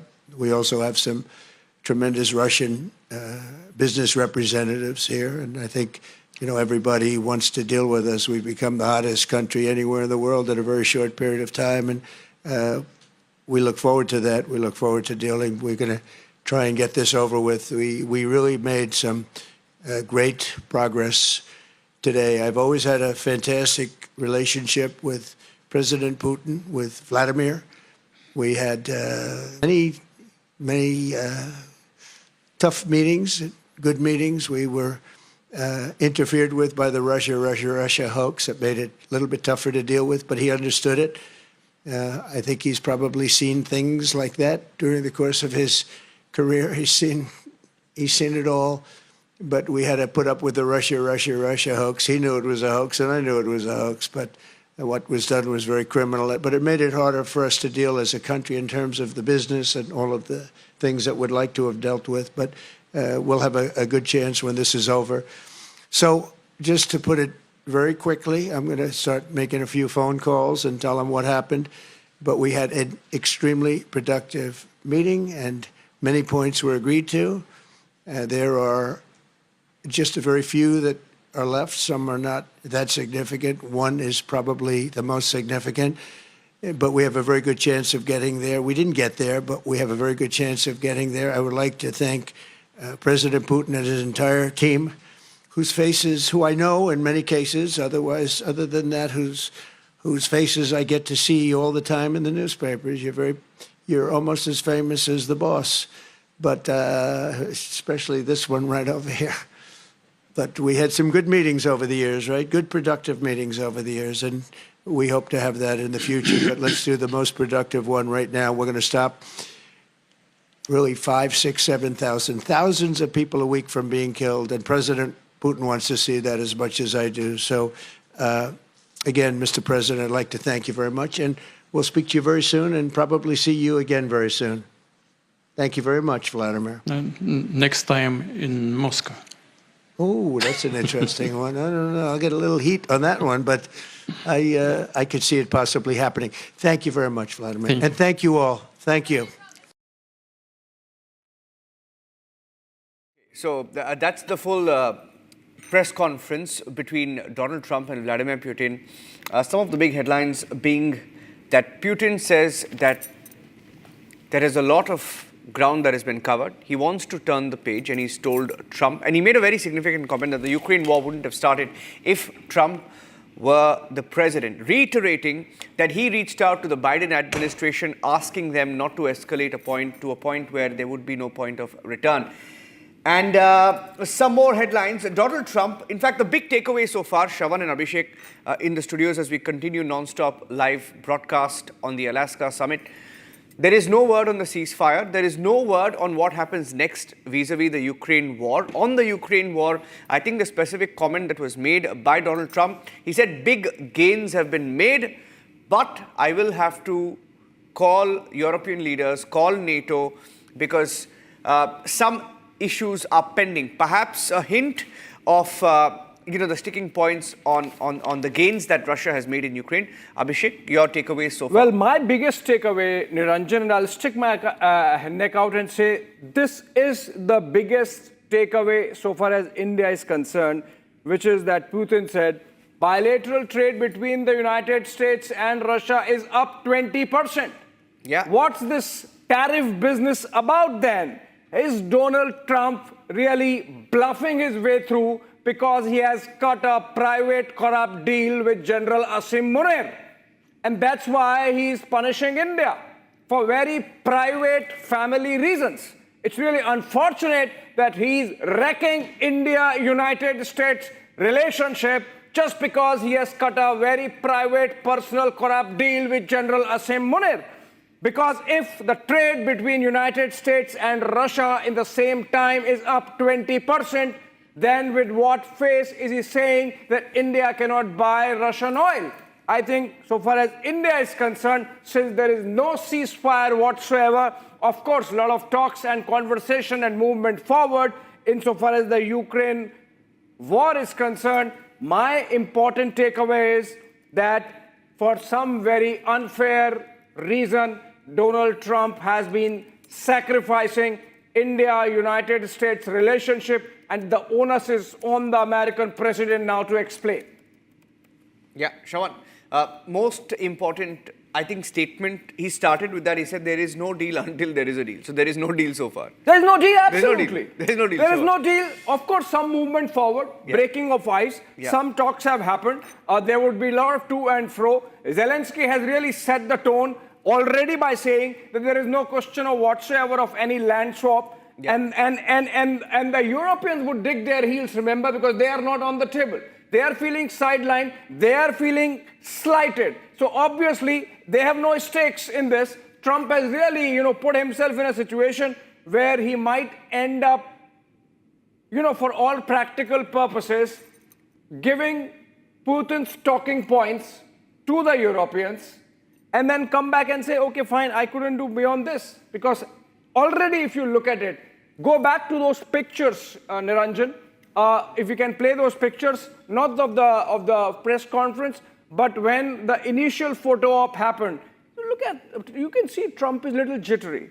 You can see that Trump is uncomfortable. You can see the confidence. You can contrast the confidence of Putin vis-a-vis Trump having some thoughts, something going on in his mind, very uncharacteristic of Trump. But then, I think he was perhaps thinking that these Europeans are not going to back my understanding with Putin. They are not going to sacrifice their own principles for my understanding that trade and business should be given precedence. And so I think that was getting reflected on his face. And perhaps it was going in the back of his mind. I would say if trade between the United States and Russia is actually up 20%, then the United States has no face and no business telling India from where we should be buying our oil. And with these kind of pictures where, the kind of chemistry and bro code that we have seen, Shravan, really between Putin and Trump, for him to be pontificating and for his administration to be calling us recalcitrant, I think it's absolutely duplicity and double standards, and I think we call for explanation there. He said, I want Russian business. He said, there are a lot of Russian businnesmen here, and they want to do business, and we look forward to doing business with them as well. So I don't understand. Shravan, some of your takeaways, if you can, take us quickly through all the updates that you've picked up on the way forward. I think a lot of people watching us right now, because we're the only channel live, ladies and gentlemen, Republic Media Network, India's #1 editorial team live. We've been live non-stop. Shravan, your takeaways from this press conference? Well, I would say the biggest loser here is no other than President Trump. Because if you see, President Putin has been extremely strategic, if I may say so, in the way he has come across. One, the fact that he has drawn this entire historical ties with the United States of America. He has given a public relations gift to President Trump by simply saying that had you been the president in 2022, I wouldn't have attacked Ukraine. Secondly, President Putin never essentially wanted any sort of a discussion. Let's be very clear here that this was never about a ceasefire. This was only a hoax that was doing the rounds that there could be a ceasefire, and it's abundantly clear. Headline number one, that is, there is absolutely no deal. What's the way forward? He's kept them in the dark. What is it that Putin has got in return? The bilateral ties are up, which essentially means there are renewed business ties between Russia and United States of America. The third important point here is that if at all one has got torpedoed here by President Putin, it is the Europeans here, because you have a situation right now that there is no question of a land swap. There is no question of a deal. There is no question of being able to bring an end to the war. And President Trump can perhaps keep dreaming about the Nobel Peace Prize, because this is nowhere from finding any sort of a resolution. Importantly, President Trump, Niranjan, will have it very, very difficult, when it comes to perhaps convincing the NATO allies, number one. As far as Ukraine is concerned, they were expecting this, and that is exactly why they were constantly focusing on the fact that talk about the ceasefire, which is not a single word has been made about the ceasefire. Both the leaders said that they've reached an agreement, but the contours of the agreement is not known. They haven't specified at all. It was very cleverly put by President Putin, how he basically made it look like that he has a relation with President Trump. President Trump reciprocated by calling him Vladimir and not Putin. So all of it, if you see, would make it far more difficult for President Trump rather than President Putin, because President Putin, when he flies back to Moscow, he's the big winner here. You are absolutely right, Shravan. So that's the bro code that I was talking about, and you got it absolutely right there that, Putin switching into English for inviting Trump to Moscow. Yeah. And then Trump calling him Vladimir and effectively, giving away that they are on first name terms, whether Putin called him Donald, I don't know. No. And for Putin to be smartly slipping that Russia-United States trade is up 20%, I think was a message to the rest of the world, particularly to the Europeans, that see, while you are... fuel to the fire, because if you see all this while, that has been the largest debate, the relation between President Putin and President Putin and President Trump. And today, they have cemented that it is to the benefit of President Putin and against President Trump. So pending a ceasefire, Niranjan, pending a ceasefire, was it essentially a dialogue or a summit just between Vladimir and Donald? Okay, so this was just a meeting breaking news between now Vladimir and Donald, no, and I don't know. Between President Putin and President Trump, because ceasefire has not happened. Is this a spin? I don't know whether this is a spin. Now the only option left for Donald Trump is to get his Nobel Peace Prize, slap massive tariffs on Norway and make sure that they are 100, 200, 300%, and they keep rising till the time that the Nobel Committee gives the Peace Prize. No one would be surprised here. But there's also another twist coming in. There are some reports suggesting that the joint Trump-Putin lunch has been cancelled. So there was a follow-up second meeting that was the expanded meeting that was supposed to take place. It turns out that has been cut. In fact, there are reports now coming in, Niranjan and Abhishek, that perhaps President Trump is going to do a sit-down interview with one of the networks in United States of America. That can still happen on board Air Force. He's done one with Fox. He did one. Yeah, he did one with Fox. It's going to be with Fox. I don't know whether he'll give the first interview to CNN. No, it's Fox. It's Fox. But there is already so I think while coming, he gave it to Brit Baier, and while going back, he might give it to Hannity. We don't know. It is with Hannity. It's with Hannity. But he realizes, if you see what he thought would have actually made him as the grandstanding leader here, brokering a deal and being able to bring the truce between both sides, that has fallen flat completely. And that is the reason why domestically also for President Trump, it's going to be extremely, extremely difficult to convince what's really happening on the ground. Something has really turned around right now. Can I ask you a question, Abhishek? Because if there is, of course, if this is the takeaway, that there is no deal, and Trump has scrapped the joint lunch with Putin heading back to White House, which means there is no deal. From the India perspective, right, we were looking at this closely because of what Trump has done, slap tariffs on us vis-a-vis our trade with Russia. Now, that hypocrisy has fallen through in Alaska because Putin himself has admitted that the bilateral trade is up 20%. Now, if there is no deal, which Trump said, if there is no deal with Russia, he's going to slap more sanctions, perhaps more secondary tariffs. What happens now? Well, you see, Trump has painted himself into a corner. The Europeans, they, of course, sort of talked themselves out of the dialogue.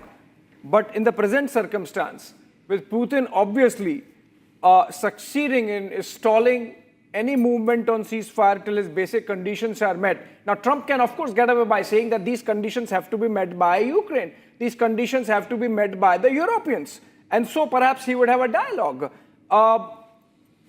Ultimately, what we are seeing is that while there has been some movement, some breaking of ice, and the positive takeaway is that, and to the credit of Trump, let's not be blindsided by the fact that he has been very unfair and dishonest in his relationship with India. He has made some very genuine effort at breaking the deadlock insofar as the Ukraine war is concerned. And so obviously, you will have to give credit to Trump that he has created, by way of these optics from Anchorage, Alaska, momentum for taking some tough call on ending the Ukraine war. He has created a constituency and strengthened the constituency for ending of war in Ukraine and in Europe. And obviously people would get around it in some manner. Europe would consider the options that would have come out or would come out of this long 3-hour conversation that has taken place between the two sides. President Trump has said in that press conference that he would be talking now to the European leaders. Remember, even before coming, he had a video call in which he spoke to the Prime Minister of United Kingdom, the President of France, the leadership of NATO, jointly along with Zelensky. He now says that he will have a call with Zelensky, and then of course he will speak to the European leaders. So obviously a consultative process has kicks in now. But the fact of the matter is, and let's be fair, Niranjan, for all the effort that Donald Trump has made, even at the risk of painting himself into a corner, even risking, getting played by Putin, he has at least done this and opened a window. Now, it's for the Europeans, obviously, and Zelensky to not play recalcitrant. And it's not India which has been recalcitrant. It is Europe and Zelensky which have been recalcitrant vis-a-vis Donald Trump for them to take it forward. He could have pushed this far and no further, while the push and the shove and the dialogue would continue. The fact of the matter is that the most important takeout of that press conference was, or that entire exercise that has just ended, was that Putin has come out of a travel isolation that he was facing. He has made a statement, and in diplomacy optics count. He has made a statement by getting that fly past B-2 bomber fly past salute. He's made a statement by standing next to the American president and telling the world that while the Europeans are making a lot of fuss about it, the fact of the matter is that trade is up between United States and Russia. And so I think Putin has come out winner, and that's what we were discussing, Shravan, right? That even before the summit began, Putin had already won, and now, of course, he has cemented that victory. In round one, of course, there would be a couple of more rounds, and it turns out these are pictures from inside the backstage, so to say, where Trump and Putin are having a dialogue. Okay, we'll have to go back. I think there's some. Okay, these are pictures, maybe of the planes, of a shot of the runway. We had a shot of them being backstage. But essentially, he gets time to go ahead with those advancements. They've made rapid advancements in the last 1 week, isn't it, Shravan? In Ukraine, rapid advancements. He gets time to perhaps consolidate on those advancements made. Instead of getting hit by sanctions, further sanctions, which was a likelihood, it appears instead what he has ended up doing is get business interest from America. And he got the stage to actually say what the entire world has been debating. Even American data shows that trade with Russia is up, especially on elements of uranium, palladium, etc., rare earth minerals. That trade is up almost 20 to 23%, which is what was reported in the last few weeks. And Putin just confirmed that. He showed them the mirror on stage. Shravan. Well, in fact, for President Putin, who has acknowledged the fact that the relationship between both the countries had sunk to a new low after the Cold War. And this, for him, it's a big win because he's been able to renew it. The immediate impact of it is that the business ties would essentially mean that there is more deals that they could sign together. The fact that this would allow Russia to expand its business would allow them to also have more trade, which is evident from the numbers itself. For the Ukrainians, it's going to be extremely tough because what I am essentially witnessing right now from the Ukrainian side is this, that they believe that it's going to be an unabated war right now. For President Putin, he has essentially got emboldened at this point in time. So there is no way that President Putin is going to take a step back. I think the Americans are already having a meltdown, and they believe that Putin has taken everything. Trump has given away everything. Trump has, proved this to be a disaster for the United States. He has given a victory on platter. Putin did nothing to deserve this. I mean, these are the kind of comments I'm getting to here. And Joseph Chalil joins us. Joseph, your view, you would have been watching the American media closely. What's your sense of the press conference that took place and the takeaways from the summit, Alaska summit? Of course, they were all surprised that there was no questions taken. But from the mentions, there is an agreement. They didn't. I know there are 12 calls between Steve Witkoff and his counterpart yesterday to arrange the logistics of this meeting, even as of yesterday. And today they are hoping that, I know President Putin mentioned regarding an agreement reaching between US. I don't think they were ready to announce it publicly without getting a buy-in from Europeans and especially from Ukraine.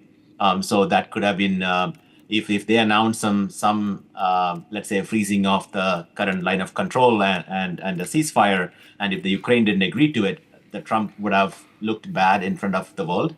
So maybe they decided not to announce it publicly until they have a buy-in from Europeans. I strongly believe there is discussions and there is agreement between the two countries because they didn't waste their time talking about nothing for 3 hours. So it might be, and President Trump mentioned he's going to call NATO. So that shows that maybe President Putin wants an assurance that NATO will not move to include or security assurances Joseph, by NATO to Ukraine. When President Trump says that we made some great progress today and we had an extremely productive meeting and many points were agreed to, what is he indicating to if there is no deal? I mean, in the Trump world, one would believe that either there is a deal or there is no deal. What's progress if there is no deal? I believe Trump is being cautious after pre-announcing, let's say, the Pakistan-India ceasefire. Maybe he put his foot in his mouth. Today, he's been extra cautious that he is not doing the same mistake again, that he's going to announce it once the deal is solidified. I would assume there are follow-up calls. He mentioned that he's going to be calling NATO. He's be calling Zelensky and the European leaders right now after this press announcement. So that means there is something to be discussed with the Europeans. There is something to be agreed upon because I am assuming that President Putin wants some sort of a security assurance for Russia from NATO that they will not move forward, and maybe that could be the hindering block that he wants to get this on record before announcing something. So I'm cautiously optimistic. They wouldn't have wasted 3 hours at the time, and plus they haven't left the city yet, so they are all staying back. So that means there is still that business extended meeting going on. I don't think they're all staying back because we just got a report, Joseph, that he's heading back to the White House. There is no lunch that was planned earlier.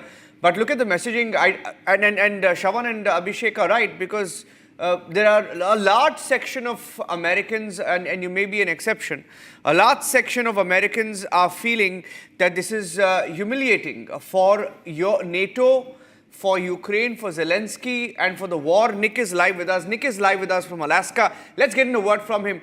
Nick, I'm just reading some of the responses that are coming in. most experts in America seeing this as, the level of comfort between Donald Trump and Vladimir Putin. I mean, several handshakes. And you see the visual of what happened back in the back end, before the backstage, before they came up on stage. They shared a laugh, they had a joke. Look at the body language, and that's exactly what is not going down well now with NATO and Zelensky. Nick, what is the kind of response that you're getting there? So it's too soon to know what will come next, but it looks like both the demands of Russia, of Putin, are a lot for Ukraine and for Europe to take, and Trump trying somehow to find the golden line between both those parties, and it is really difficult. But as Trump said, they made a lot of progress, and this meeting, just the meeting by itself, meaning that we are on the right direction. Nobody said that it will be easy, because after 3.5 years of this war that almost led to a world war, nuclear war, it is good that they are meeting, that they are now sitting together, shaking their hands, and you saw their body language, and that Trump invited Putin to his limousine. And this is a start. I believe that maybe something will come in the next meetings. I think that Trump actually will come soon to Moscow, to the next meeting in Russia with Putin. And in the end, eventually, it is all in the hands of Europe and Ukraine to agree to the deal that Trump and Putin will come together and will agree on, but they still need also Europe and Ukraine to be on the same side. Okay. If I can ask you, Nick, for your takeaways, your takeaways on what happens from here on. What did you make of this summit? Your takeaways from this meeting and the road ahead in the Ukraine war specifically? So the takeaway is that Putin actually wants to end the war as Trump. You saw that next to Putin was the sign that they are pursuing peace, and this is a peace talk, and this is already showing you his willingness and the willingness of Russia to end this war. But as Russia in the beginning said, they don't want to do a ceasefire and then to freeze this war for a while and to start it again over, and then to start it over and over again with the new weapons, with the new kind of strategies on the line between Russia and Ukraine. They want for one and for all to find a solution to this conflict, and it has a lot of roots going back in the history. And in order to find this solution, there is a lot of talk to do, because the position of Ukraine that Russia will withdraw from all the regions that it already possessing, it is not realistic, and Russia will not agree on that. And that's why a compromise should be found, something all of them should agree on. And I think that now Trump will do a talk with Ukraine, with Europe, to see how much they can concede, how much they can withdraw from their demands. Russia already, after 1 year of the war, I think more or less, I was in Moscow, it was, I think, September 2023, or more or less. And then it was a big celebration in Moscow. Many people come, hundreds of thousands of people, and they celebrated the annexation of 4 new regions to their country, the Kherson, the Zaporizhia, and also Lugansk and Donetsk. I don't see how Russia will concede, how they will withdraw back, because they said back then, we can't betray the people there, the locals that are actually willing not to be part of Ukraine anymore because they are persecuted for them for the reason that they are speaking Russian, for the reason that they have connection with Russia, for the reason that they are not supporting the coup that happened in Ukraine in 2014, and they don't want to go to this confrontation with Russia. So their own country bombarded them for 8 years, and after that, Russia came to help them. That's what they are telling. That's the story of Russia. This is their narrative. So according to this narrative, they are not giving up on the people. It's not about territory. It's about the people that they are protecting in their view from Ukraine. And that's why I think now Trump will try to facilitate with Ukrainians and with Europe this agreement that they will agree that those 4 regions will stay with Russia, because otherwise it will be endless war. And Russia said, we fought for 21 years with Sweden, and after that Sweden never became a great country. It was many decades ago. And the same here. Russia is a war machine. They just become stronger and stronger from wars. We saw what happened in the Second World War. In the beginning, they were losing, but after that, they won the war, and this is happening again. So I think in the end, there will be an agreement, and maybe it will be very soon. Okay, Nick, my takeaway is, Shawan, and coming back to the studios, and Joseph continues to be with us. Nick, please stay with us, because we have to also get an update on why the lunch was... in fact, we can ask, Nick, we are getting these reports that the working lunch between the two sides, between President Trump and President Putin, has been cancelled, and that they are now flying out of Anchorage. Have they already started for the airport to the base and are in the process of flying out, or are they going to stay back for a while and then leave? What's the status like? So actually, right now, they are supposed to take off soon. And this launch, I'm not sure what exactly is supposed to be and what is the reason, because there were a lot of speculations about what exactly will happen. Some of the speculation even said that maybe they will invite Zelensky to come here to Alaska and they will extend their trip. So I don't know what is true of all of that. But we can see from the fact that they did this mutual press conference that actually they came to some sort of agreement. And the lunch, I don't think it's something really important. It doesn't make sense for me, so that they will cancel the lunch, but not the press conference. Yeah, if it's the other way around, it makes more sense for me. It could even be a plant. Yeah, we don't know, actually. You're right. But, I'm just going through a Fox News broadcast clip, and the reporter of Fox News identified as Jackie Heinrich, she's actually saying the way that it felt in the room was not good. It did not seem like things went well. And it seemed like Putin came in and steamrolled, got right into what he wanted to say, and got his photo next to the president and then left. That's a cavalcade now. That's a fast-moving cavalcade now. I can't see the beast is still. So it's confirmed. Trump is heading back. Yeah, Trump is heading back, and this time, I believe Putin. The same vehicle, right? Are they in the same vehicle? Most likely Possibly. not. This time. Possibly. So that is also an indication. Can't see. This is the beast. It's quite interesting. There you see. There you see. The American president would get down here. I think the carpet has come. And are we looking at the beast? Yes, that's the beast. No, that's the Russian. That's the Russian plane. That's the Russian side. Okay, that's the Aurus limousine, specially flown in, Moscow registered. Aurus limousine, specially flown in for Putin. Now, I believe Putin is coming out. Well, in fact, when President Putin landed, this limousine was already parked. Yeah, it was not brought to the tarmac.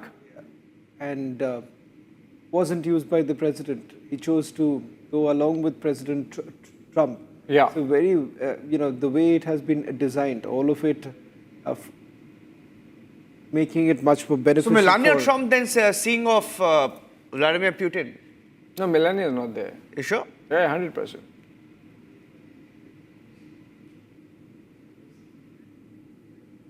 Yeah. Oh, that would have been a coup, Niranjan, had Melania come and be seeing I'm not Putin. sure. Maybe I got it wrong, but we'll have to just check. As far as the images. What do you say, are bye-bye? concerned- Only to the driver, not to Trump. Well, in fact, it's a meeting that's that he has just had, and in this particular meeting that he's done since the time the so-called. I think there's something amiss. There's something amiss. I mean, I really want to discuss this. The body language of Trump was so un-Trump, so uncharacteristic of Trump. There was something weighing on his mind. He did not look like in control. I mean, he looked askance at the press. The kind of questions that were thrown at Putin. Putin was just taking it in his stride. And this is what Fox News reporter also noticed, observed, and is actually talking about. And was it then, and are we looking at the possibility that Trump goes back to Washington and then throws a tantrum and then says, okay, fine, I'm not happy with what happened, let's do something, let's slap tariffs? I mean, I don't know. I mean, is there something else that President Trump can do? If he has, he might take something out of his scabbard, I mean, I don't know. What's your sense, Niranjan? You're the expert, Abhishek. You and Shravan. I mean, going by the pace at which they've left immediately after the press conference, I think between 10 to 15 minutes after the press conference, not wasting any time, just taking off from there. We heard of a few calls being made just before that press conference. Some calls were made to Zelensky and European leaders, perhaps to give them a briefing. Perhaps a detailed debriefing will be done by Donald Trump to take them into confidence starting now. We don't know. But going by what we know so far, there is no deal. And Putin is heading back. If Nick is with us, we can go back to Nick because Nick also spoke of the possibility of some extension if all was well. Right, but Putin's got his way. I mean, the big headline that's coming in, we can go across to Nick, Shravan, getting a word from Nick, and then go across to Joseph as well, joining us in from Florida. Over to you, Shravan.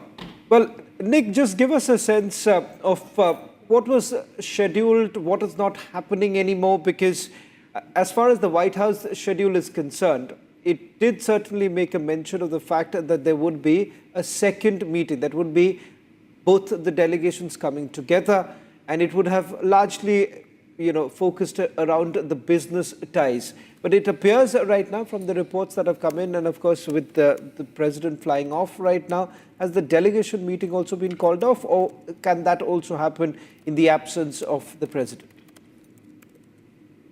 I think that they will speak and they will continue to discuss it, and not just here now in Alaska, but further after that as well. And Trump wants to do business with Russia as much as Russia wants to do business with United States. Both countries understand that they have a lot to win from this cooperation. And we also heard it from Trump himself that he said that many people want to do business with the United States, many countries, and also Russia, and he's willing to do business with Russia. He just wants to conclude the war before that in Ukraine, and then to start business, and Russia eager about it, and I think they are already making some plans, and some of the sanctions were lifted in order for this trip to succeed. I think that Trump is focused on the business side of this relationship, as well as Putin, and Ukraine is disturbance that they're trying in some way to finish it, to finish the war, the Biden war, as Trump saying, and it's much more complicated than Trump thought. And yet I think that they're on the right way, and economy, money talks, and they understand that the main thing is economy, and the United States understand that they need Russia on their side if they want to compete with China, because United States alone can't compete for long with China, China becoming too much strong.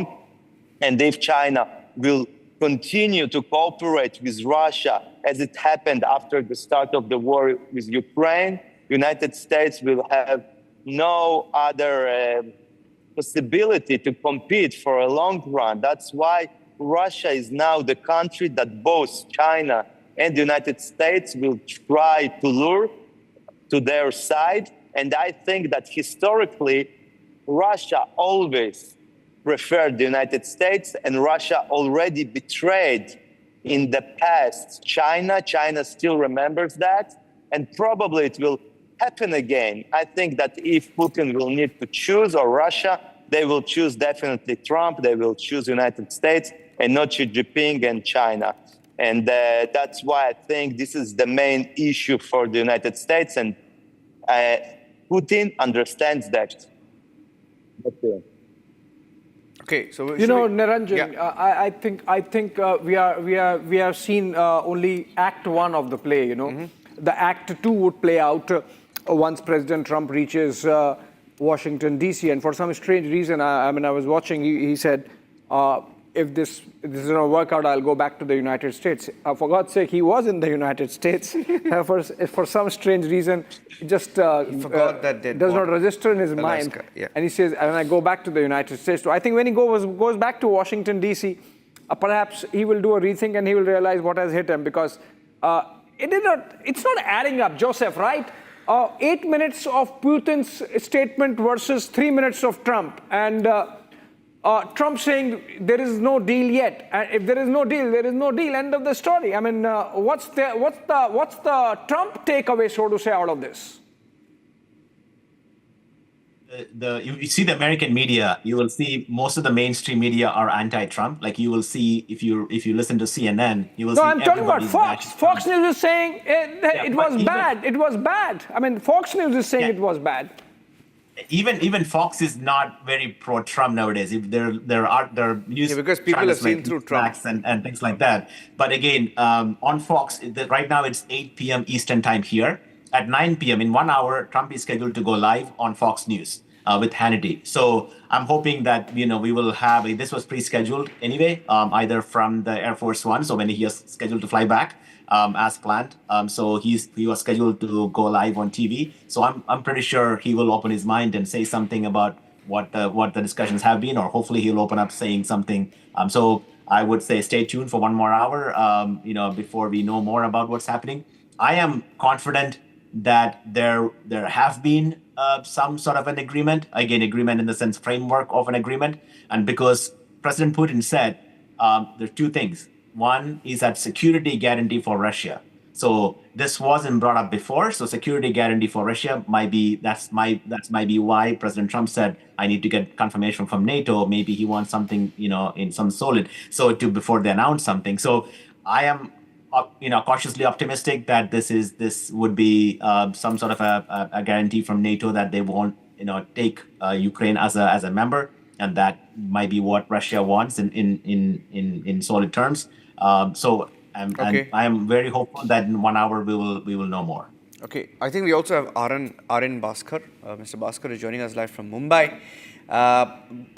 Let me go across to him. Mr. Bhaskar, your takeaways of the news points from Alaska. Do you think, Well, as I mentioned earlier, this was a meeting with nowhere. I told you that America was not prepared for this meeting. It did not even have its agenda planned out.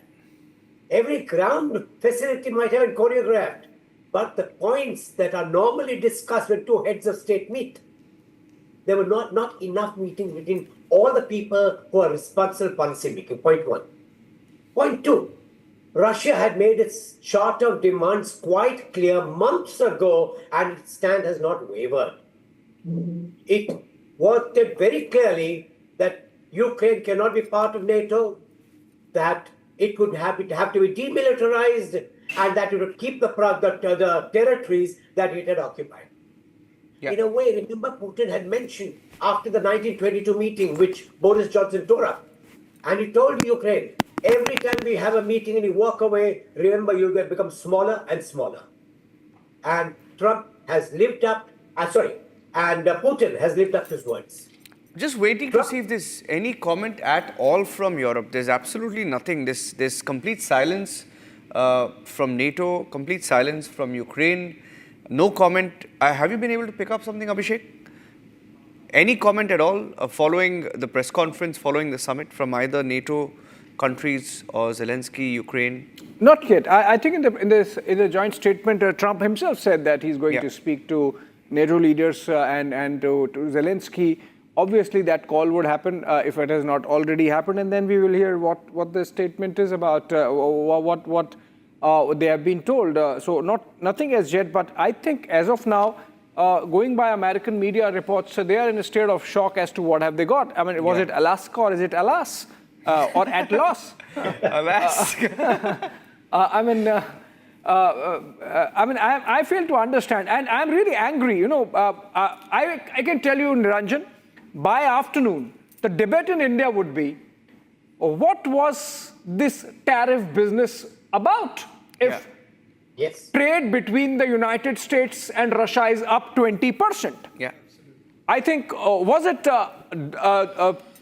Putin essentially from Alaska, right in front of Trump, playing out the druzhba dosti that exists between India and Russia, and really giving us, or handing it to us, and to the rest of the world, in fact, calling the bluff of this tariff business that Trump has been carrying out. I mean, a well-meaning guy, perhaps, because he really wants to end the war and get a Nobel Peace Prize. Maybe he can just slap 200% tariff on Norway and get the Nobel and be done with it. Yeah, look at the kind of comments that are coming in, right? You think, Mr. Bhaskar, that's the easy way out? It's a brilliant suggestion. Yeah. I mean, how do you see New Delhi responding to it? Especially given Putin himself said that bilateral trade with US is up 20%. I'm sure it's a shot in the arm for our trade negotiators and the Modi government in general. But I think we have to see, because Trump being Trump, if he has been put in a corner by Putin, he would react in some way.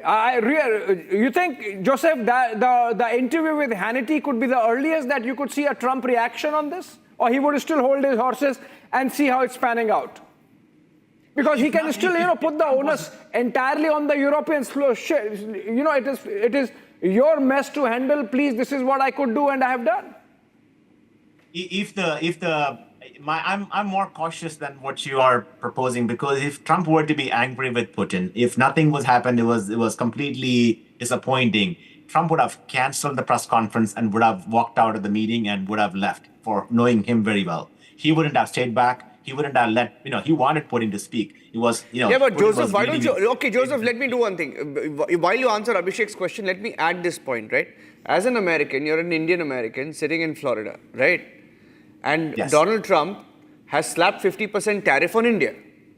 Why? Because he feels India should not be doing business with Russia, buying Russian oil. Because he claimed that we were funding the war machine in Russia. Sadly, for hypocrite Trump, today, Vladimir Putin has showed him the mirror in front of the world, saying, you, sir, have increased your trade with Russia. Thank you very much. Our bilateral trade is up by 20%. And Trump, in return, says, Russia wants to do business with America, and we look forward to doing business with Russia. This is hypocrisy, sir. Joseph, answer that question. It doesn't make sense. I was always thinking what doesn't make sense? Rattling.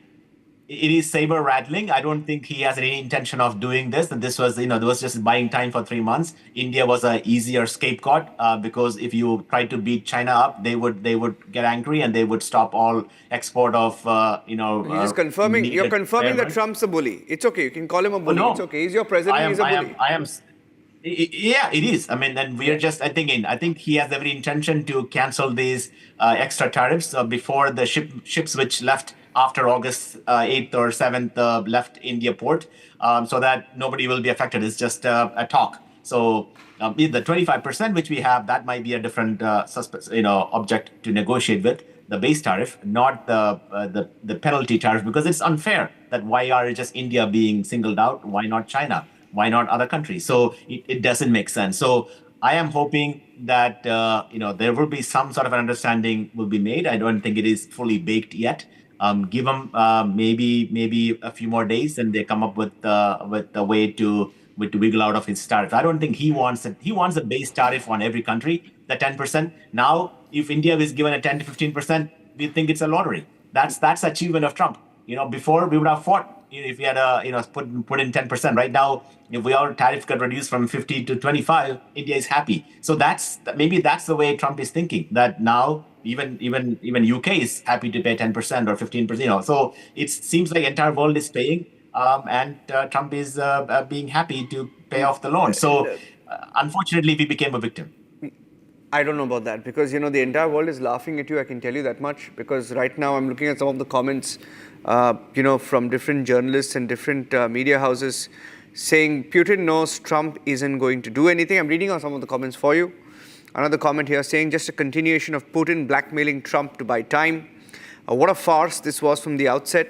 Putin will be laughing all the way to world domination. I mean, look at the kind of comments that are coming in, Mr. Bhaskar. This has turned out to be such bad optics for America. Okay, pictures of America. Okay, Mr. Bhaskar, before I come across to you, those are pictures of Donald Trump's plane Air Force One, I think, taking off. There's a live shot from APTN. Trump boarding Air Force One. Abhishek.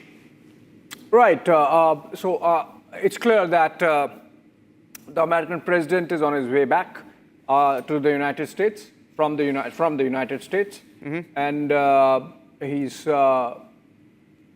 let's look at the body language, because if you look at it, when he received President Putin, he was good. And then something happened.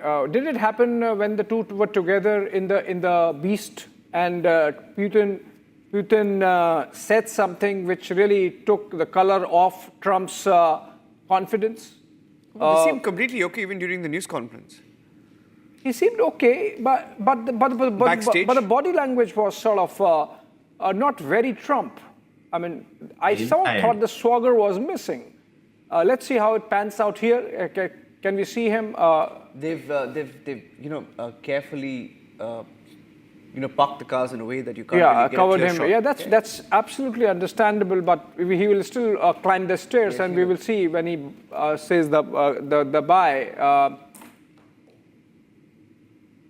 Nick, are you there? Let's see if Nick is also live with us from Alaska. He's getting down now. Trump is out of the Beast, and he should be now walking up the stairs. And then we'll see. I mean, I really need to read the body language, because against 8 minutes of, he's going now. And the rest of the team, I believe, would be climbing after him. Watch your step, Trump. He's watching his step. Yeah, he is. Not looking back. He is, yeah. No wave, no smile. No, he will. Perhaps walking he up will. The stairs. He will. He will. He'll have to. Okay. Yeah. Okay. That's okay. Seems okay.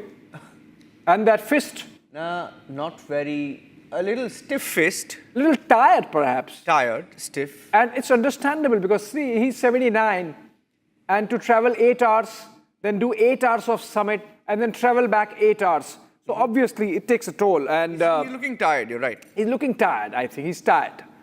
Okay. And maybe he did not have something big to announce, so he's little not he didn't get a headline excited. So maybe he's okay, but he's not angry, but he's not excited either. Yeah. Mr. Bhaskar, you want to talk over these pictures? Didn't get what you wanted. The pictures are interesting. I like the way Trump looks tired as he climbs up the steps. There's no spring in the steps. While Putin walks up as usual, I could not see any difference in the body language there. And I suppose both will go to their own places and then talk about what happened. Let's see. But the meeting was inconclusive, as I had expected right in the beginning. Yeah, completely inconclusive. All right, as we stay with these pictures, that's a live shot from, oh, wow. So Putin's plane also taking off around the same time, taxiing there, it's on the runway, getting ready for a takeoff. And Trump's Air Force One will now taxi onto the runway. So they're leaving just seconds apart. Right? But that imagery of F-35s there, Abhishek, and the B-2 bombers, B-2 bomber, it was one bomber that was accompanied by American jets. Also a message by Trump? Yeah, but I think imagery. Putin played pretty cool about it. I mean, he looked at the B-2 bomber, and that was, of course, Trump making a statement. Remember, it's a military base. And I think Trump was all graces. He extended all courtesies to Putin and really played a good host. And from reception right down to taking him in his car and the pull-in and the shake hand and the punch.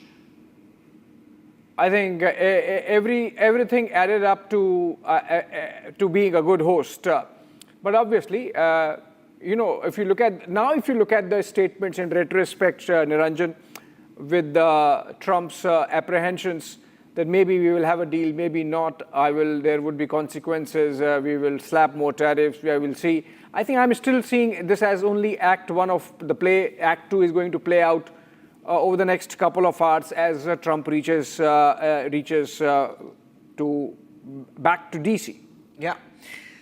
All right, looking at some more comments that are coming in. Joseph, for example, you see this comment of a White House senior correspondent who has spoken, on the sidelines of that summit. His name is Jacques Henrik, right? And he says the way it felt in the room was not good. It did not seem like things went well. And it seemed like Putin came in, steamrolled, got right into what he wanted to say and got his photo next to the president, left, got all the headlines he wanted. I'll get in your word before we play out that entire news conference. I want to play out that entire news conference of about 10 to 15 minutes between Donald Trump and Vladimir Putin. Joseph? Again, what she said, Jackie Henrik said was what's correct. The mood of the reporters who were, I think they were all ambitious that they were expecting some announcement of a peace and they wanted to ask questions. And they were pretty rude to President Putin even beforehand, asking about, would you stop killing of innocents in Ukraine, and would you stop, all these other, anti-war activists, because many of the reporters are also anti-war activists over there. So maybe that's the reason why Russians didn't want to, get on live record answering questions, because once you start answering questions, they could, go violent.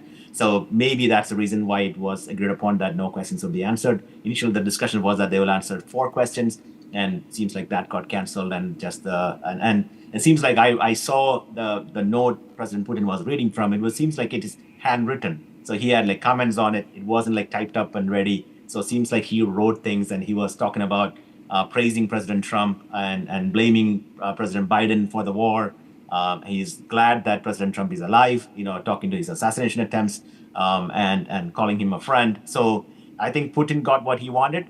I think Trump was praised. Maybe he was a little bit disappointed and tired that he couldn't announce something big, but maybe it wasn't the time because he wanted the commitment from the Ukrainians and especially Ukrainians and the Europeans. Especially on security guarantees before making an announcement, because otherwise you would be even bigger fool tomorrow if he announced something and it falls bad on him.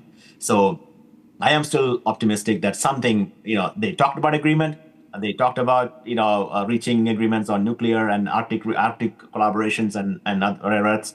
So this could be larger than Ukraine, but I'm hoping that Ukraine could get a ceasefire, or at least some sort of a framework of ceasefire soon. Okay, let's see what happens, because NATO pressure will be on. I heard a comment just before. Okay, that's a live shot. It's a live shot. Okay, I read a comment, Abhishek, of someone from the British government saying that they're ready to put boots on the ground. This was after the UK. That was their defense secretary, John Haley. This was after the recent comment of Zelensky saying that there were fresh strikes in areas like Sumy, etc. I'd like to play out now the full news conference. In case you've missed it, ladies and gentlemen, the full news conference, we'll play that once again. What Vladimir Putin and Donald Trump said on stage immediately after the summit ended. It went on for about 2 hours, 45 minutes, and here's what both world leaders said on stage. Okay, but before we play that, these are pictures of Air Force One, Donald Trump's plane leaving Alaska. Vladimir Putin's flight has just taken off, and Trump taking off from Alaska after what many in the American media would say was almost a failed summit. Broke ice, great pictures for the world media, red carpet for Donald Trump, backstage jokes between both leaders, not the kind of imagery that NATO, Zelensky would have expected. So I'd like to see how they respond to it. So while we stay on these pictures, on the left side of the screen, we'll stay with the live shot. On the right side of the screen, we'll play out the comments of both Vladimir Putin and Donald Trump. So we'll just line that up and play those comments out, because the American media is not happy. They're fuming right now, saying that Putin has won in Alaska and he's gone back to Russia. You think that the deep state, the American deep state, knew something, because otherwise Hillary would not have stuck her neck out and said that I would recommend Trump for Nobel if he gets a ceasefire. I mean, I think everyone knew that what's going to happen. I think Trump got played, is the sense I'm getting, Niranjan. And as I said, my only takeaway would be whatever happens to Trump does not affect me. What affects me is his position on India and his tango with Asim Munir, which is very immoral, which is unfair, which is dishonest, which is duplicitous. And after this, I think the Trump administration should have a relook in the light of the comment made by President Putin on increasing US-Russia trade, that why should India be singled out in the manner that Trump has? Yeah. Okay, so should we play that out? Abhishek? Let's play that out. Let's play that out, the press conference between both leaders, both world leaders, immediately after the summit. Putin first, followed by Donald Trump. Mr. President, ladies and gentlemen, our negotiations have been held in a constructive atmosphere of mutual respect. We have very thorough negotiations that were quite useful. I would like to thank once again my American counterpart for the proposal to travel out here to Alaska. It only makes sense that we've met here, because our countries, though separated by the oceans, are close neighbors. So when we've met, when I came out of the plane and I've said, "Good afternoon, dear neighbor. Very good to see you. In good health and to see you alive." I think that is very neighborly. And I think that's some kind words that we can say to each other. We're separated by the Strait of Bering, though there are 2 islands only between the Russian island and the US island. They're only 4 kilometers apart. We're close neighbors, and it's a fact. It's also important that Alaska has to do with our common heritage, common history between Russia and the US, and many positive events have to do with that territory. Still, there is tremendous cultural heritage back from the Russian America. For example, Orthodox churches and a lot of more than 700 geographical names of Russian origin. During the Second World War, it was here in Alaska that was the origin of the legendary air bridge for the supply of military aircraft and other equipment under the Lend-Lease program. It was a dangerous and treacherous route over the vast emptiness of ice. However, the pilots of both countries did everything to bring closer the victory. They risked their lives and they gave it all for the common victory. I was just in the city of Magadan in Russia, and there is a memorial there dedicated to the Russian and the US pilots. And there are 2 flags, the US flag and the Russian flag. And I know that here as well, there is such a memorial. There is a military burial place several kilometers away from here. The Soviet pilots have buried there who died during that dangerous mission. We're thankful to the citizens and the government of the U.S. for carefully taking care of their memory. I think that's very worthy and noble. We'll always remember other historical examples when our countries defeated common enemies together in the spirit of battle camaraderie and allyship that supported each other and facilitated each other. I'm sure that this heritage will help us rebuild and foster mutually beneficial and equal ties at this new stage, even during the hardest conditions. It is known that there have been no summits between Russia and the U.S. for 4 years, and that's a long time. This time was very hard for bilateral relations, and let's be frank, they have fallen to the lowest point since the Cold War. I think that's not benefiting our countries and the world as a whole. It is apparent that sooner or later we had to amend the situation to move on from the confrontation to dialogue. And in this case, a personal meeting between the heads of state has been long overdue, naturally under the condition of serious and painstaking work, and this work has been done in general. Me and President Trump have very good direct contact. We've spoken multiple times. We spoke frankly on the phone. And Special Envoy of the President, Mr. Witkoff, traveled out to Russia several times. Our advisors and heads of foreign ministries kept in touch all the time.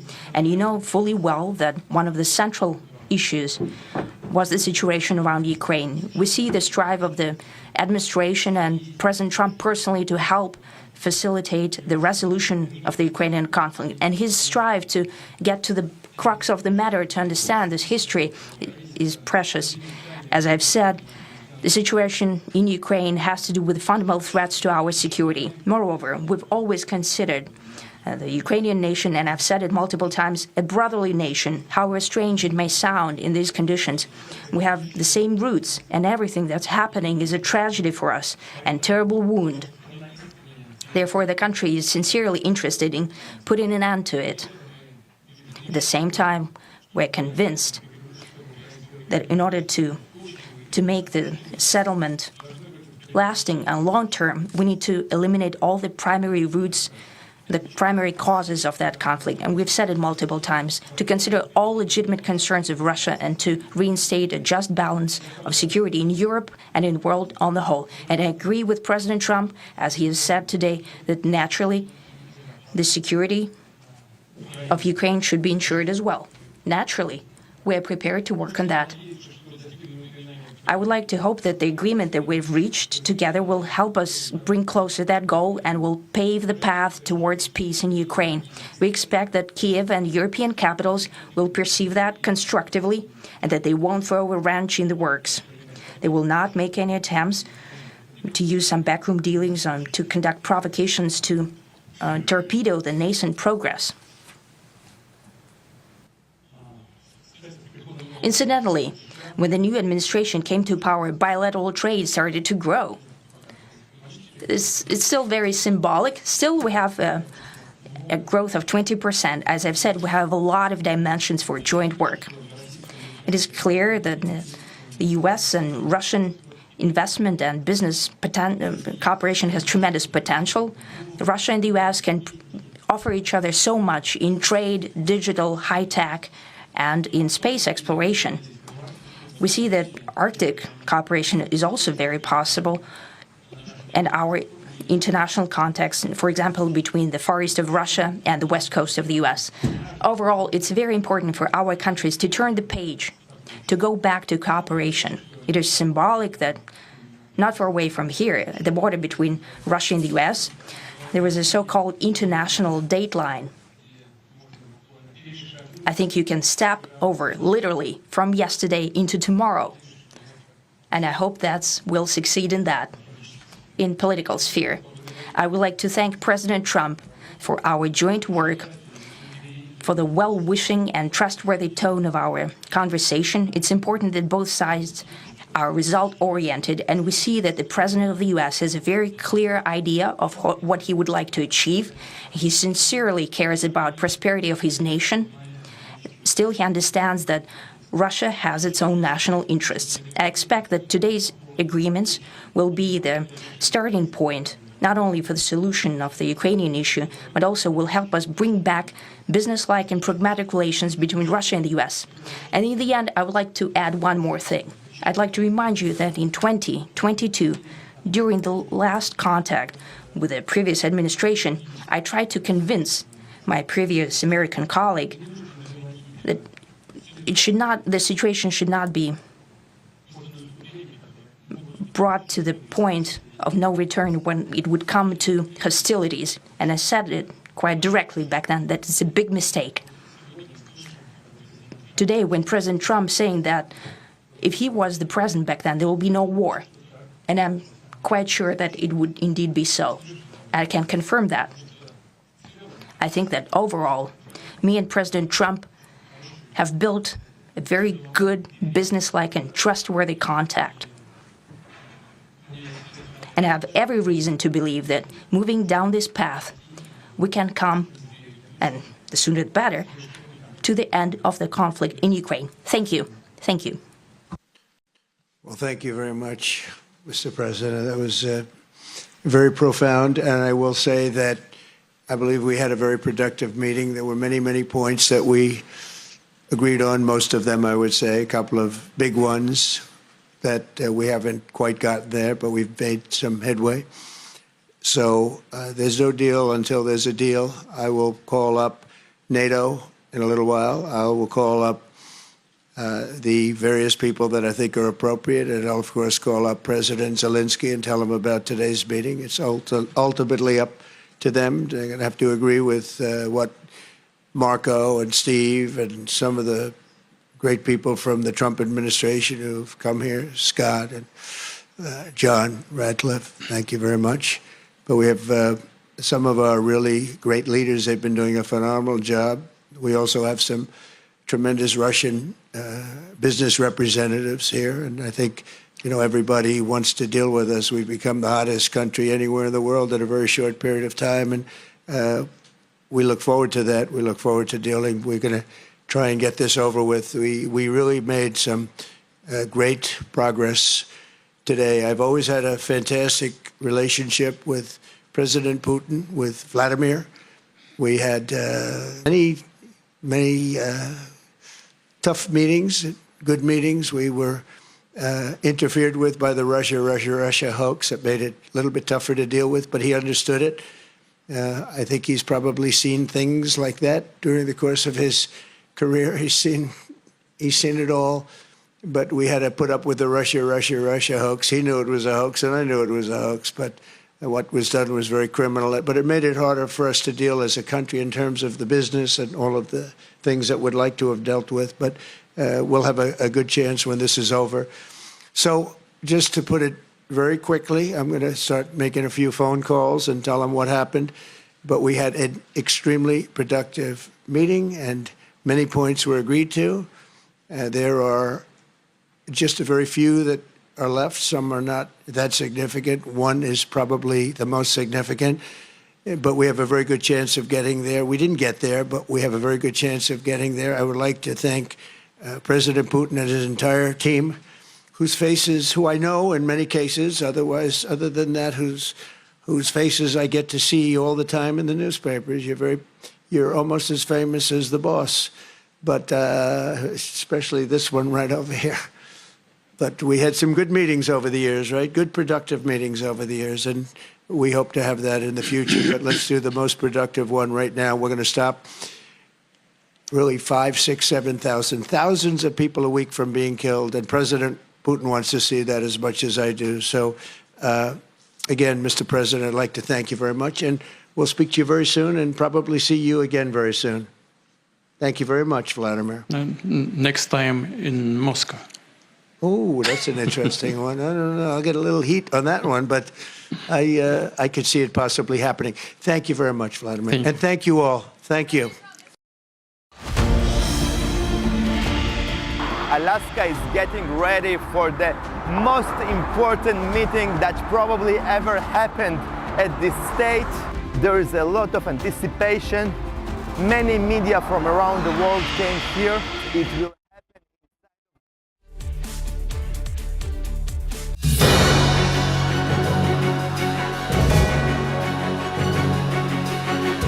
suppose an invader in the past, in the fervor of his ideas, destroyed a temple, destroyed an idol. But the question is that you can destroy the idol, you can destroy the temple, but you cannot destroy the existence of the deity, and the generations and generations will continue and say that this is the spot on which Ram Lalla was Virajman, and please restore us. And this Ram temple, this entire journey is a message to the entire world that through constitutional means, through legal means, we can achieve what a civilization deserves.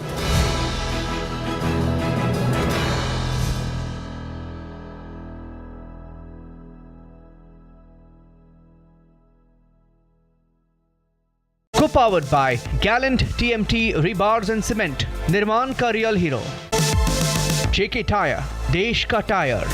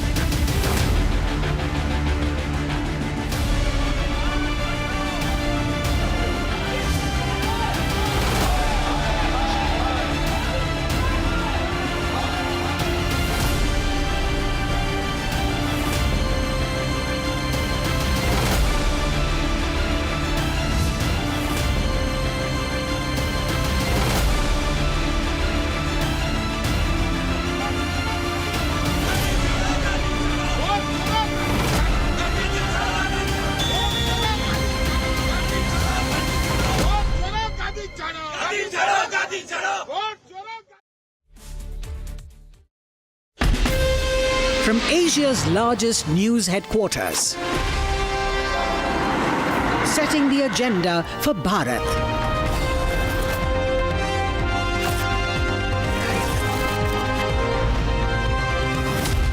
You're watching Republic.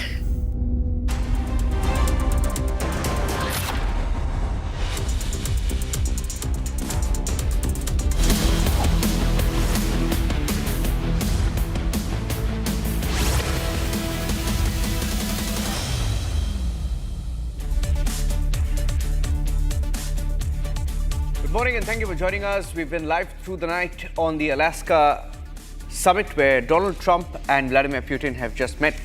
We've had a news conference a little after 5 a.m. and we are going to get you all the headlines and the big takeaways of the Alaska summit. Here are the headlines this morning on Republic.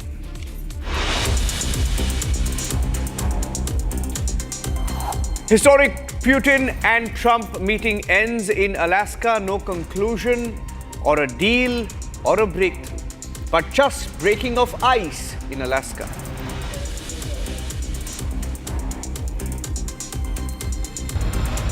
Our international context, for example, between the Far East of Russia and the West Coast of the US.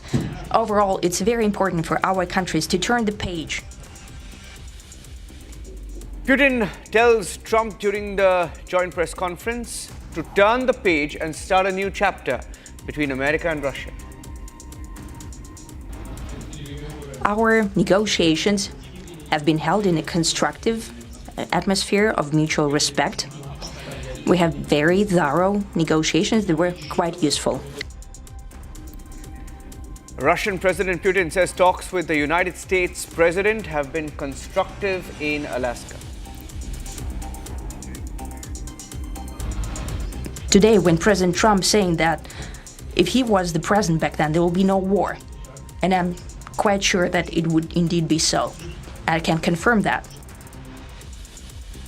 Putin says he agrees with Donald Trump, the US president, that the war in Ukraine would not have happened if Trump were president.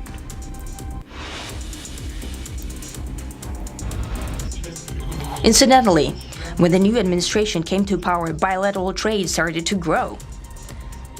It's still very symbolic. Still, we have a growth of 20%. As I've said, we have a lot of dimensions for joint work. Putin highlights public enhancement of trade with America, says US-Russia bilateral trade is up almost 20%. Had some good meetings over the years, right? Good, productive meetings over the years, and we hope to have that in the future. But let's do the most productive one right now. We're going to stop really 5, 6, 7,000, thousands of people a week from being killed, and President Putin wants to see that as much as I do.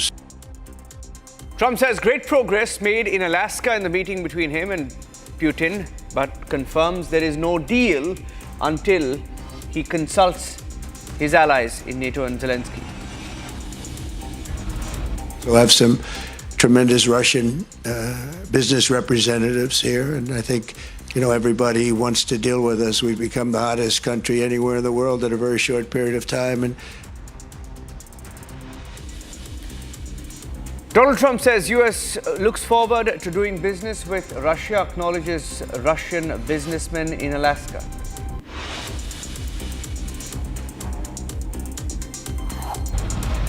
I will call up NATO in a little while. I will call up the various people that I think are appropriate, and I'll, of course, call up President Zelensky and tell him about today's meeting. It's ultimately up to them. They're going to have to agree with...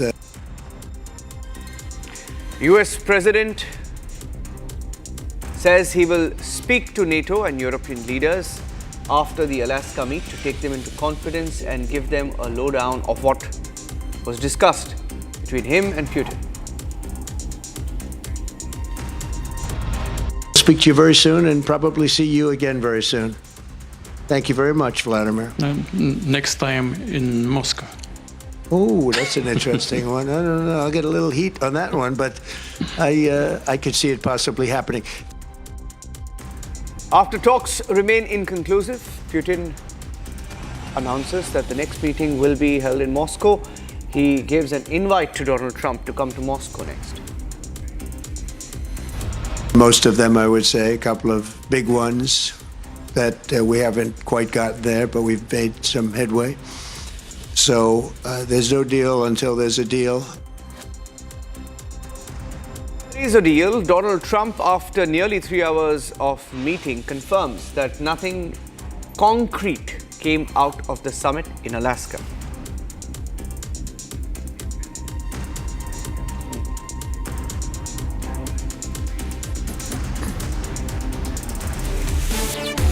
All eyes have been on the Alaska meeting between Donald Trump and Vladimir Putin as two leaders stepped into history.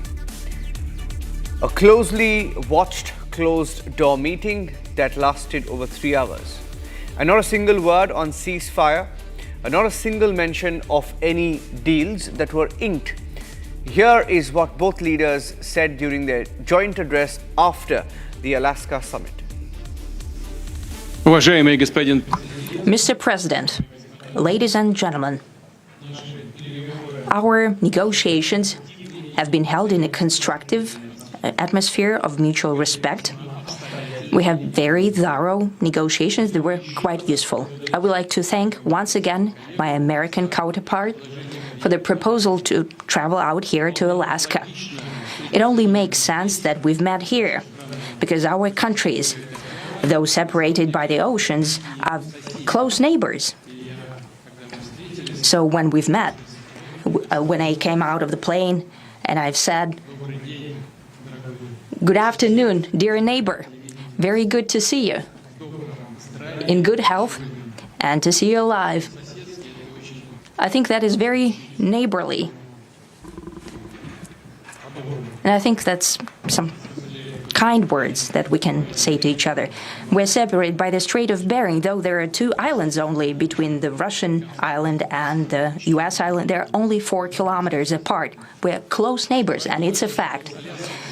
It's also important that Alaska has to do with our common heritage, common history between Russia and the U.S., and many positive events have to do with that territory.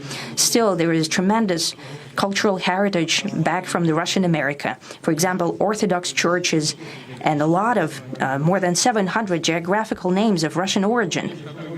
During the Second World War, it was here in Alaska that was the origin of the legendary air bridge for the supply of military aircraft and other equipment under the Lend-Lease program. It was a dangerous and treacherous route over the vast emptiness of ice. However, the pilots of both countries did everything to bring closer the victory. They risked their lives and they gave it all for the common victory. I was just in the city of Magadan in Russia, and there is a memorial there dedicated to the Russian and the U.S. pilots. And there are two flags, the U.S. flag and the Russian flag. And I know that here as well, there is such a memorial. There is a military burial place several kilometers away from here. The Soviet pilots are buried there who died during that dangerous mission. We're thankful to the citizens and the government of the U.S. for carefully taking care of their memory. I think that's very worthy and noble. We'll always remember other historical examples when our countries defeated common enemies together in the spirit of battle camaraderie and allyship that supported each other and facilitated each other. I'm sure that this heritage will help us rebuild and foster mutually beneficial and equal ties at this new stage, even during the hardest conditions. It is known that there have been no summits between Russia and the U.S. for 4 years, and that's a long time. This time was very hard for bilateral relations, and let's be frank, they have fallen to the lowest point since the Cold War. I think that's not benefiting our countries and the world as a whole. It is apparent that sooner or later we had to amend the situation to move on from the confrontation to dialogue. And in this case, a personal meeting between the heads of state has been long overdue. Naturally, under the condition of serious and painstaking work, and this work has been done in general. Me and President Trump have very good direct contact.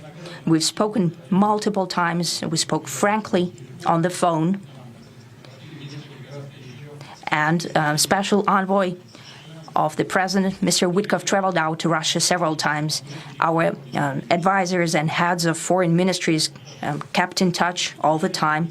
And you know fully well that one of the central issues was the situation around Ukraine. We see the strive of the administration and President Trump personally to help facilitate the resolution of the Ukrainian conflict. And his strive to get to the crux of the matter, to understand this history, is precious. As I've said, the situation in Ukraine has to do with fundamental threats to our security. Moreover, we've always considered the Ukrainian nation, and I've said it multiple times, a brotherly nation, however strange it may sound in these conditions. We have the same roots, and everything that's happening is a tragedy for us and terrible wound. Therefore, the country is sincerely interested in putting an end to it. At the same time, we're convinced that in order to make the settlement lasting and long-term, we need to eliminate all the primary roots, the primary causes of that conflict. And we've said it multiple times, to consider all legitimate concerns of Russia and to reinstate a just balance of security in Europe and in the world on the whole. And I agree with President Trump, as he has said today, that naturally the security of Ukraine should be ensured as well. Naturally, we are prepared to work on that. I would like to hope that the agreement that we've reached together will help us bring closer that goal and will pave the path towards peace in Ukraine. We expect that Kiev and European capitals will perceive that constructively and that they won't throw a wrench in the works. They will not make any attempts to use some backroom dealings to conduct provocations to torpedo the nascent progress. Incidentally, when the new administration came to power, bilateral trade started to grow. It's still very symbolic. Still, we have a growth of 20%. As I've said, we have a lot of dimensions for joint work. It is clear that the U.S. and Russian investment and business cooperation has tremendous potential. Russia and the U.S. can offer each other so much in trade, digital, high-tech, and in space exploration. We see that Arctic cooperation is also very possible, and our international context, for example, between the far east of Russia and the west coast of the U.S. Overall, it's very important for our countries to turn the page, to go back to cooperation. It is symbolic that not far away from here, at the border between Russia and the U.S., there was a so-called international date line. I think you can step over, literally, from yesterday into tomorrow. And I hope we'll succeed in that. in political sphere. I would like to thank President Trump for our joint work, for the well-wishing and trustworthy tone of our conversation. It's important that both sides are result-oriented, and we see that the President of the U.S. has a very clear idea of what he would like to achieve. He sincerely cares about prosperity of his nation. Still, he understands that Russia has its own national interests. I expect that today's agreements will be the starting point not only for the solution of the Ukrainian issue, but also will help us bring back business-like and pragmatic relations between Russia and the U.S. And in the end, I would like to add one more thing. I'd like to remind you that in 2022, during the last contact with the previous administration, I tried to convince my previous American colleague that the situation should not be brought to the point of no return when it would come to hostilities. And I said it quite directly back then that it's a big mistake. Today, when President Trump saying that if he was the president back then, there will be no war. And I'm quite sure that it would indeed be so. I can confirm that. I think that overall, me and President Trump have built a very good business-like and trustworthy contact.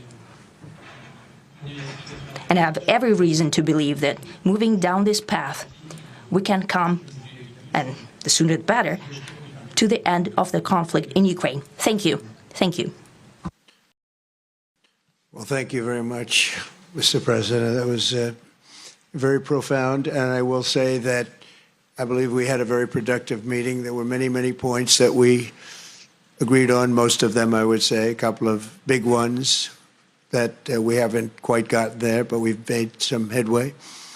So there's no deal until there's a deal. I will call up NATO in a little while. I will call up the various people that I think are appropriate, and I'll, of course, call up President Zelensky and tell him about today's meeting. It's ultimately up to them. They're going to have to agree with what Marco and Steve and some of the great people from the Trump administration who've come here, Scott and John Radcliffe, thank you very much. But we have some of our really great leaders. They've been doing a phenomenal job.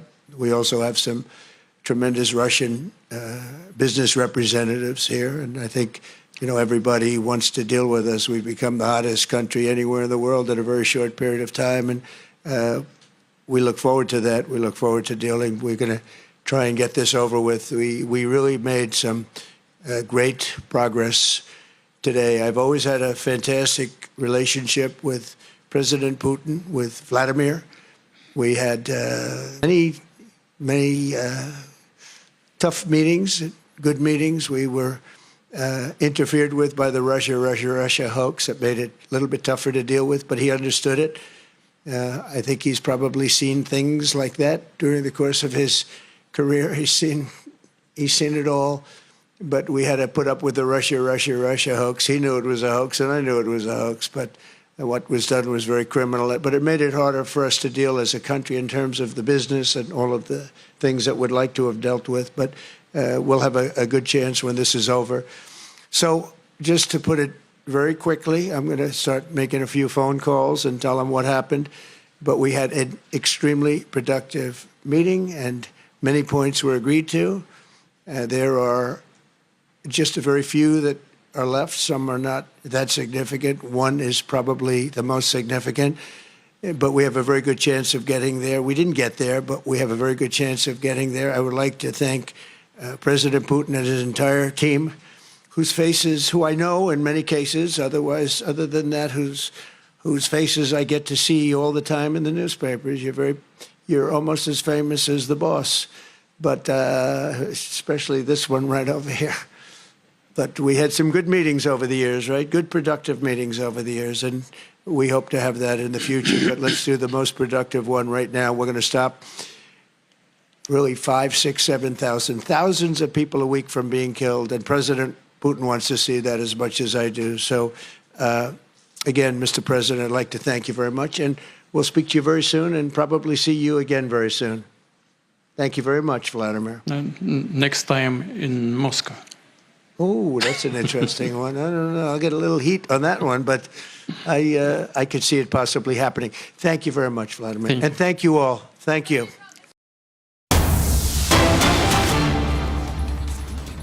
Okay, so we have some breaking news coming in. Donald Trump, when asked by the US media how the meeting between him and Vladimir Putin went, he says meeting with Putin was 10 out of 10. Talks inconclusive, but Trump saying the meeting is 10 on 10. And we also have a statement coming in from Russia in Moscow, where the Kremlin has said that the conversation between Putin and Trump allowed Russia to confidently continue together on the path of seeking settlement options. So saying indirectly that there is no settlement that has been reached yet, but likely that some sort of settlement will be reached soon. Let me go across to Arnab Goswami joining us on the broadcast this morning. He's a Republican and also co-founder Indian Americans for Trump. Anand, there is nothing that's come out of it, no deal, but they claim big gains have been made. American media is upset, saying Putin has come out winning in this one. Okay, first of all, American media will always be upset. Doesn't matter what Trump does. As I said so many times, it's a matter of perception. When you look at whether the cup is half full or it's half empty, that's a matter of perception. I personally believe that this was a good step. And as everybody said in the very beginning, Trump was to negotiate, but ultimately the approval of the whole agreement was to be done by European Union as well as by Zelensky. Without their presence, right now, forget about Zelensky or European Union leaders sitting at the table. They were not even in the room. They were not even in the United States. So without their participation, I don't think that it was possible for anybody to do this kind of any agreement. So I don't understand why American media is upset and why people they are thinking that nothing has been achieved. So honestly speaking, I normally give this example. As an attorney, even if I make a deal with my adverse party, I cannot sign a deal unless my client approves that. So Trump is basically advocating the cause of a peace. Trump is not the client. The client is either Russia or client is Ukraine. And the more interested parties in this whole transaction are basically European countries. So Trump has made good efforts. And I strongly believe that when Trump says 10 out of 10, if you see the body language of both these leaders, if you see the way they have conducted the press conference, it reflects that both these leaders, they have a lot of respect and faith in each other. So I don't understand why this particular step, what they have taken today, cannot ultimately bring a positive results. I'll tell you why. See, Arnab Goswami, and I'll, after this, I'll play out the reports that we have through Nick, our correspondent in Alaska, and we have some analysis that has also been done by some of our correspondents. But I'd like to tell you one thing. See, Mr. Ahuja, Donald Trump has just imposed 50% tariffs on India. Now, why did he do that? He said India is doing business with Russia, they're buying Russian oil, they're funding the war machinery, and that is why we are bad people, we need to be taught a lesson. 50% slapped on us. Now, see, the joke is on you, Mr. Ahuja. You're sitting in America, right? Donald Trump, in the presence of Russian businessmen in that meeting hall, said, I see a lot of Russian businessmen here, saying that Russian businessmen want to do a business with America. We're a very hot country, hot market right now. And he said, I'm looking forward to doing business. Shame on Donald Trump. Shame on America for the stand that they've taken on India. And shame on you also because Putin said in that press conference, by the way, I don't know whether you heard him, he said that bilateral trade between Russia and America has gone up 20%, right? So you guys, when I say you guys, I meant Donald Trump administration, going around the world slapping tariffs on countries while you increase your business with Russia. Now that is shameful, sir. No, I agree, but you have to have the proper picture also. What proper picture, sir? When Putin is saying 20% trade has increased between United States and Russia, Putin has not said who is importing and who is exporting. So if Russia is importing United States items, and no.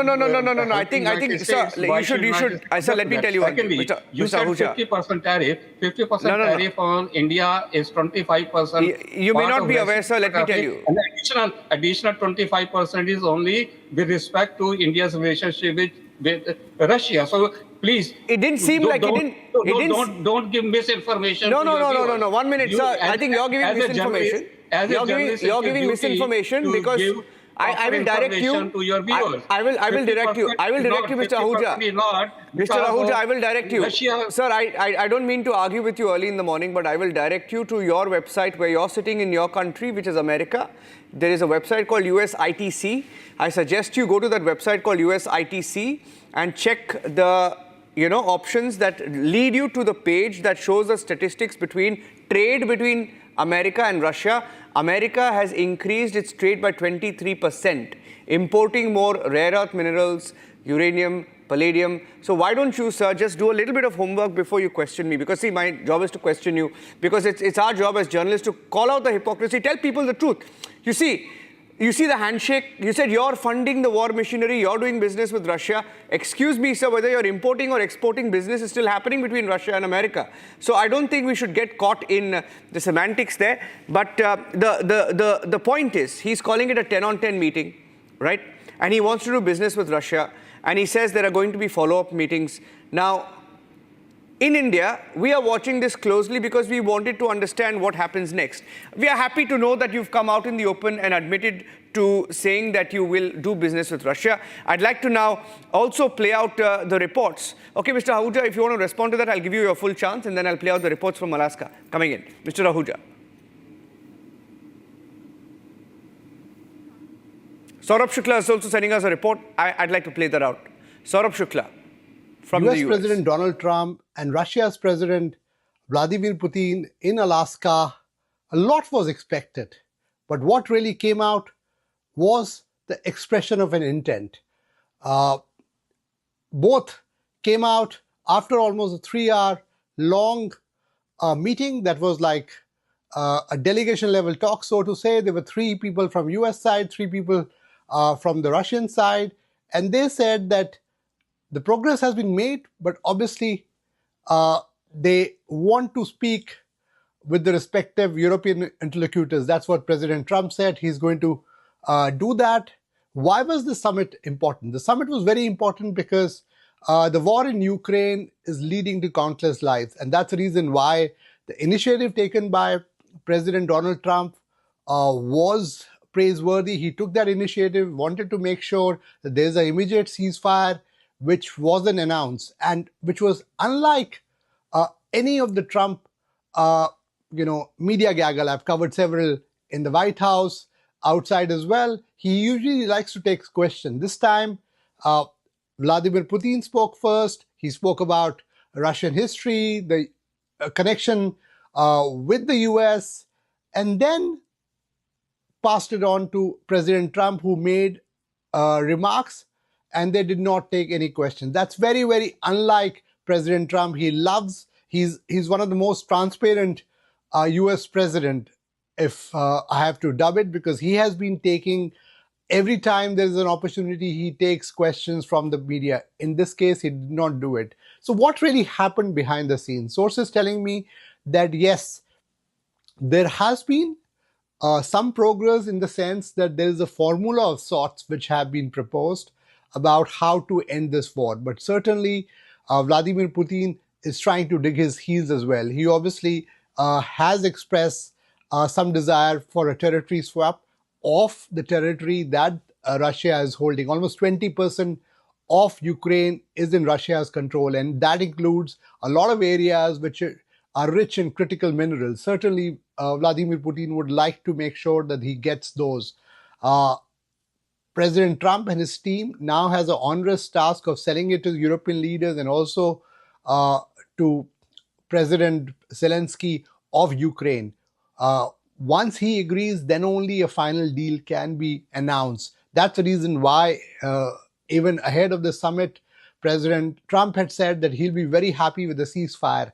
So no ceasefire was announced. So certainly that has been kept by the Russian president as a bargaining chip. The second thing, there wasn't any mention about the sanction. What will happen now? President Trump had said that if these talks do not go well, certainly there can be more sanctions against Russia. And that will also mean that indirectly, because India has been buying Russian oil and it already has a total of 50% tariff imposed by the US, that includes some for buying Russian oil, that may continue for a while. So if you ask me, the format was very clear that they wanted to come up with some kind of a solution. But as was being said by the White House as well earlier, that this was more about a summit to get to know what was there in the mind of Vladimir Putin, also to essentially a summit to assess what was on his mind and what will it take to end the war. President Trump has been saying that he really wants to end this war to make sure that there's no more bloodshed. And certainly this has been the top of his mind. He obviously has been trying to engage with a lot of global leaders to bring about peace, has been able to do it in the case of many countries. But in this case, certainly it looks like it may be, I won't say a bit of a long haul, but certainly the peace may be a bit far away, because obviously the Russians realize that while they're losing a lot of their soldiers, but they want to dig their heels to extract the best bargain.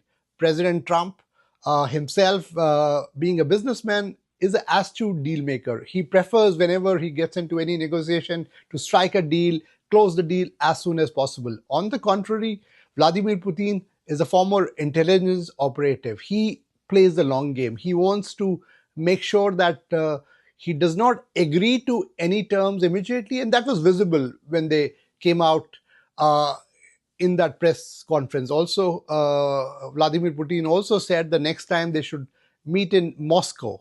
Clearly, he's trying to play a long game here, but I would say, on the whole, in a war like Russia and Ukraine, which has led to millions of people dying, even incremental progress is some progress. And hopefully we will see the end of this war, and hopefully that will happen soon. Okay, we have another comment coming in from Putin's envoy, Kirill Dmitriev, saying it's important that President Trump noted the significant potential for cooperation in the economic sphere between Russia and the US, and that they will continue to build Russian-American relations which have significant potential. So that's a comment that's come in from Russia, seeing that Russian-American relations have great potential and that they will look forward to economic cooperation between both countries. The White House also putting out some more excerpts, in fact, of the speech, saying that Trump felt that they had made great progress in Alaska with the talks with Putin, saying it was extremely productive and that many points were agreed to.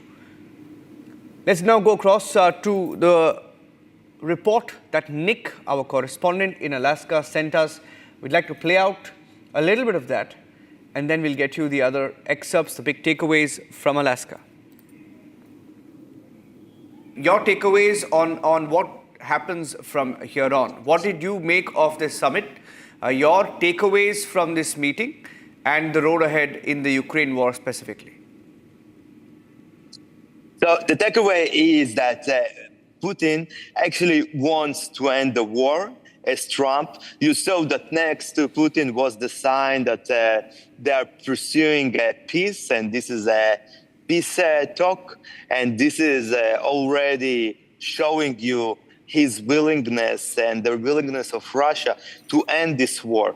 But as Russia in the beginning said, they don't want to do a ceasefire and then to freeze this war for a while and to start it again over, and then to start it over and over again with the new weapons, with the new kind of strategies on the line between Russia and Ukraine. They want for one and for all to find a solution to this conflict, and it has a lot of roots going back in the history. And in order to find this solution, there is a lot of talk to do, because the position of Ukraine that Russia will withdraw from all the regions that it already possessing, it is not realistic, and Russia will not agree on that. And that's why a compromise should be found, something all of them should agree on.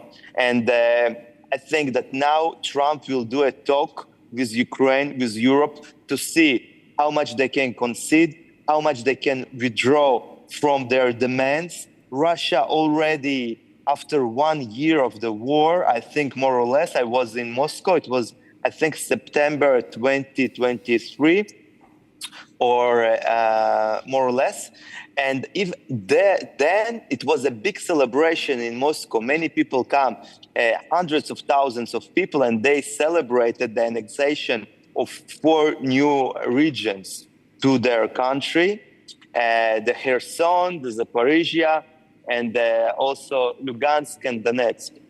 I don't see how Russia will concede, how they will withdraw back, because they said back then, we can't betray the people there, the locals that are actually willing not to be part of Ukraine anymore, because they are persecuted for them, for the reason that they are speaking Russian, for the reason that they have connection with Russia, for the reason that they are not supporting the coup that happened in Ukraine in 2014, and they don't want to go to this confrontation with Russia.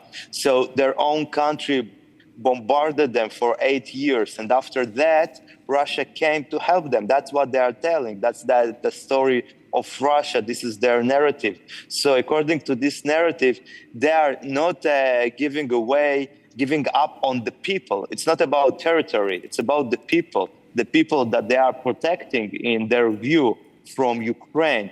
And that's why I think now Trump will try to facilitate with Ukrainians and with Europe this agreement, that they will agree that those 4 regions will stay with Russia, because otherwise it will be endless war. And Russia said, we fought for 21 years with Sweden, and after that Sweden never became a great country.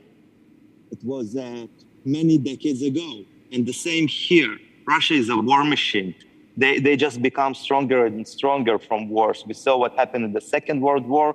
In the beginning, they were losing, but after that, they won the war, and this is happening again. So I think in the end, there will be an agreement, and maybe it will be very soon. Okay.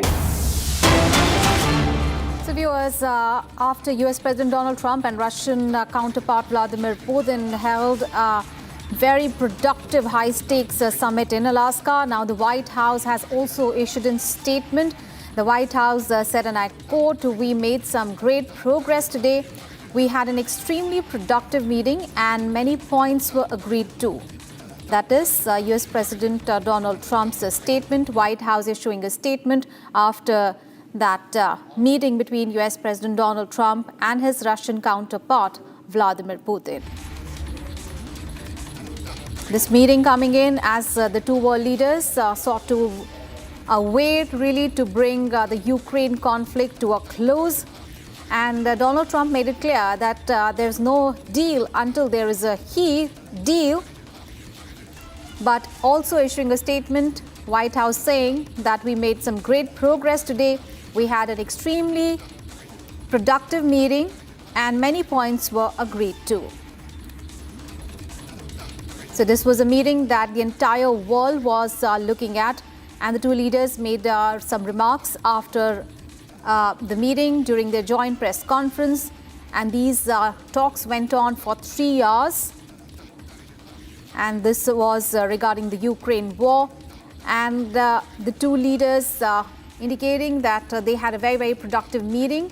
However, no deal has been agreed to. So Donald Trump saying that we had an extremely productive meeting, many points were agreed to.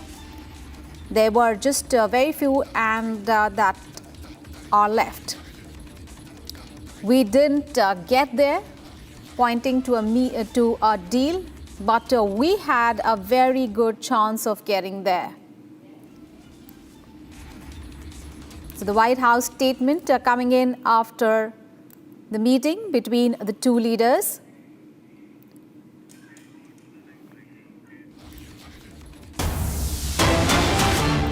And viewers, we have more breaking news coming in, and that is the President of the United States tweeting. He said that on his meeting with President Putin, he said, "We had a very good meeting today, but we'll see. You have to get a deal. We agreed on a lot of points. I want to see people stop dying in Ukraine. If we can end that war, that would be very good." So this is the President of the United States, POTUS. That is the statement that POTUS has sent, and that is that we had a very good meeting today, but we'll see. You have to get a deal. So the President of the United States, they're emphasizing that while the meeting was very productive, there is no deal until there is a deal. He said, "We had a very good meeting, but we'll see. You'll have to get a deal. We agreed on a lot of points. I want to see people stop dying in Ukraine, and if we can end that war, it would be very good."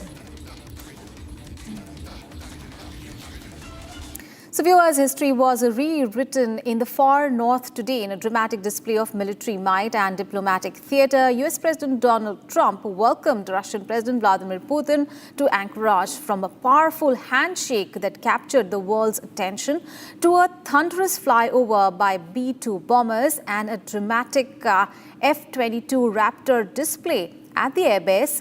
It was a show of strength like no other. Here is how it all unfolded. Take a look. The world's glare was on Alaska. Two of the most powerful leaders on Earth, US President Donald Trump and Russian President Vladimir Putin, in one frame. History was being made at Anchorage in Alaska. But it all started with the iconic walkdowns.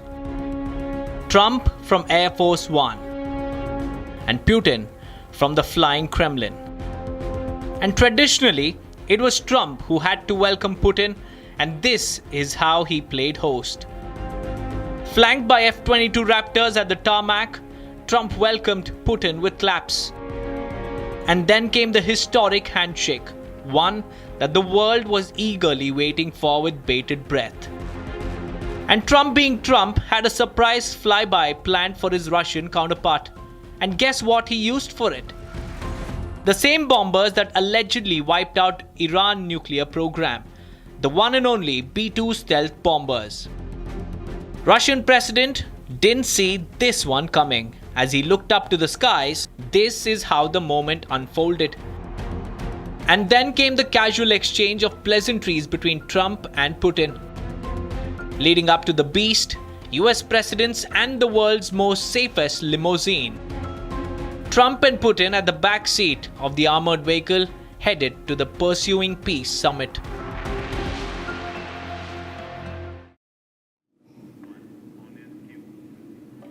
So viewers, all eyes were on the Alaska summit as the two world leaders stepped into history right on the tarmac in Anchorage. Well, Donald Trump and Putin, both all smiles, came face to face for the first time in a long while. A powerful posture was on display. Putin measured and calculated, Donald Trump radiating confidence. And this was more than just a handshake, it was a message. Take a look at this report. Two leaders stepped into history on the tarmac in Alaska, their every movement under the microscope. President Trump descended from Air Force One with his trademark unhurried stride, a walk that conveyed ease and control in equal measure. And moments later, Vladimir Putin emerged from the flying Kremlin, his posture rigid, shoulders squared, and his measured pace projecting the discipline of a former KGB operative. As they approached each other, President Trump's body language radiated casual confidence, his steps loose but purposeful, Putin's walk was deliberate, calculated, designed to fill the space without rushing to meet his counterpart. On the red carpet, the president extended a warm welcome, moving into close proximity and placing a firm hand behind Putin's back. It was a gesture that blended hospitality with subtle dominance, positioning the president as the host firmly in charge. Putin responded with a contained smile and steady eye contact, maintaining his composure while matching the pace set by the US president. As they walked side by side, their strides aligned, the symmetry flanked by the imposing silhouettes of F-22 Raptors parked on either side. The air above roared as a B-2 bomber flew overhead, an unmistakable display of American military might timed to perfection. Putin glanced skyward, momentarily breaking his forward focus to take in the spectacle. At the Alaska meeting venue, Putin was all smiles, engaging in small exchanges with the president as cameras rolled. His expression softened, but his posture remained upright, a careful balance between warmth and guarded control. On the tarmac, his Auris limousine stood steady, its polished frame gleaming under the Alaskan sun. Yet, in a telling decision, he bypassed his own vehicle to join the president in the Beast, the American presidential limousine.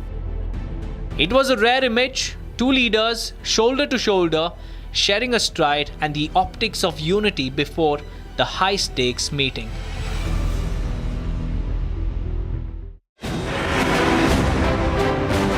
ये उनका जो था ना ऐसे, तो वो मुझे बहुत तकलीफ हुई थी सीखने में। तो मैं अपने जाते हुए गाड़ी में गा रही थी, मेरा ड्राइवर ने बोला, मेम साहब जस्ट लोग लूँ लो क्या, हॉस्पिटल आया आपका? मैंने कहा क्यों रे, तो क्यों ऐसा बोलता है? बोले आपको सांस चढ़ी हुई है। मैंने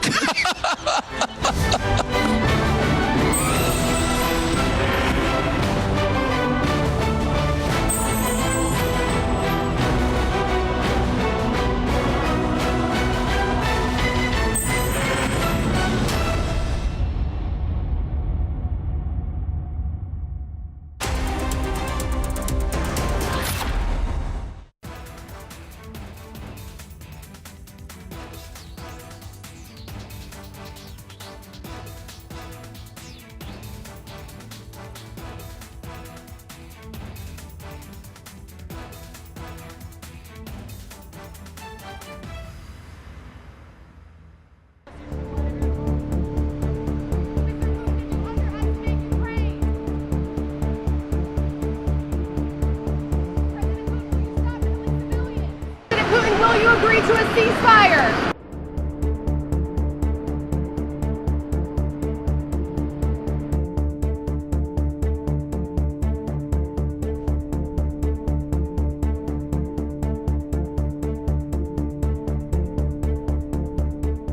Putin, will you agree to a ceasefire? Mr. Putin, will you agree to a ceasefire? Mr. Putin, did you underestimate Ukraine?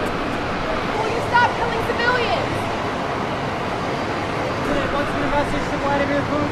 Putin, will you commit to not killing any more civilians? Why should President Trump trust your word now?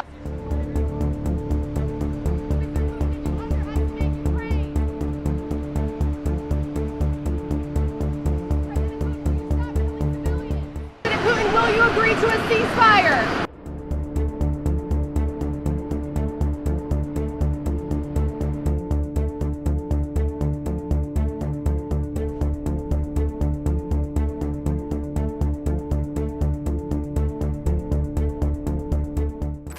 Will you agree to a ceasefire? Mr. Putin, will you agree to a ceasefire? Mr. Putin, did you underestimate Ukraine? Will you stop killing civilians?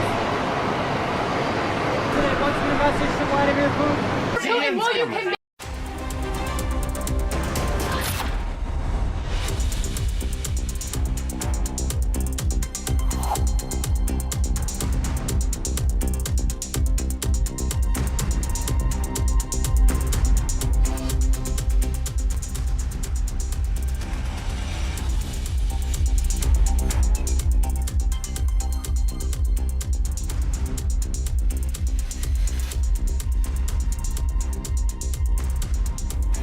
Very good morning, viewers. Some voices don't just sing songs, they write the soundtrack of our lives. Now, one such voice belongs to the legend whose melodies have traveled across decades, also generations and genres.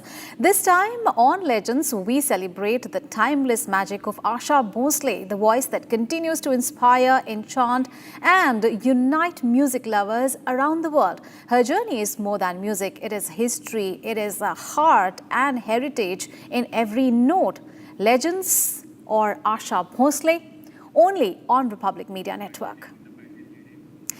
And as the entire nation celebrated 19th Independence Day yesterday, and Kerala's small village also celebrated the banyan tree's 79th birthday alongside Independence Day. And there was, this tree was planted on the same day that India got independence. Here's a report. 79 years ago, India gained independence on 15th of August 1947. On the very same day, at a place called Vadavanur's Vaidisala in Palakkad district of Kerala, an Ayurvedic doctor and Sanskrit scholar Vedakapat Nair planted a sapling of a banyan tree to commemorate the historic event. Since then, the tree has been well nurtured. The area has underwent several changes, but the banyan has stood the test of time. It has grown to its strength, standing tall, remembering the sacrifice of our nation's brave hearts during the independence struggle. This year, along with India's 79th year of independence, Vadavanur residents celebrated the historic tree's 79th birthday. The event in Vadavanur was led by an organization called the Vadavanur Arayal Samrakshana Samiti, and several dignitaries attended this event. This week on Get Me Right, did we mark the end of American hegemony over the world as we have known it for a century? Did President Trump blink first in his trade war with China in extending the tariff waiver for another 90 days? Did the American president pass on the baton to Xi Jinping when he came under pressure from Beijing and allow NVIDIA AI chip sales to China? Join me this weekend only on Republic TV.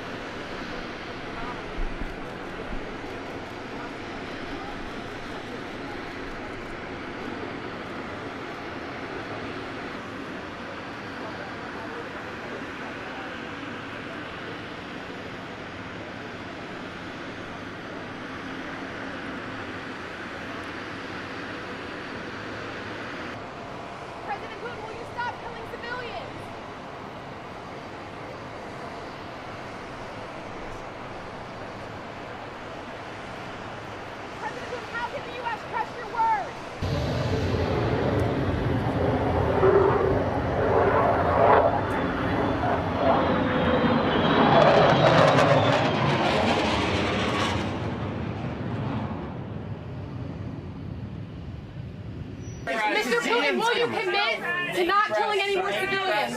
Thank you very much. Let's go. Come on, guys. Thank you, press. Mr. President. Thank you, press.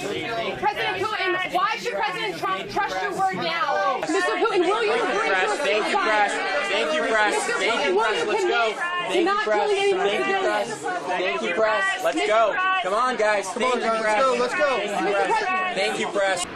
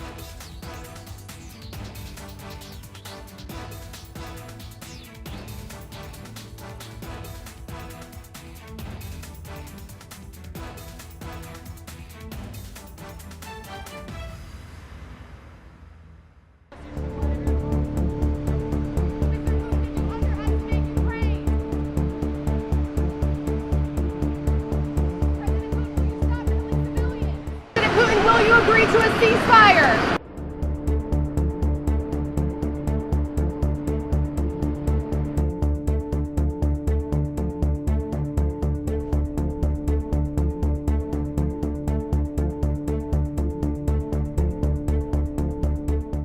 Putin, will you agree to a ceasefire? Mr. Putin, will you agree to a ceasefire? Mr. Putin, did you underestimate Ukraine?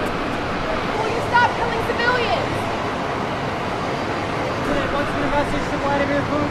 Putin, will you commit to not killing any more civilians? Why should President Trump trust your word now?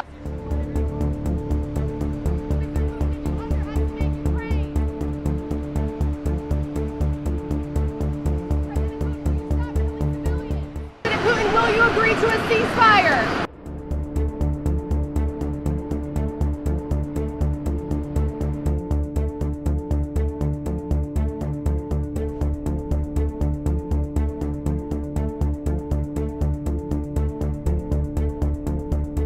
Putin, will you agree to a ceasefire? Mr. Putin, will you agree to a ceasefire? Putin, did you underestimate Ukraine?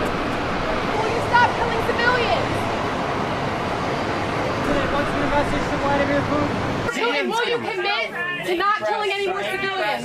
Why should President Trump trust your word now?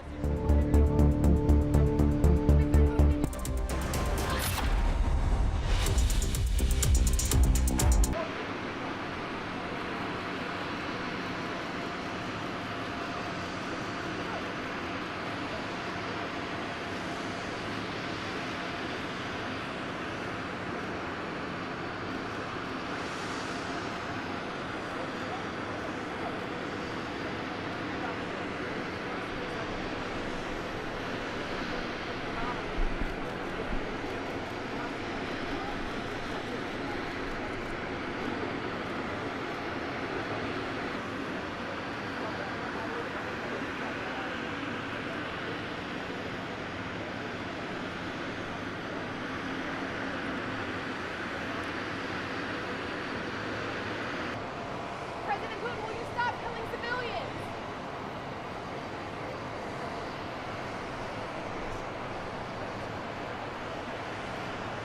President Putin, how can the U.S. trust your word?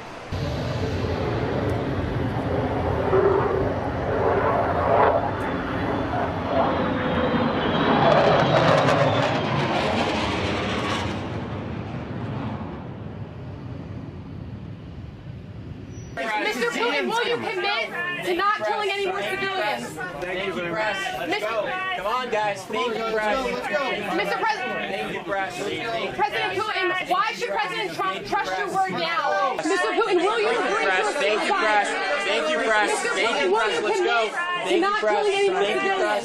Thank you, press. Let's go. Come on, guys. Come on, guys. Let's go. Let's go. Thank you, press. Thank you, press.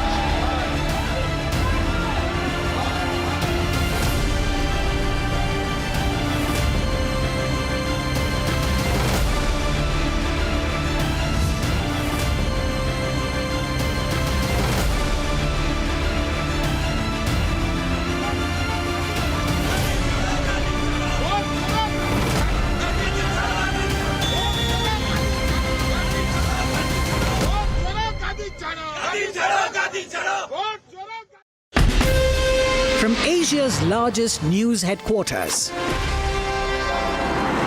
setting the agenda for Bharat.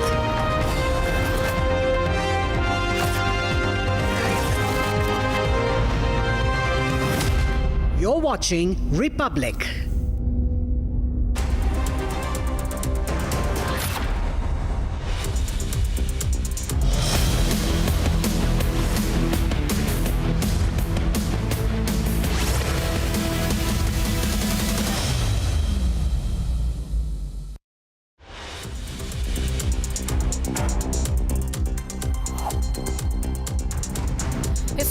Putin and Trump meeting end in Alaska? No conclusion or deal brokered? And our international context, for example, between the Far East of Russia and the West Coast of the US. Overall, it's very important for our countries to turn the page. Putin, during joint press conference, says it is important to turn the page.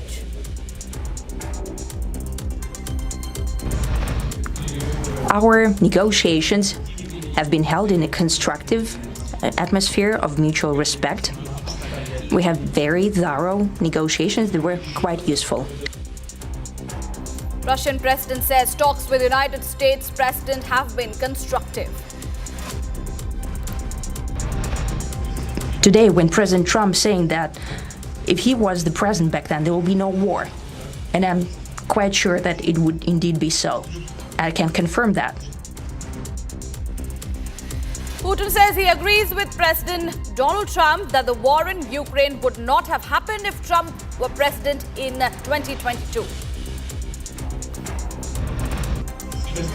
Incidentally, when the new administration came to power, bilateral trade started to grow.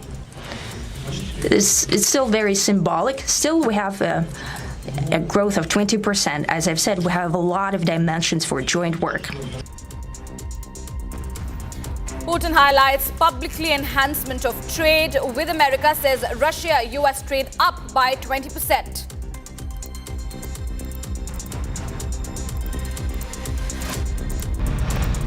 We had some good meetings over the years, right? Good productive meetings over the years, and we hope to have that in the future. But let's do the most productive one right now. We're going to stop really 5, 6, 7,000, thousands of people a week from being killed, and President Putin wants to see that as much as I do.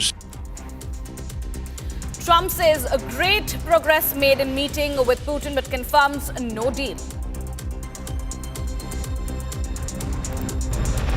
We also have some tremendous Russian business representatives here, and I think, everybody wants to deal with us. We've become the hottest country anywhere in the world in a very short period of time. And Trump says that US looks forward to do business with Russia.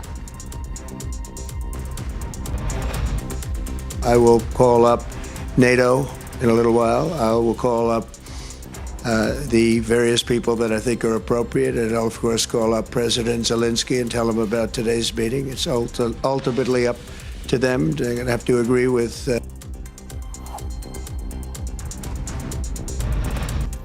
US President and Putin to speak to NATO and European leaders next after the Alaska meet. most of them, I would say, a couple of big ones that we haven't quite gotten there, but we've made some headway. So there's no deal until there's a deal. After talks remain inconclusive, Putin announces that next meeting will be held in Moscow.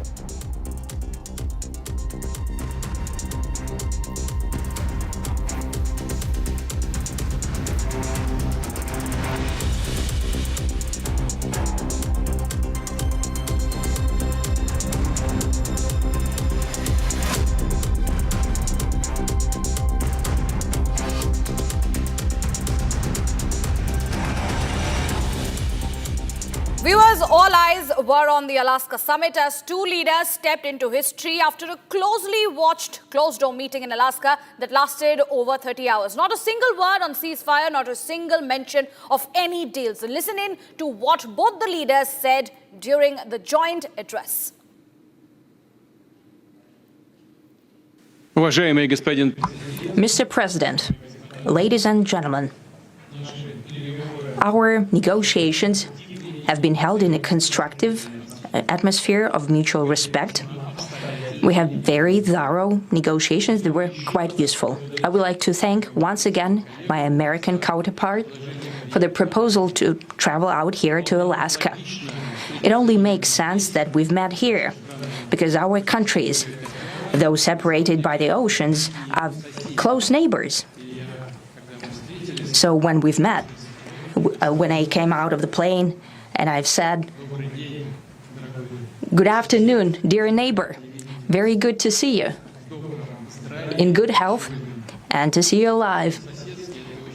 I think that is very neighborly. And I think that's some kind words that we can say to each other. We're separated by the Strait of Bering, though there are 2 islands only between the Russian island and the US island. They're only 4 kilometers apart. We're close neighbors, and it's a fact. It's also important that Alaska has to do with our common heritage, common history between Russia and the US, and many positive events have to do with that territory. Still, there is tremendous cultural heritage back from the Russian America. For example, Orthodox churches and a lot of, more than 700 geographical names of Russian origin. During the Second World War, it was here in Alaska that was the origin of the legendary air bridge for the supply of military aircraft and other equipment under the Lend-Lease program. It was a dangerous and treacherous route over the vast emptiness of ice. However, the pilots of both countries did everything to bring closer the victory. They risked their lives and they gave it all for the common victory.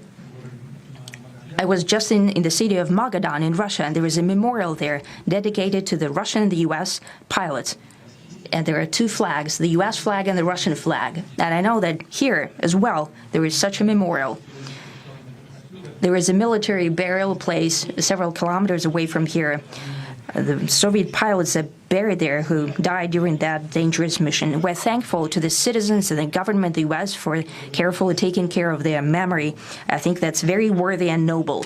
We'll always remember other historical examples when our countries defeated common enemies together in the spirit of battle camaraderie and allyship that supported each other and facilitated each other.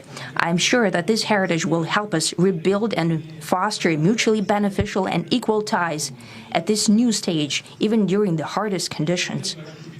It is known that there have been no summits between Russia and the U.S. for 4 years, and that's a long time. This time was very hard for bilateral relations, and let's be frank, they have fallen to the lowest point since the Cold War. I think that's not benefiting our countries and the world as a whole. It is apparent that sooner or later we had to amend the situation to move on from the confrontation to dialogue. And in this case, a personal meeting between the heads of state has been long overdue. Naturally, under the condition of serious and painstaking work, and this work has been done in general. Me and President Trump have very good direct contact. We've spoken multiple times. We spoke frankly on the phone. And Special Envoy of the President, Mr. Witkoff, traveled out to Russia several times. Our advisors and heads of foreign ministries kept in touch all the time. And you know fully well that one of the central issues was the situation around Ukraine. We see the strive of the administration and President Trump personally to help facilitate the resolution of the Ukrainian conflict. And his strive to get to the crux of the matter, to understand this history, is precious. As I've said, the situation in Ukraine has to do with fundamental threats to our security. Moreover, we've always considered the Ukrainian nation, and I've said it multiple times, a brotherly nation, however strange it may sound in these conditions. We have the same roots, and everything that's happening is a tragedy for us and terrible wound. Therefore, the country is sincerely interested in putting an end to it.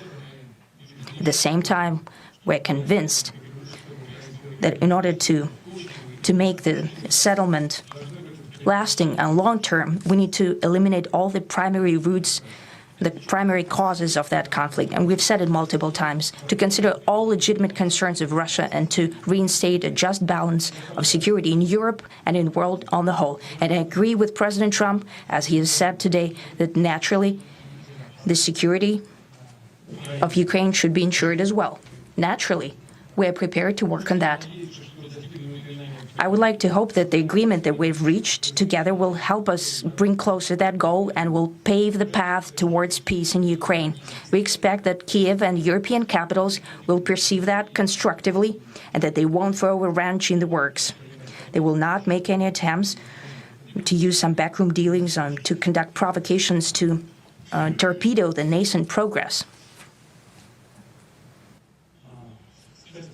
Incidentally, When the new administration came to power, bilateral trade started to grow.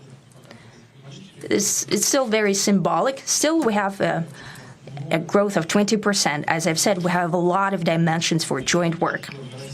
It is clear that the U.S. and Russian investment and business cooperation has tremendous potential. Russia and the U.S. can offer each other so much in trade, digital, high-tech, and in space exploration. We see that Arctic cooperation is also very possible, and our international context, for example, between the Far East of Russia and the West Coast of the U.S. Overall, it's very important for our countries to turn the page, to go back to cooperation. It is symbolic that not far away from here, at the border between Russia and the U.S., there was a so-called international date line. I think you can step over, literally, from yesterday into tomorrow. And I hope we'll succeed in that, in political sphere. I would like to thank President Trump for our joint work, for the well-wishing and trustworthy tone of our conversation. It's important that both sides are result-oriented, and we see that the President of the U.S. has a very clear idea of what he would like to achieve. He sincerely cares about prosperity of his nation. Still, he understands that Russia has its own national interests. I expect that today's agreements will be the starting point, not only for the solution of the Ukrainian issue, but also will help us bring back business-like and pragmatic relations between Russia and the U.S. And in the end, I would like to add one more thing. I'd like to remind you that in 2022, during the last contact with the previous administration, I tried to convince my previous American colleague that the situation should not be brought to the point of no return when it would come to hostilities. And I said it quite directly back then that it's a big mistake. Today, when President Trump saying that if he was the president back then, there will be no war. And I'm quite sure that it would indeed be so. And I can confirm that. I think that overall, me and President Trump have built a very good business-like and trustworthy contact. And I have every reason to believe that moving down this path, we can come, and the sooner the better, to the end of the conflict in Ukraine. Thank you. Thank you. Well, thank you very much, Mr. President. That was very profound. And I will say that I believe we had a very productive meeting. There were many, many points that we agreed on, most of them, I would say, a couple of big ones that we haven't quite gotten there, but we've made some headway.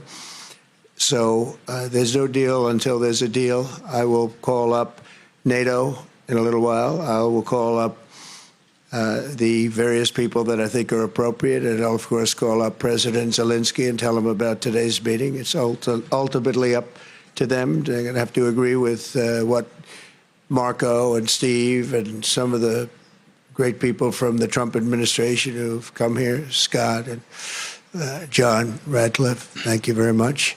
But we have some of our really great leaders. They've been doing a phenomenal job.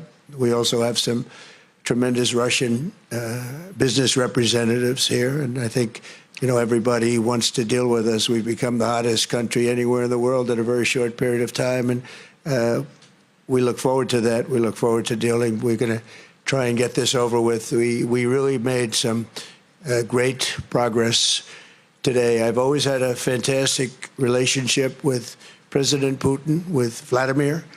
We have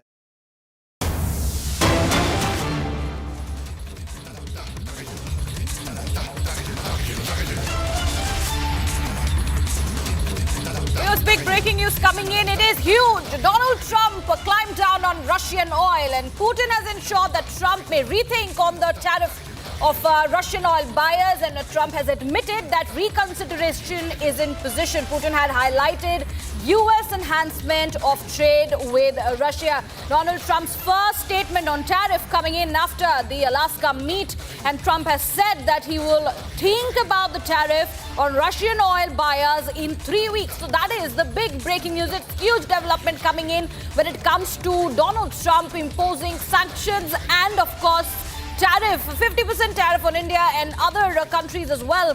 And now he says that he is going to be thinking about the tariff issue on Russian oil buyers in the upcoming 3 weeks. So that is the latest development coming in, the first statement of Donald Trump regarding tariff after the Alaska meet. And he has said that Putin has ensured that Trump rethink on tariff Russian oil buyers. So we have to wait and see what is next. What does this mean for India? We will go about those analyses in a short bit of time. But Putin had highlighted U.S. enhancement of trade with Russia. So that is the latest development coming in, viewers. It is very, very huge, a very big development coming in. It is Trump clamped down on Russian oil. Right now, I'm being joined by Eric Lemkul, the senior journalist from the United States. Mr. Eric, this is a huge development coming in. This is the first statement of Donald Trump regarding tariff after the Alaska meet. He has said that he is going to be thinking about the Russian oil buyers. And this is when Putin has ensured that Trump may rethink on the entire tariff issue. What do you have to say on that? I think it just comes down to how you interpret the message between the two leaders. I look at it as a positive meeting. I think a lot of issues were talked about. A lot of things were hashed out between President Putin and President Trump. I do think there is a solid deal on the table that President Trump is going to be presenting to President Zelensky. Hopefully that can get done and get done quickly. And we'll find out if that is something that can be accepted by Ukraine. Now, I do believe President Trump is, from what I saw from the press conference, it seems like maybe President Trump has introduced the possibility of putting Russia back into the world markets. So I think that is a good idea, which will strengthen the oil markets for many of the surrounding countries. I just think it's going to be a good deal. I think President Trump went in there with a game plan. I think he executed that game plan. I think President Putin had an idea of what he's looking for, and he's going to end up with a better deal than what I think he thought he was going to. Well, absolutely. You know, what does this mean for, the Russian oil buyers, especially India? Because we have been talking about this huge tariff that Trump had imposed, nearly 50% tariff on India because it was buying the Russian oil. The trade with Russia was going on. And somewhere, Putin has come in and now he has somewhere highlighted the entire issue. And it has led to Donald Trump rethink the entire case. Yeah, I do think that this is going to open up avenues for India as well. If they can get a deal done and get this all done and over with, I do believe that India is going to end up with a really good deal on the tariff side of things, because Russia will no longer be looked at as the enemy of the globe. They'll be a participant in the markets, which will help India. So I do believe that India is going to end up with a good trade deal at the end of this, and President Trump's going to heavily retract a lot of the tariffs that he's proposed on India. Absolutely. We, of course, are looking forward, to all the other developments that come in through the course of the day, because Donald Trump, we are expecting to make some more statements to clarify what is exactly in the pipeline for the entire Russian oil trade issue, because he has admitted that there is reconsideration. There is reconsideration, which means that the position and the stance are going to change for all the countries who are doing trade with Russia. And Russia coming in between at this point in time looks like it is of some good hope, as you rightly mentioned, Mr. Lemkul, that it is a positive stance being taken at this point in time. Yeah, absolutely. It turns Russia into a forefront leader in the oil industry, as opposed to countries going through the back door to get Russian oil. Now it becomes a less risky market for them, where they can get out there and really push their oil throughout the United States and be competitive in the markets. This will have an effect on OPEC. This will have an effect on United States oil, Venezuelan oil. So we're going to see a market shift with Russia being more aggressive. They're going to be able to maneuver their products throughout the globe, and it's going to help build their GDP. This is going to have a huge financial impact on the positive side for the globe.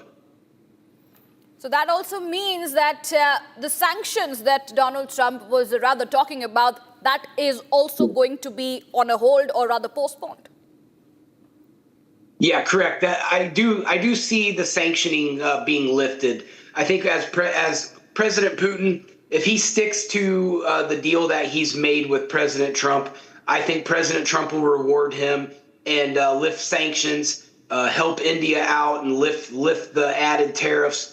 And we're going to see a more cooperative conglomerate of countries over in that region where they're going to have fair opportunity to join the market at a fair price. So I think this is overall going to be a good thing. Right now, it's just like what both leaders said. The ball is in Ukraine's court, and it's going to be up to them to either counter or to accept the deal.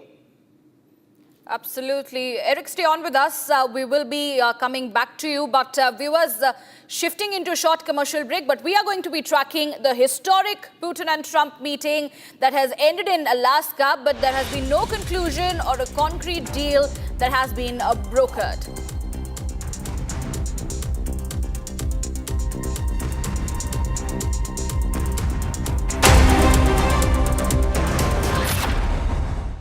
थोड़े में ज्यादा स्वाद ये तो है इसकी खास बात। वाओ मम्मा क्या स्वाद है? अरे मेरे राजा। Amity has been ranked amongst the top 3% universities globally, a testimony to Amity's globally benchmarked quality.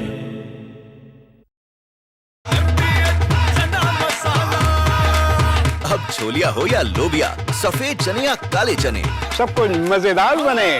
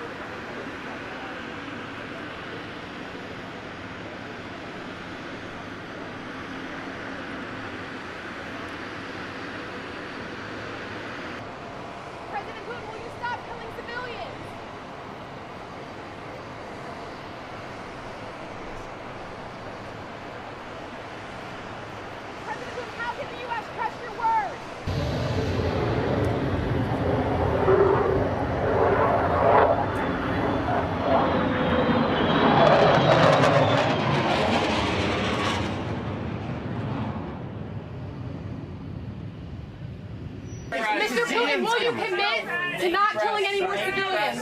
Thank you very much. Let's go. Come on, guys. Thank you, press. Mr. President.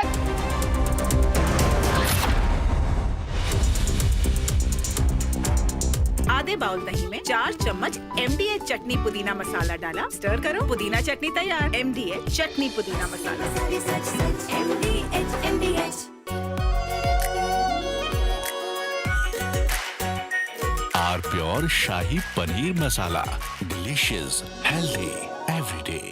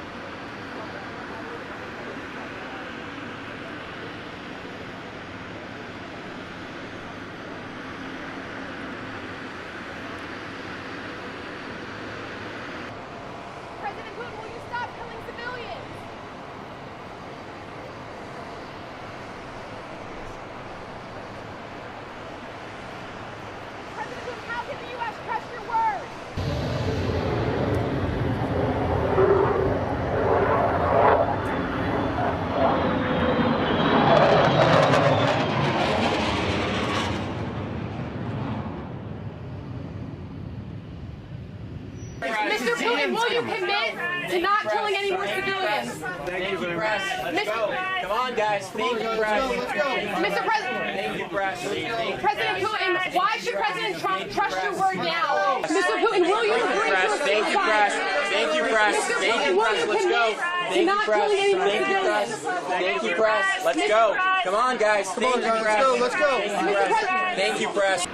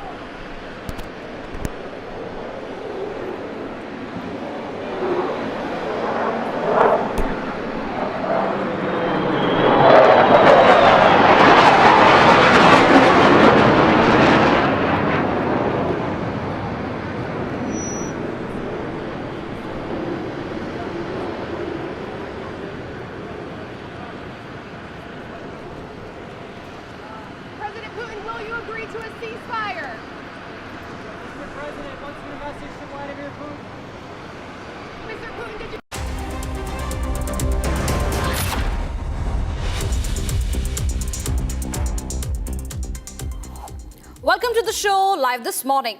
Good morning, viewers. Did you sleep well? Well, you slept well, right? You see, everyone has their own morning rituals. Some like to catch up on the news, and some like to have tea, or some go for morning walk, and other enjoys parathas or idlis. Now, generally, people enjoy their own rituals, but it feels best when someone cares for you. So let's start a new caring ritual today and ask, did you sleep well? We'll ask you every day. You should ask other people around you too.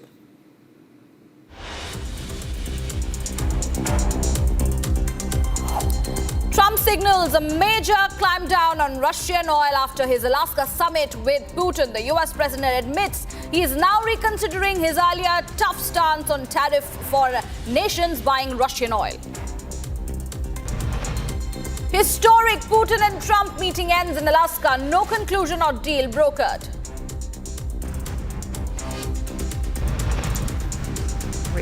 International context, for example, between the Far East of Russia and the West Coast of the US. Overall, it's very important for our countries to turn the page. Putin, during joint press conference, says it is important to turn the page. Our negotiations have been held in a constructive atmosphere of mutual respect. We have very thorough negotiations that were quite useful. Russian president says talks with United States president have been constructive. Today, when President Trump saying that if he was the president back then, there will be no war. And I'm quite sure that it would indeed be so. I can confirm that. Putin says he agrees with President Donald Trump that the war in Ukraine would not have happened if Trump were president in 2022. Incidentally, when the new administration came to power, bilateral trade started to grow. It's still very symbolic. Still, we have a growth of 20%. As I've said, we have a lot of dimensions for joint work. Putin highlights publicly enhancement of trade with America, says Russia-US trade up by 20%. We had some good meetings over the years, right? Good, productive meetings over the years, and we hope to have that in the future. But let's do the most productive one right now. We're going to stop really 5, 6, 7,000, thousands of people a week from being killed, and President Putin wants to see that as much as I do. Trump says great progress made in meeting with Putin, but confirms no deal. I will call up NATO in a little while. I will call up the various people that I think are appropriate, and I'll, of course, call up President Zelensky and tell him about today's meeting. It's ultimately up to them. They're going to have to agree with... US President to speak to NATO and European leaders next after the Alaska meet. Speak to you very soon and probably see you again very soon. Thank you very much, Vladimir. Next time in Moscow. Oh, that's an interesting one. I don't know. I'll get a little heat on that one, but I could see it possibly happening. After talks remain inconclusive, Putin announces that next meeting will be held in Moscow. Public TV live and rolling through the night, bringing you every update on the big Trump-Putin meeting, and the only channel that stayed on it non-stop.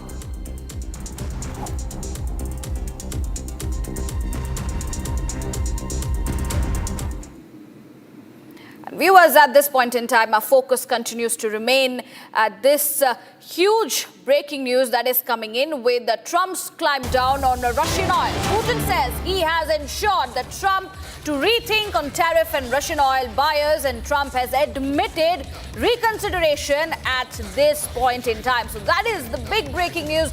We are in fact tracking viewers on Republic TV this very morning, where Donald Trump has made his first statement on tariff after the Alaska meet, and it is a climb down on Russian oil. And Putin has said that he has ensured Trump to rethink on tariff and Russian oil buyers, and Trump has gone ahead and admitted that he is indeed reconsidering at this point in time. We'll continue to bring you more details, but this is going to be our top focus, our top talking point when it comes to this huge breaking development, Donald Trump making the announcement that he's rethinking about tariff on Russian oil buyers.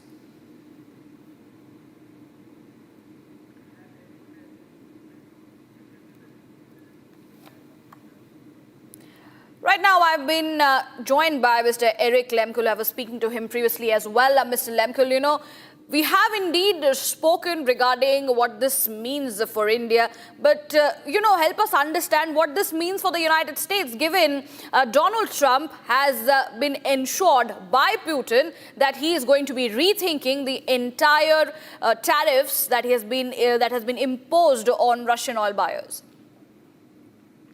So here in the United States, it's going to be a kind of a 50-50 deal where we have half the country who sees Russia as the boogeyman, and the other half who just wants to see this war get ended at any means.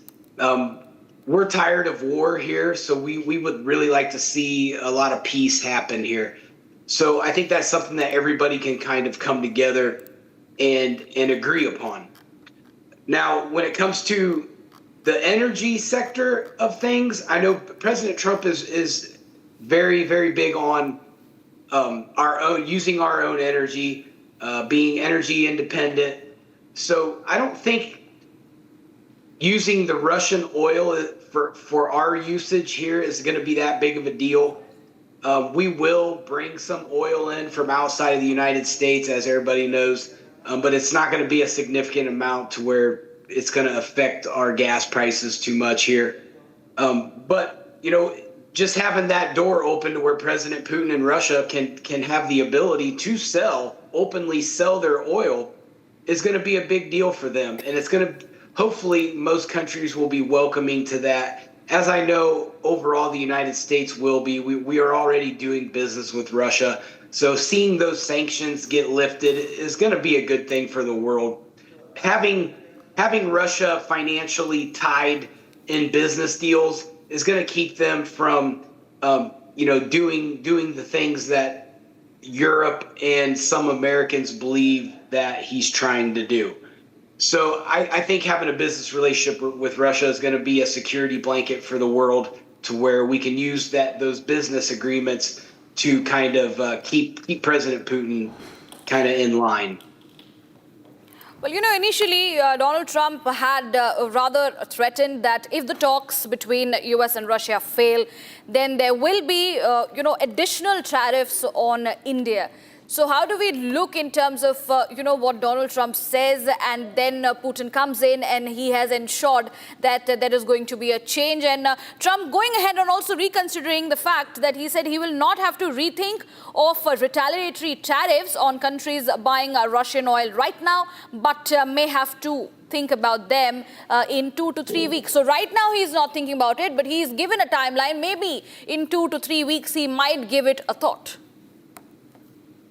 I think when you look at what happened today, so as we know, President Trump is very stubborn.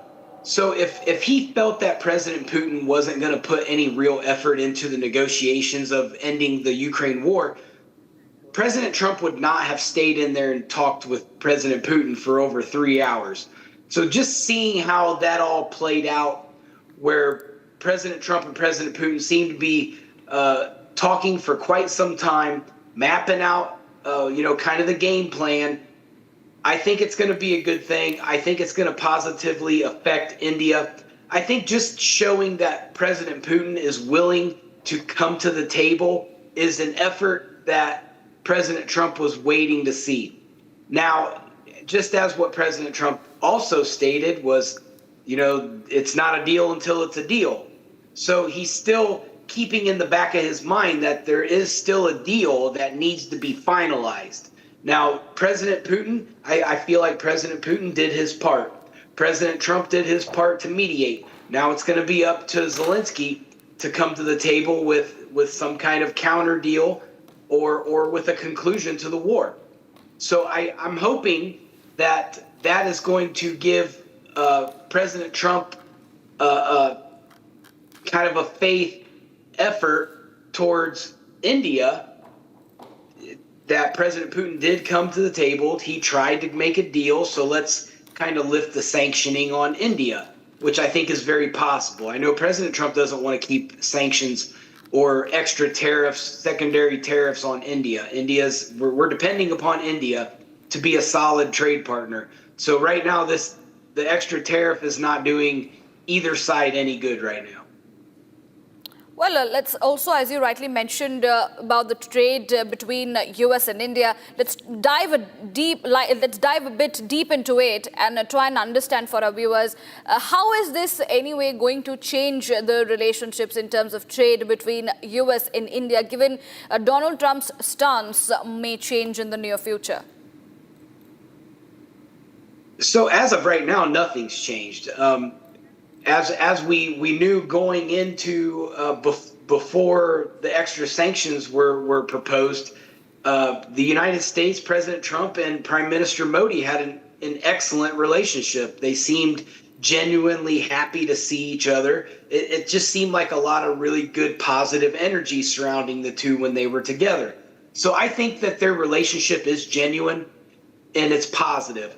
So I really think that President Trump is going to come back and he's going to lift those extra sanctions and things will go back to normal. There may be some diplomatic meetings that happen in the meantime to kind of repair that, to kind of say, hey, sorry, we had to do it, but can we be friends again, kind of thing.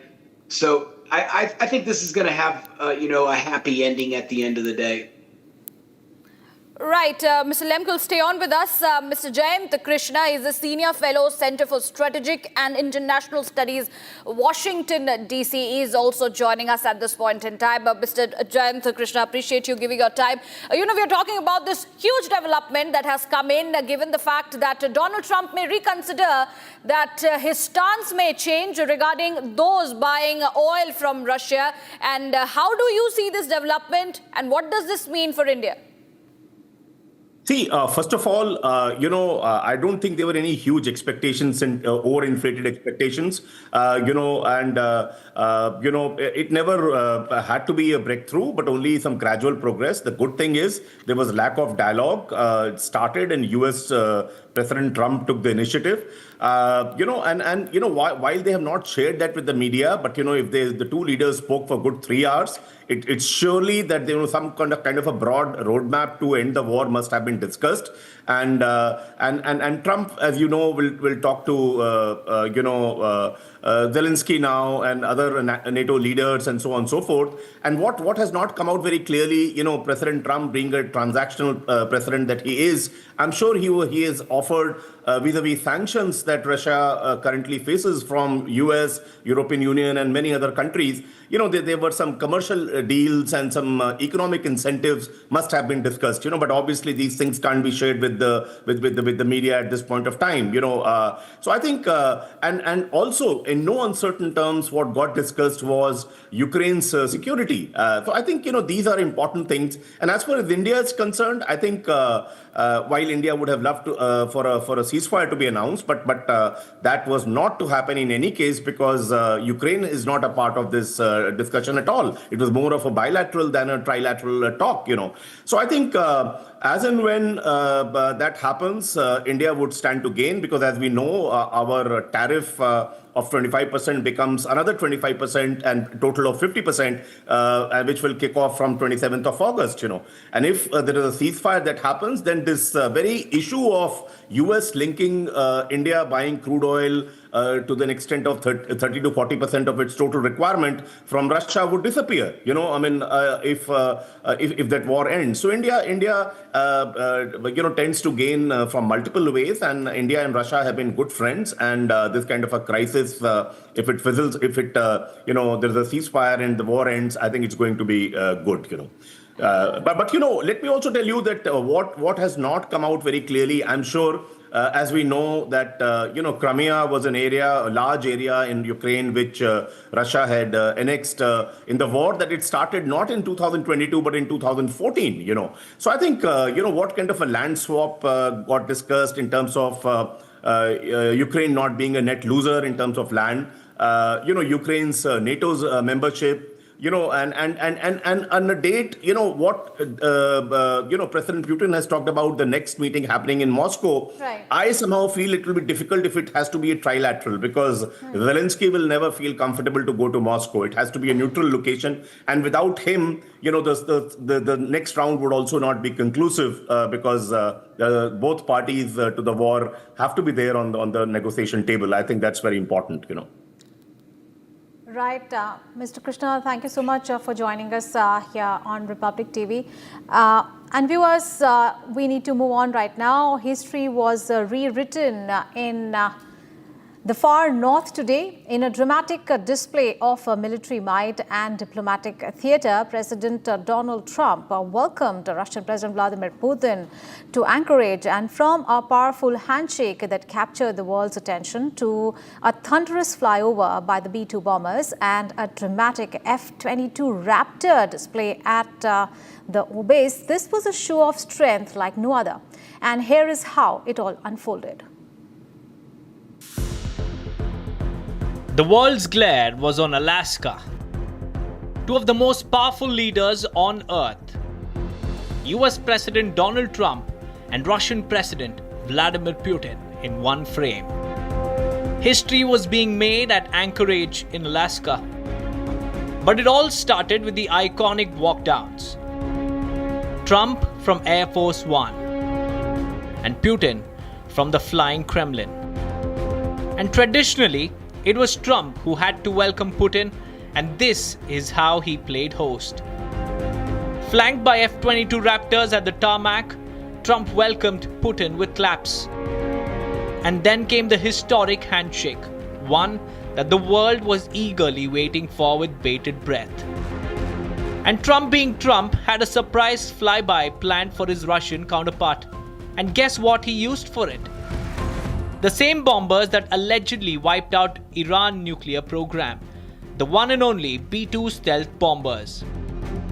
Russian president didn't see this one coming. As he looked up to the skies, this is how the moment unfolded. And then came the casual exchange of pleasantries between Trump and Putin. Leading up to the beast, US presidents and the world's most safest limousine. Trump and Putin at the back seat of the armored vehicle headed to the Pursuing Peace Summit.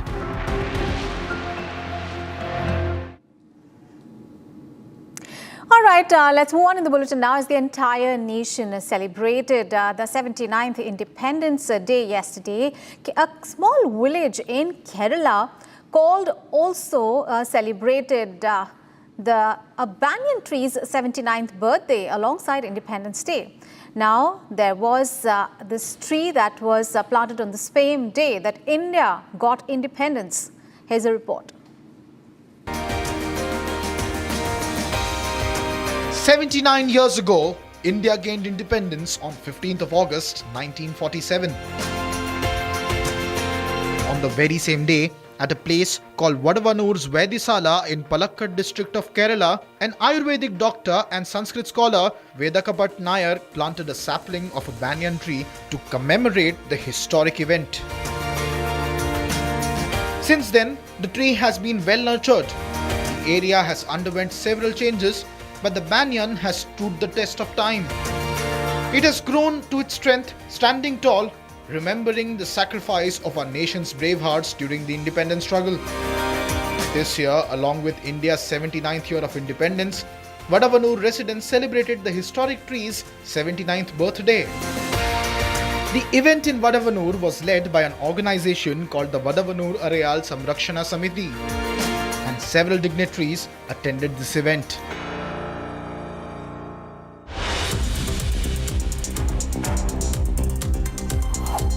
Viewers, we are taking a short break. Coming up ahead, Donald Trump signals a major climb down on Russian oil after his Alaska summit with Vladimir Putin. The US president admits he is now reconsidering his entire tough stance on tariffs on nations buying Russian oil. That's the big story that we are tracking. Also, Russian president says that talks with the United States president have been constructive. That is the big story that we are tracking through the tape today. Let's take a short break. We are coming back with more news and updates. Stay tuned.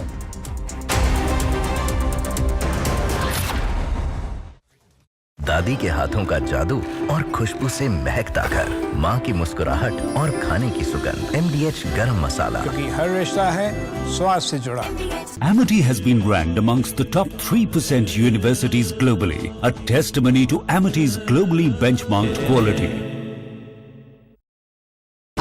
Pure सूजी pasta उबालो मिलाओ और खाओ 8 minute में तैयार। क्या taste है सबका राजा are masala.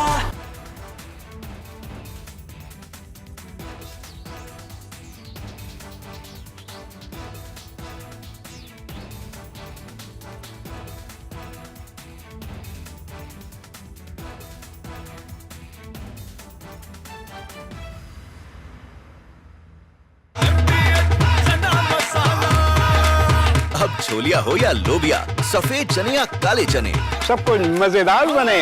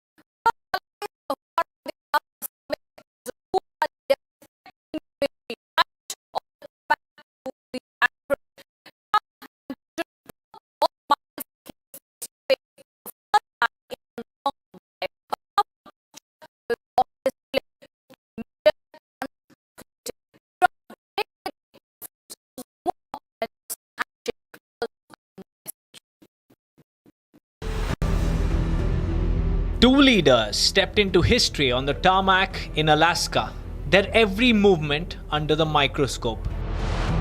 President Trump descended from Air Force One with his trademark unhurried stride, a walk that conveyed ease and control in equal measure. And moments later, Vladimir Putin emerged from the flying Kremlin, his posture rigid, shoulders squared, and his measured pace projecting the discipline of a former KGB operative. As they approached each other, President Trump's body language radiated casual confidence, his steps loose but purposeful. Putin's walk was deliberate, calculated, designed to fill the space without rushing to meet his counterpart. On the red carpet, the president extended a warm welcome, moving into close proximity and placing a firm hand behind Putin's back. It was a gesture that blended hospitality with subtle dominance, positioning the president as the host firmly in charge. Putin responded with a contained smile and steady eye contact, maintaining his composure while matching the pace set by the US president. As they walked side by side, their strides aligned, the symmetry flanked by the imposing silhouettes of F-22 Raptors parked on either side. The air above roared as a B-2 bomber flew overhead, an unmistakable display of American military might timed to perfection. Putin glanced skyward, momentarily breaking his forward focus to take in the spectacle. At the Alaska meeting venue, Putin was all smiles, engaging in small exchanges with the president as cameras rolled. His expression softened, but his posture remained upright, a careful balance between warmth and guarded control. On the tarmac, his Auris limousine stood steady, its polished frame gleaming under the Alaskan sun.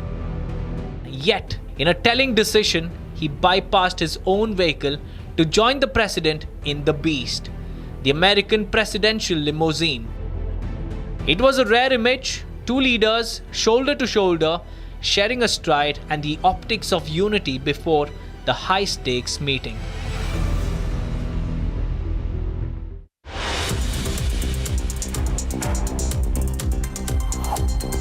Viewers, coming up on the other side, Trump signaling a major climb down on Russian oil after his Alaska summit with Putin. The US president admits he's now reconsidering his earlier tough stance on tariffs for the nations buying Russian oil.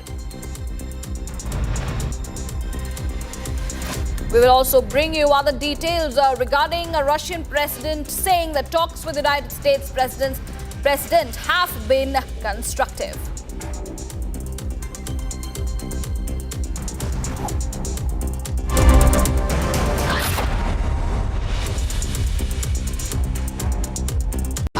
Pure सूजी pasta उबालो मिलाओ और खाओ 8 minute में तैयार क्या taste है सबका राजा हार्डकोर मसाला इसको घर पे लगाओगे तो शादी का तो पता नहीं पर घर पक्का नहीं टूटेगा रुंगटा नहीं तो घर स्ट्रॉन्ग नहीं रुंगटा स्टील TMT बार एकदम सॉलिड पहाड़ों में एक हाइकिंग शिप भी बन सकती है MDH की हल्दी मिर्ची धनिया करे कमाल ये रंग दे ये खुशबू दे ये तीखा ये कम पड़े क्या निराला MDH मसाला